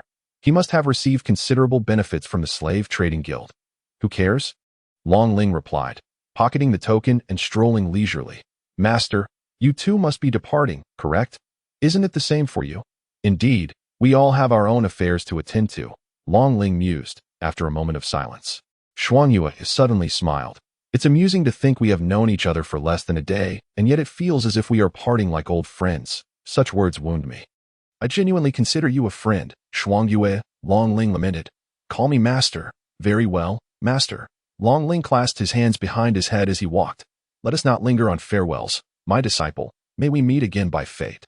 With a flash of silver light, Xuanyue vanished from sight. "Truly heartless, to depart so abruptly," Long Ling muttered. Another flicker of silver light appeared, and Xuanyue re-emerged before him. "Before we part, allow me to present you with a gift." With a flick of her finger, a small orb shot forth, which Long Ling deftly caught. Inside the orb, a miniature purple magic array spun as if alive. "What is this?" "This is a 7th-tier magic sphere I crafted, containing an elemental confinement array that can render all elements within a certain range completely ineffective. To utilize it, one must infuse it with magical energy. However, I must caution you, with your current mortal body at the 9th level, even draining all your energy will not suffice to activate it. You will need to reach at least the 5th level of the extraordinary body to barely manage it. You could discern my level of magical energy at a glance." Long Ling had never disclosed his magical prowess to Xuanyue. Quite easily, Xuanyue chuckled, remaining where she stood. As Long Ling toyed with the magic sphere, he marveled at the complexity of the array, exclaiming, "Truly worthy of a 7th-tier spell." Noticing Xuanyue still standing there, a smile spread across Long Ling's face as he put away the sphere and extended his hands. "Master, do you have anything else for your disciple? You insatiable Ji-Kai. One is not enough? You wish for more?" Xuanyue teased. Long Ling suddenly came to a realization that he retrieved a jade vial containing a white liquid from his storage ring and, with a playful smile, handed it to Xuanyue, saying, "Master, I am rather impoverished and possess little to offer. Presenting money would seem rather vulgar, and I doubt you would desire it. This sap from the snowfruit tree is said to blossom into exquisite snowfruit flowers when scattered in the air on snowy days. Furthermore, it is precisely due to this sap that our paths have crossed, making it a unique memento." "You truly are stingy," Xuanyue remarked, shaking the jade vial before ultimately accepting it. "You are right to admonish me." Long Ling chuckled, but his expression suddenly shifted to one of alarm. "What is it?" Xuanyue inquired. "I forgot to complete my quest at the guild. My money, my elixirs." Long Ling lamented, his face clouded with frustration. Realizing that it was ill-advised to venture into the city at this juncture, Xuanyue, initially thinking it was a grave matter, shot him an exasperated glance before vanishing in a flash of silver light. Long Ling remained stationary for a moment, and once he confirmed that Xuanyue had indeed departed, he stretched lazily and called out, "Farewell, master." Before leaving Kunlun City in a shaded area, Xuanyue watched Long Ling retreat into the distance and murmured, "I hope we do not meet on the battlefield again, Ji-Kai." Turning her gaze toward the direction of Xingyuan within the city, she mused, "The Starwind Stone. One day it shall be mine. Two distinct patterns, one blue and one red, emerged on her forehead, intertwining as the red glowed faintly while the blue remained unresponsive. Chapter 49. The reason for the air in the front hall. A short, stout man sat anxiously on a chair, his gaze fixed on the vacant seat at the head of the table, while a maid attended to him. Shortly thereafter, Mujun entered, not sparing him a glance until he had taken his seat at the head. "Ah, it is President Lin. What brings you here, Master Mu? You are aware of tonight's events. Our slave trading guild's goods were hijacked by bandits, which has brought considerable disgrace to our business," the stout man, previously sent flying by Long Ling, replied. "That I have heard. We traced the location of the slave collars and discovered they have inexplicably arrived at your esteemed residence. I wonder if Master Mu has any knowledge of this," he said, narrowing his eyes. "Are you suggesting that President Lin intends to abduct individuals from my Kunlun mansion?" Mu Jun replied, taking a sip of tea. "Certainly not. If Master Mu desires them, we would gladly present them with both hands. However, I have other matters to attend to, so I shall take my leave," the stout man said, his complexion shifting as he hastily explained. "Wait a moment, we at Kunlun mansion are not of the ilk of robbers," Mu Jun interjected, clapping his hands. A maid approached, carrying a tray laden with gold bars. "Consider this our purchase of those few slaves. Is this sufficient?" President Lin quickly waved his hand, saying, "Master Mu, there is no need for such extravagance. Simply presenting it to the head of the family will suffice. That a small gold bar equates to 100 gold star coins, while a large gold bar is worth 1,000. This tray contained at least 7 or 8 large gold bars, amounting to 7 or 8,000 gold star coins. The few subhuman maidens could hardly command such a price. Though tempted, President Lin hesitated to accept. "What? Does President Lin not wish to acknowledge this humble offering from me?" Mu Jun remarked casually. "How could I dare? If Master Mu is amenable, I shall gladly accept," the stout man replied. President Lin accepted the situation, yet his heart was laden with unspoken grievances. This acceptance meant that he had unwittingly tied himself to the interests of the Kunlun house, and it was likely that the profits within Kunlun City would be significantly diminished. Although 7 or 8,000 gold star coins was indeed a considerable sum, the annual revenue of the Slave Merchant Association in Kunlun City was calculated in the millions, a substantial portion of which was already siphoned off by the Kunlun house. Now, it seemed that this extraction would only increase, for the Slave Merchant Association, albeit influential in certain circles, could hardly contend with the formidable Mu Jun. Nevertheless, President Lin was resolute. Since he had already purchased them, he demanded the keys to the slave collars. A rare smile graced Mu Jun's face. "Very well." President Lin promptly produced 7 keys for Mu Jun, who then took his leave. Not lingering, President Lin departed this painful and contentious place, clutching the bars of gold. "Brother, your actions today may result in an increased extraction from the Slave Merchant Association in the future. Having earned such a fortune, some must surely be relinquished," Mu Jun remarked, suddenly struck by a thought. "Qi Air and Shao Air have started fighting. I must go and see." Exhausted after a long day, he relished the prospect of attending to his precious little darling. Within the Kunlun house, a man adorned in opulent attire strode down the corridor. He paused before a door, pushed it open, and beheld a rabbit-eared woman bound to the bed. Struggling futilely, with her mouth covered, she could only emit muffled whimpers. Upon recognizing her as the previously exhibited half-human woman, Sister Qin, he tore away the cloth that silenced her. "You beast, should you dare lay a hand on me today, I shall ensure you find no rest in death." What a fiery disposition. I find it quite appealing. Gazing upon Qin's flawless curves and smooth skin, Mu Xiao could no longer restrain himself. He removed his outer garment, prepared to act, when suddenly the door was flung open with a resounding bang. Mu Xiao was taken aback by Mu Qi's unexpected demand, and replied with a playful smirk, "So, my 6th brother has a taste for this sort of thing. However, this was purchased at great expense by your elder brother. Perhaps I shall let you have her once I tire of her. That I demand that you hand her over to me," Mu Qi insisted once more. Mu Xiao, perturbed by the interruption, felt a surge of irritation and retorted, "6th brother, if our 5th sister were still here, how would she perceive you quarreling with me over a mere slave? You have no right to speak of my sister." Vines surged forth from all directions towards Mu Xiao, who summoned his own to block Mu Qi's assault. "Are you attempting to force my hand, 6th brother?" Mu Xiao said with malicious intent. The vines lifted Mu Qi, who seethed, "Give me that girl, and you have no right to speak of my sister." The vines launched a fierce offensive against Mu Xiao. Naturally, he would not remain idle. sneering. Mu Qi, though I am uncertain why you were chosen as the next head of the family, you are far from being capable of provoking me. The vines emerged, swiftly suppressing Mu Qi's attack. His vines were restrained, rendering him powerless. Deprived of protection, Mu Qi found himself under control, with a talent that had always been mediocre. Unlike Mu Qing'er, who had reached the extraordinary body at a tender age, Mu Qi was currently merely at the 6th level of the ordinary body. In contrast, Mu Xiao, being older and having trained longer, had attained the 3rd or 4th level of the extraordinary body, making it impossible for him to rival Mu Xiao. Mu Xiao, firmly in control, suddenly erupted into maniacal laughter, exclaiming, Why is it that someone like you is chosen as the next family head? And not me? Mu Qi, oh Mu Qi, you caused the death of Mu Qing'er, and yet you have become the heir. What gives you the right to inherit? Does that mean if I kill you, I too could become the heir?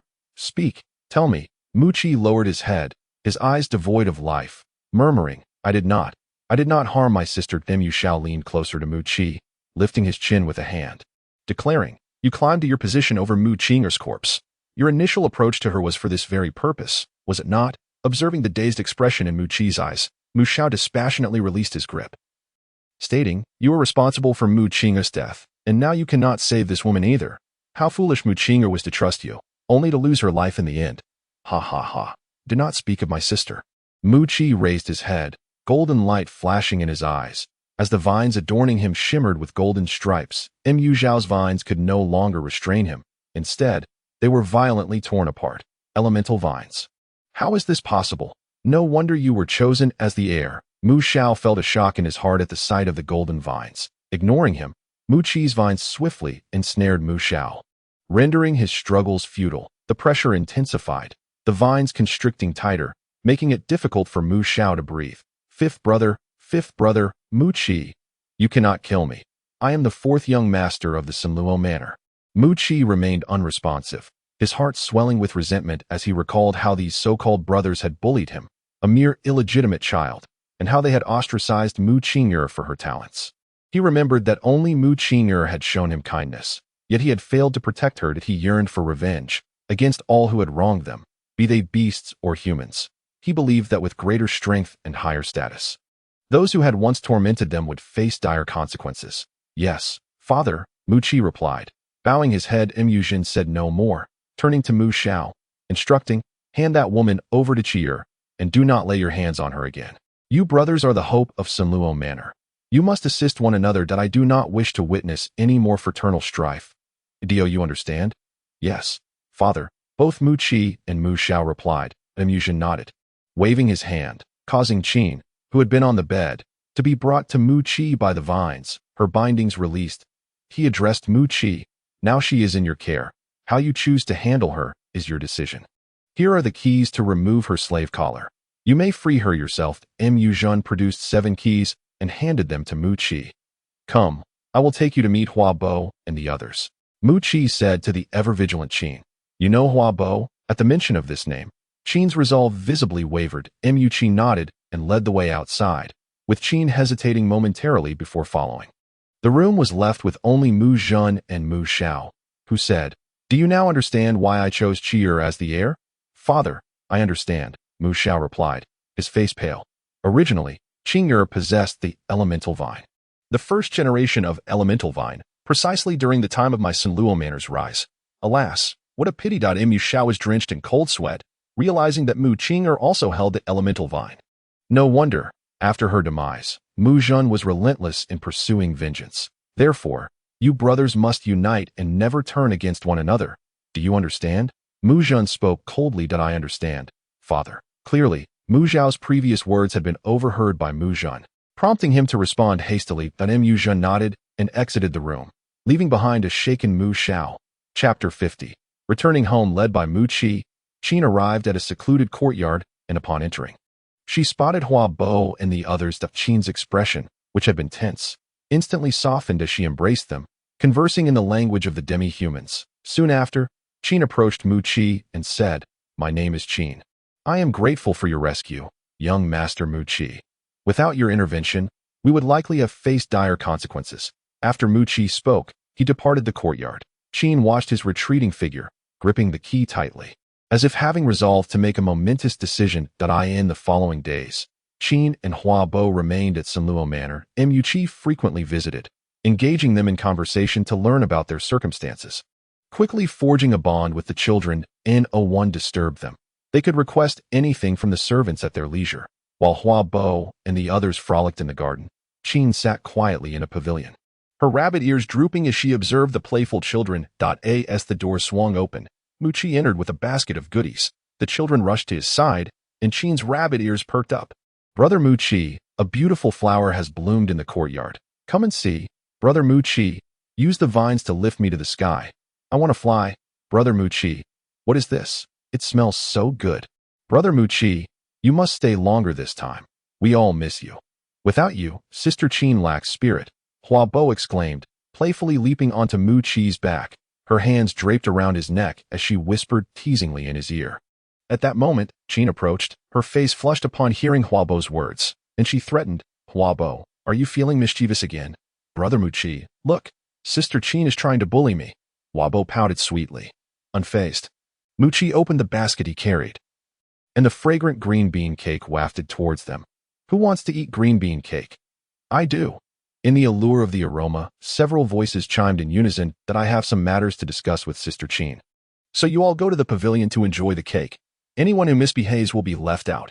Mu Qi commanded the vines to deliver the green bean cakes to the pavilion, and everyone dashed over. Before leaving, Hua Bo cheerfully remarked, "Brother Mu Qi, Sister Qin, take your time discussing. I will keep them occupied and ensure they do not disturb you." Qin pretended to strike at Hua Bo, but the latter had already giggled and dashed away. Qin sighed. "That girl, young Master Mu Qi, is there something you wish to discuss away from them?" Qin inquired. "Yes, please speak," Mu Qi replied. "Allow me to remain by your side." "Young Master Mu Qi, to repay your life-saving grace." Mu Qi was momentarily taken aback before firmly rejecting her. "No, it is too perilous for you to stay here. As a demi-human, you could easily attract unwanted attention in the kingdom. Young Master, I can conceal the rabbit ears hidden beneath my hair without anyone noticing." The rabbit ears atop Qin's head gradually diminished in size, retreating into her tresses, rendering them undetectable from an external perspective. "Young Master, I am proficient in all tasks, whether it be laundry, cooking, or cleaning. Please allow me to remain as a way to repay you." Upon saying this, she prepared to kneel. Mu Qi swiftly supported Qin, helping her to her feet, and replied, "I will be entering the academy in the royal capital for the next few years, and it will be inconvenient for me to have anyone by my side, so I must apologize." Qin bowed her head, acknowledging the truth in Mu Qi's words, her voice slightly subdued. "I understand, young master. Very well. Then, please comfort them well. We shall prepare to depart tomorrow. As for the matter of gratitude, there is no need to mention it again in the future." Seeing that Qin had comprehended, Mu Qi refrained from further discussion, casting a smile at the girls who were savoring mung bean cakes, reminiscent of the moments spent with Muchinger during his childhood.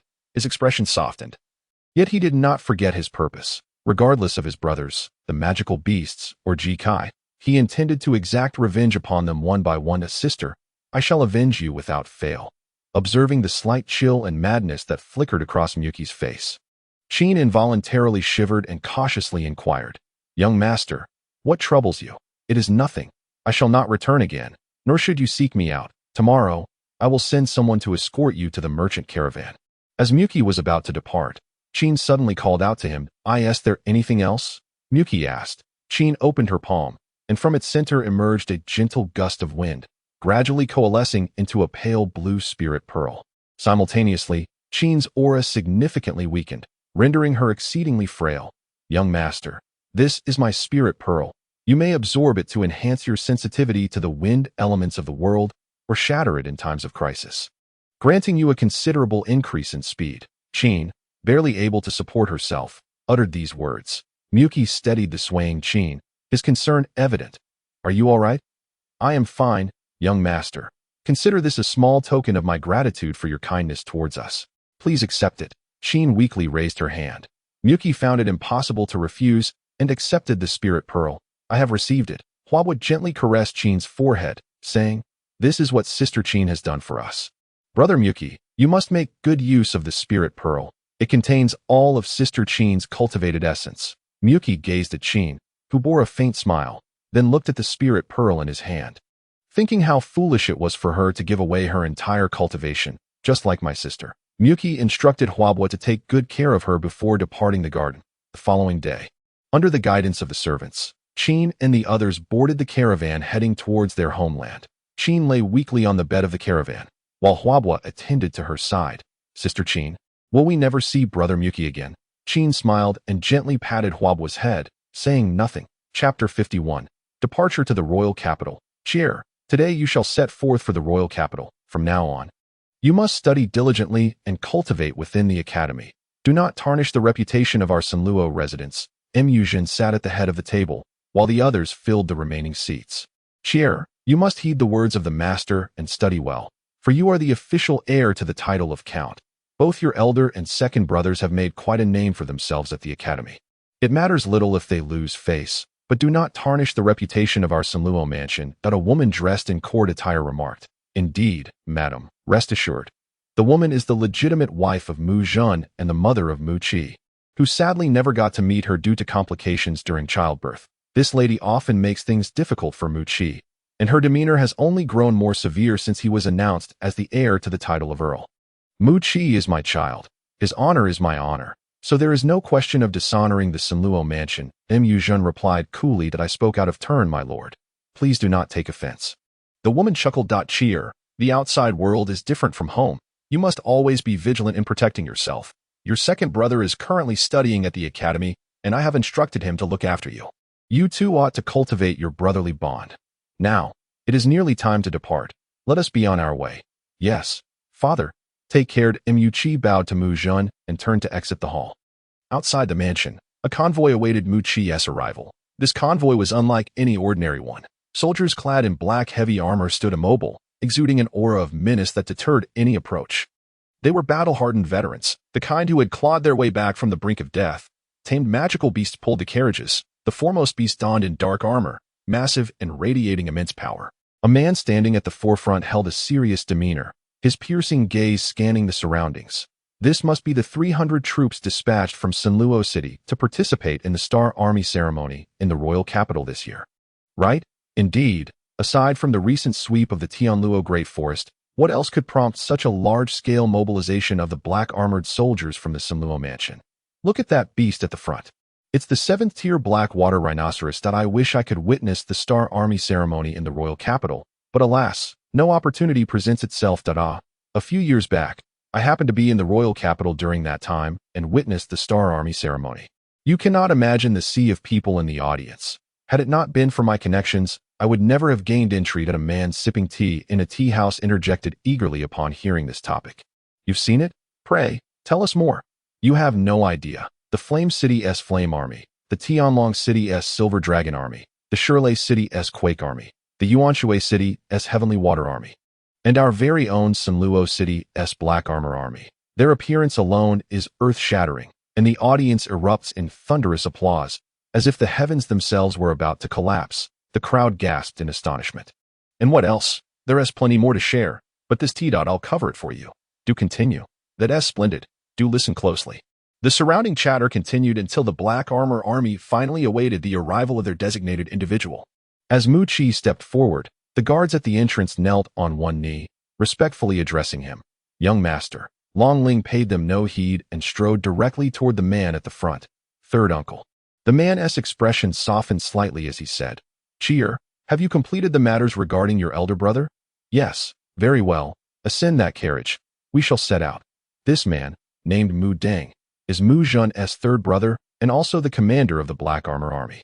Miyuki responded promptly and ascended into the carriage. Upon witnessing Miyuki's arrival, Muden's expression once again grew grave as he leaped onto the head of the foremost beast, which, despite its fierce appearance, offered no resistance. With a commanding voice that resonated across the entire army, Muden declared, Advance! The Black Armor Legion surged forth like a torrent of darkness, steadily progressing ahead. Liuhe City, under the jurisdiction of the Sourcewater Prefecture, is situated near the Tianshui mountain range. Wei Xing and Ming Chong arrived here for their training shortly after their emergence and were currently at the Adventurers Guild within the city, their yellow tokens signifying their rank. These two young prodigies were remarkable, having ascended from white to yellow rank in just over 10 days. Hey, look at that girl. She has such delicate skin and a pleasing appearance. One passerby remarked, "You better not have any designs on her. The last time a purple rank adventurer tried to flirt with her, that man in black dealt with him in an instant, his blade moving so swiftly that the eye could scarcely perceive its trajectory. That it was them who intervened. Rumor has it they saved that purple rank adventurer's life. Yellow rank task completed. 3 Xiaoshu fruits. Reward: 5 gold star coins. Please collect," the attendant at the counter announced, handing the coins to Yi Xing. "He. I've managed to gather quite a bit of money these days. We should be able to head to the royal capital soon," Yi Xing said cheerfully upon receiving the coins. Ming Chong nodded in acknowledgement. "Say, Ming Chong, do you think Ji Kai has become an adventurer like us?" Yi Xing inquired. "Perhaps, or he might have gone straight to the royal capital without coming to the borders." Ming Chong replied, maintaining his impassive demeanor. "That's a possibility that we've saved enough. So let us hire a carriage to the royal capital." Yi Xing, accustomed to Ming Chong's demeanor, remained unconcerned. Ming Chong nodded. "You can arrange it." "I must say, Ming Chong, your reticence isn't likely to attract girls." Yi Xing couldn't help but tease. "You don't like it," Ming Chong stated matter-of-factly. Though his tone lacked inquisitiveness, Yi Xing understood the implication, exclaiming helplessly, "But you are my senior brother. If you like someone, you should express it. If you don't, you should still say you like her. However, when it comes to a girl who likes you or whom you like, being taciturn won't do. At least until I complete the tasks assigned by Master, I won't think of anything else," Ming Chong asserted. "Brother, I'm not a child anymore. I don't need you to protect me. Once I grow stronger, it will be my turn to protect you," Yi Xing declared, thumping his chest in assurance. "That I await that day," Ming Chong replied. "Then you best wait patiently, Ming Chong. Let us set forth toward the royal capital," Yi Xing exclaimed, rising and pulling Ming Chong along as they dashed outside. Chapter 52. Star-Crown City. Star-Crown City, the capital of the Star-Crown Kingdom, has been thus since its founding. Though referred to as a city, it far exceeds the size of an ordinary one, being over 3 times larger than Heavenly Dragon City. As the largest metropolis in the kingdom, it boasts the most prosperous economy and culture. With countless merchant caravans traversing its streets daily, Star-Crown City is broadly divided into several regions, with the central area comprising a vast expanse of markets, shops, and residential quarters, accounting for roughly 1/3 of the total area. Commonly referred to as the main urban district, to the east lies the esteemed Xingguan Academy, separated from the main urban area by merely a lake. The largest institution in the kingdom. Its expanse rivals that of the central city to the west. A small area has been designated for the Xingguan Noble Academy, which accommodates no more than 3,000 to 4,000 students at any given time, resulting in a relatively modest campus. Despite its size, the academy exudes an air of spaciousness, as its occupants predominantly comprise the elite youth of the kingdom, in addition to the offspring of royal nobility. Many renowned warriors and affluent merchants' progeny also grace its halls. Beyond the Star Fortress lies a vast tract of land, one of the royal family's direct dominions, where commoners are deemed unworthy of entry. It is said that within this realm, the melodies of birds and the fragrance of flowers create a paradise that changes with the seasons, akin to a celestial haven. This land has always retained an aura of mystery, akin to the royal family's exclusive garden, such as the general landscape of the capital, where intricate power dynamics intertwine. Not only the kingdom's own forces are at play, but also clandestine organizations lurk in the shadows. Among them are the Daybreak Empire, the Apocalyptic Republic, as well as the Assassin's Guild and the Dawn Organization's information network. Yet, they are wary of making any drastic moves, for a single misstep could lead to their complete eradication. It is often said that a starving camel is still larger than a horse, and this is no mere camel, but a living one. However, should the kingdom's situation shift, these factions might well strike a devastating blow from the shadows.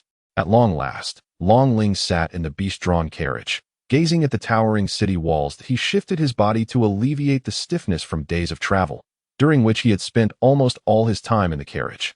Boredom gnawing at him and his bones feeling nearly dislocated. After passing through the gate's inspection, Long Ling entered the city. Upon disembarking, he hailed a passerby to inquire about the location of a map shop. Noticing the purple mercenary token at Long Ling's waist, the individual hastily directed him to a nearby establishment. Long Ling expressed his gratitude, and, upon finding the shop, spent 2 gold star coins to acquire a highly detailed map. Prior to his departure, Long Yunxiao had advised Long Ling to report to the Xingguan Noble Academy upon arriving in the capital. Although the entrance requirements for the academy are stringent, the management is quite lenient. Generally, merely registering suffices for admission. Once enrolled, students may engage in any courses or activities they desire, as long as they do not contravene the law, without fear of reprimand. Even those who choose to abstain from classes face no penalties, provided they pass the annual advancement assessment. Successfully completing it 4 times equates to graduation. Nevertheless, students attending the Xingguan Noble Academy, barring a select few idlers, typically opt to attend classes, for the instructors are often either formidable figures of the kingdom or erudite scholars, capable of imparting knowledge and facilitating connections that may prove advantageous after graduation. Longling intentionally entered the city through the southwest gate, with the aim of first reporting to the Xingguan Noble Academy before proceeding to register at the Xingguan Academy. Guided by the map, he traversed bustling streets until he finally arrived at the academy's location. Crossing the plaque, he advanced into the academy's interior. Whose young master could this be? Someone mused. Surely, it cannot be a newcomer unaware of the customs. If that is indeed the case, today may witness another tragedy. Longling had not walked far, still some distance from the stone tablet, when a group of patrolling soldiers from the royal capital approached. Although the soldiers noticed Longling, they did not interrogate him. Continuing their patrol with synchronized steps, Longling pressed onward, crossing the stone tablet, and suddenly beheld a vast expanse before him. Behind the stone tablet lay a basin. Looking down, he saw a river flowing from afar, resembling a small island amidst the water. Several grand staircases extended from the basin downwards, with small bridges spanning the river, connecting the inner and outer circles. Aside from the cluster of houses at the center, numerous buildings with varied designs were artfully scattered around, with green serving as the dominant hue, creating a unique charm on the island. The environment seems quite pleasant, Longling remarked. Though the staircase was lengthy, few would foolishly descend step by step. Longling leaped down to the bottom in just a couple of minutes. What extravagance! Longling sighed, then set off toward the interior. As he crossed a small bridge, a group of soldiers stood nearby, and a soldier emerged from a nearby outpost, respectfully saying, "Sir, please present your pass." Naturally, Longling had no such pass and replied, "I just arrived today to register. I possess no pass." "Understood," the soldier said, pointing to another. "Lin Yi, take this gentleman to the Jingxin Hall." "Yes." A soldier stepped forward and addressed Longling. "Sir, please continue along this path." Longling nodded, stepping onto the broad avenue through the woods, while the soldier maintained a respectful distance behind him, observing his every move. Isn't this merely surveillance? Longling thought, yet he cared little, as he was merely there to register and had no ulterior motives. As Longling stepped through the grand entrance, he found the interior to be spacious. The elder occupied a central circular counter, surrounded by numerous chairs. Besides the elder, several staff members and a few elegantly dressed young men and women were engaged in light conversation nearby. The soldiers stood to the side, serious and poised, seemingly waiting for the elder to conclude his task. "Yanji, do you know him?" the silver-haired man inquired of the individual seated across from him. "I do not," Yanji replied. "Is there anyone in Yin Cheng's trio you do not recognize?" Shui Fu countered. "With so many people in the kingdom, must I know them all? As far as I know, among this year's entrants, only the Tianlong, Shirlei, and Sinluo houses from the Earl's mansion have participants. I am not particularly familiar with other factions. Do you think he might be from one of the 3 houses?" Shui Fu observed Longling with keen interest. "If you wish to know, you may inquire directly," Yanji replied. "I am not in a hurry. There will be ample opportunities to meet in the future." However, some cannot contain their impatience, Shui Fu remarked, sipping his tea. Longling stepped forward and said, "Excuse me, I am here to enroll. Where do I go to complete the formalities?" "Hey, this lad does not even know old Mo." Shui Fu appeared somewhat astonished. Yanji merely glanced at Longling without speaking.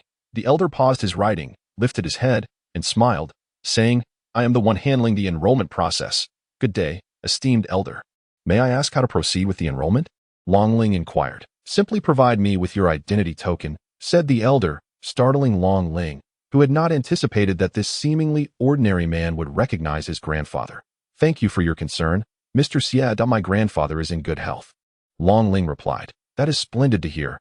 "Haha." The old man chuckled as he handed the token to Longling, stating, "The process is complete. In the future, simply show this token to the guards upon your arrival at the academy." Taking the token, Longling sensed a unique aura emanating from it. He expressed his gratitude and turned to leave. The elder resumed writing, seemingly unfazed. "What an impressive man," he skillfully controlled his aura, concealing his abilities without my notice. Such strength in someone merely processing admissions. Indeed, the Star Crown Noble Academy is a place teeming with hidden talents. Long Ling, feeling slightly irked by an unexpected obstruction, found himself confronted by a man who appeared unconcerned and introduced himself. I am Xing Su, the second prince of the Star Crown royal family. Are you not Long Ling, the esteemed heir of the Tianlong Manor? Might I invite you to sit for a conversation? Xing Su gestured toward a nearby seat with a smile. Is he attempting to court my favor in the struggle for the throne? Regardless, I shall not be frequently seen at the academy henceforth. It is wise to refrain from involvement in such matters. With a polite yet strained smile, Long Ling replied, I appreciate the invitation, Your Highness, but I am indeed preoccupied with pressing matters and must take my leave. Farewell. Without waiting for a response, he bypassed Xing Su and exited through the doors.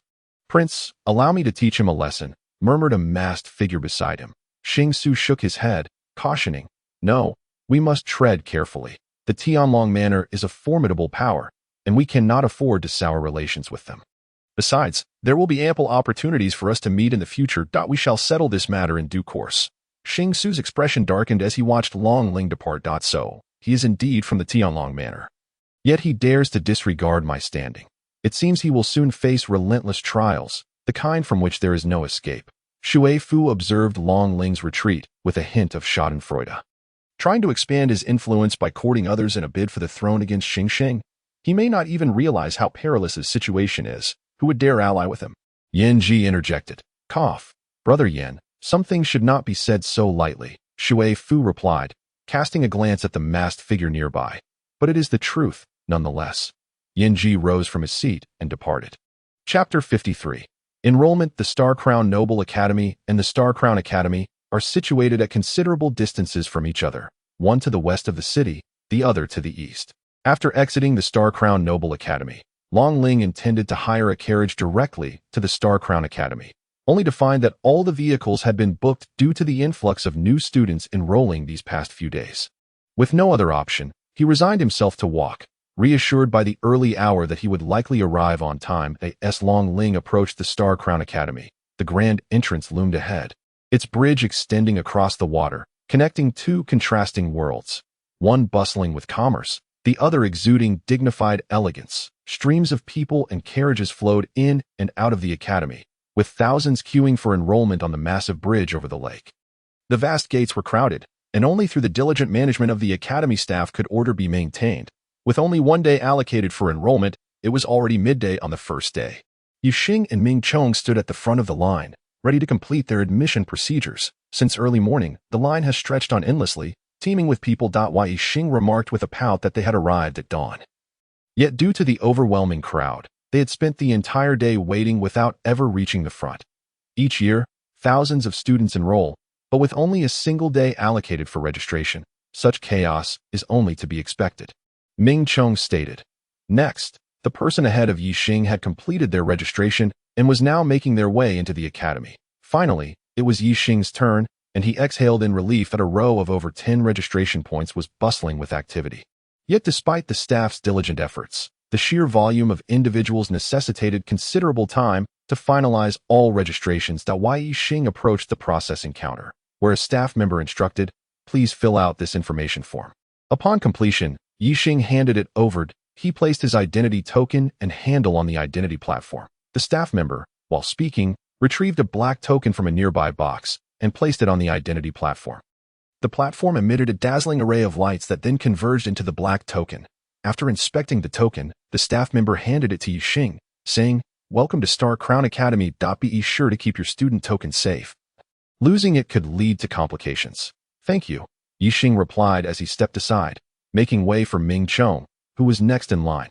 After completing the necessary procedures, Ming Chong too successfully obtained his student token. How did it go? Yixing inquired. Ming Chong lifted his student token for Yixing to see, declaring, I got IT to AT last. We are enrolled. Soon, we shall relish the joys of academy life. Yixing exclaimed with excitement. Ming Chong nodded in agreement. Yixing then produced a vibrant red leaf from his storage ring, a gift from Yan Wanner, with each of them, Long Ling, Ming Chong, Yixing, and Lin Feng, holding one. When the leaves are within 1,000 meters of each other, they emit a glow that intensifies the closer they are. However, at that moment, the leaves showed no signs of illumination, prompting Yixing to express his concern. That rascal Ji Kai. It's the last day for registration, and he still hasn't arrived. That he will come. Ming Chong reassured that I hope, so that if he misses the registration window, he will have to wait until next year, Yixing said anxiously as he glanced at the lengthy queue. Meanwhile, Yixing and Ming Chong continued to wait, surrounded by a throng of people, most of whom were bidding farewell to newly enrolled students. Where on earth is Ji Kai? If the clock strikes 6, it will be too late. Yixing recalled that once the bell tolled 6, registration would cease, and latecomers would have to wait until the following year to enroll. As the daylight waned, the hour approached. Yet Long Ling remained absent. He will come. Ming Chong maintained an inexplicable faith in Long Ling. I believe he will show up, but time is running short. If he arrives late, he won't be able to register. Yixing lamented. This Ji Kai is truly a source of worried. As moments slipped away, the clock edged closer to 6, and Yixing's face paled as he contemplated the worst-case scenario. Ji Kai had promised to join us at Star Crown Academy. He wouldn't break his word. Yet, with his continued absence, could it be that Ji Kai, that fool, so lacking in ability, insisted on venturing out alone? Ji Kai is tougher than he appears. Trust me, Ming Chong replied. However, the formidable presence of the demon and Ji Kai's apparent lack of ability left Yixing feeling apprehensive. What if? She began, her voice trailing off as her eyes glistened with unshed tears. Suddenly, the red leaf in her hand emitted a brilliant crimson light, prompting Yixing to look up in astonishment at Long Ling, who stood a short distance away. Ming Chong's expression was unusually gentle. Phew, I'm glad I made it, Yixing breathed, relieved. Long Ling, on this occasion, had underestimated the distance from the west to the east of the city. Without a carriage, the journey proved to be excessively far. Had it not been for Long Ling utilizing the spatial cloak to teleport several times, he might not have arrived at the registration point in time. Who goes there? A staff member exclaimed.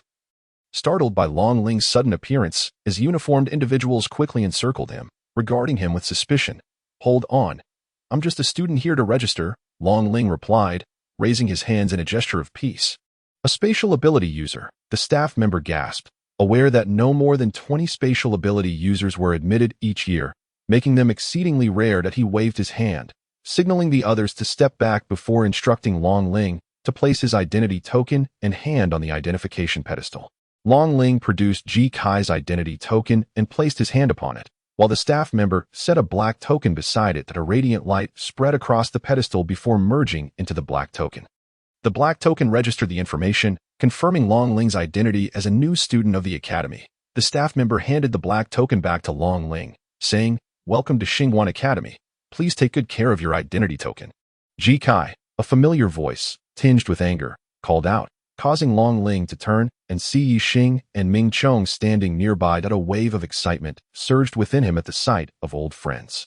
Long Ling waved enthusiastically. Hey, Yixing, Ming Chong, it's been too long. Long Ling stepped back, clutching his stomach, and said, You superhuman girl, that hurt. Just then, before he could continue, Yixing leaped toward him, and he braced himself for another punch, only to find her embracing him tightly, her voice trembling with emotion. You jerk, if you hadn't shown up, I would have thought you were dead. Feeling a bit embarrassed, Long Ling's face flushed as he replied, I'm fine, see? Now let go of me. This is quite the spectacle in public. Realizing her boldness, Yixing blushed and released him, noting the knowing expressions of those around them. But at that moment, Ming Chong approached, saying, It's been a while, Ji Kai. Indeed, it has, Long Ling replied, giving Ming Chong a brief hug before letting go. Though it's only been a month, I truly understand the sentiment of a day apart feels like 3 autumns. It's wonderful to see you both again, he added, his gaze warm and sincere. Please, stop. I'm getting goosebumps, Yixing said, rubbing her arms. That I feel the same. I'm sure Yixing does too, Ming Chong chimed in. I wasn't thinking about him at all, Yixing retorted. All right, I understand. Now, let us embark on our journey. Our life at the academy is about to begin. Long Ling casually draped one arm over a shoulder, guiding Yixing and Ming Chong through the gates of the academy. At that moment, the chimes rang out, marking the conclusion of the enrollment event. Chapter 54. The Sun and Moon Tree. As the trio entered the academy, they encountered a group of students dressed in distinctive uniforms, who had set up a booth adorned with a banner proclaiming, Freshman Reception, Xingguan Academy Student Union. Although dusk had descended, The magical lamps illuminated the area with an extraordinary brightness. Yi Xing pulled Long Ling and Ming Chong towards the booth, greeting them. Hello, we are the newly enrolled freshmen. A strikingly beautiful young woman smiled warmly and replied. What lovely little juniors. Welcome to Xingguan Academy. Thank you, senior, Yi Xing said, her cheeks flushed with bashfulness at the compliment. Are you also freshmen at the academy? The woman inquired, glancing at Long Ling and Ming Chong, who nodded in response. She then produced 3 maps from the side, stating, here are the maps of our academy, outlining the various facilities. You can use these to orient yourselves to as per tradition. All freshmen are required to gather at the Sun and Moon Tree on the day of enrollment.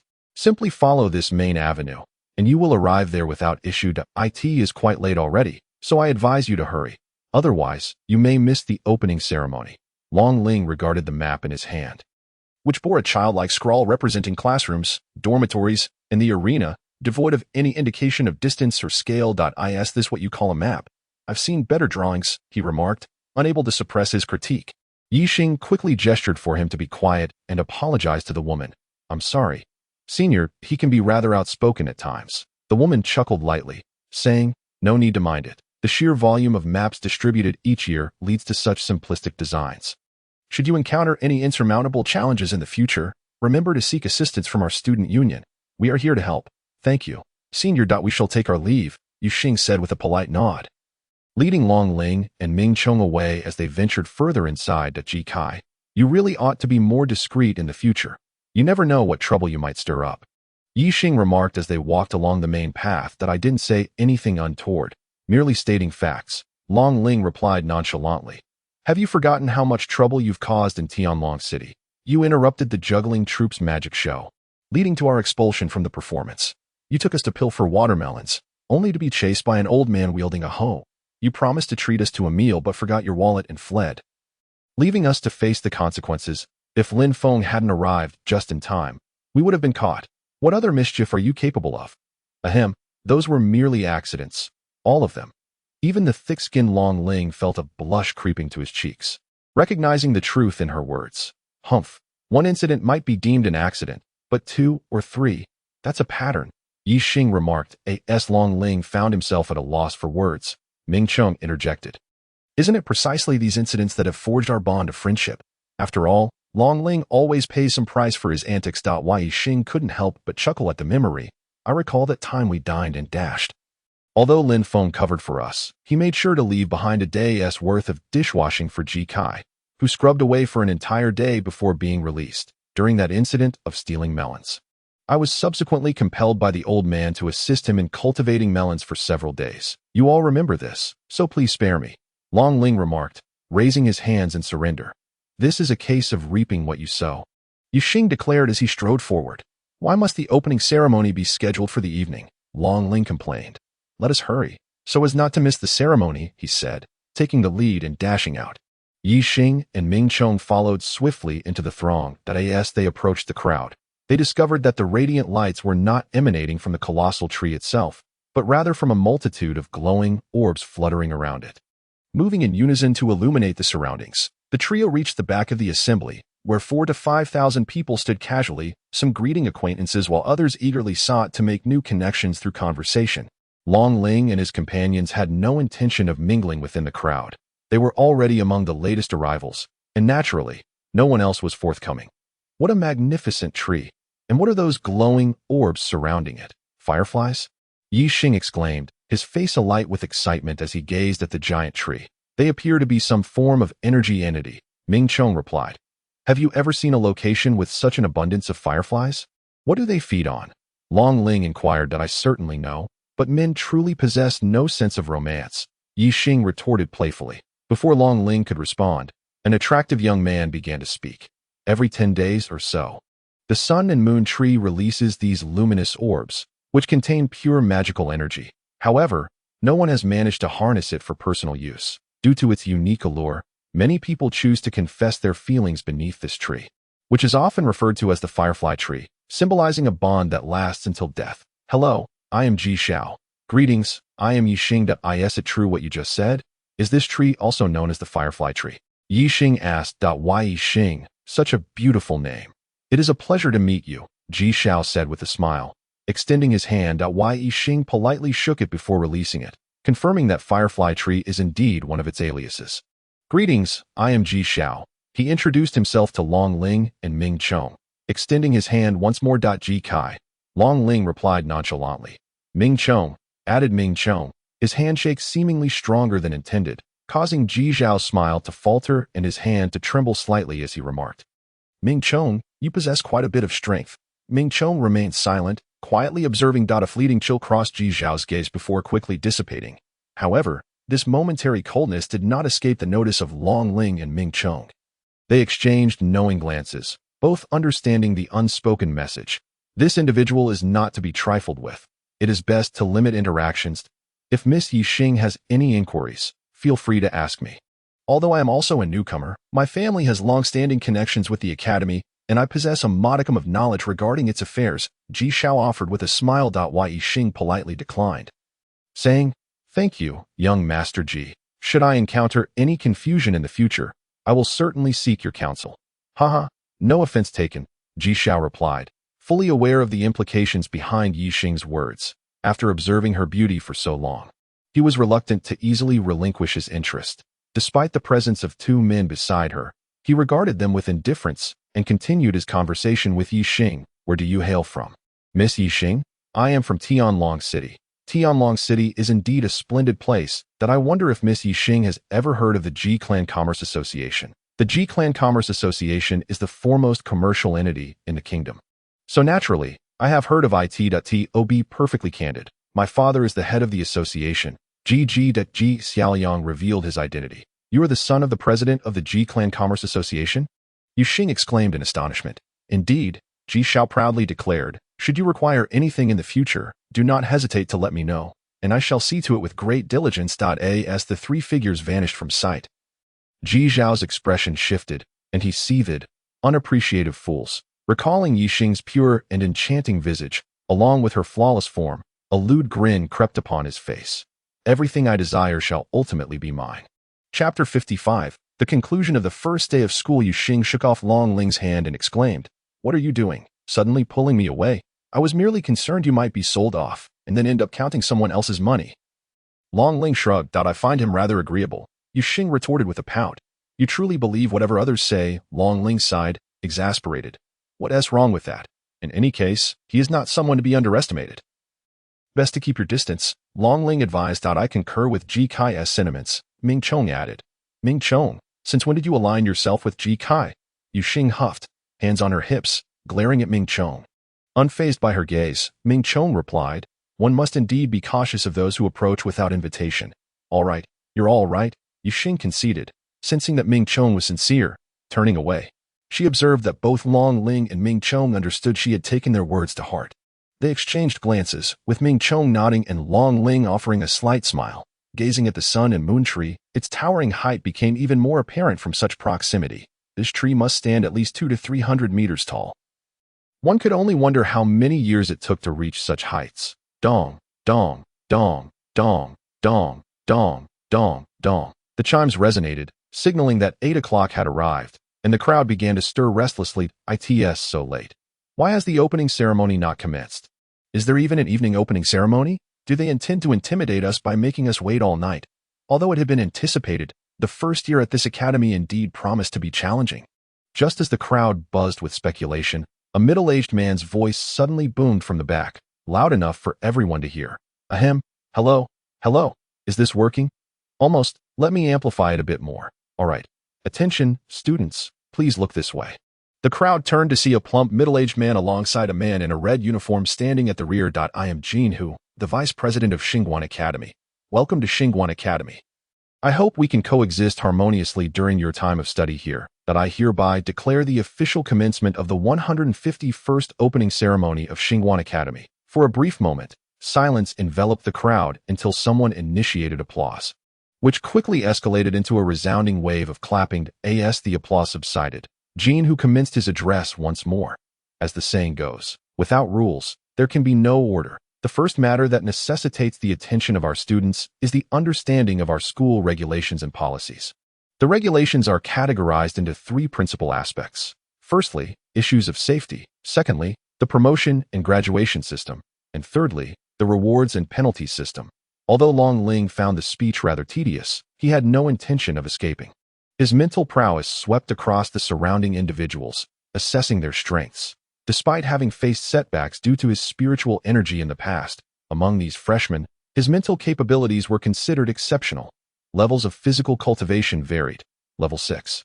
Level 5, Level 6, Level 6, Level 7, Level 6, Obscured, Level 6, and Extraordinary Level 1 to AS for the individuals clad in blood-red attire nearby. Save for one with relatively weaker mental energy, the rest were imperceptible to him. That individual was at the 6th level of Extraordinary Cultivation, which explained why none of the freshmen could prevail against them. 2 hours elapsed swiftly, and Jinhu's discourse was nearing its conclusion.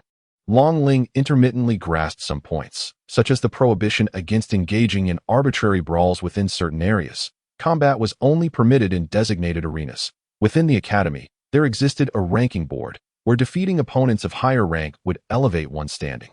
The higher the rank, the greater the privileges bestowed. Advancement to the next academic year required passing a promotion examination.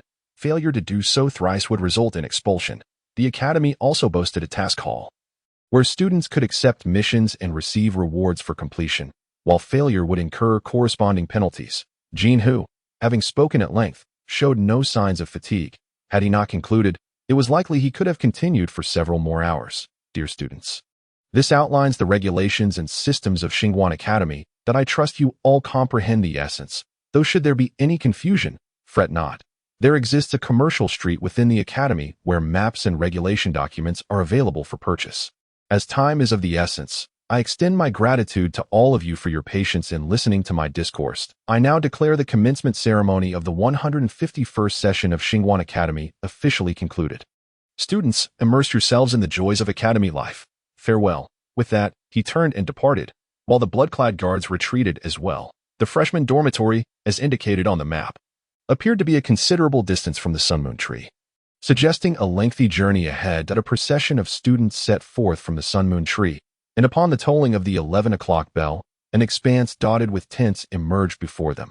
According to the map, this vicinity was likely designated as the freshman dormitory. Could this truly be the dormitory? Yi Xing pondered, gazing at the rudimentary tents before him, at a loss for words. Surely, for the kingdom's foremost academy, such frugality was unexpected. Dormitories fashioned from tents. Long Ling felt a wave of exasperation wash over him. Before the tents stood a group composed of the student council and the previously encountered blood-clad team. Over 20 individuals were stationed in front of the tents, identifiable by their attire as members of the student council and the enigmatic blood-clad team. The other freshmen quickly deduced that this was indeed the dormitory, and the atmosphere grew lively. At the forefront of this gathering, a young woman clad in the student council uniform raised a device resembling a megaphone to her lips and addressed the newcomers. Esteemed freshmen, welcome to Xingguan Academy. I am Luo Qianxue, the president of the student council. The volume was so overwhelming that it eclipsed the gathering of 5,000 or 6,000 individuals. Long Ling gazed in astonishment at the object, exclaiming, "Is that a loudspeaker? What exactly is a loudspeaker?" Yi Xing replied, "It is a device that amplifies one's voice. I never expected to encounter one here. Have you seen one before?" Ming Chong remarked flatly. "It's merely a loudspeaker. Back home, we have recording equipment. Never mind, it would be irrelevant to you. Let us listen to what the president has to say. From this moment on, you are officially recognized as students of Xingguan Academy, and I am confident that our paths will frequently cross in the future. Now, allow me to elucidate the particulars regarding the freshman dormitory. The dormitory is constructed from tents, with each tent accommodating 5 individuals at the minimum. Available for occupancy at your discretion. As for the subsequent allocation of tents, that is a matter for you to decide. As long as you adhere to the school regulations, we shall not interfere. However, I must caution you that the freshman dormitory is not solely inhabited by newcomers. There are also many upperclassmen who, for various reasons, have not succeeded in advancing past their upgrade assessments. Their abilities are formidable, and their failure to progress to the second year is due to diverse circumstances. Should they pose difficulties for you, or should you seek them out, we will not intervene as long as you abide by the rules. Lastly, at the rear of the dormitory lies an arena, which I believe will become quite lively in the days to come. After a long day, you must be weary. Classes commence tomorrow, so locate your tent and take this time to rest. preparing to embrace your new life on campus. Upon hearing Luo Qianchue's words, the freshmen indeed felt a wave of fatigue wash over them. They entered the freshman dormitory, seeking out an unoccupied tent. Long Ling and his companions followed suit, passing by Luo Qianchue. From a distance, her beauty was indistinct, but as they drew nearer, her allure became evident. The black and white uniform harmonized with her flowing azure hair, her azure-hued eyes shimmering with a crystalline brilliance, complemented by a subtle smile that rendered her akin to a snow fairy, a vision of exquisite beauty. As Long Ling admired her, Luo Qianchue noticed his gaze and offered him a slight smile. Under the surrounding lights, her beauty became even more pronounced, captivating the attention of both men and women alike. Ouch! What are you doing? Long Ling exclaimed, suddenly feeling a sharp tug on his arm. It was Yi Xing who had pinched him. What are you staring at? If we dawdle, we might miss out on a tent. Yi Xing huffed in irritation. What's the rush? We're at the front of the line. Do you truly fear we won't find a tent? Long Ling replied. With your dawdling nature, it's hard to say. All right, let us quickly find a place to settle, Long Ling conceded. Very well, Ming Chong agreed. What? You expect me, a girl, to share a tent with you? Absolutely not. Yi Xing vehemently protested. My dear miss, did the president not mention that occupancy is unrestricted, allowing for mixed-gender arrangements? Alternatively, you could venture out now to find another girl to share with, Long Ling suggested. Fine, I'll go, Yi Xing retorted, turning on her heel to head outside. I'll join you, Ming Chong declared, lifting his foot to follow. Wait, Ming Chong, where do you think you're going? Do you intend to parade about like a flag? Let the girls handle their own matters, Long Ling interjected, blocking Ming Chong's path. That I cannot allow her to go alone. Ming Chong remarked that they should steer clear of Long Ling. This is the academy. Yi Xing will be safe. Besides, even if you went, Yi Xing would not consent to living with you, he asserted. But what should I do? I am uneasy about her being alone. Long Ling proposed a wager. I bet she is currently chatting with a group of girls. If I am correct, you shall not go. If I am wrong, not only will I acquiesce to you, but I shall also accompany you. What do you say? After a moment's contemplation, Ming Chong agreed. Relieved by Ming Chong's compliance, Long Ling recalled seeing a gathering of girls earlier and was confident that Yi Xing would join them. Upon exiting the tent, they indeed found Yi Xing engaged in lively conversation with the girls, laughter echoing around them. See, I told you it would be like this. You need not worry, with Yi Xing's temperament. Do you still fear she might be bullied? Rest easy, Long Ling reassured him. I understand, Ming Chong replied. Shortly after, Yi Xing approached with a triumphant air, announcing, I've already found someone to stay with, ignoring his concern. She added, I must take my leave now. See you tomorrow. With that, she dashed off, accompanied by 4 girls, to a nearby tent not far from Long Ling and Ming Chong. All right, let us go inside and prepare for bed, Long Ling suggested, giving Ming Chong, who had been gazing at Yi Xing's tent, a gentle pat. Nodding, the two entered their own tent. Infusing the space with magical energy, the luminescent lamp illuminated the interior brightly. Long Ling took a moment to step outside and inspect the tent, discovering that its material was opaque and had the remarkable ability to block mental energies. The tent's door could be secured from the inside, ensuring a commendable level of safety. Having arranged their sleeping quarters, Long Ling reclined on the bed, exclaiming, Ah, this is delightful. After a day of travel, I can finally rest. Ming Chong, seated on his bed, surveyed the several unoccupied beds and noted, At this hour, most individuals should have found their lodging. It seems we have extra space here. Perhaps so. I shall go take a look, Long Ling said, springing to his feet and pulling open the tent flap to step outside. He halted abruptly, for a figure stood before their tent. It was a girl of modest stature, with short black hair and an expression that betrayed her anxiety. Her bright black eyes sparkled in the darkness as she nervously addressed Long Ling. Hello, I am Luo Shuang. Greetings, I am Ji Kai, Long Ling replied, extending his hand with a smile. Luo Shuang shook his hand and inquired hesitantly, May I ask if your tent is full? No, it is currently just my friend and me, Long Ling informed her. May I stay here? I arrived rather late and was unable to find a place. I inquired at several locations, but they were all full, so Luo Shuang's voice dwindled to a whisper. Of course, you may come in. Please, make yourself at home. Long Ling gestured for her to enter. Thank you, she said cautiously as she stepped inside the tent, noticing Ming Chong seated on the bed. Hello, I am Luo Shuang, he replied. Long Ling lowered the tent flap and reassured Luo Shuang. As it stands, it is merely the 3 of us. If you do not mind sharing a space with 2 gentlemen, You are welcome to stay. How could I possibly mind? Thank you. Ji Kai? She responded eagerly. Just call me Ji Kai. The title feels rather odd, he replied. Long Ling looked at the anxious Luo Shuang with a sense of helplessness and said, All right. Luo Shuang's expression relaxed slightly. Feel free to choose any bed. Once you make it up, you can sleep, but it's crucial to rest well since we don't yet know when classes will start tomorrow. Long Ling added. Understood, Luo Shuang replied, selecting a spot somewhat distant from the two, as she quickly made her bed and burrowed under the covers, not daring to show her head. Long Ling chuckled, sensing this was her first time away from home. Turning to Ming Chong and Luo Shuang, he remarked, I'll turn off the light now, before extinguishing the magical lamp, plunging the tent into darkness once more. Long Ling lay in bed, lost in thought, and soon drifted into slumber. Ming Chong sat cross-legged, entering a state of cultivation. The eye in the center of the new student dormitory, a loft stood, where Luo Qinxue was gazing from the balcony at Long Ling's tent in the distance. A chill enveloping her, causing the temperature of the surroundings to drop significantly. Chapter 56, Student Council President, Luo Qinxue. The bell tolled, its resounding sound startling even Long Ling, who was deep in sleep. Rubbing his eyes, the scene gradually became clearer as he muttered weakly, What's going on? Ming Chong had already exited his meditation the moment the bell rang and stepped out of the tent. I'll go take a look, he said. Judging by the brightness outside the tent, it seemed to be early the next morning, though the sky remained dim. Long Ling chuckled. Time to get up. It seems we have class soon. Luo Shuang peeked her head out, her face still slightly flushed, timidly saying, I'll get up right away. Could you, step outside first? How shy she is. I seem to recall she didn't change out of her clothes for sleeping. After all, she is a girl. Once outside, Long Ling noticed several people were already awake, conversing in front of the tents. Ming Chong was gazing at the tent where Yu Xing had stayed last night. They seemed yet to be up, and he shifted his feet, seemingly intending to approach.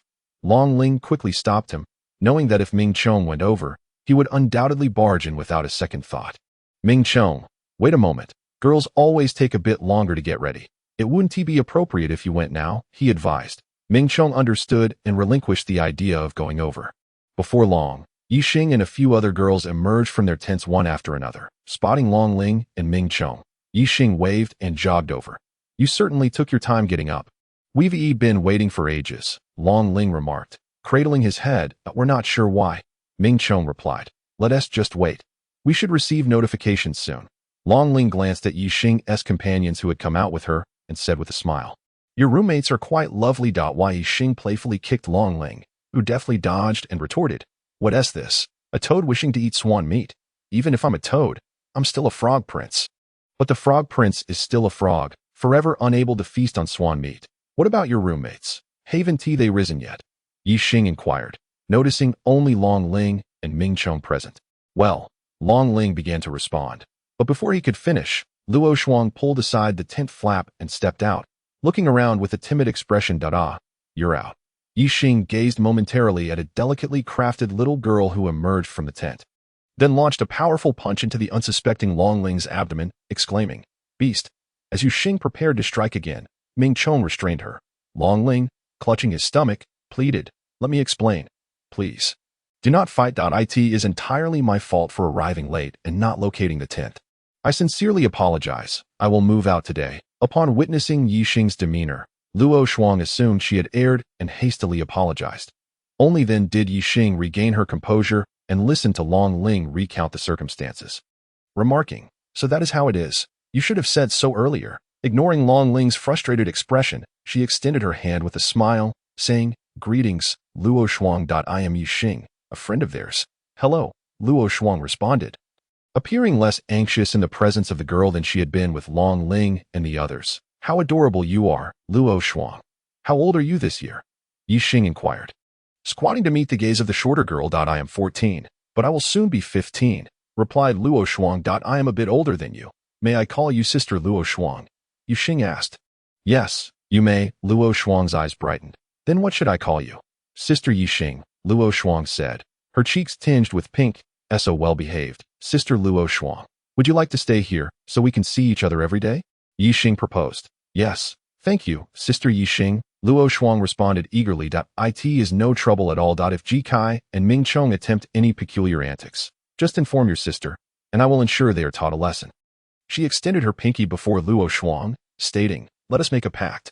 Luo Shuang, extending her tiny pinky, linked it with Yuxing's, reciting, "Pinky promise, 100 years without change. If deceived, one becomes a little dog." Releasing their fingers, Yixing affectionately ruffled Luo Shuang's hair and took her hand. Rising, she addressed Long Ling and Ming Chong. "Did you hear that? From now on, Luo Shuang is my sister. If you dare lay a finger on her, I shall not spare you." Long Ling, with a resigned gesture, replied, "Understood, understood. I will do my utmost to protect Luo Shuang's safety." Ming Chong added, "Glad to hear it." Suddenly, a booming voice pierced the air. It was the voice of Luo Qianxue from the previous day. "Attention. Students, please assemble immediately at the square in front of the Student Council office. You have 10 minutes. Failure to arrive will result in attendance penalties. A general reminder. According to school regulations, if you accumulate 3 absences in a semester, you will be expelled. As soon as the announcement concluded, the camp buzzed with activity. Those already awake hurried toward the center, some going to rouse those still asleep. 10 minutes is not far. We should be fine if we hurry," Long Ling remarked, glancing at the large building at the center, presumably the Student Council office. The group nodded in agreement and made their way toward the center. By the time they arrived, a considerable number of people had already gathered in the square, with many more emerging from the clusters of tents. In the span of merely 10 minutes, time slipped away swiftly, and almost everyone had arrived at the square punctually, save for a few individuals who, due to various reasons, could not make it. Those who arrived late were promptly marked as absent by members of the Student Council. Though resentment brewed within, the prowess and authority of others were undeniable. This was not an insurmountable task, thus one could only swallow their grievances in silence. President Luo Qianxue had long been stationed in the square, with the freshmen gathered before her. A subtle smile graced her lips. Yet for those newly marked absent, it bore the semblance of a devilish grin. Amplifying her voice through a magical sound device, she proclaimed, "Today, our new students have performed admirably. Only 4 were tardy for their first assembly. In previous years, dozens would defy authority, arriving late on purpose, even resorting to aggression against us. The outcome was invariably clear: compliance or expulsion. I trust you will remember this, while you may be hailed as prodigies in your own homes. Upon entering Xingguan Academy, you must either coil like a dragon or crouch like a tiger. The academy has never lacked for talent. Here, genius is merely a quantifiable figure. I hope you all take note. Should you feel discontented, the Student Council office has a designated room for expulsion registrations. Visitors are welcome. You now have half an hour to freshen up. In 30 minutes, before the chime of 7, all must reconvene in the square to disperse." With that, Luo Qianxue entered the Student Council office. A few Student Council members guided the freshmen to 2 large tents enclosed by walls. This was the washroom, shower, and restroom combined. The left side designated for boys, the right for girls. Pay attention to the signs, and do not stray into the wrong area. However, should you accidentally wander off, the Student Council has a comprehensive system in place to educate you," one member stated before departing. The freshmen hurried into the tents, keen to wash up, as none wished to be marked absent. Inside the tent, 5 rows of sinks lined with countless faucets were present, separated by low walls that enclosed numerous small shower stalls, each equipped with a shower head. The magical lights overhead illuminated the entire space. Upon entering, one could also find squat toilets, thus creating a multifunctional area for washing, bathing, and relieving oneself. A minimalist design indeed. "Quickly wash up, or we shall be late," urged Long Ling, leaning against his forehead. "Indeed," replied Ming Chong. The two, having entered later, found the front spots occupied and had to make their way to the rear to secure a place. As Long Ling retrieved his toiletries, a thought struck him, and he raised an eyebrow, saying, "Given how closely the girls' shower area is situated, do you think we could heh?" Ming Chong paused, replying, "You wish to spy? Hush, keep your voice down. Do not be so blunt. I approach this with an appreciation for beauty. It hardly qualifies as spying." Long Ling clarified. Is there truly a distinction? Ming Chong questioned. "Certainly. Admiration and voyeurism are not synonymous. Admiration is a heartfelt enjoyment and passion, while voyeurism is merely a crude desire. I see," Ming Chong mused. The young man was still rather inexperienced, unable to grasp such a simple truth. "And no more talk. Let us wash up and prepare for assembly." Long Ling commenced his morning routine, hastening to leave before the chime of 7 o'clock. Half an hour swiftly elapsed, and as the clock struck 7, The lessons learned from the previous 4 individuals prompted everyone to arrive at the square well in advance that a man clad in a black and white uniform stood in the square, wielding a magical amplifier as he announced, "Today marks the first day of your academic year. You may find it perplexing that, after such a lengthy wait, you remain unaware of where your classes will be held or which class you belong to. Fear not. At 8 o'clock, a gathering will take place at the first grade campus, during which class assignments will be made. As there is less than an hour until 8, I urge all students to proceed to the campus. It is imperative to understand that this class assignment is of utmost importance. Tardiness could lead to complications. Please arrive punctually. That is all. You are dismissed." Upon hearing the word dismissed, everyone exhaled in relief and gradually dispersed. Long Ling retrieved a map and examined the location of the first grade campus, remarking, "Based on the route we traversed yesterday, this map appears to be quite accurate, judging by the distance. It should take approximately 20 minutes to walk from the dormitory area to the first grade campus. It seems we have ample time," Yixing commented. "However, it's prudent to arrive at the campus a bit earlier," Ming Chong suggested. "Indeed. What do you think, Luo Shuang?" Long Ling suddenly inquired of Luo Shuang, who was standing nearby. Gazing at the student council office building. "Oh, I doubt I'm fine with whatever," Luo Shuang replied, slightly anxious. "Since everyone has no objections, let us set off for the campus now," Long Ling declared, and the 3 nodded in agreement. With their direction clarified, the 4 proceeded towards the campus on the 3rd floor attic of the student council office building. Luo Qinxue concealed herself within a room, watching the departing figures of Long Ling and his companions, and sighed softly. "Ah, Shuang, I shall bear all burdens for you. All I wish is for you to live safely." Chapter 57. Class Assignment. The Devil's Class. This is the first grade teaching area. It is indeed vast, Yixing remarked.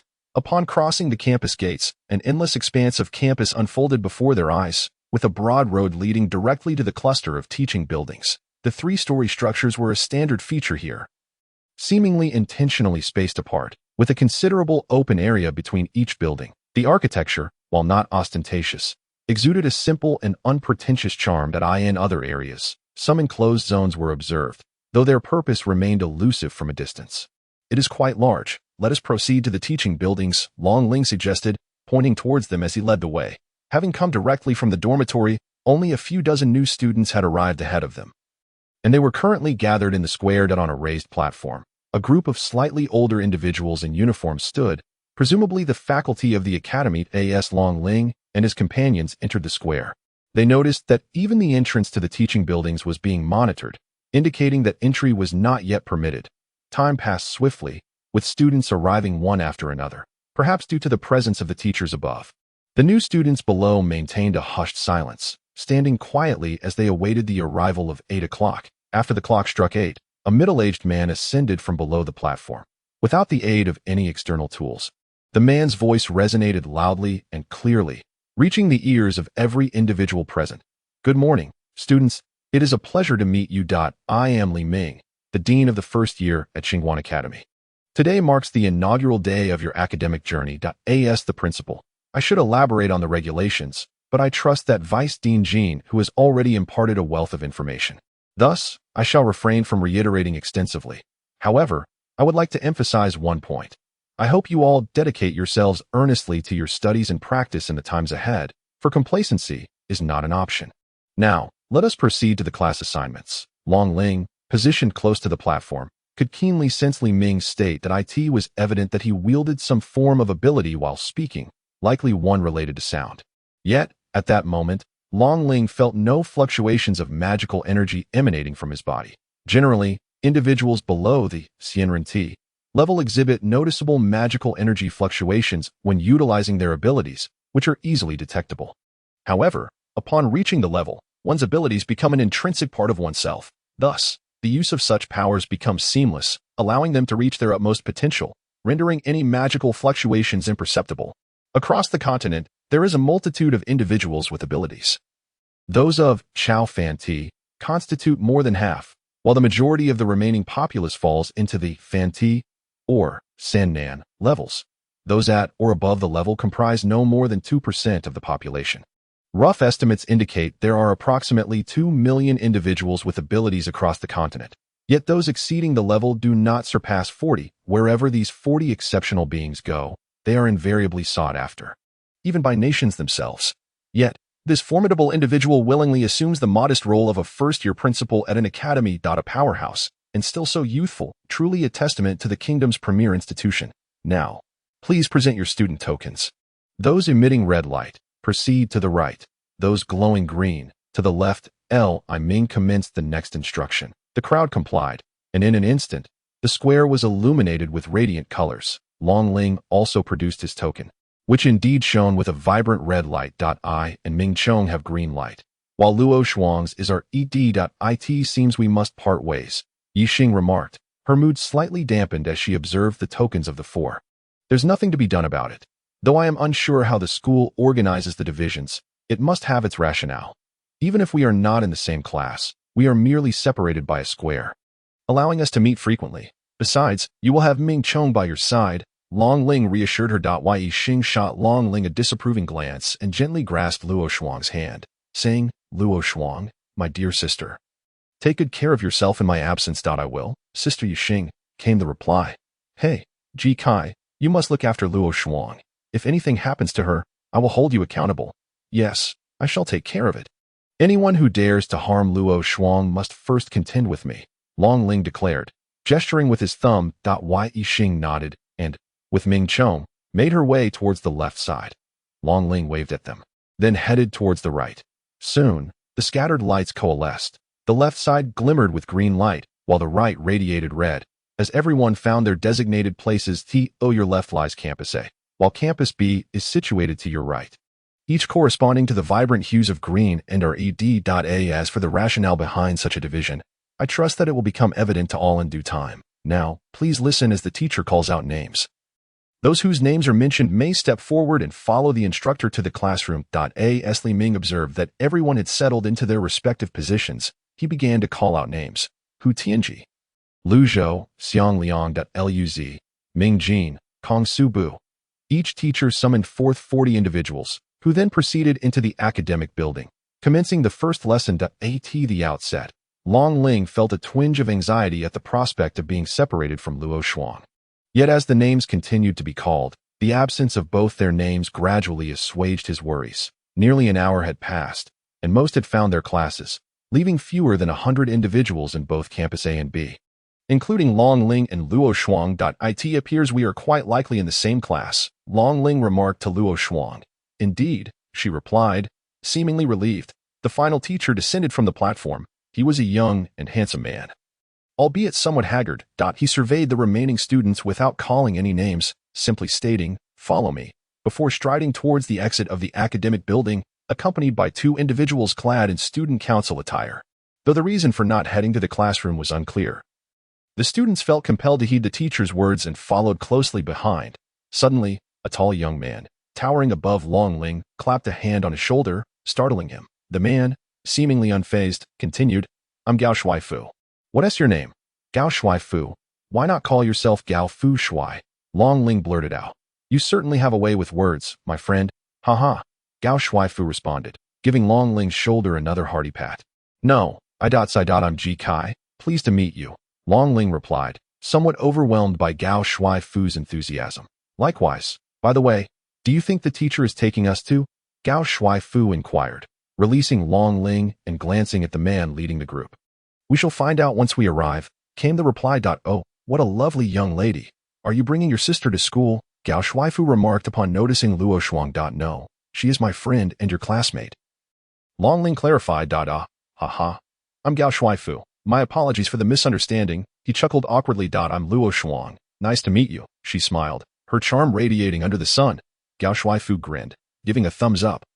"Likewise, Luo Shuang." Everyone momentarily froze before hastily forming a line that we should arrange ourselves in 7 rows of 3, facing the teacher. "Why are there 8 in this row? Someone needs to move to the next row. Should we line up by height?" "There's no time for that. Just get organized now," came the urgent response. Although they comprehended the situation, the time was indeed too brief for a proper lineup, resulting in a somewhat disordered formation, with one individual failing to align correctly. "Stop." The teacher's sharp command halted all movement. Pointing at the misaligned student, "Run 10 laps around the playground." "Why?" The time was too short. "I can't be held responsible for the disorder," came the retort. Should you choose not to run, you will face expulsion.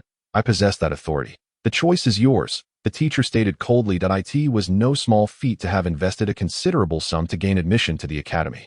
No one wished to be expelled on the very first day. With no alternative, the students reluctantly began to jog laps. Upon witnessing their commencement, the teacher turned to address the remaining individuals, saying, I am Kong Bing, your homeroom teacher and the instructor of the Devil's class for first-year students at Xingguan Academy. Perhaps you are unaware of the significance of the Devil's class, but allow me to enlighten you. Your forthcoming academic journey will be exceedingly intriguing.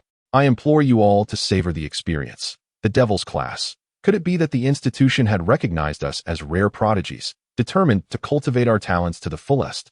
Long Ling whispered to Gao Shufu and Luo Shuang, who stood in the back row. The student who spoke, please step forward, Kong Bing commanded. Long Ling understood it was undoubtedly him. Having been overheard, there was no point in evasion, so he approached Kong Bing. With a stern expression, Kong Bing declared, run 20 laps. Resigned, Long Ling sighed internally and replied, understood. He stepped onto the track and began his laps. Kong Bing continued, perhaps my words are harsh, but you must come to the sobering realization that you lack the qualifications to be here at Xingguan Academy. Whether your parents have expended great wealth to enroll you or you have secured admission through connections, I assure you, once you enter the academy, your only reliance can be upon your own capabilities. As for the essence of the Devil's class, let me clarify. It is a specially designed class created by the academy to dissuade those unprepared for the challenges ahead. That's so? Long Ling exclaimed in disbelief. Chapter 58. Assistants beneath the blazing sun. 21 individuals were running laps on the playground. Kong Bing stood in the shade of a tree, his pristine appearance contrasting sharply with the perspiring students. It was now around 10 in the morning, and over the past hour, Long Ling had completed nearly 30 laps. Achieving the target of 70 laps seemed well within reach, with naturally good physical fitness and the allowance of magical energy to assist. Long Ling found the running relatively effortless. However, even so, he was beginning to feel breathless. Only a few boys could keep pace with him, while Gao Shufu sprinted ahead, completing over 40 laps with apparent ease, swiftly nearing his goal. A true marvel. Although some students were fast, the outlook for others was less promising. The girls had managed only about 20 laps, and it appeared they were on the verge of exhaustion. Among them, Luo Shuang lagged behind, her stamina evidently insufficient. Even with the aid of magical energy, her current reserves could not sustain her for the duration. Long Ling had previously offered to carry her, but she had politely declined, and he felt it inappropriate to insist. Time passed quickly, and Gao Shufu finished early, resting in the shade. Finally, around 11 o'clock, one student could endure no longer. A dissatisfied girl halted, approached Kong Bing, and lamented, Teacher Kong, I truly cannot continue. Please allow me to rest. Fill out this expulsion application, and you may rest at any time. Kong Bing replied, producing a withdrawal form. I refuse to submit it. My father has made significant donations to the academy. I refuse to believe that a mere teacher like you can expel me. The young woman's expression shifted dramatically as she declared, I possess this right. Kong Bing replied with a hint of indifference. Should you dare to expel me from my studies, I shall report you to my father and have the academy revoke your position. The girl threatened. With a sigh, Kong Bing closed her eyes and stated coolly, you are no longer a student of Xingguan Academy. Do not overstep your bounds. Kong Bing, the girl shouted, take her out of the academy. I will handle the remaining matters, Kong Bing instructed. Understood. Two members of the student council standing behind Kong Bing stepped forward, saying, please, come with us. I refuse to go. I do not believe you would dare lay a hand on me. My father is the president of the G-Clan Commerce. The girl threatened vehemently. The two paid her no heed, pulling her along as she protested, what are you doing? Let me go. I can walk on my own. Witnessing the fate of the girl ahead, the remaining students understood that Kong Bing's threat of expulsion was no jest. If they were to leave at this moment, their only outcome would be to exit the campus.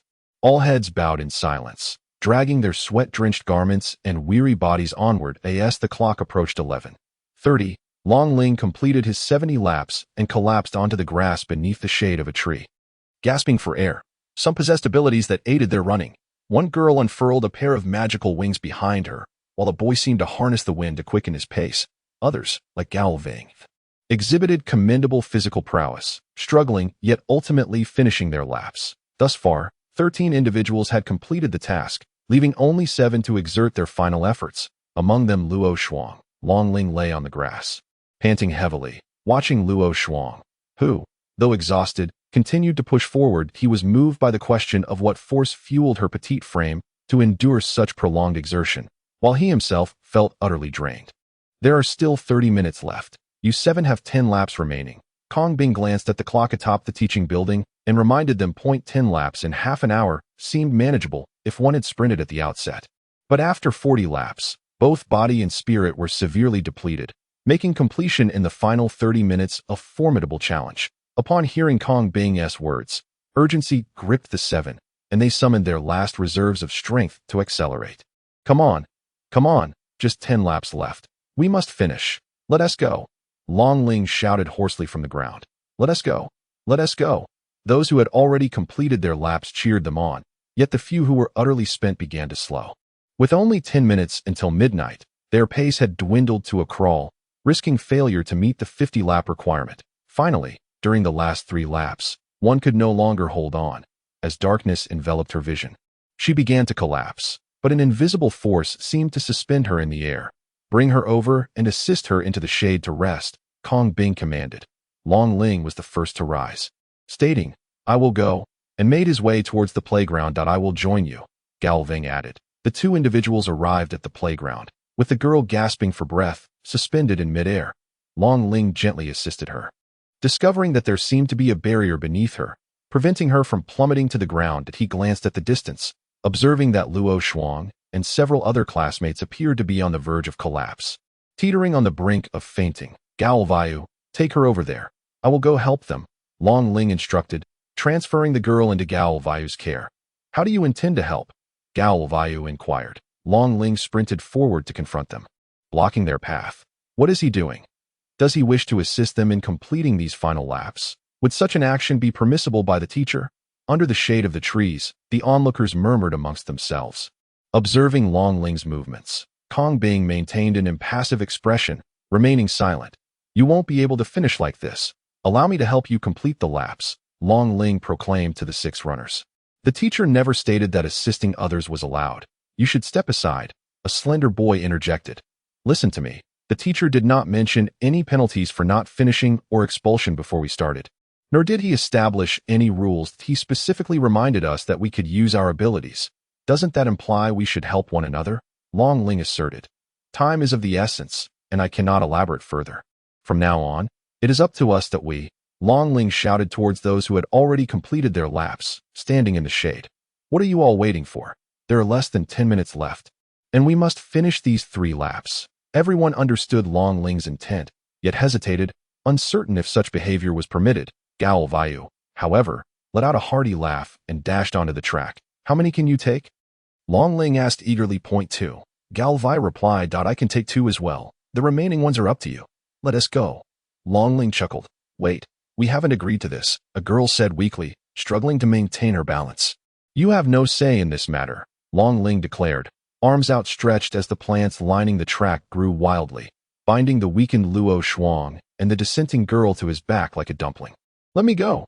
You jerk, the girl exclaimed, flustered. Ji Kai. Even if you help us run over there, the teacher may not agree. You must release me. I want to finish on my own, Luo Shuang insisted weakly. Given your current state, how could you possibly finish on your own? Rest assured, this is likely a challenge set by the teacher. As long as you do not give up, you will succeed, Long Ling explained. Refraining from further discussion as he shouted, the rest is up to you. Exchanging a knowing glance with Gao Vayu, who was supporting one person under each arm, they embarked on the final sprint. They're all our classmates. If they have not given up, we have the responsibility to give them a push. I in the devil class, not a single one can be left behind. As the girl unfurled her luminous wings behind her, she soared towards the track, lifting another girl and commencing the laps. The last one is mine, the earlier boy who could manipulate the wind remarked before heading to the track, taking the final boy with him to begin the last sprint. Go, go.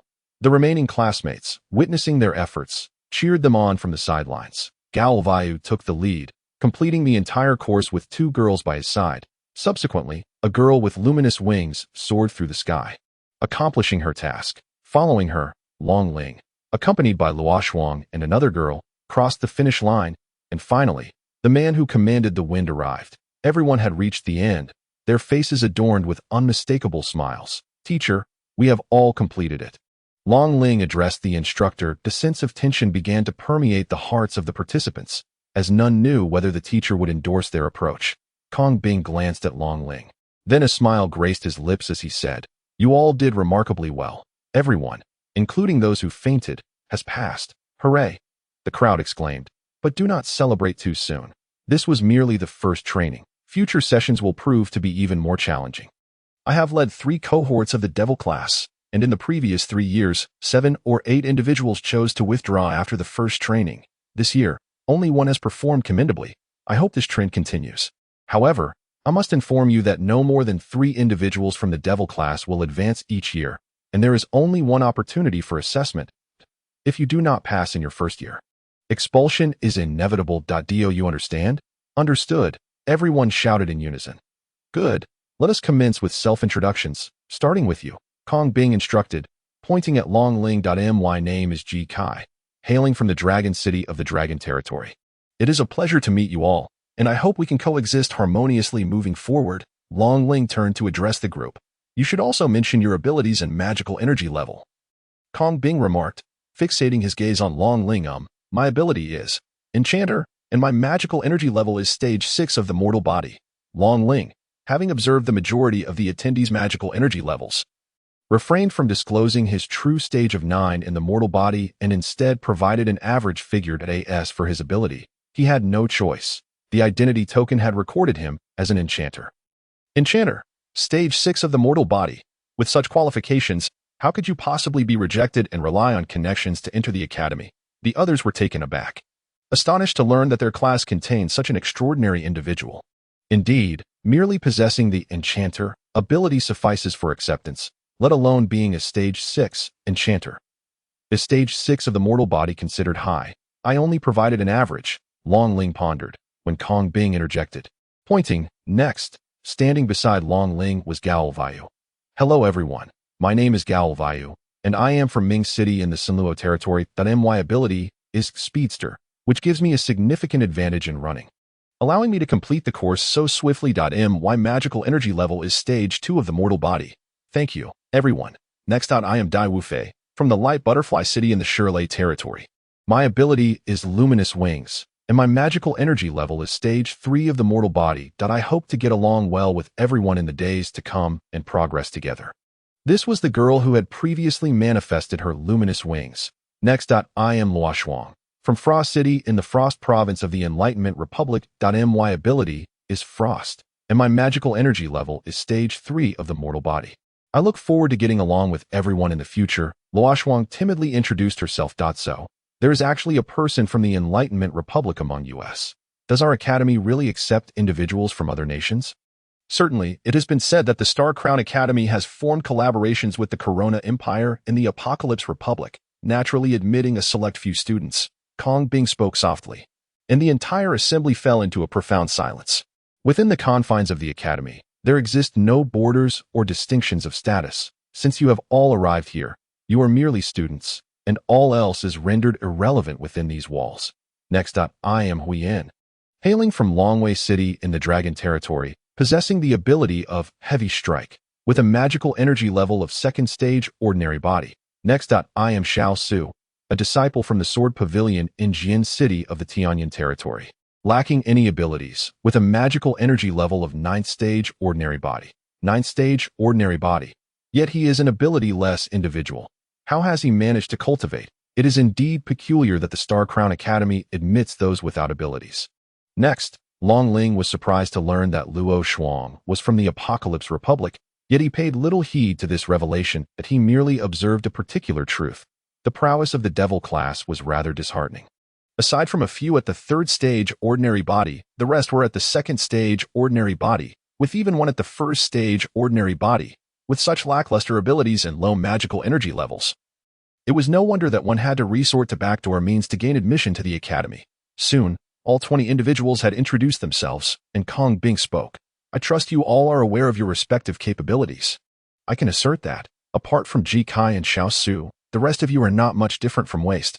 However, you are still young, despite your current inadequacies, with diligent training and study. It is not impossible for you to surpass those so-called geniuses. Since you have entered the Star Crown Academy, You must exhibit determination and effort. Your performance today was commendable, but what I seek is not fleeting enthusiasm, but enduring perseverance. Even in the ordinary classes, at least half of the students are dismissed each year to pursue studies elsewhere. As for the devil class, during my tenure, the dropout rate has been a staggering 100%. Our academy aims to cultivate geniuses, not mediocrities. Regardless of how exceptional one's talent may be, there is no excuse for complacency and cultivation. Even those with poor talent have opportunities to surpass their peers. I shall say no more for today. You are dismissed. Assemble under the tree at 3 o'clock this afternoon. Teacher Kong, R&T, we go into the classroom. Dai Wu Fei inquired. The classroom? This is our classroom, Kong Bing replied before departing the playground, leaving the students in stunned silence. Chapter 59. The privileges of the devil class. So it seems that our devil class lacks even a classroom. Long Ling lamented. As long as one is devoted to learning, does a classroom truly matter? Gao Lishu chuckled. Gao Lishu is right. If it means enhancing oneself, what significance does the absence of a classroom hold? Dai Wu Fei added. While that may be true, what shall we do if the wind blows or the rain falls? Long Ling raised a pertinent concern. Well, when I had Dragon Xiaoyan forge a false identity for me to enter the Star Crown Academy, the registration had already concluded, so I had to rely on connections to gain entry. Otherwise, I would not have ended up in the devil class. However, such matters cannot be disclosed to Dai Wu Fei. Since we are already classmates, why dwell on these issues? Understanding one another takes time. After all, haha, Gao Lishu said with a smile. As Dai Wu Fei was aware that it was inappropriate to pry into others' affairs, she relinquished her pursuit of further inquiries. That moment, the chime of the clock struck 12, and students began to descend from the teaching building, indicating that classes had concluded. Class is over, Luo Shuang. Shall we go find Yi Xing and Ming Chong? Long Ling suggested. Indeed, Luo Shuang replied. Gao Shuifu, will you join us as well? Long Ling inquired. I shall pass this time. I have some matters to attend to. Perhaps next time. Gao Shuifu waved his hand dismissively. Very well then, everyone. See you all in the afternoon. That we shall take our leave. Long Ling addressed his classmates. Goodbye. Long Ling and Luo Shuang made their way towards the teaching building, while Dai Wu Fei murmured to herself as she observed their departing figures. Ji Kai, Xiao Su. It appears this year's devil class has gained some remarkable individuals. Regardless of who they are, I shall surpass them to show you. A subtle wave of energy emanated from Dai Wu Fei, a force slightly more potent than Long Ling's manifestation of the 6th layer of mortal body. Among those present, only Xiao Su perceived this delicate fluctuation and cast her a glance. Nearby, some students heard the sound of a whistle and turned to look, whispering among themselves, "Who is that? Not even in uniform. Doesn't she fear violating school rules? Don't you recall what the teacher said? There's a class in the first year without uniforms. Are you referring to that devil class? So they are the ones, lacking strength yet still entering our academy. No wonder the institution refuses to acknowledge them as students and doesn't even provide uniforms. Some individuals fail to recognize their own capabilities, which is quite common. It is merely the first day, and we have already become notable figures within the school." Long Ling thought helplessly. Luo Shuang, Ji Kai, Yi Xing, and Ming Chong emerged from the corridor, spotting Long Ling and Luo Shuang, and waved as they approached. Luo Shuang, what troubles you? You appear rather fatigued. Having just completed a run and not having had much time to recuperate, Luo Shuang was indeed in a less than optimal state. Long Ling, did I not instruct you to take good care of Luo Shuang? What has transpired? Yi Xing, it was merely a running assignment from the teacher that I struggled to keep up, and in the end, it was Ji Kai who assisted me in completing the final laps. Luo Shuang hurriedly clarified. I see. You've certainly endured a lot. Ji Kai, you performed admirably this time. Yi Xing commended. Thank you, Your Majesty. Long Ling bowed slightly, placing his right hand over his chest. Why aren't you all in uniform? Ming Chong queried. Uniform? We haven't received any. Long Ling replied. Haven't received? Yi Xing suddenly recalled something, her expression shifting to one of slight peculiarity. You haven't been assigned to the devil class, have you? Ah, you know about it too? The devil class is that renowned. Long Ling replied, astonished. Yi Xing and Ming Chong exchanged glances, and from Yi Xing's eyes, a hint of resignation was apparent. This is a long story. Let us head to the cafeteria and discuss it over a meal. Is it that lengthy? Very well, Long Ling acquiesced. The four of them set off towards the cafeteria. The cafeteria was not located within the teaching area, but rather situated between the campus and the dormitories. Point 1 could see the cafeteria's location along the path to the teaching area. It was quite spacious, spanning 2 floors and capable of accommodating 4,000 to 5,000 individuals without issue. At this time, the cafeteria was nearly filled to capacity, and after a brief search, the 4 found a table, ordered their meals, and sat down. "Pray, could you share what your teachers say about the devil class?" Long Ling inquired, fiddling with his chopsticks. The teachers mentioned that there are 2 devil classes in the school, one located in Area A and the other in Area B. The students in these classes were not officially admitted, but rather slipped in through the back door. "Sister Luo Shuang, is that so?" "Indeed," she replied, her mood somber. "Due to my slow progress in cultivation, I have only reached the 2nd level of the ordinary body, and my abilities are not particularly remarkable, hence I was not accepted." "Worry not, Sister Luo Shuang, for I firmly believe you will grow stronger," he reassured her. Moreover, the reason the teachers established the devil class is to encourage these students to voluntarily withdraw, ensuring that the ordinary students are not adversely affected by their presence. That is indeed the case. Our teachers have also mentioned that the purpose of the devil class is to counsel students on their withdrawal, but they have also noted that students in ordinary classes will face reductions as well. It is said that nearly half of the students are filtered out each year, so it seems rather comparable. Long Ling remarked, "It appears your teachers have not disclosed the entire situation," Yixing said with a wry smile. "Starting from the 2nd month, members of the devil class must challenge an ordinary class member every 2 weeks, and the losing party will face expulsion." "What? Is there such a rule?" Long Ling pondered. His brow furrowed. "How is the opponent chosen?" "You may designate your opponent, and the selected individual cannot refuse." Long Ling halted his fidgeting with the chopsticks, a chill running down his spine. "So, we are now the enemies of the entire grade?" "Indeed. It is quite conspicuous, as attendance requires wearing the school uniform, while you do not possess one. Long Ling's gaze darted around, noticing several individuals scrutinizing him and Luo Shuang. Whispering amongst themselves. "Is the school truly this ruthless?" he muttered, rubbing his forehead. Luo Shuang's complexion paled upon hearing this. "If that is the case, I shall be expelled next month. I have faith that you will prevail," Yixing encouraged. "Sister Luo Shuang, you will surely remain and grow stronger." Luo Shuang gently nodded and nestled into Yixing's embrace. "Sister Yixing," she murmured. While Yixing tenderly stroked her head, saying, "I shall assist you as well. Ji Kai, I am certain you will pass without issue. But do exercise caution, for there may be those who seek to hinder you." Ming Chong advised. "That I understand. After all, no one desires expulsion," Long Ling replied. Although at present, the members of the devil class seem to possess abilities around the 2nd or 3rd level of the ordinary body, which are not particularly outstanding, one can never predict the changes that may occur within a month. It seems we shall encounter considerable troubles in the days ahead. With that, Long Ling ceased his contemplation and declared, "Let us eat," as he began to use his chopsticks. Ji Kai, Luo Shuang, you have arrived. Gao Luofu greeted them. "Has something occurred? Why does everyone appear so anxious?" Long Ling inquired. "Have you heard about the devil battle?" Gao Luofu asked. "Devil battle?" Long Ling echoed, perplexed. "It is when, starting from our 2nd month, we must select an ordinary class student to challenge every 2 weeks. The loser will be expelled," Gao Luofu explained. "Oh, that matter. I've heard about it," Long Ling acknowledged. "Considering our abilities are merely at the 1st and 2nd levels of the ordinary body, challenging ordinary class students seems exceedingly difficult, which is why everyone is apprehensive about potential expulsion in a month. Since it is the Academy's rule, we can only abide by it. The ship will naturally straighten itself when it reaches the bridge. Do not worry excessively," Dragon Ling consoled. Gao Shuefu patted Dragon Ling on the shoulder and chuckled.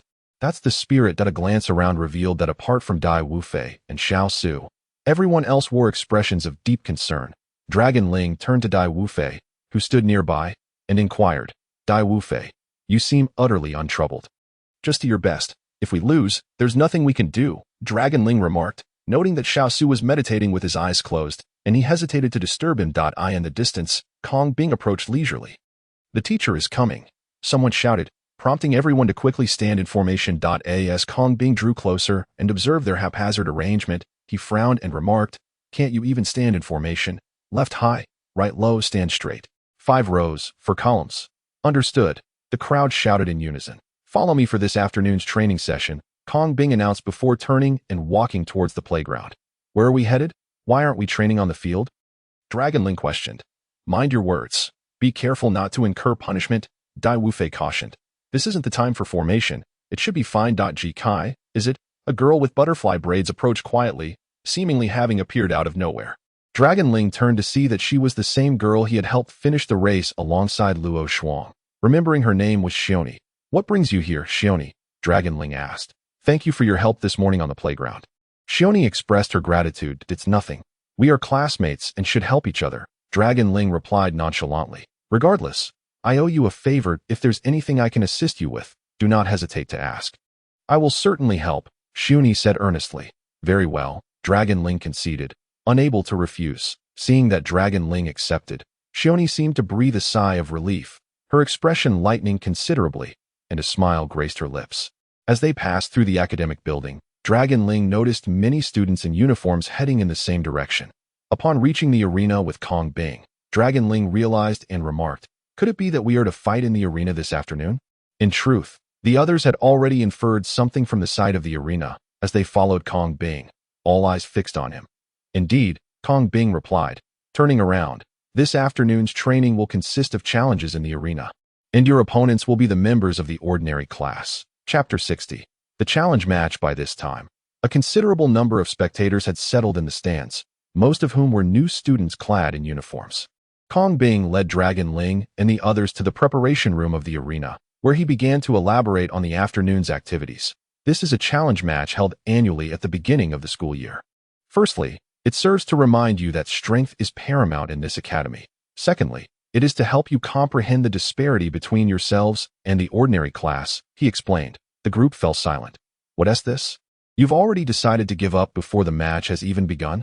Kong Bing remarked with a stern expression. Teacher Kong, the gap in strength between me and the ordinary class students is vast. Going up now would simply mean taking a beating, a boy named Jiang Wei replied. Classmates, since this battle is unavoidable, we must fight with all our might. Even if we are knocked down, we must leave a mark on them, making it clear that we are not to be trifled with. Dai Wufei proclaimed loudly to the others. Indeed, even in defeat, we must project an imposing aura. Let them know that our demon class is not to be underestimated. Yes, we will fight. Fight. The fervor of everyone was ignited, echoing in agreement. Their gazes burned intensely upon Kong Bing. Having prepared for defeat from the outset, how could one expect to win? Long Ling lamented inwardly. If we are to engage in battle, we must exude the spirit of victory. What sense does it make to plan only for the aftermath of failure? Kong Bing retorted angrily. The demon class shall prevail. Long Ling was the first to voice the rallying cry. The demon class shall prevail. The demon class shall prevail. Everyone shouted in unison. The members of the ordinary class had already been carefully selected by the school, possessing skills that were average within their cohort, and their team configuration was undeniably strong, with no lack of prowess. However, they were largely unfamiliar with one another and had not trained together, resulting in a significant weakness in coordination. This was their fatal flaw. Of course, you two lack experience in teamwork, thus these two weaknesses effectively cancel each other out. Consequently, in all competitions, you find yourselves at a disadvantage. Your strength pales in comparison to that of your opponents, and your coordination is nearly non-existent. Should the opposing team divide their formation and rely on their individual strengths to take you down one by one, victory for the demon class would be nearly impossible. Yet, if one were to consider an advantage, it would be the contempt the ordinary class members have for you that if you aspire to victory, this is your sole opportunity for success. Kong Bing raised a finger as she spoke. No wonder every class emphasized the demon class on the first day of school. It serves such a purpose. The competition officially begins at 3 o'clock. It is currently 2:30, giving you half an hour to strategize. I will be here to assist, but ultimately, the responsibility rests upon your shoulders. Do you understand? Kong Bing glanced at the clock atop the teaching building. Understood, everyone responded. Teacher Kong, since the academy has already arranged the combatants, can we access their information? Dai Wufei inquired. Certainly, Kong Bing replied, producing a small booklet and handing it to Dai Wufei. This contains all the basic information about the combat team. Thank you. Teacher Kong. Dai Wufei stepped into the center of the group, where everyone formed a circle. After reviewing the 8 members of the ordinary class, the initially high spirits of the group were somewhat dampened. 3 were at the 5th level of the mortal body, 3 at the 6th, and 2 at the 7th. In terms of levels, they completely overshadowed the majority. Indeed, the strength of the ordinary class's lineup is formidable. The 3 at the 5th level may not be insurmountable for us, but the key lies with the 2 at the 7th level. After closing the booklet, Dai Wu Fei contemplated the first 3 one-on-one matches. Perhaps those 2 at the 7th level would not even engage. Xiao Su, Ji Kai, you possess the highest energy levels in our class. Do you feel capable of handling an opponent at the 5th or 6th level? No problem. Xiao Su replied nonchalantly that I should be able to manage as well. Long Ling added. Who else possesses formidable skills in one-on-one combat? Dai Wu Fei continued, yet no one else dared to speak. Dai Wu Fei remarked, your deficiencies are rather conspicuous, rendering you less suited for individual battles. Perhaps a later engagement would be more advantageous. The only individuals guaranteed victory in such scenarios are Xiao Su and Ji Kai, which would yield 2 points in a one-on-one context. However, they would be unable to participate in the subsequent 3-on-3 match, and without their presence, our defeat would be all but assured that a heavy silence enveloped the group. Perhaps we should forego the one-on-one battles, aim to win the 3-on-3 encounters to level the score, and then make our final stand in the ultimate 5-on-5 clash. What does everyone think? Dai Wu Fei proposed. That is a sound idea. I concur that I believe it is feasible. Revealing our strengths too early may provoke undue caution from the opposition. If they deploy 2 level 7 fighters for the 3-on-3, our chances would be exceedingly slim. And one opposed Dai Wu Fei's perspective. Since there are no objections, we shall finalize the participants for the one-on-one battles later. Next came the 3-on-3 confrontation. Xiao Su, Ji Kai, are you both prepared? Yes. I am ready. Good. Then you two are confirmed. Now, as for Long Ling interrupted Dai Wu Fei. Wait, I suggest we reserve Xiao Su for the final team battle. That is not feasible. If Xiao Su does not participate in the 3-on-3, our victory is not guaranteed. Even if we win the team battle, we would still suffer a loss, Dai Wu Fei countered. Rest assured, I have confidence in our victory. Long Ling asserted, locking eyes with Dai Wu Fei. She did not divert her gaze. Long Ling's unwavering determination conveyed that he was not merely boasting, but genuinely believed in their success. Taking a deep breath, she said, since you possess such unwavering confidence, I shall place my trust in you. Xiao Su, are you certain? No problem, Xiao Su replied. That won't suffice. Without the level 9 fighter Xiao Su, Ji Kai relies solely on his support abilities. How can he possibly triumph over their opponents? Huiyan raised an objection, and a wave of distrust rippled through the group. Everyone, hold on. Ji Kai has voluntarily stepped forward, which surely carries its own reasoning. Thus, I trust Ji Kai, Gao Shuifu declared, silencing all dissent. I too share this sentiment. As classmates and comrades in the arena, mutual trust is paramount, Dai Wu Fei asserted. The others, understanding her point, fell silent. In the 3-on-3, Ji Kai stands alone. But who shall he partner with? Dai Wu Fei inquired. Kong Bing timely offered a suggestion. In a team with an enchanter, it is essential to first comprehend the types of enchantments they can perform. Thank you. Teacher Kong. Ji Kai, what enchantments can you currently perform? Well, at present, I can perform 2 types. One involves enchanting objects to absorb physical impacts and magical attacks, while the other allows me to manipulate plants, although the latter seems to be limited to my own use. Is there a finished product that can absorb physical impacts and magical attacks? Long Ling produced a wooden sword enchanted with the armor-piercing blade, prompting Dai Wu Fei's eyes to light up. After a moment of thought, she said, Huiyan, can your heavy strike also be applied to weapons? Indeed, very well. For the 3-on-3 team battle, Huiyan shall take the lead, with strong attackers and support. Adding another attacker with a significant level disparity may not guarantee victory. It would be better to have another control or defensive player. Who is willing to step up? Dai Wu Fei inquired. My frost ability can slow down our opponents and create ice walls to block attacks. Luo Shuang said softly, lowering her head. Luo Shuang, there's no need to force yourself, Dai Wu Fei remarked. Observing Luo Shuang's nervous demeanor, Luo Shuang lifted her head, resolutely stating, no, I can do this. Dai Wu Fei perceived the determination in Luo Shuang's eyes and replied, I understand. The confirmed members for the 3-on-3 match are Ji Kai, Huiyan, and Luo Shuang. Does anyone have any objections? No one voiced dissent. Then I leave the 3-on-3 to you. Dai Wu Fei addressed Long Ling and the others. Rest assured, we will win. Long Ling confidently declared that I will fight with all my might.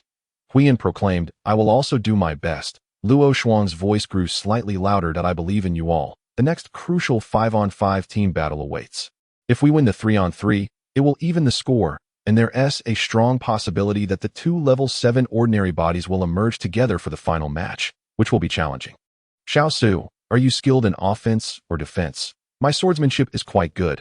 I can handle both offense and defense, Xiao Su replied. Both offense and defense? Currently, the team battle has confirmed Xiao Su as a member. If Ji Kai has the energy left after the 3-on-3, he may also join. Classmates, this is our devil class's first battle in the academy. If we cannot secure a victory, we will undoubtedly face mockery and disdain in the future.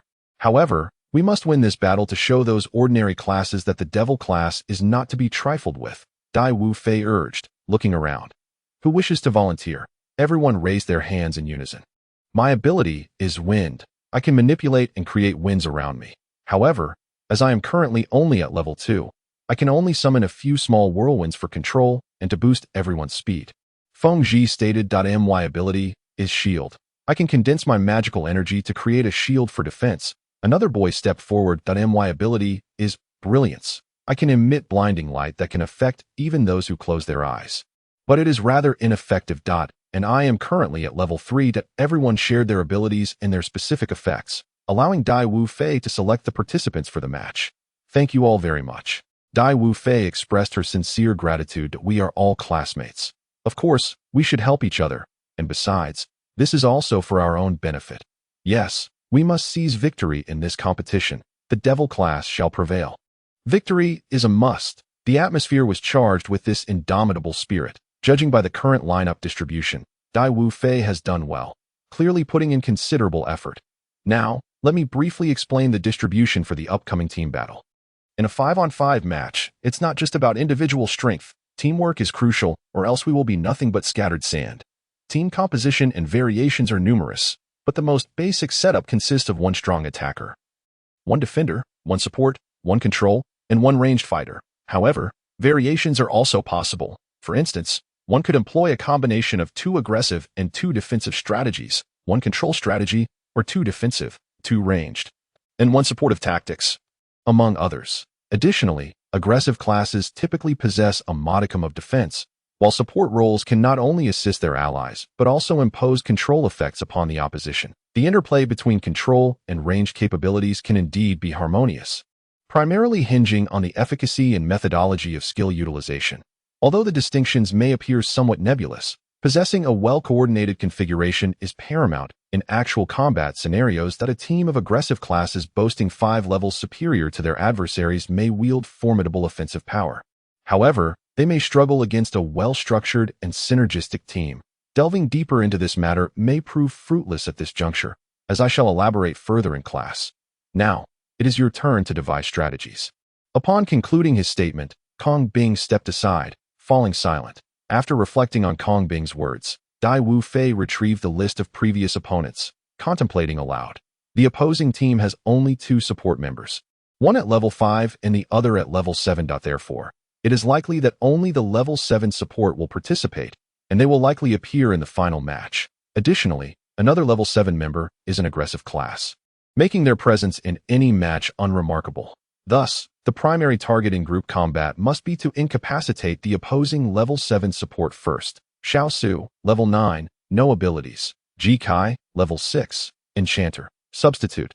Xuan Yu, level 3, frost. Wei Jun, level 2, shield. Jiang Wei, level 3, giant arm. Shan Kuku, level 3, radiance. The 8 participating team members are Xiao Su, Ji Kai, Xuan Yu, Dai Wu Fei, Wei Jun, Jiang Wei, Shan Kuku, and Huiyin. The order of appearance for the 1-on-1 match is Dai Wu Fei, Jiang Wei, and Luo Shuang. Following discussions, it was decided to send out Ji Kai, Huiyin, and Wei Jun for the 3-on-3 match. Time swiftly elapsed, and after finalizing their strategy, the chime of 3 o'clock resonated, heralding a wave of cheers from the arena outside. As the participants from the ordinary class emerged, let us impart a lesson to the devil class and bring them to their knees. Let them understand that this is not a place for them. What devil class? They should consider withdrawing from school as soon as possible. The moment has arrived. We must make our exit. Kong Bing opened his eyes, gazing toward the arena beyond the door. The 8 individuals seated in quiet contemplation opened their eyes, filled with confidence as they looked out at the arena. Let us teach them a lesson, ensuring that the name of the devil class is forever etched in their memories. Long Ling was the first to rise, directing his gaze at the 7 individuals on the stage who regarded them with disdain. Chapter 61, Blood Red Wings, Victory. The arena features 3 platforms, allowing for simultaneous contests among 3 teams. With this match selected for the central platform, the platform measures nearly 50 by 30, an ample expanse for both sides to showcase their abilities. The teams stand at a considerable distance from one another. Bring them to their knees. Defeat them. The entire arena reverberated with cheers for the ordinary class. Do we count as isolated and helpless? Long Ling pondered, listening to the jeers echoing throughout the venue. What if we are isolated and helpless? We must prevail. Dai Wufei asserted. Indeed, we must win. Victory for the devil class is assured. Jiang Wei extended his hand and placed it in the center of the group.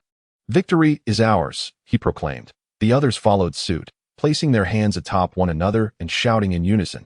You still have supporters. Kong Bing turned around and added her hand to the pile, encouraging them.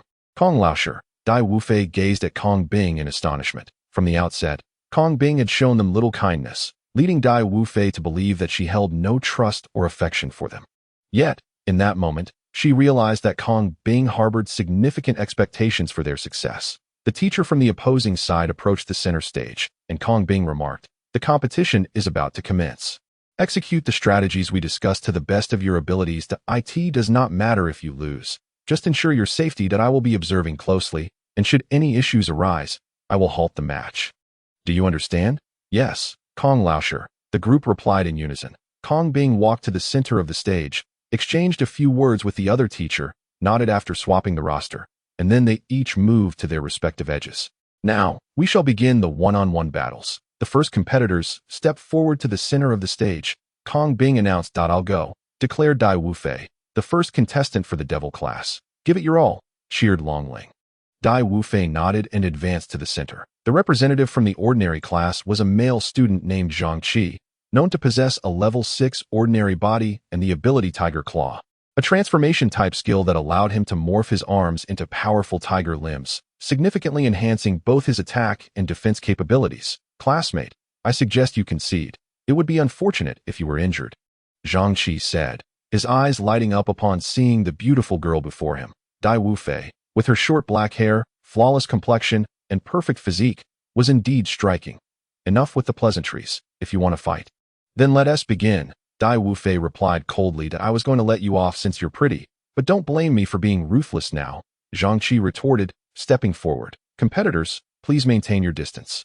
The match has yet to commence," the previous teacher interjected. "Yes, teacher," Zhang Qi acknowledged, retreating slightly. "Now, I will explain the rules of the match. In this one-on-one contest, all participants are confined to a circular area with a radius of 30 meters. Anyone incapacitated or who steps outside this boundary will be deemed the loser. Additionally, the use of any artifacts above the basic level is prohibited. Flight altitude must not exceed 20 meters, and burrowing depth must not surpass 15 meters. Lethal force is strictly forbidden during the match. Violation of this rule will result in expulsion. These are the regulations. If you understand, please raise your hands. The flight height restriction is quite disadvantageous for Dai Wufei," Long Ling remarked, recognizing that her ability to fly was her primary advantage. "Have faith in her. She chose to be the first to fight," indicating her confidence. Huiyin reassured. Long Ling nodded. At this point, they could only trust in her capabilities. Both raised their hands to signify their understanding. "Now, please introduce yourselves along with your class and level." Dai Wufei, Devil Class. Zone B, Level 3, Ordinary Body. Zhang Qi, Class 10. Zone B, Level 6, Ordinary Body. I hereby declare the first match of the one-on-one contest. Begin. At the sound of the starting signal, the luminous wings behind Dai Wufei unfurled, and she swiftly distanced herself from Zhang Qi. "Soaring to a height of over 10 meters, a flight-type ability is of no consequence to me," Zhang Qi roared, his arms instantly transforming into powerful tiger limbs. With a powerful coordination of her legs and arms, she forcefully propelled herself off the ground, causing the very earth to crack beneath her. Harnessing the momentum, her body soared into the sky, her claws reaching out towards Zhaoyang. Zhaoyang swiftly evaded, sidestepping to avoid the strike. However, unexpectedly, the other mighty arm erupted with tremendous force, allowing it to adjust midair and claw towards Zhaoyang once more. Caught off guard, Zhaoyang could only reposition herself to minimize the impending damage.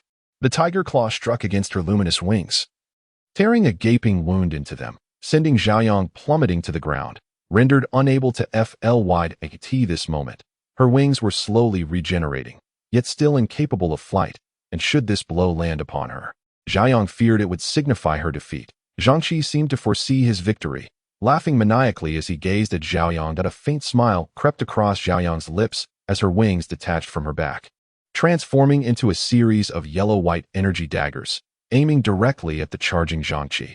Realizing the imminent danger too late, Zhangqi, in full sprint, found himself unable to evade the attack. Resolutely, he chose to brace himself against the oncoming energy blades. The daggers pierced his body, inflicting several wounds. However, due to the protection offered by his tiger arms, vital damage was averted, leaving his combat capabilities largely intact. As he felt the sting of pain, Zhangqi's anger intensified. How could he be injured by a mere level 2 or 3 mortal? If such force were to strike Xiaoyang, she would undoubtedly suffer severe injury. Kong Bing was prepared at all times. Should Xiaoyang fail to evade this attack, he would intervene to save her, though such an action would also mean her defeat. As the tiger fist neared, ready to strike the seemingly defenseless Xiaoyang, Kong Bing felt the surge of energy in his hands, poised to rescue her. Yet, at that moment, he noticed Xiaoyang's lips moving, uttering a single word. Don't. Kong Bing hesitated. Intervening would signify Xiaoyang's failure, yet refraining could lead to her grievous injury. However, Xiaoyang implored him not to act. Trusting in his student, Kong Bing relinquished the energy in his hands. The tiger fist struck Xiaoyang without any embellishment, and a spurt of blood erupted from her. Her complexion paling rapidly, Zhangqi exhaled with relief.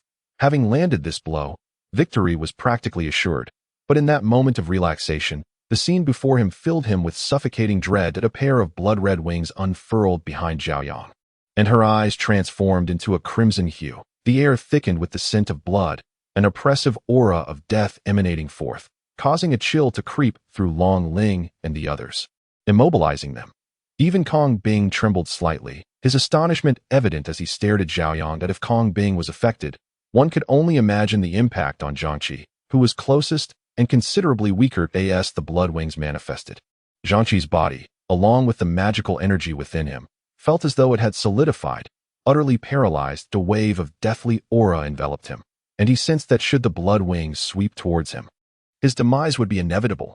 Xiaoyang moved, taking a gentle step forward, as several blood spears materialized before her, targeting Zhangqi's form. With a soft sound, they pierced through various parts of his body, while his blood flowed forth, converging towards Xiaoyang. Zhangqi's vitality rapidly waned, not merely his strength, but the very essence of his life. Dai Wufei, entranced, gazed intently at Zhangqi, showing no sign of halting her actions. Longling was the first to break free from the chilling sensation that enveloped them. Observing Dai Wufei as she seemed to lose control, her actions on the verge of causing fatality, he shouted, Dai Wufei. At the sound of his voice, Dai Wufei's eyes flickered, and she instantly regained her composure. The surrounding coldness diminished, and she ceased her extraction of blood. That moment, a teacher hastened to Zhangqi's side, assessing his condition. Fortunately, though weak, he was at least out of danger, prompting a sigh of relief as the teacher declared. In the first one-on-one match, the Devil class's Dai Wufei emerges victorious. Cheers erupted from both the stage and the audience. Hooray! We have won. Dai Wufei, are you all right? Huiyan exclaimed, embracing her. Yet Dai Wufei remained unconscious. She is fine. It is merely a depletion of her magical energy and mental strength. Let us take her away to rest, Kong Bing remarked. Very well, Teacher Kong, Huiyan replied, lifting Dai Wufei off the stage. Now, both teams will rest for 5 minutes while the competition stage is repaired, Kong Bing announced. Several members in student council attire approached, one of whom, exhibiting earth-based abilities, swiftly restored the stage to its original state. In a way, the Devil class actually won. How is that possible? What was that blood wing? I felt the chill from such a distance. This must be an accident. How could we possibly lose to those with mere second and third-tier bodies? Was our ability perhaps countered? Murmurs arose from the audience. Longling and his companions brought Dai Wufei to the sidelines, instructing, take good care of Dai Wufei. The next matches rely on us. We must secure victory, so that when Dai Wufei awakens, we can bring her the news of our triumph. We will surely win, Longling affirmed. Onward. The Devil class shall prevail. Victory is ours. Chapter 62. 2 matches remaining now. for the second one-on-one match. May the participants step forward. It's my turn. The second contestant was Jiang Wei. Be sure to conserve your strength for the final team battle. Dai Wufei fought valiantly for the points we have earned. We cannot let her expectations down, Longling advised. Jiang Wei approached the center, his gaze fixed on his opponent, but I shan't reiterate the rules. Please introduce yourselves with your names. Classes and ranks. Jiang Wei, Devil Class, District B, 3rd Tier. Fange, Class 21, District B, 5th Tier. The match begins. Fange, evidently intimidated by Dai Wufei's earlier performance, immediately distanced himself from Jiang Wei. I am merely a 3rd Tier. Why are you so fearful of me? Based on prior intelligence. Fange possessed the ability, Stone Wall, capable of conjuring stone barriers using magical energy, allowing for both offense and defense. Fange remained silent, only watching Jiang Wei warily. Very well, I shall make my move. Jiang Wei lunged towards Fange, his arms swelling with strength as he unleashed a powerful punch. Fange conjured a stone wall before him for defense. Jiang Wei's fist collided with the barrier, which proved remarkably sturdy, resulting in a resounding crash as the wall shattered. In that instant, Fange retreated, summoning another stone wall. Jiang Wei, showing no restraint, charged forward once more to shatter his opponent, creating a rather comical scene on the field, as Fan Ti of level 3 chased after Fan Ti of level 5. Yet dared not retaliate. What are they doing over there? Just running away? Are they afraid of Jiang Wei? Wei Jun remarked. They are evidently intimidated by the performance of Dai Wufei. They are merely testing the waters. Once they ascertain Jiang Wei's strength, I suspect they will launch a counterattack. Long Ling elucidated. I see that on the stage. Fan Ge continued to evade, while Jiang Wei pounded the stone walls with relentless fists. The spectators, witnessing Fan Ge being relentlessly pursued and seemingly powerless to defend himself, erupted into a chorus of boos. At this point, Fan Ge finally grasped the extent of Jiang Wei's capabilities and decided to abandon all pretense of restraint. Jiang Wei began to construct 4 stone walls that gradually enclosed him. Though he attempted to escape, Fan Ge thwarted his efforts. The formidable stone walls took shape, pressing inward toward Jiang Wei. Aware that he could not shatter all the walls with sheer strength alone, Jiang Wei opted to break through in one direction, charging forward with both fists aimed at the wall before him. The wall fractured, but before Jiang Wei could catch his breath, 2 more walls surged toward him. At that moment, having just launched his assault and lacking the energy for another breakthrough, Jiang Wei, feeling despair, shouted, I concede. Fan Ge was momentarily taken aback by Jiang Wei's abrupt surrender, but the walls continued their relentless advance, only halting upon colliding with something in midair. In the second round of one-on-one competition, Fan Ge from Class 21 of Zone B emerged victorious. The arena was cleared, and the match would resume in 3 minutes. Those who had previously repaired the competition stage ascended to tidy the area. Well done, you didn't push it to the limit, Long Ling remarked. Haha, for the sake of ultimate victory, personal gain or loss matters little. Jiang Wei chuckled. The audience, regarding Jiang Wei's swift concession with disdain, erupted into jeers and mockery. Yet he remained unfazed. The third one-on-one match is about to commence.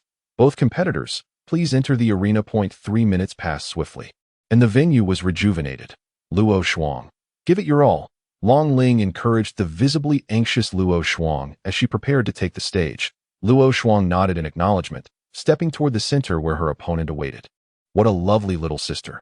I feel somewhat reluctant to engage, the petite and enchanting girl remarked upon her entrance. Hello, I am Luo Shuang. She attempted to project her voice, though it dwindled towards the end. Do not be nervous, little sister. I shall be gentle, the girl said, noticing Luo Shuang's trepidation. Please state your name, class, and level.